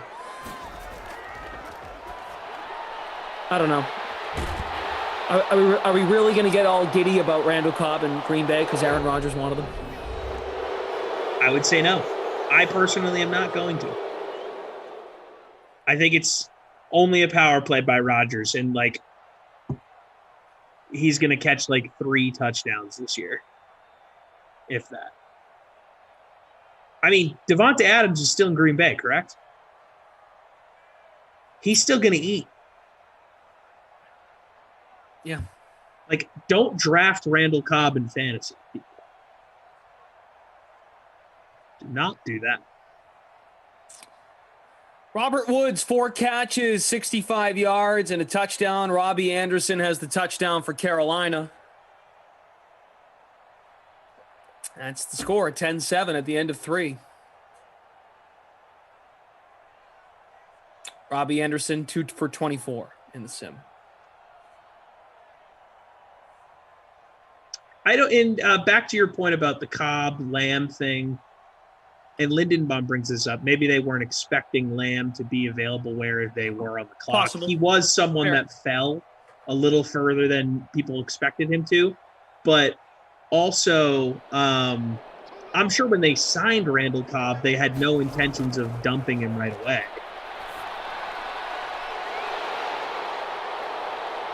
Kenny has takes on the over-unders here. I would like to state for the record, I did not create the over-unders. Those were created by our friends at Vegas Insider, my colleagues over there. But Kenny saying, quote, Tommy, I think all of your over-unders are way off, taking almost every over. Let's go through these. I almost forgot about that. Unless, I mean, you're going to be on tomorrow, right? Or are you not going to be on tomorrow? No, this is my last sim. So I'll read you the prop. You tell me if you're going over or under the number. Okay. And the chat can weigh in as well. All right, so for 24 hours at the diner, over under 5.5 plates of food. Over.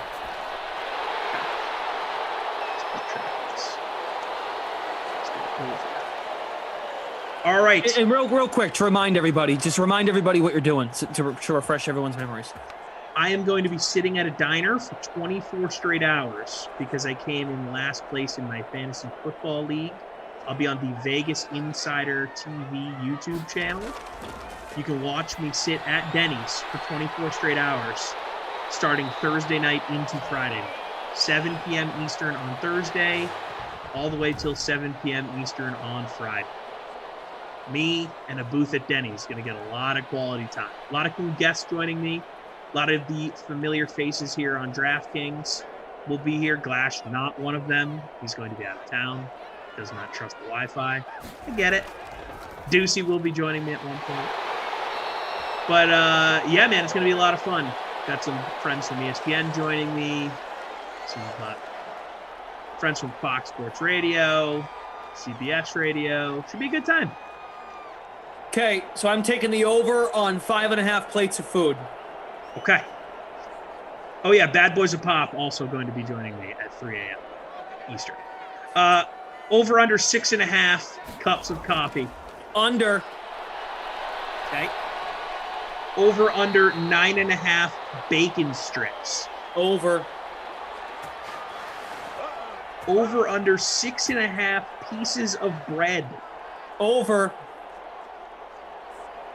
Over under 14.5 all drinks. So that includes coffees. Under. Over under 15.5 napkins used. Over. Over under 9.5 bathroom trips. Under. Okay. Over under 23.5 server visits. Under. Over under 4.5 guest no-shows. People suck. Over. Over under 23.5 Great Dane Nation plugs. Over. Kid loves plugs.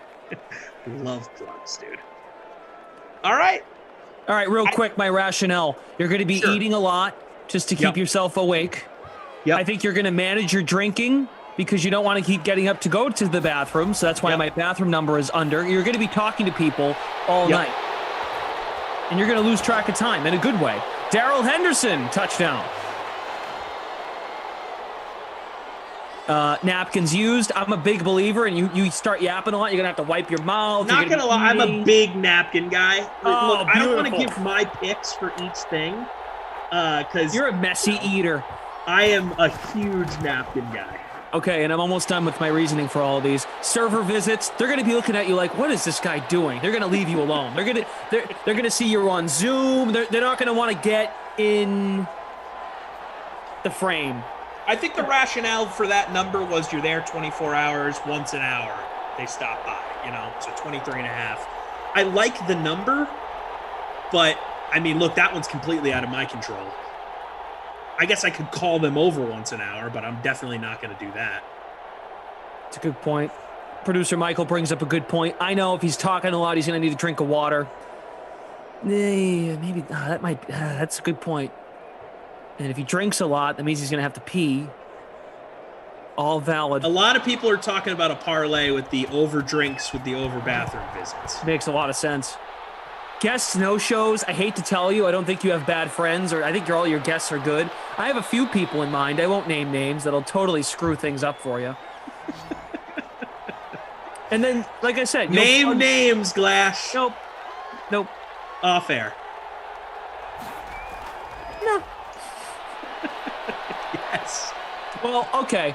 Not necessarily not show up, that doesn't count. It has to be a no-show. I could easily see Kaufman texting you, being like, hey, Celtics just did this at free agent. Like they're rumored to get Bradley Beal. Can we move my time around? It's gonna lead to someone else having to cancel.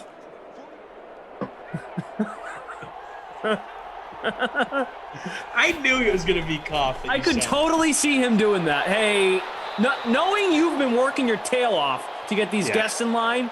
You have it all. You have a plan. I could see Koff being like, "Hey, could you actually move mine to 3:40 a.m. instead of 3:20?" I gotta get this. I can see that. Oh crap! Kaufman's in the chat. Great. Could totally see that. No.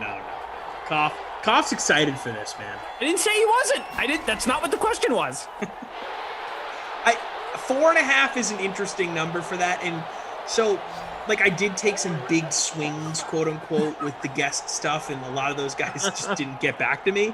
But like, I tried to stay in my wheelhouse as far as booking people that I knew wouldn't bail on me or forget, because it is something that like I'm gonna need people to talk to for 24 hours. So I didn't want to be in a position where I book like 24 high profile people that are just too busy to remember to come on this thing with me.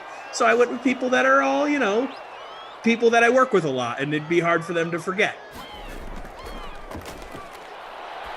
So I'm hoping Kaufman is in that jurisdiction as well. Bad Boys of Pop's not going to bail on me. That's right. Whether the over hits or the under hits and people bail. People are going to bail, 100%. I am mentally prepared for that. But if they do, you'll never forget that. Never, ever. So, I want to find out. You got to let me know what DraftKings people do bail. I mean, I guess technically I'm a bailer, but I told you if I wasn't up in the mountains, I would have signed up. Definitely. You 100% would have been there. Thank you. No, I don't think that you are a bailer, or you didn't bail. You were upfront about it. You got right back to me and you said, no, I can't do it. Yep. I'm a good person. AD Poker 89 saying Gold Jr. Hopefully that's earlier into your 24 hours. Yep, Gold Jr. is going to join me at 11 p.m. Eastern. Who are the DraftKings people you got? LaMarca, Terrell, let me throw up Kenny? throw up the list here real quick. I don't want to forget anyone, because then I don't want them to forget me. Good point. The list is BK going to be joining me at 10 p.m. Eastern the first night. Oh God, he'll definitely be late. That's a no. He ain't showing up. Oh, off to a great start. Okay. Actually, I like this game. I want to predict each host. Okay. So BK, yeah, I know where you're going to the next one too. So BK, you say is a no-show. The next one is Moose. Oh God. 12:30 Eastern. Oh, he'll show, but I think. I don't know, actually. Okay. Pass. I'll get back to him. Push. All right.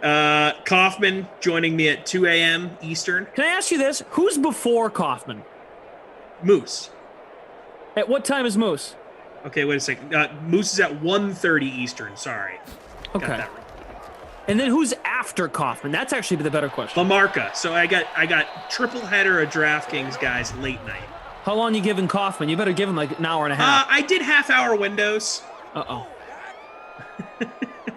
But like if Kaufman bleeds into Lamarca, I'll just bring them on together, you know? Oh, okay. It's really nice technology where you can just like bring guys in and out. Lamarca's a no for me too. Sorry, Lamarca. If I'm just making bold predictions. So okay, so let me go back. Brandon Cristal, no. You said BK's a no. I gave BK first like opening night too. Like I gave him kind of a good spot. Good. I hope this motivates him. No. I'll give Jeff a yes. Koff is a yes with an asterisk. He'll mess up someone else's schedule. You said Lamarca's a no. Well, that's fine then. I mean, then I'll just go along with Koff, you know? Have fun. Okay, then I got Bad Boys of Pop, member of the DK Sim fam, obviously reliable. Had a nice conversation with him on the phone last night. I would agree with that. He's obviously going to be there. So Bad Boy's asking who he's sandwiched with. Lamarca's on the front end, and then Paul Bovey from Vegas Insider, one of our great handicappers. He's actually going to be joining me live from vacation in the Ukraine. So I'm actually worried about him joining me. And then, let's see, the next DK broadcaster to join me is at 8 a.m., Kenny Ducey. Hot cup of Kenny at 8 a.m. Figured that's a good bolt of energy early. He'll be up. Okay. So he's a yes. I think most of his takes that boil people's brains, that happens like at late night because he's up so early. Watching tennis. Off, that's also not what I said. That might be how you interpret it. I wasn't. My point there was I'm not going to try and get Dustin Pedroia level people to fill every time slot. I want to get people that I work with all the time that would feel bad about bailing. Coffin, don't be offended. We haven't got to Emerson yet, so stay tuned. Tarylyn Asak at 8:30 a.m. She ain't gonna be up. No way. Who made this schedule? Look, man. This is on Friday morning?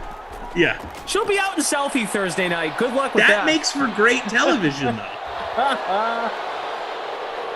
Next up. I hope this gets back to everybody. Keep going. Emerson Lazia, 1 p.m. Eastern. Oh, God, no. No way. He'll be out golfing. No chance. He'll be coming in from a late round. I got to walk the dog. That's actually the last. That's the last one on the list. I got to walk the dog, man. Georgie just pooped on my brand new shoes, and Winnie's having a fit. No way. Okay. So I think I hit the over on this list of just DraftKings. So what you're telling me is I went for a good amount of DraftKings people because I thought that they'd feel bad about missing, I told Tommy I'd go on with him, so I got to hop on here, making some time for their good old pal Tom. You're telling me basically no one's going to join me. Well, Koff might skip out now because he thinks I didn't say he was high profile. I would just encourage... I'm sure you were already going to do this, but like a couple of texts, right before, hey, we're still on for this time, right? I did send calendar reminders to everybody. That's kind of you. Yeah. So if they check their email that I have for them and they clicked accept, they will be notified via their calendar if they have their notifications set up that way. And by the way, this is just a prediction. These people can prove me wrong. I would let them make a prediction about me and then prove them wrong. And Glass, you know I'm going to have to bring this up to them on these hits. If you'd like to. So. Definitely going to have to. Even if I didn't do this prediction game, they'd still find a way to insult me during their segments. That's okay. 100%. Teddy Bridgewater rushing it in for the score.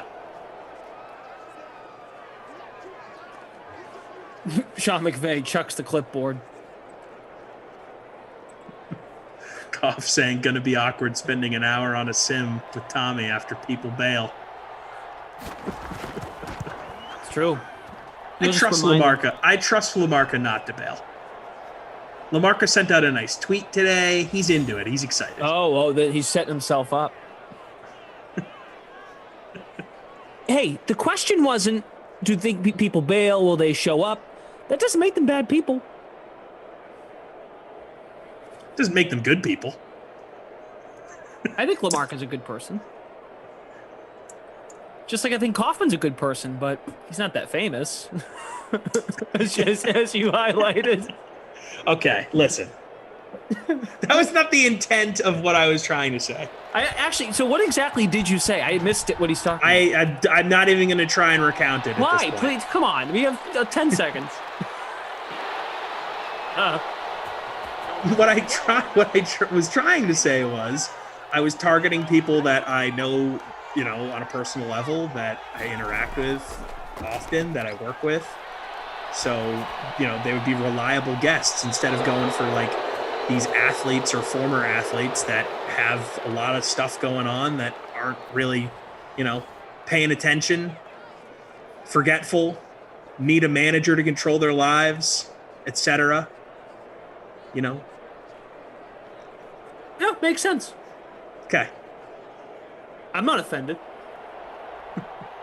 Koff says, I'm not the voice of the Connecticut Sun. That's true. Yeah, who is that person?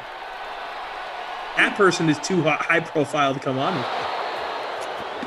When I look at it that way, I guess that's fair.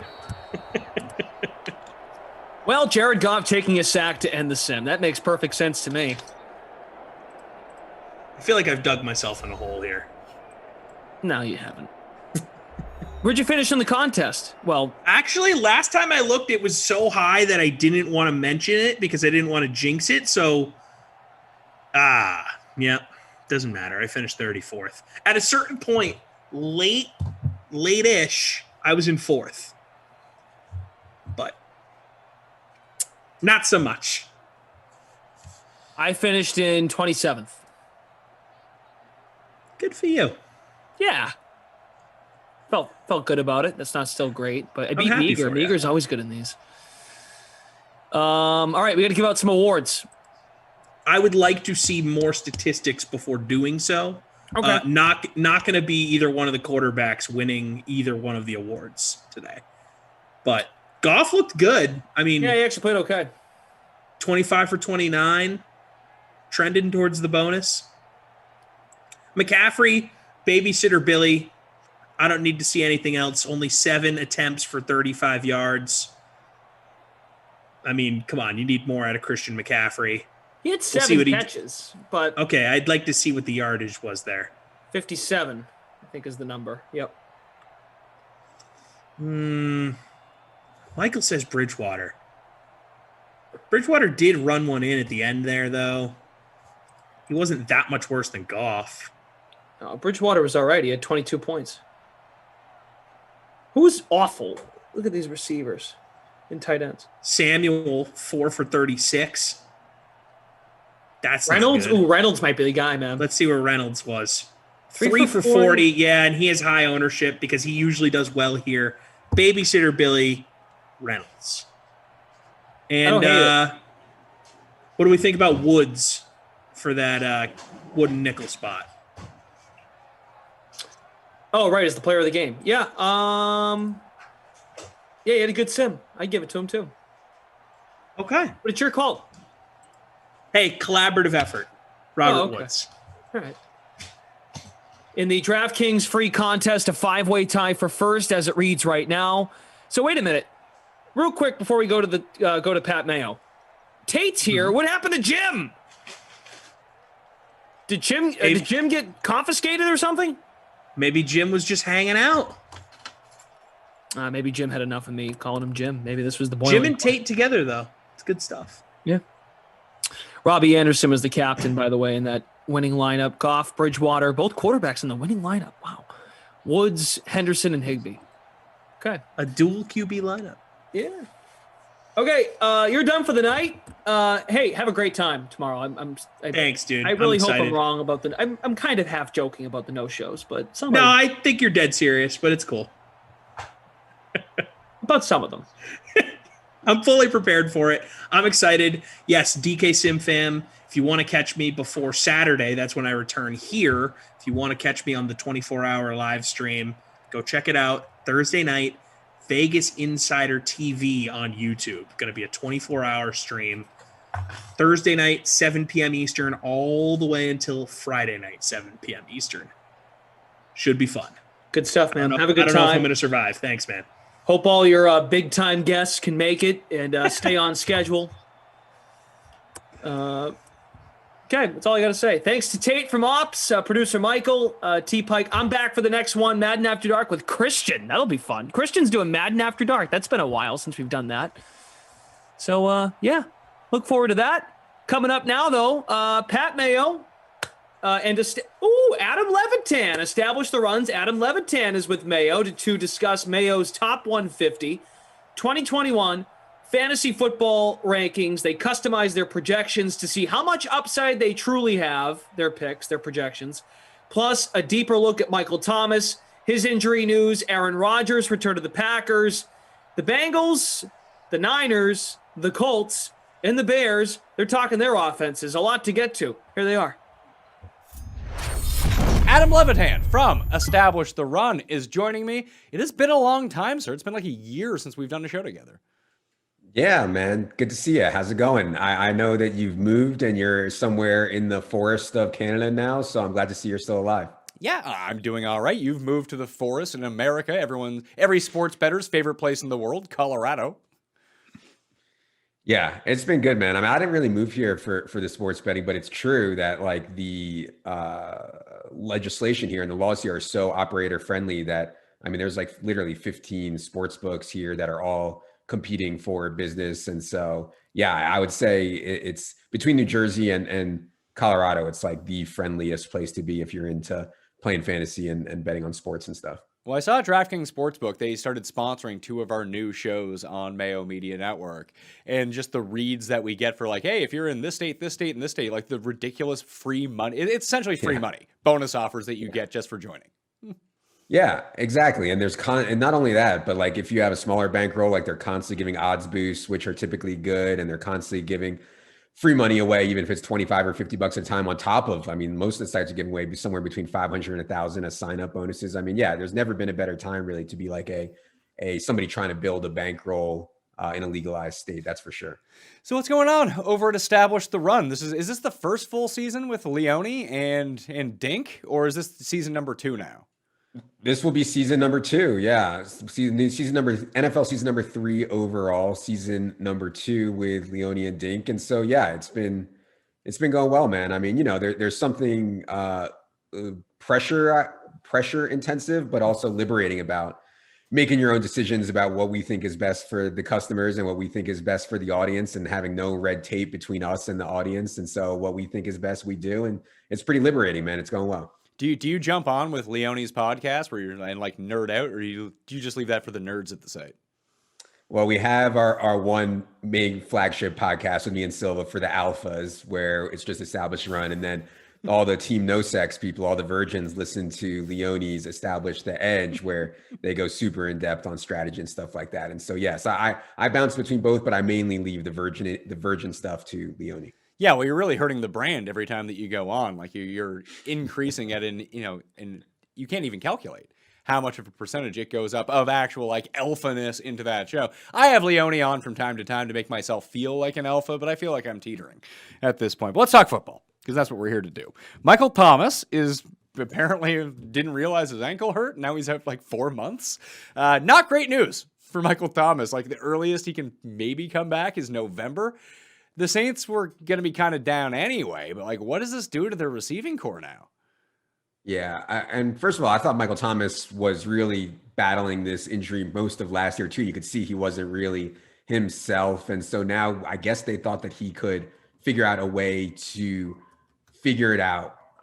And then in June comes and they're like, well, actually we need surgery. And so their timetable here is all over the place. You know, I think that we're projecting him currently to return after the Saints week 6 bye, which would be week 7, obviously. But I don't think that's more of a guess than anything. We'll see how this goes. This is a really serious surgery. This is a really big impact to the Saints. Obviously, who knows what kind of shape he'll be in when he comes back. This offense could completely crater. As you mentioned, their offensive weaponry is really, really weak. I think their second best offensive player is Latavius Murray. Their best offensive player is obviously Alvin Kamara. They do have a very good offensive line, but man, when you're throwing to Traquan Smith, Marquez Callaway, Deontay Harris, Juwan Johnson, Lil Jordan Humphrey, like these are all team preseason guys. This is not a regular season roster. And so it's hard to ask Jameis to go back there with no mobility and throw to these guys. I think it makes it more likely that Taysom's going to start. And by the way, I've been taking Taysom late in best ball drafts. He gives you that rushing upside. And I think it's more likely now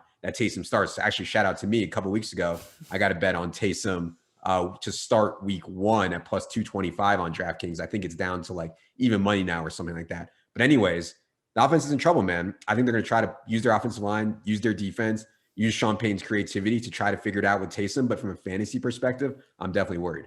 What do you do with Michael Thomas? Like, obviously, someone is still going to draft him in your league. He's not going to go undrafted, but are you going to be the guy that takes him in the, I don't know, 11th round now?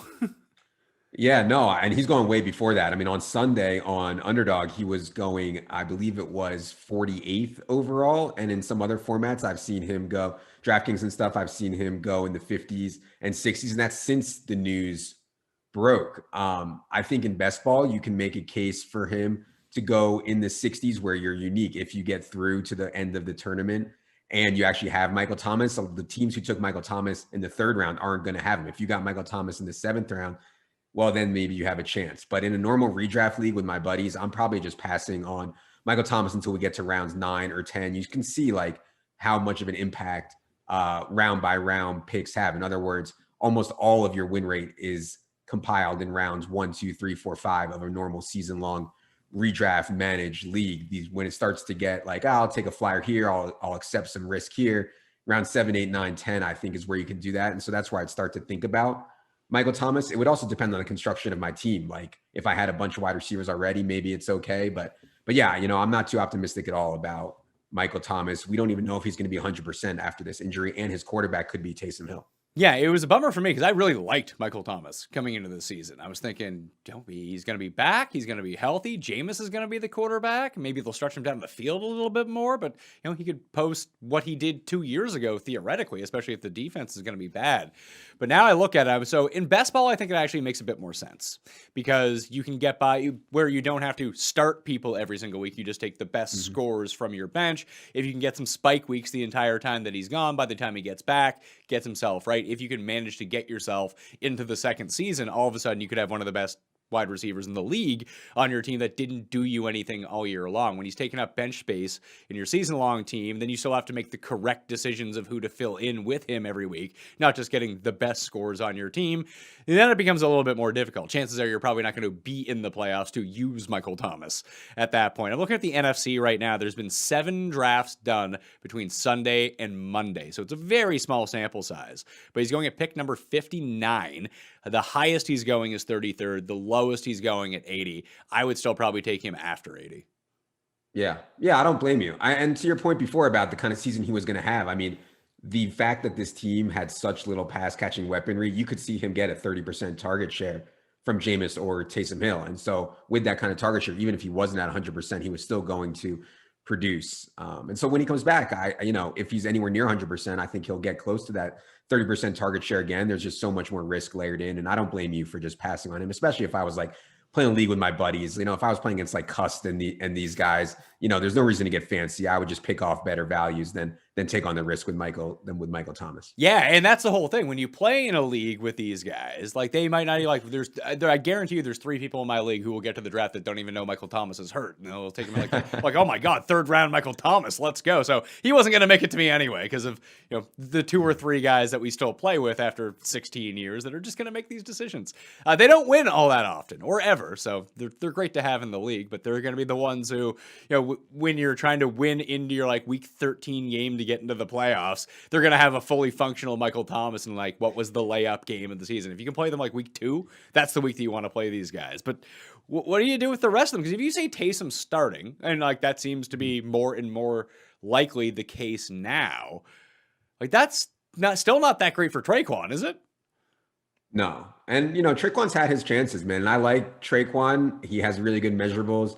He's performed reasonably in the preseason. He had that one huge blowout game on a Showdown slate maybe 2 or 3 years ago where he absolutely broke the slate. I think Traquan can play a little bit, but you're asking way too much of him to be the number 1 receiver. And so, yeah, I'm not too interested in Traquan or Callaway or any of these guys. I actually think a lot of people are bumping up Alvin Kamara. I think it's tough to ask Alvin Kamara to be like your number 1 receiver and your feature back. The guy that I'm actually bumping up most among the rest of the Saints is Latavius Murray. I think they're going to be way more run heavy. Kamara will be needed more as a receiver, and we'll see them lean more on Latavius Murray, who's actually a pretty talented guy. And so if I had to pick one guy to take more after this Michael Thomas news, it would be Latavius, with Taysom probably a close second. So I always liked Murray as sort of the top end handcuff because he, did have some viability in the right scenarios, like if Taysom was starting anyway. And then if anything happened to Kamara, he was, top 10 guy and someone that you would like to have on your team. So he was sort of like the advanced Tony Pollard in that way, where he was still he wasn't a good start on a week-to-week basis, but you could get by with playing him during a bye week as an injury fill. It wasn't the end of the world. But now I bumped him up to this tier that I have here of Ronald Jones, Michael Carter, Damian Harris, that type of guy. I think he's last of that tier, but that still makes him like running back number 27, around that range. Does that sound about right? Yeah, I think so. I mean, God, let me see where we have Latavius. But yeah, I mean, we have Latavius RB 35 right now. But, I would not hesitate, if you like him, and I do, to take him a little bit higher. I think I slightly prefer A.J. Dillon. But yeah, and I think I slightly prefer Damian Harris. But I agree with you that that's the right tier, the Ronald Jones, A.J. Dillon, Damian Harris types. I would definitely take the San Francisco guys ahead of Latavius. That's definitely where I would cut it off. So you would take Mostert and Sermon over him? Yes. Yeah. And I mean, San Francisco's schedule this year, man, I don't know if you've looked at it. Like, and I'm not a big guy at looking at the schedules preseason because I don't think we know enough, but this is a major outlier. Like, San Francisco legit might have one of the worst, easiest schedules I've ever seen. And they're going to run the ball a ton. And I think both Mostert and Sermon can play and be good together. I have to prefer Sermon, but I wouldn't fault anyone for taking Mostert either. See, I think I prefer Mostert over Sermon here. I just don't know anything about Sermon. And I still get into that situation with the San Francisco backs that, like, once Wilson is healthy again for whatever reason, it'll be like, oh, goal line time for Jeff Wilson. No, it's a Kyle Juszczyk week. Here's some other guy you've never heard of, and he's going to have 7 carries today. Like, I feel like I always have to factor that in with the Niners backfield. Like, they're going to do something that I don't like just to with us. Yeah. That's true. They're gonna run the ball over 500 times this year. Like, they're gonna have 500 carries this year as a team. And you don't have to know much about Trey Sermon. What you do need to know is that Kyle Shanahan traded up to get him. And so to me, that's the most important thing. Well, they did that with Trey Lance too. So like, let's say Lance is starting for them. Like, how much has he eaten into this rushing share from these guys?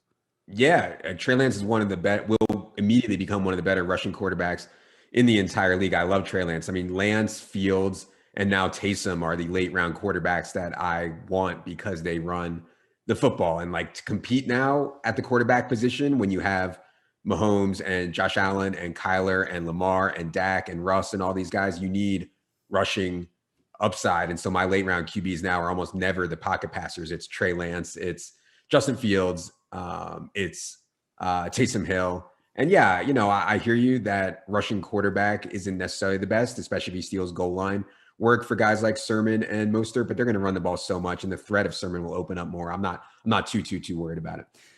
Do you think Trey Lance starts from day one?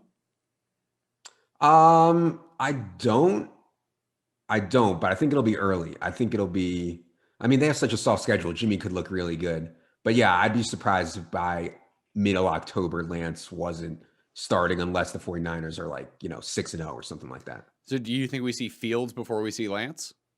Yeah. Andy Dalton is just a total dust ball. I mean, are you kidding? The chances of the Bears being 6-0 by October is like 0, And so yeah, I think we'll see Fields pretty early. Yes. All right. Let's go back to the Saints anyway. Is there any receiver on the Saints you would want now? I don't think so.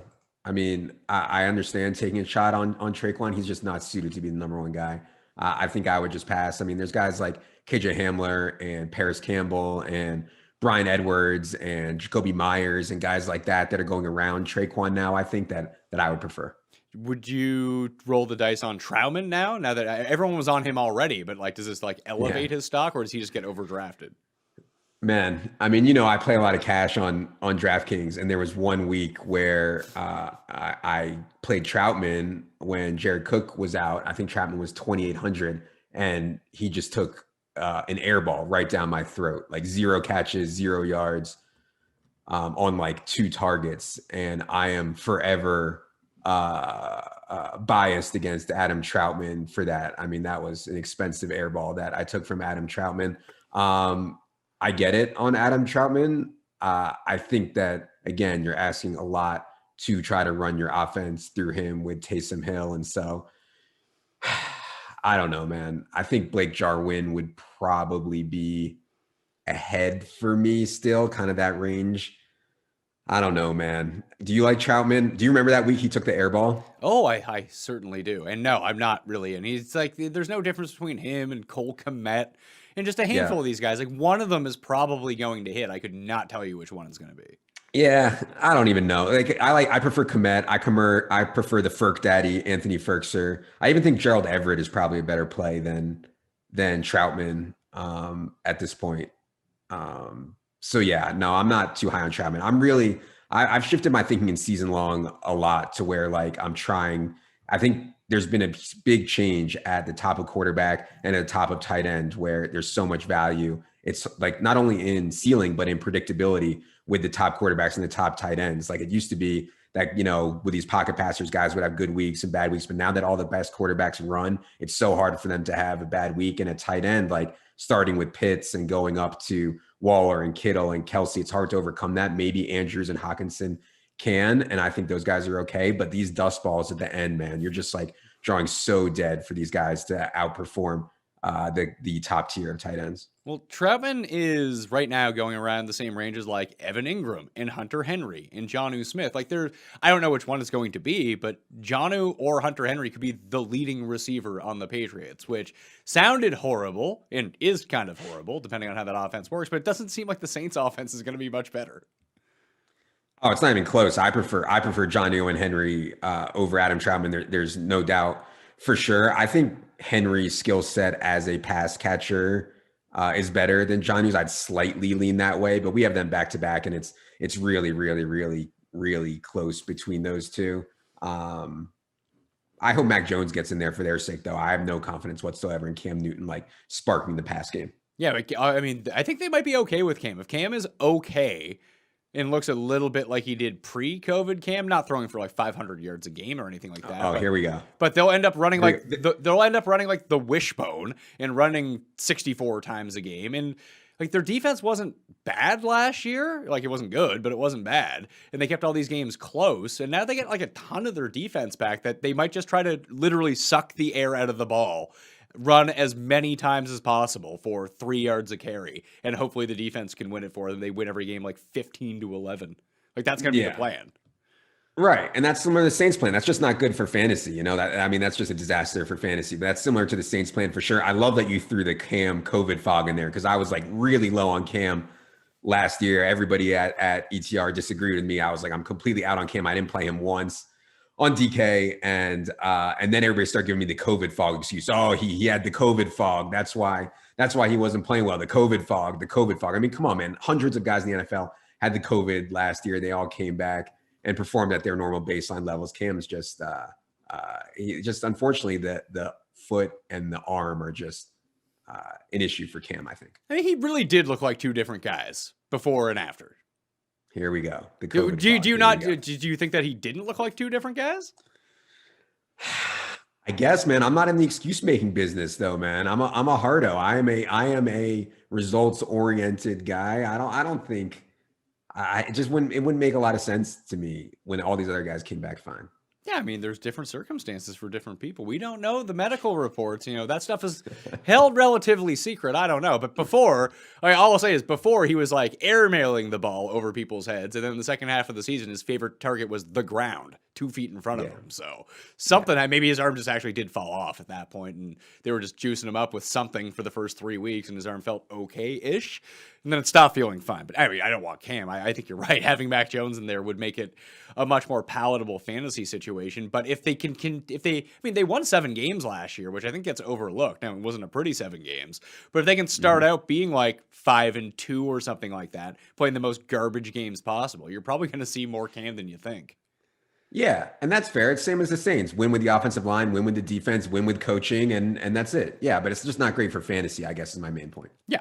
Amari Cooper appears like he is not going to go to OTAs and start to practice until August 13th. That's after week 2 of the Cowboys preseason. Do you think that puts him in line to play week 1, or at least be at full speed by week 1? And is this like the last straw to... I mean, Lamb was going ahead of Cooper anyway, but to create a gap between those two guys? Because if that's the case, I'll take Cooper. I was taking Gallup anyway, but I'll take Cooper at a discount. So I think that Amari is going to be fine. The Cowboys have expressed no worry whatsoever on Amari Cooper coming off the ankle surgery. I think he's going to be there week 1. I think him sitting out the first 2 weeks of camp was always the plan for them. So I wouldn't consider a setback or anything like that. I think you can make a case that CeeDee Lamb was a better pick anyways. But yeah, like you said, I think this is going to cause the ADP to drop. And by the way, speaking of Michael Gallup, I mean, his ADP has gotten really high. I think in like casual home leagues, Michael Gallup, you'll still be able to get in like round 9 or 10, but I've seen him go in like round 6 or 7 now in some tougher formats. And that's just absolutely egregious. I mean, there's no way I would do that. So yeah, I think if Amari Cooper falls by a round, if you start getting 6, 7, 8, 10 picks between him and CeeDee Lamb, I agree with you. I would take Amari Cooper all day there. I think that's a really good discount.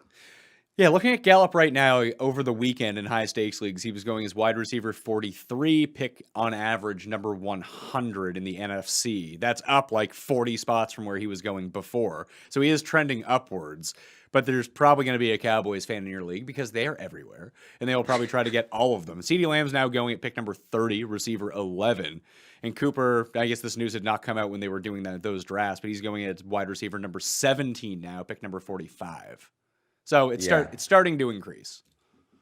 Yeah, exactly. And yeah, I mean, the Gallup hype is out of the bag for sure. I mean, he's wide receiver 36 on Underdog right now. And I mean, I would take Sutton and Beckham and Boyd and Chark and Juju and Debo and Judy and all these guys over Michael Gallup for sure.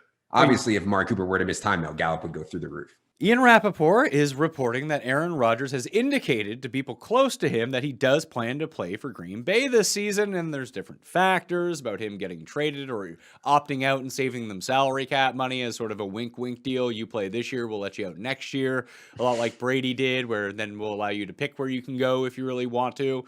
He's just going to play for Green Bay, isn't he? I've thought this for a couple weeks, since he started with the Will See stuff and he kind of backed off his hardline stance. And so, yeah, I've been taking Devontae, and I have so much Aaron Jones, and I've moved AJ Dillon up and Big Bob Tunyon and all these guys. I think you're going to get ahead of ADP by taking the Packers before this becomes official. I mean, Aaron Rodgers' literal only leverage is to retire, like just retire, sit out. And I know that his agent is the same agent who pulled this move with Carson Palmer. And so, it's certainly in play that he will decide to do this, but I think he cares a lot about records and getting Super Bowls and legacy. And you don't get a legacy by sitting out like one of the last years where you're actually be good. Like I understand Tom Brady's going to play till he's 45 and be great. That's just such a massive outlier. A normal human, probably like Aaron Rodgers, probably only has 2-3 years left. He's really going to spend one of them sitting out when he could be paid $30 million not to sit out and get a chance to go back to the Super Bowl with one of the best teams in the league. So I find it hard to believe that he'll end up sitting out. And so I think getting ahead of ADP there makes a lot of sense. Yeah, I actually ended up boosting Devontae Adams back up over Tyreek Hill at the top of my wide receiver rankings. Yeah, like I wouldn't do that just because Tyreek is such a lock, but I understand moving Devontae up. Yeah, is he such a lock? Is he? Oh my God, he's gonna absolutely. How could he possibly not smash? Get hurt. That's really it. Even when it's funny because even when I thought he broke his collarbone once, he was back in like 2 weeks. So maybe he's just superhuman. I don't know. Yeah, he's ridiculous. Yeah, no, I think Tyreek, even with Rodgers, I would have Tyreek as the wide receiver 1 and then Devontae. Yeah, would you have him over Diggs and Calvin Ridley though? I would have Devontae over Diggs and Calvin Ridley. Yes. Yeah. So I think we're pretty much on the same page with that.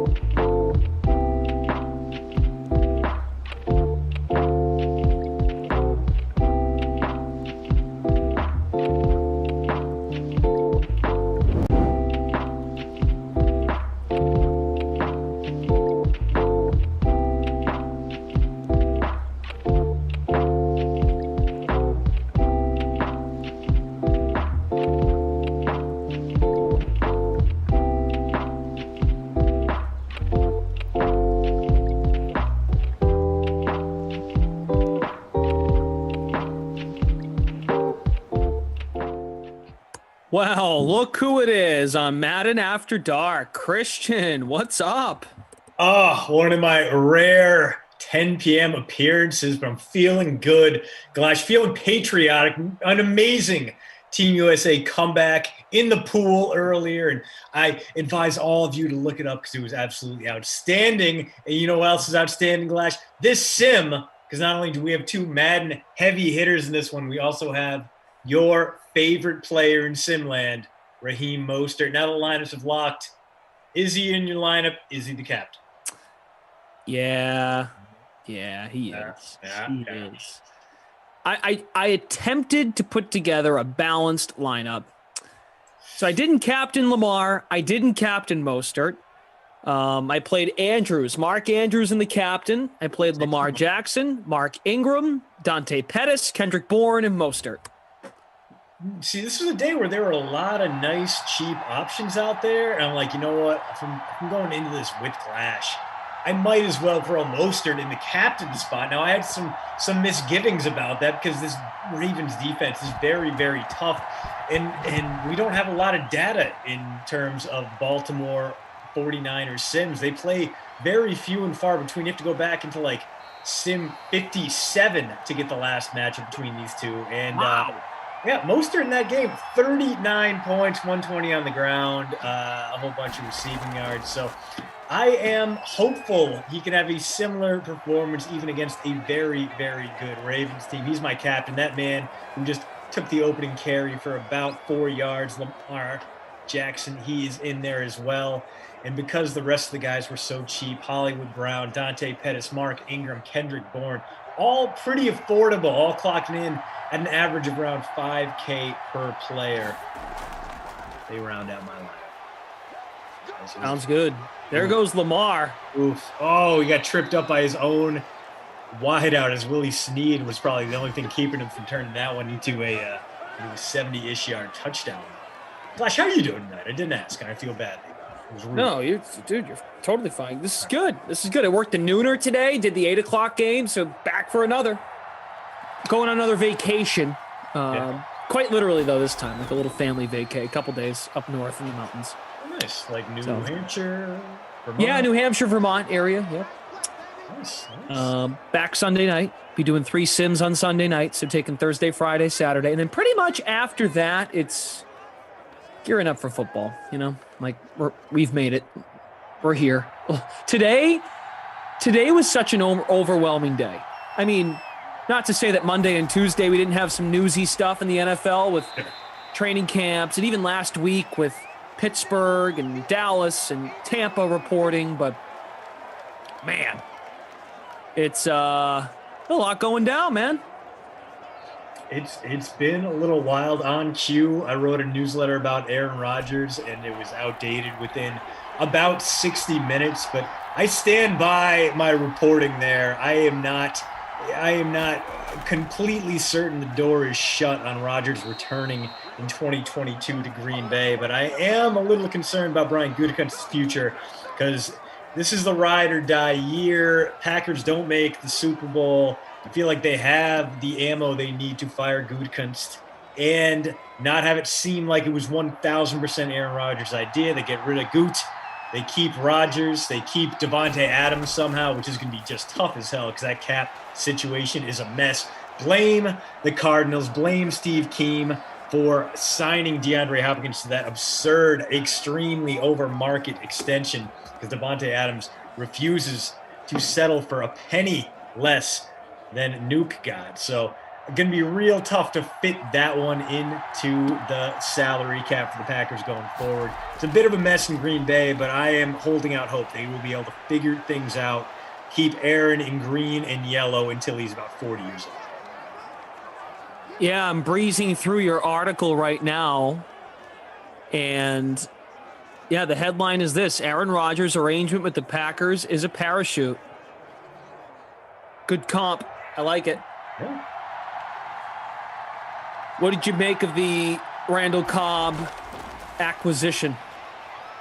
I mean, it's such a small concession, and Rodgers gave up cap space to make it happen, right? I mean, that's It seems like a good, all right, we'll meet you halfway on this one. We'll give up this concession to you.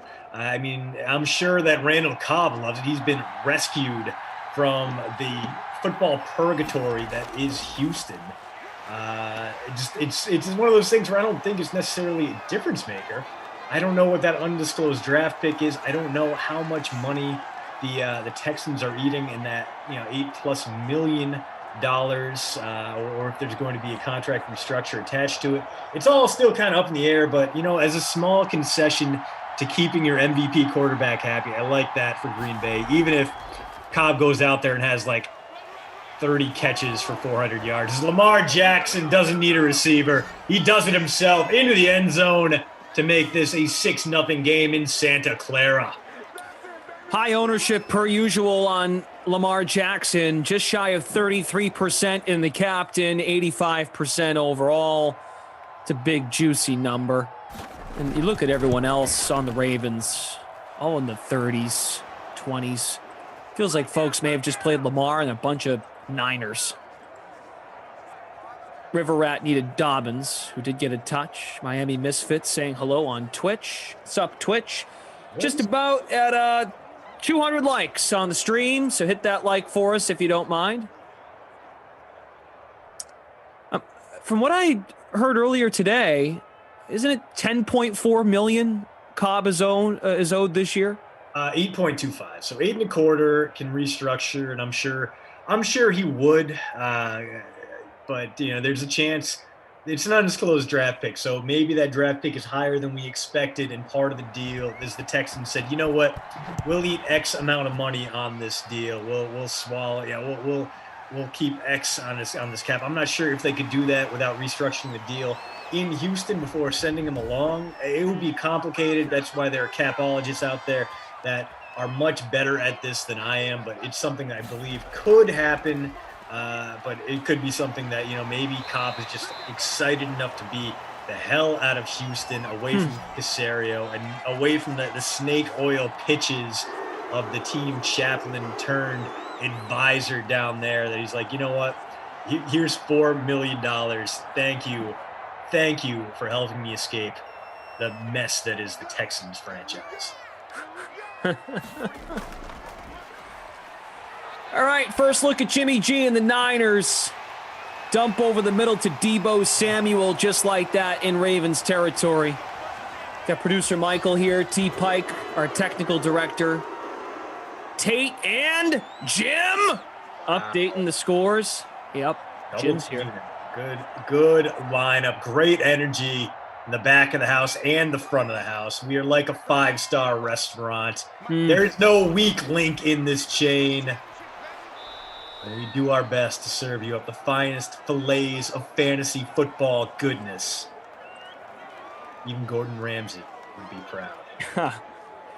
Mostert is the second highest owned player at 70% owned overall, 22% in the captain. George Kittle, 47.6%, 12% in the captain. Thank you all so much for being here. Here's something that I think is interesting is, Mostert, plenty of space, almost 20 yards on that carry, excuse me. Is that Deebo, despite his history with the team, his chemistry with Jimmy Garoppolo, not the highest ranked member of that 49ers receiving core coming into the fantasy season. That would be second-year man Brandon Ayuk. And it makes sense. I mean, Deebo has a ton of potential, but he's not been able to stay on the field. 11 starts as a rookie, 800 receiving yards, great big-time potential. Next year, he misses a ton of time, more than half the season due to injury. Only makes 5 starts. Looks decent in those starts. Has a good catch rate. Is efficient. Has some solid yard after catch and tackle breaking ability. But I mean, it's one of those things where he just doesn't have that trust. He has that very high ceiling, definitely worth a flyer in your middle rounds. If Jimmy Garoppolo can stay healthy, he can ride that guy to some big, big gains. I mean, this is a guy, Deebo Samuel averaged more than 12 yards after catch per reception last season. He's electric with the ball, an absolute playmaker, and can fulfill some of the role Kendrick Bourne leaves behind now that he's a Patriot. I love Debo. Loved him at South Carolina. Would love to see him come through for this Niners team in 2021. And you said he was rated below Ayuk. Are you talking Madden? I mean, in the aggregate fantasy rankings so far. Oh, okay, yeah, because the Madden rating isn't out yet. But gotcha, fantasy ranking wise, I like it. Ayuk, but as you know, Ayuk came on strong at the end of last year. He did. I mean, Ayuk is a top 25 guy. Debo is a top 35 guy, and Mostert, a top 1 guy. If you're talking about Niners skill players, he crashes into the end zone. 22% of you getting 1.5 times the point for that one because you got him in your captains. So far, so good. The 2 chalkiest guys are on the board. Maybe you got some exposure to this sim in Classic. Lamar Jackson and Mostert with the touchdowns. There you go. I think that's good for most of you. Okay. What else is a big takeaway for you? Is this your first time on today, or were you here earlier? It's my first one today. I got the late one tonight, the eye opener tomorrow, and then I got a few vacation days. A buddy coming in from Rhode Island. His flight doesn't get in until like 11:30 tomorrow night, though. So I don't know what we're gonna do after that. Also, he upgraded to first class for the last leg of his flight. It's Minneapolis to Madison. It's like a 40-minute flight. He dropped like $150 for what's going to turn out to be like 1 drink and some leg room. But you know what? I'm not going to tell people how to spend their money. If he goes fast, you might be able to get 2 mini bottles down. Good for him. If you had to, all the stories that came out of training camp today, what's catching your eye? Of course, the Rodgers stuff. That's number 1 on the list, I think, for a lot of people. Well, what else jumps out at you that you might have seen today or heard? Oh, the Kelvin Benjamin stuff is just so immensely stupid. It's just two very different sides to this story. And Kelvin's like, they told me to come in at 250. I came in at 270. And I was like, what, bro? It's all muscle. And like, I think pretty sure Joe Judge and Dave Gettleman looked him up and down and went, no, it's not. And he got cut anyway. And now he's saying they never liked me from day one. And listen, I almost had 1,000 yards receiving for a while. And it's just a weird he said situation where both sides look kind of sloppy and weird. But yeah, Benjamin trying to go out there and he's like, why don't you want me to be big? You're trying to put me in a tight end. And the Giants are like, why won't you listen when we tell you to do things? Like Benjamin threw everyone under the bus. Like, I don't want to trash anyone, but he trashed Joe Judge. He trashed Dave Gettleman. He trashed the Giants social media teams. Like, they didn't say anything about me not having any drops, bro. And just like, oh my God, it's a wonderful story. Look it up. It might be the dumbest thing you read today. And it is the perfect distillation of every awful training camp story we have been clamoring for in a summer. Well, like it was like a week-long drought between the NBA and the NFL starting. Either way, it was a long, lonely time. And Kelvin Benjamin has pushed us through it with this very, very bizarre list of complaints. So we talked about this story a bit at the end of last sim, and we were informed that it's a hoax and it's not true. No. You're talking about the eating thing, right? Like the surveillance and all that? Yeah. I guess there's how some... it started. Yeah. Right. But what you're talking about is a bit beyond that and another layer to the story. So yeah, poor guy. I'll tell you this, though. I said this to the Sim fam last sim. If Tim Tebow got a job, Kelvin Benjamin deserves a chance, right? Like, I'm curious what it looks like. I mean, dude, Benjamin was a very good receiver, a guy who could play despite that weight. I mean, it was just bizarre that, like, at what point, what NFL team would ever try and, like, fire a guy for taking extra food, you know? Like, that's not a thing you see. I mean, I get it if you're trying to restrict a dude's weight, but that seemed just like, all right, that was a bit absurd to begin with as Lamar. Oh, my. Another big gainer there, Ravens into Niners territory.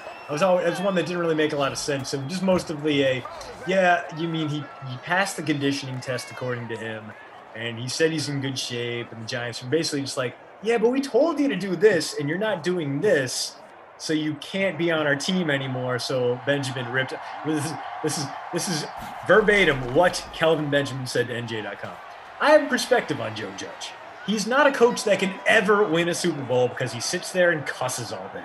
You can tell he's one-sided about everything. He's a know-it-all. That's not how it's supposed to work. We can all learn from each other. We're all humans at the end of the day. The true colors will come out. Like, what? Like, you can't be a Super Bowl coach because you cuss and you have things your way? I mean, has he ever met Bill Parcells? That was like 9 Parcells' being. That was his whole brand. Lamar is just going off. He's already at 75 yards rushing, has a rushing touchdown. Mostert has the Niners score if you're just joining us. Great to have you here, everybody. Thanks for tuning in. Madden After Dark on the Dream Stream. Something that I keep forgetting, and maybe this is why, because Twitter is already kind of fun. Some folks think it's a cesspool, which is kind of true too. It can be two things at once. Yeah. We didn't get this last year. Like, folks couldn't go. We couldn't get the reporting and the same kind of video.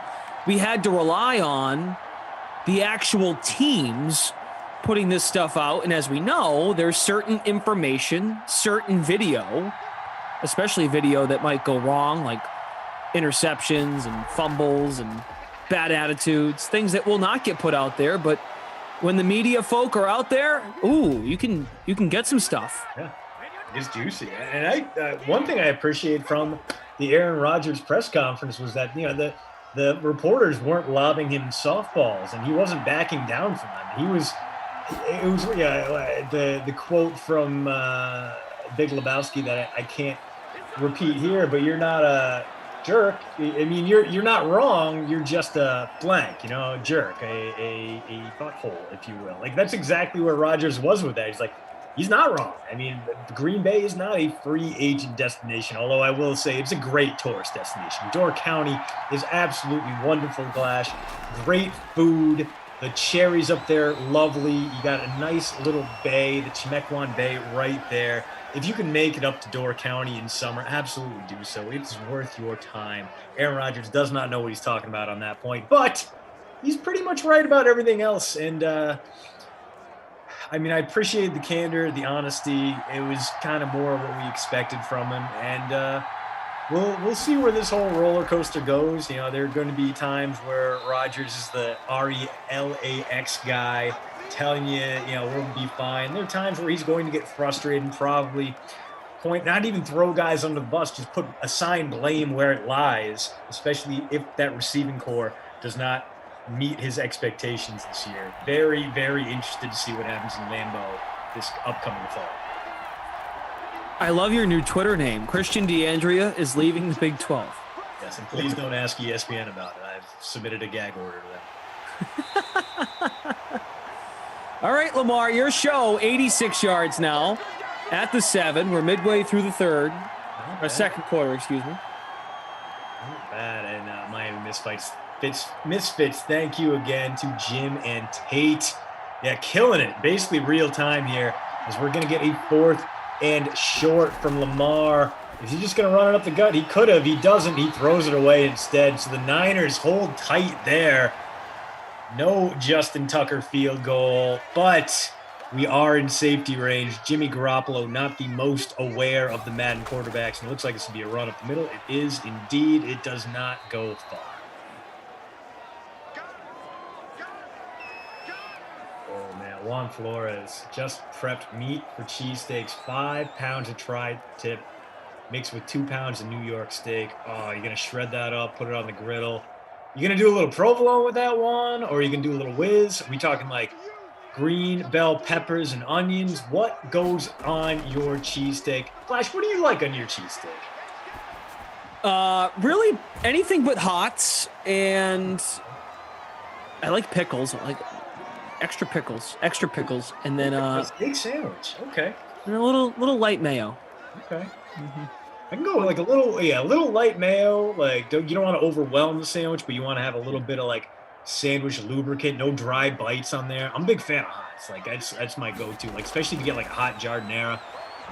Being in the Midwest near Chicago, there's a lot of that up here. Is Jimmy G. Ooh, stands and delivers and gets it to Kendrick Bourne for a big first down. It'll take us to the 2-minute warning here at Levi's Stadium. Kyle Congrats. Last humanities test coming up. Good luck. He wants to know when you're on again with Tom, so you guys can have the after party. Yeah, we did promise there would be a party for Kyle. Kyle, next week. I'm here all next week. Okay. We'll pick a day. CEH mushrooms on his cheesesteak. Darth Gator whiz, provolone, peppers, onions, mushrooms. I'm not a big mushroom guy, but like they're good. Like they're good if you can get it out with something savory. Because mushrooms, Flash, they don't really have their own flavor. They just take on the flavor, whatever you put in them. They got a nice little soft texture to them. So just like I can't eat just like regular mushrooms. If you put it with like a good savory cut of meat, I'm into it. You definitely do that. I see that one. Sean Preston, sauteed mushrooms, onions, light mayo, light lettuce. Sounds good to me. 3 different peppers, 2 different onions, provolone from the man himself, Juan Flores. Juan, what peppers are we talking about? What peppers are we talking about here? Like, are we going like bell peppers? Or are you chopping up some like chilies? Are we doing like a little like New Mexico style? I'm intrigued. Hungry. I'm doing like a little preemptive strike because I'm done afternoon tomorrow for the weekend. I got a buddy coming in from out of town. I already mentioned it, but like when people come to Wisconsin, you're not going to places where you have healthy food. You're going to places with cheese curds and beer, and we're gonna be doing a lot of that. So like today, I was like, all right, I'm gonna run. I'm gonna eat a little healthier today. I'm gonna prep my body preemptively before I just go ahead and eat nothing but carbs and fried food. So like now, it's got me getting hungry again. It's gonna be a problem. Jimmy G, another completion, a couple to Pettis. This time it's Kittle.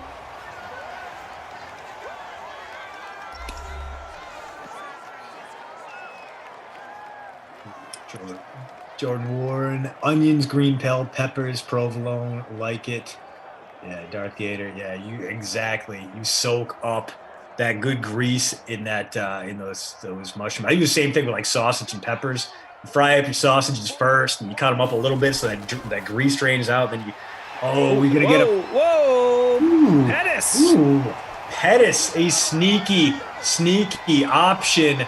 Was cheap as usual, going off at only 3,600, but going above and beyond to deliver value. This is going to be his best sim Glash in a long time. That's 3 catches for him now and a touchdown, about 50 yards. It looks like as Niners take a 14-7 lead. In the DraftKings free contest, Pettis 44% owned. 3.5% in the captain spot, so good value for sure. In our free roll, 61% owned, so a lot of folks got in on him. Right now we have a 4-way tie in the DK SimFam Friends League free roll for first. Mark Mantelli's up there. Mr. Nick says hello. What's up, Mr. Nick?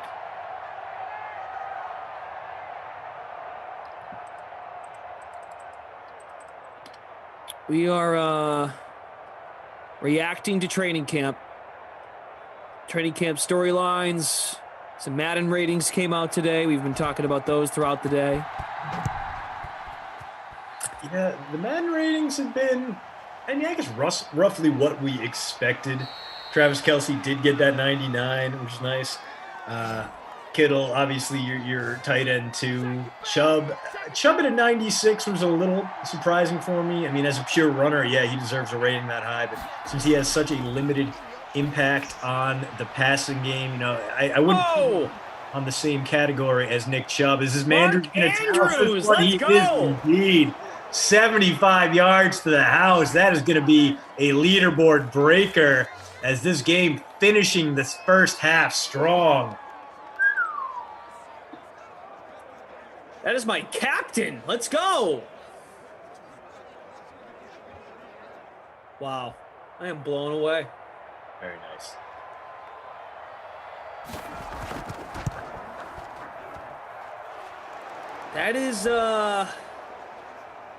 That is changing things.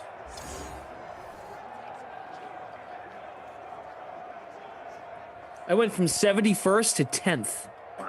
I went from like 57th to 72nd. I have every other touchdown accounted for.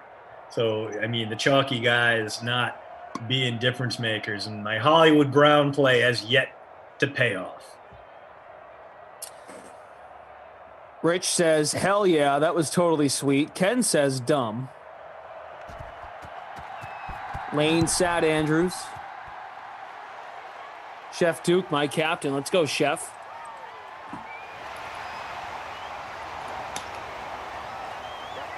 First time playing Fortnite. You don't like pickles on a cheesesteak? Is that a bad take? I love pickles. Pickles on a cheesesteak. I mean, I put pickles on pretty much everything. So I don't think I've ever heard on a cheesesteak before, though. Like an Italian sub. Like another thing where you got like those savory meats, like pickles a little bit, because they're a little bit acidic, so they kind of cut through that good savory flavor. I'm saying savory a lot, but I mean, it's a good word, so I'm going to keep doing it. But yeah, pickles are good on pretty much everything. Especially like that's a good, like, you need something to fill you up, but you don't want to like actually eat something. Like go and like, get the Vlasic, like a big jug of pickle spears, fire down a few of those. Very low calorie, tastes great. Mark Andrews, by the way, in the bigger free showdown on DraftKings, 25% overall, 3% in the captain, for those of you wondering. So a pretty good battle here, 14-14. You said the last time they met was I guess in theory. This was like 100 sims ago, according to. So I may have skipped one or two. There might have been one where Mostert just didn't have any points, but yeah, possibly. I'm scrolling back looking for BAL. In fact, I'm gonna go ahead and see if I can. No, I thought I could just get it up here in the by command Fing it, but no. Yeah. Scrolling. Yeah, like Sim 57 is the last time I can find these two teams playing. Okay. Good first half for Kittle. Big catch, but no timeouts to spare, so the clock runs out. No more plays for San Fran. Okay, we got some offense here. 4 touchdowns. Good. I mean, a great end to that first half. A lot of points being scored in the final 2 minutes. Very much into it. And hey, remember when we were talking about that Aaron Rodgers safety net parachute agreement? That's up today on the Post Route. You can read all about it, postroute.substack.com. Free to subscribe, and I know a whole bunch you already have, and we are so grateful to have you. Football season's coming up, and we're going to have even more great stuff coming your way. Yeah, that Rodgers article is a good read. I gave that a read before we hopped on. So picking apart the concessions and the mechanisms for Aaron. I have my doubts though. And look, I can't help but keep thinking about this story as much as I want to talk about Dak Prescott leaving camp today with an injury, and even Devontae Adams had a little scare today. He walked off on his own power, and that kind of stuff happens all the time, right? And then you get the really bad news when guys are out for the year, right? Or out for a significant period. Stuff that worries you. But man, I just can't. I'm fascinated to see how this plays out. I'm in Green Bay.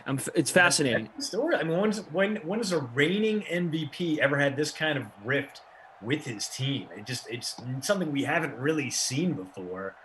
And Rodgers holds.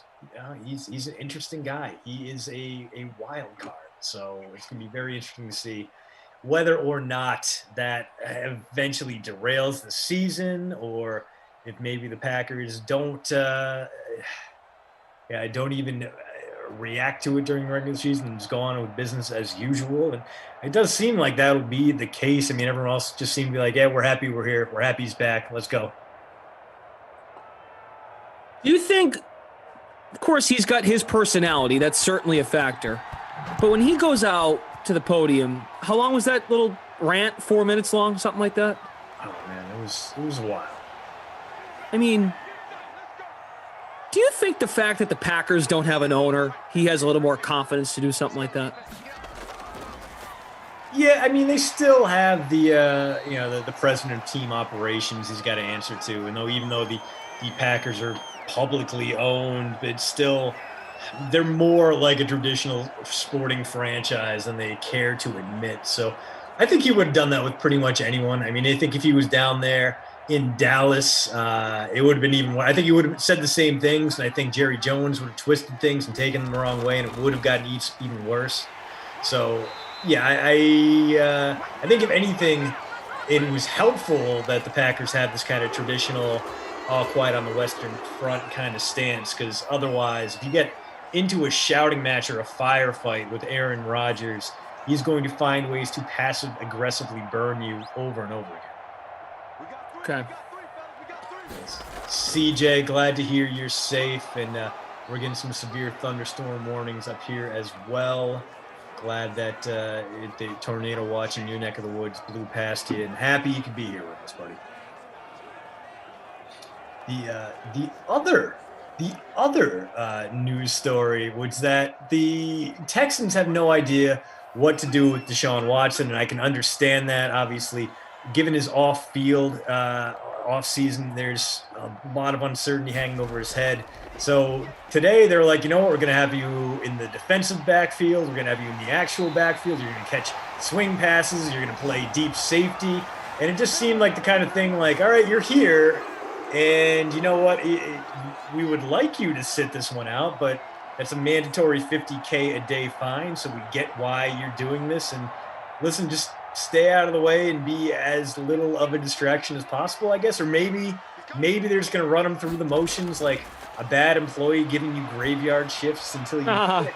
It's a weird situation. And I feel bad because you have a first-year coach in David Culley, the first black quarterback in Vanderbilt University history, by the way.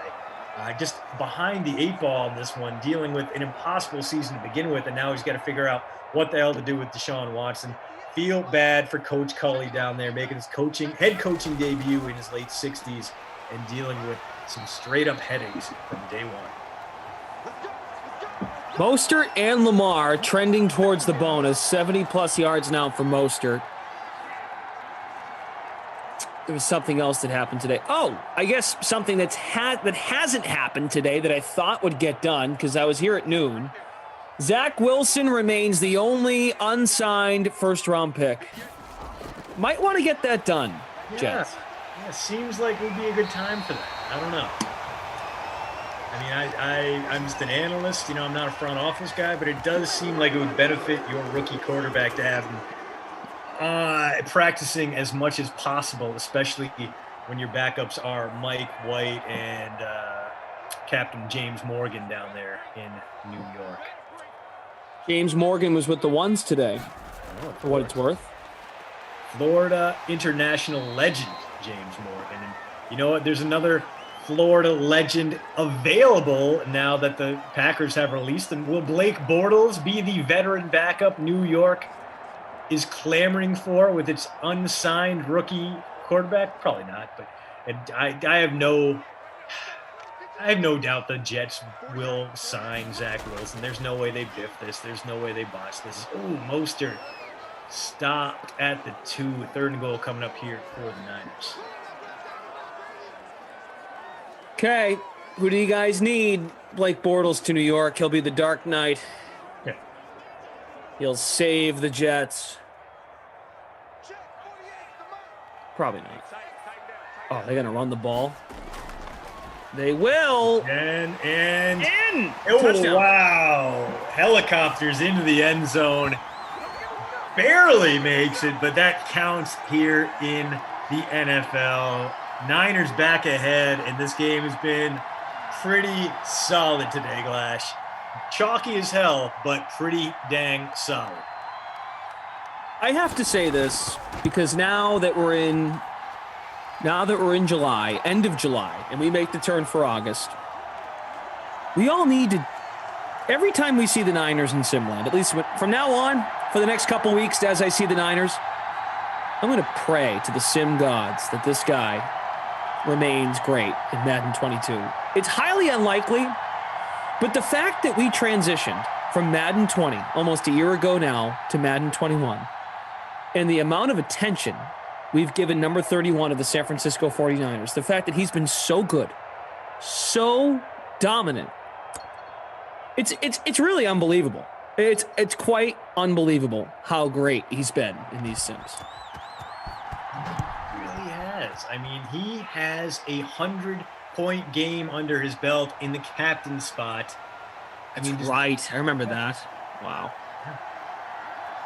Let's look back. I mean, I feel like he's had more 50-plus point games than anyone, including Lamar Jackson, just because there's a little bit more variance with Raheem Mostert. He's a little bit more fadeable.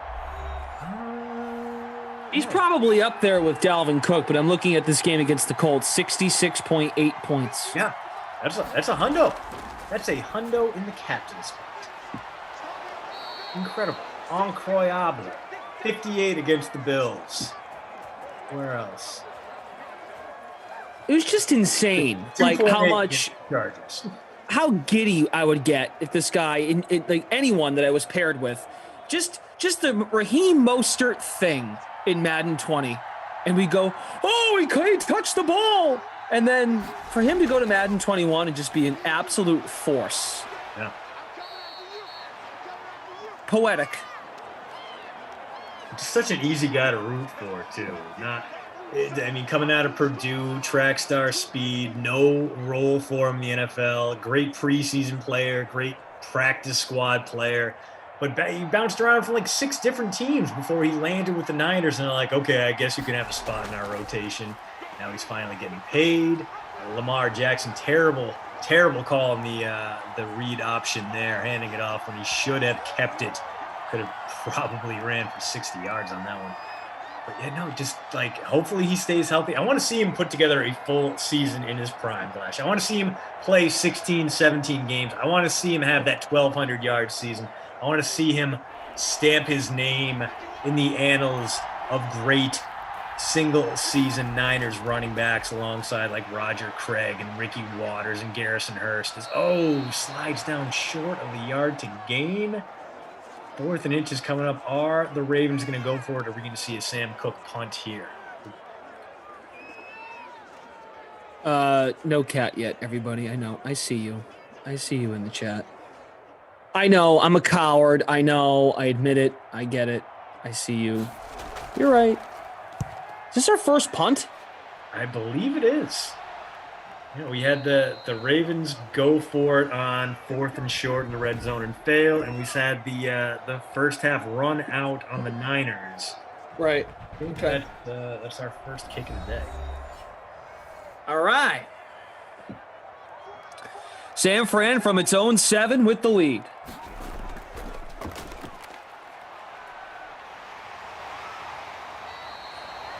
And that's 92 yards for Mostert.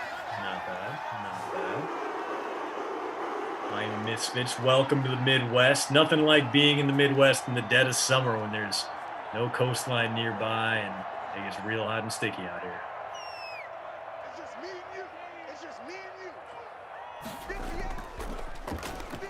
Ooh, little play action, Jimmy G. Plenty of time. Nice dart there, and it's Debo, and it looks like it's going to be a bonus 15 yards on what should be a face mask. It is indeed. So just like that, we're towards the brink of Robbie Gould field goal range. It'll be like a 61-yarder from here. So I don't think he's got that one under his belt, but give him about 6 more yards, and he's pretty much automatic.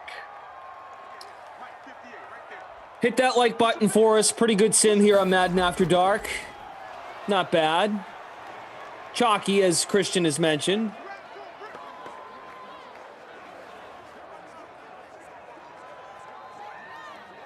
So Mostert does have the bonus, right? Because the face mask, right? Yep. So we're in good shape. And by we, I mean most of you that played him, the 86% of you in our free roll. And we've hit the end of 3 quarters. Yes. Again, a banger here in Santa Clara, the stadium no one wants to go to. Mere 45-minute drive from actual San Francisco, but coast to a slobber knocker. Tonight, Garoppolo 219 and a touchdown, so bonus. A possibility, though unlikely. Lamar will not get there. He's at 125 yards. He would need overtime, and then another overtime, then another overtime. Knock on wood. We won't get there, but maybe we will. I mean, it would be fine. Mostert 89 because he didn't get the face mask yards. Lamar 94. And Pettis 4 for 56 with a touchdown. So 15 plus points for a guy that only cost you about $3,000 and change. Not a bad day at all from him. He and Mark Andrews are your two must-haves in the receiving category. Andrews, 2 catches, but one of them was a 75-yard touchdown, which really does skew things in his favor. He has got more than 60% of Lamar Jackson's total passing output in this game.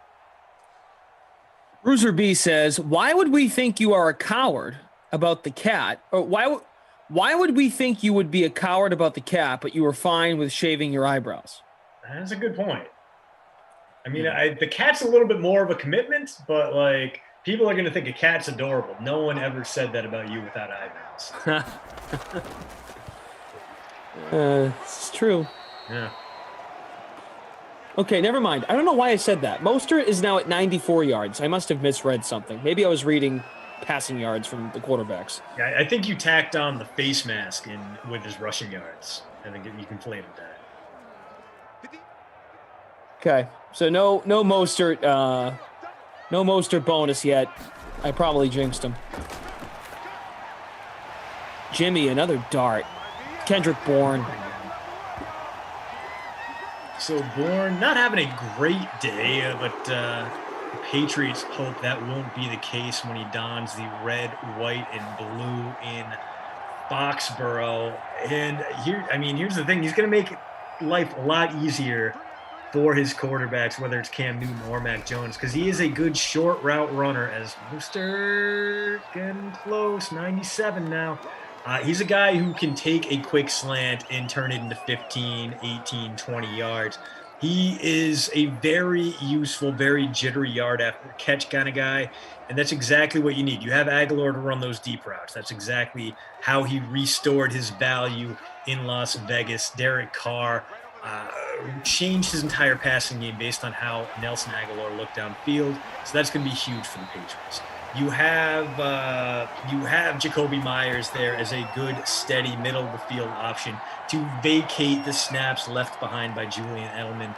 And then you have Kendrick Bourne, who, again, is just a very solid, good hands, good routes, good jittery run-after-catch guy who should be able to provide a lot of help. Those 3 guys are the ones you need to worry about and what's going to be a lot of 2 tight end sets for New England with Johnny Smith and Hunter Henry, and perhaps a little bit of Dalton Keene and Devin Asiasi. Who knows how they're going to fit into the lineup, but it's going to be very interesting to see how the targets break down in New England this season, how they shift based on who's playing quarterback. Now, I know we won't get into it too much because I know y'all don't want to hear it, but first day of camp returns on Mac Jones, positive. I mean, he had his mistakes, but I think it was Doug Kyde was saying that he had probably the 5 best throws of the day all belonged to Mac Jones. Yeah, at one point he fumbled his snap. He had to run a lap as discipline for that. Cam Newton threw 2 picks. Little delayed handoff here to Mostert. Pettis has 6 for 76 and a touchdown. Wonderful. It's been great. Glorious. Great value play if you put him in your lineups, especially in the classic formats. But then again, Mostert has 2 touchdowns, and he could be getting his 3rd. However, it's 3rd and goal from the 5.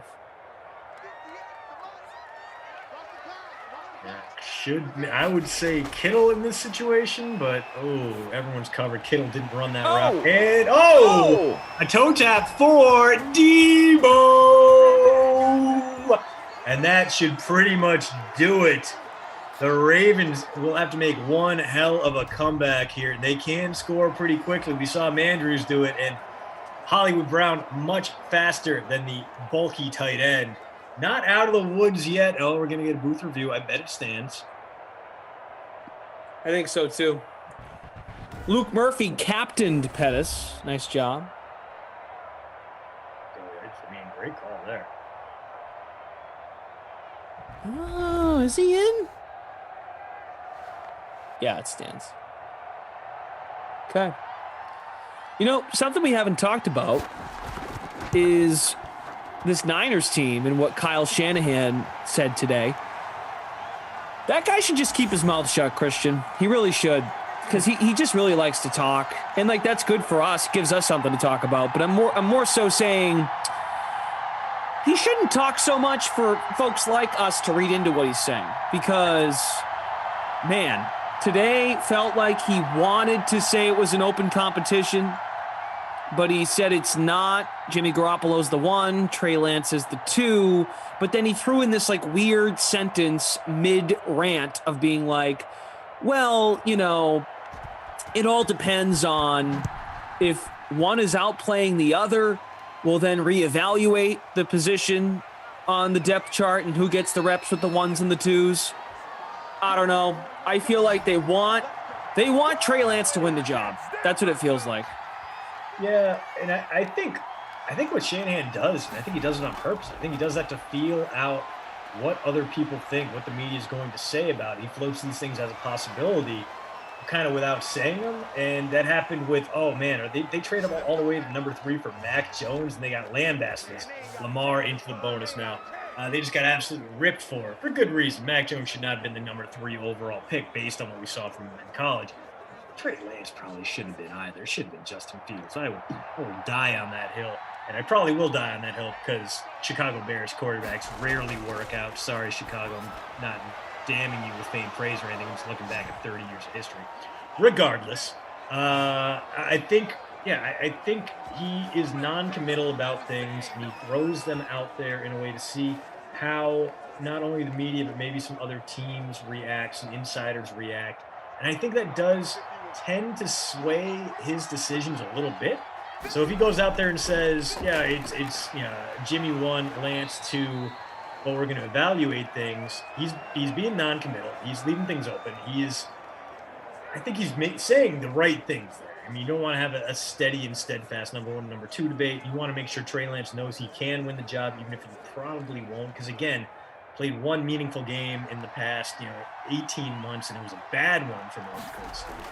So I appreciate what he said out there, and I think he's going to eventually find the praise for which he's looking, based on keeping the quarterback competition open and a little bit transparent. And if he addresses this in a way that most NFL coaches wouldn't, I think he's going to score points with the press in a way that maybe makes coverage to him a little more favorable.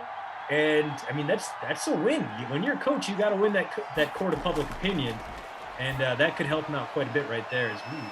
Another strike. This drive going places. J.K. Dobbins takes it inside the red zone. Could be too little, too late. Ravens would love to get a playoff before the 2-minute warning here. Let's see if they can. I mean, this is worth bringing up again because, of course, the coach talking, but they got the rookie deal done today with Trey Lance. 4-year, $34.1 million, fully guaranteed.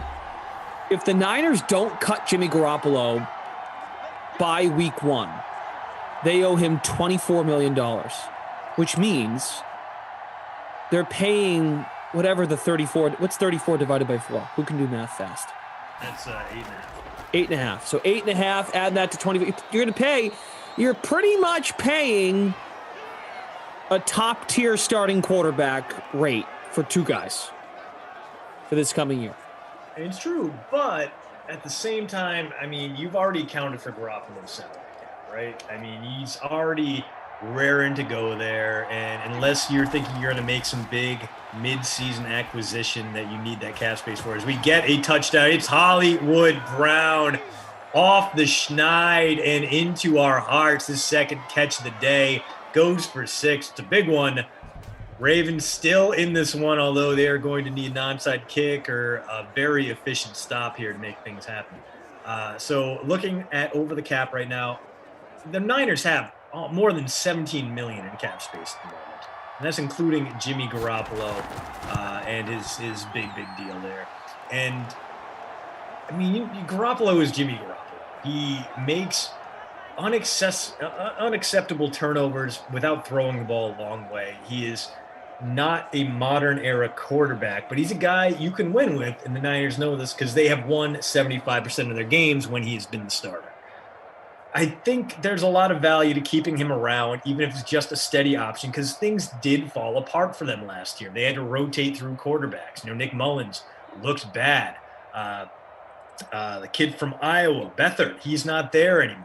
So, yeah, it's going to be expensive, but you've already created the savings that you can keep Garoppolo on your roster as an expensive luxury, an expensive backup quarterback if need be. And if he has to get plugged and played, he's going to give your team a pretty good shot at winning. Can't ignore the amount of wins when he's under center for that team. True. I mean, I'm not a quarterback wins guy, but man, 75%, dude gets it done. Right. And it's working with Shanahan, who at one point did want him from New England. Like, he was in on that. George says the way Garoppolo's playing tonight, you pretty much got to pay him the $24 million. Oh, you got to pay him $24 billion. Big first down run there, right? And it's gonna make things very difficult for the Ravens. They got 2 timeouts left, so if they get 3 stops here, and maybe the Niners throw on 3rd and long and don't get it, that they would have about 1:10 left to mount a comeback from deep in their own territory as Mostert runs into trouble. 1 timeout remaining for the Ravens, but if the Niners go run, that would mean Lamar gets the ball back with roughly 35 seconds and a long way to go. So not looking great for the visitors here, who I got to imagine, Glash, came into this game as a minor favorite, although a fully healthy Niners team coming off a playoff run, a Super Bowl in which they very nearly won. In fact, one good Jimmy Garoppolo pass in the 4th quarter, 1 in 5 tries where he looks up and realizes, hey, I have George Kittle, one of the best tight ends on the planet. Why don't I just throw it his way? He does that 1 time in the 4th quarter. The Niners probably win that game. Instead, he blanks him. He can't get the ball to him. He crumbles under pressure.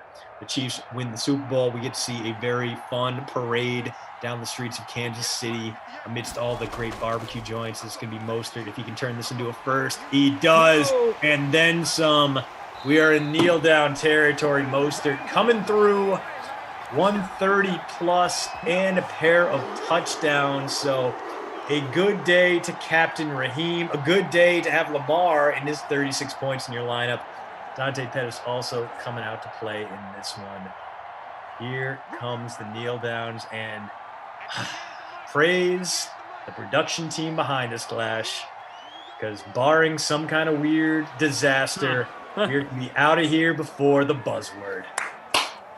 Yes. I forgot you were against the buzzword. It breaks my heart. I am anti-buzzword. I forgot about that. Con, not pro. First you kill Skip Perkins with Kaufman, and you hate the buzzword. What's next? Everything comes in threes. I mean, did we kill Chip as well, or is Chip still healthy? Oh, well, Chip's missing, last I heard, but maybe you killed him too. Well, no one checked the trunk of my car. Well, that will do it here in Santa Clara, as the Niners hold on for a big win over the Ravens. Mostert breaking free, running for a whole bunch of yards. I'm going to go out. He was chalky, 22% captain, 70% owned, but he's still going to be my postroute.substack.com Krusty Koff player of the game. For you, Glash, for you. And I mean, who do we babysitter Billy in this one? Because a lot of guys came out to play. I mean, there were some pretty good. I mean, the last place score in our free roll among the people who actually filled out rosters still scored 85 points. Mark Ingram. I mean, Ingram was pretty much a bummer, but he was cheap. I mean, that's why I put him. Right. Kendrick Bourne only had the 2 catches, 30% owned. Kittle had 11 points. Justin Tucker was kind of a bummer. Miles Boykin didn't get much done. Is Kittle like on the table here? Because Kittle had. He's still. I mean, 11 points. I'll take it. I'll take it from George Kittle. I feel like that's about average for. I'm a little bit under, but still good enough to avoid the ignominious honors of being called a babysitter Billy. You know what? Let's go ahead and let's give it to Mark Ingram. Cheap. Yes. Disappointing. Also, yes. 1.3 points for him in the flex. Not going to do it today. So you are the babysitter, Billy Clash. Where do you finish in the when the lights went out in the Super Bowl matchup? Yeah, that did happen when these teams played. Yeah. I don't know why. It just clicked this morning when I made the contest. 49th, my friend. How about you? Very nice. I am sitting in 37th, thanks to that 47 points for Raheem, and Marquise finally coming alive at the end to give me a 10 points instead of the 0 he had going in the fourth quarter. You and our technical director Tom tied. Yeah, we had the exact same lineup. I had concerns about that. I thought I was going to drag Tom down with me like an anchor, or at the very least an albatross. But no, we thrived and tied for 37th. Mary, I'm reading your comment. Not quite, but I appreciate your passion for the buzzword. We're gonna do this. We're gonna give the schedule for tomorrow and then get on out of here. I'll give it to Christian. I'll give in. Thank you. We're not doing 4 more minutes of post game. Sorry. Yeah. You all don't want to hear us talk anymore.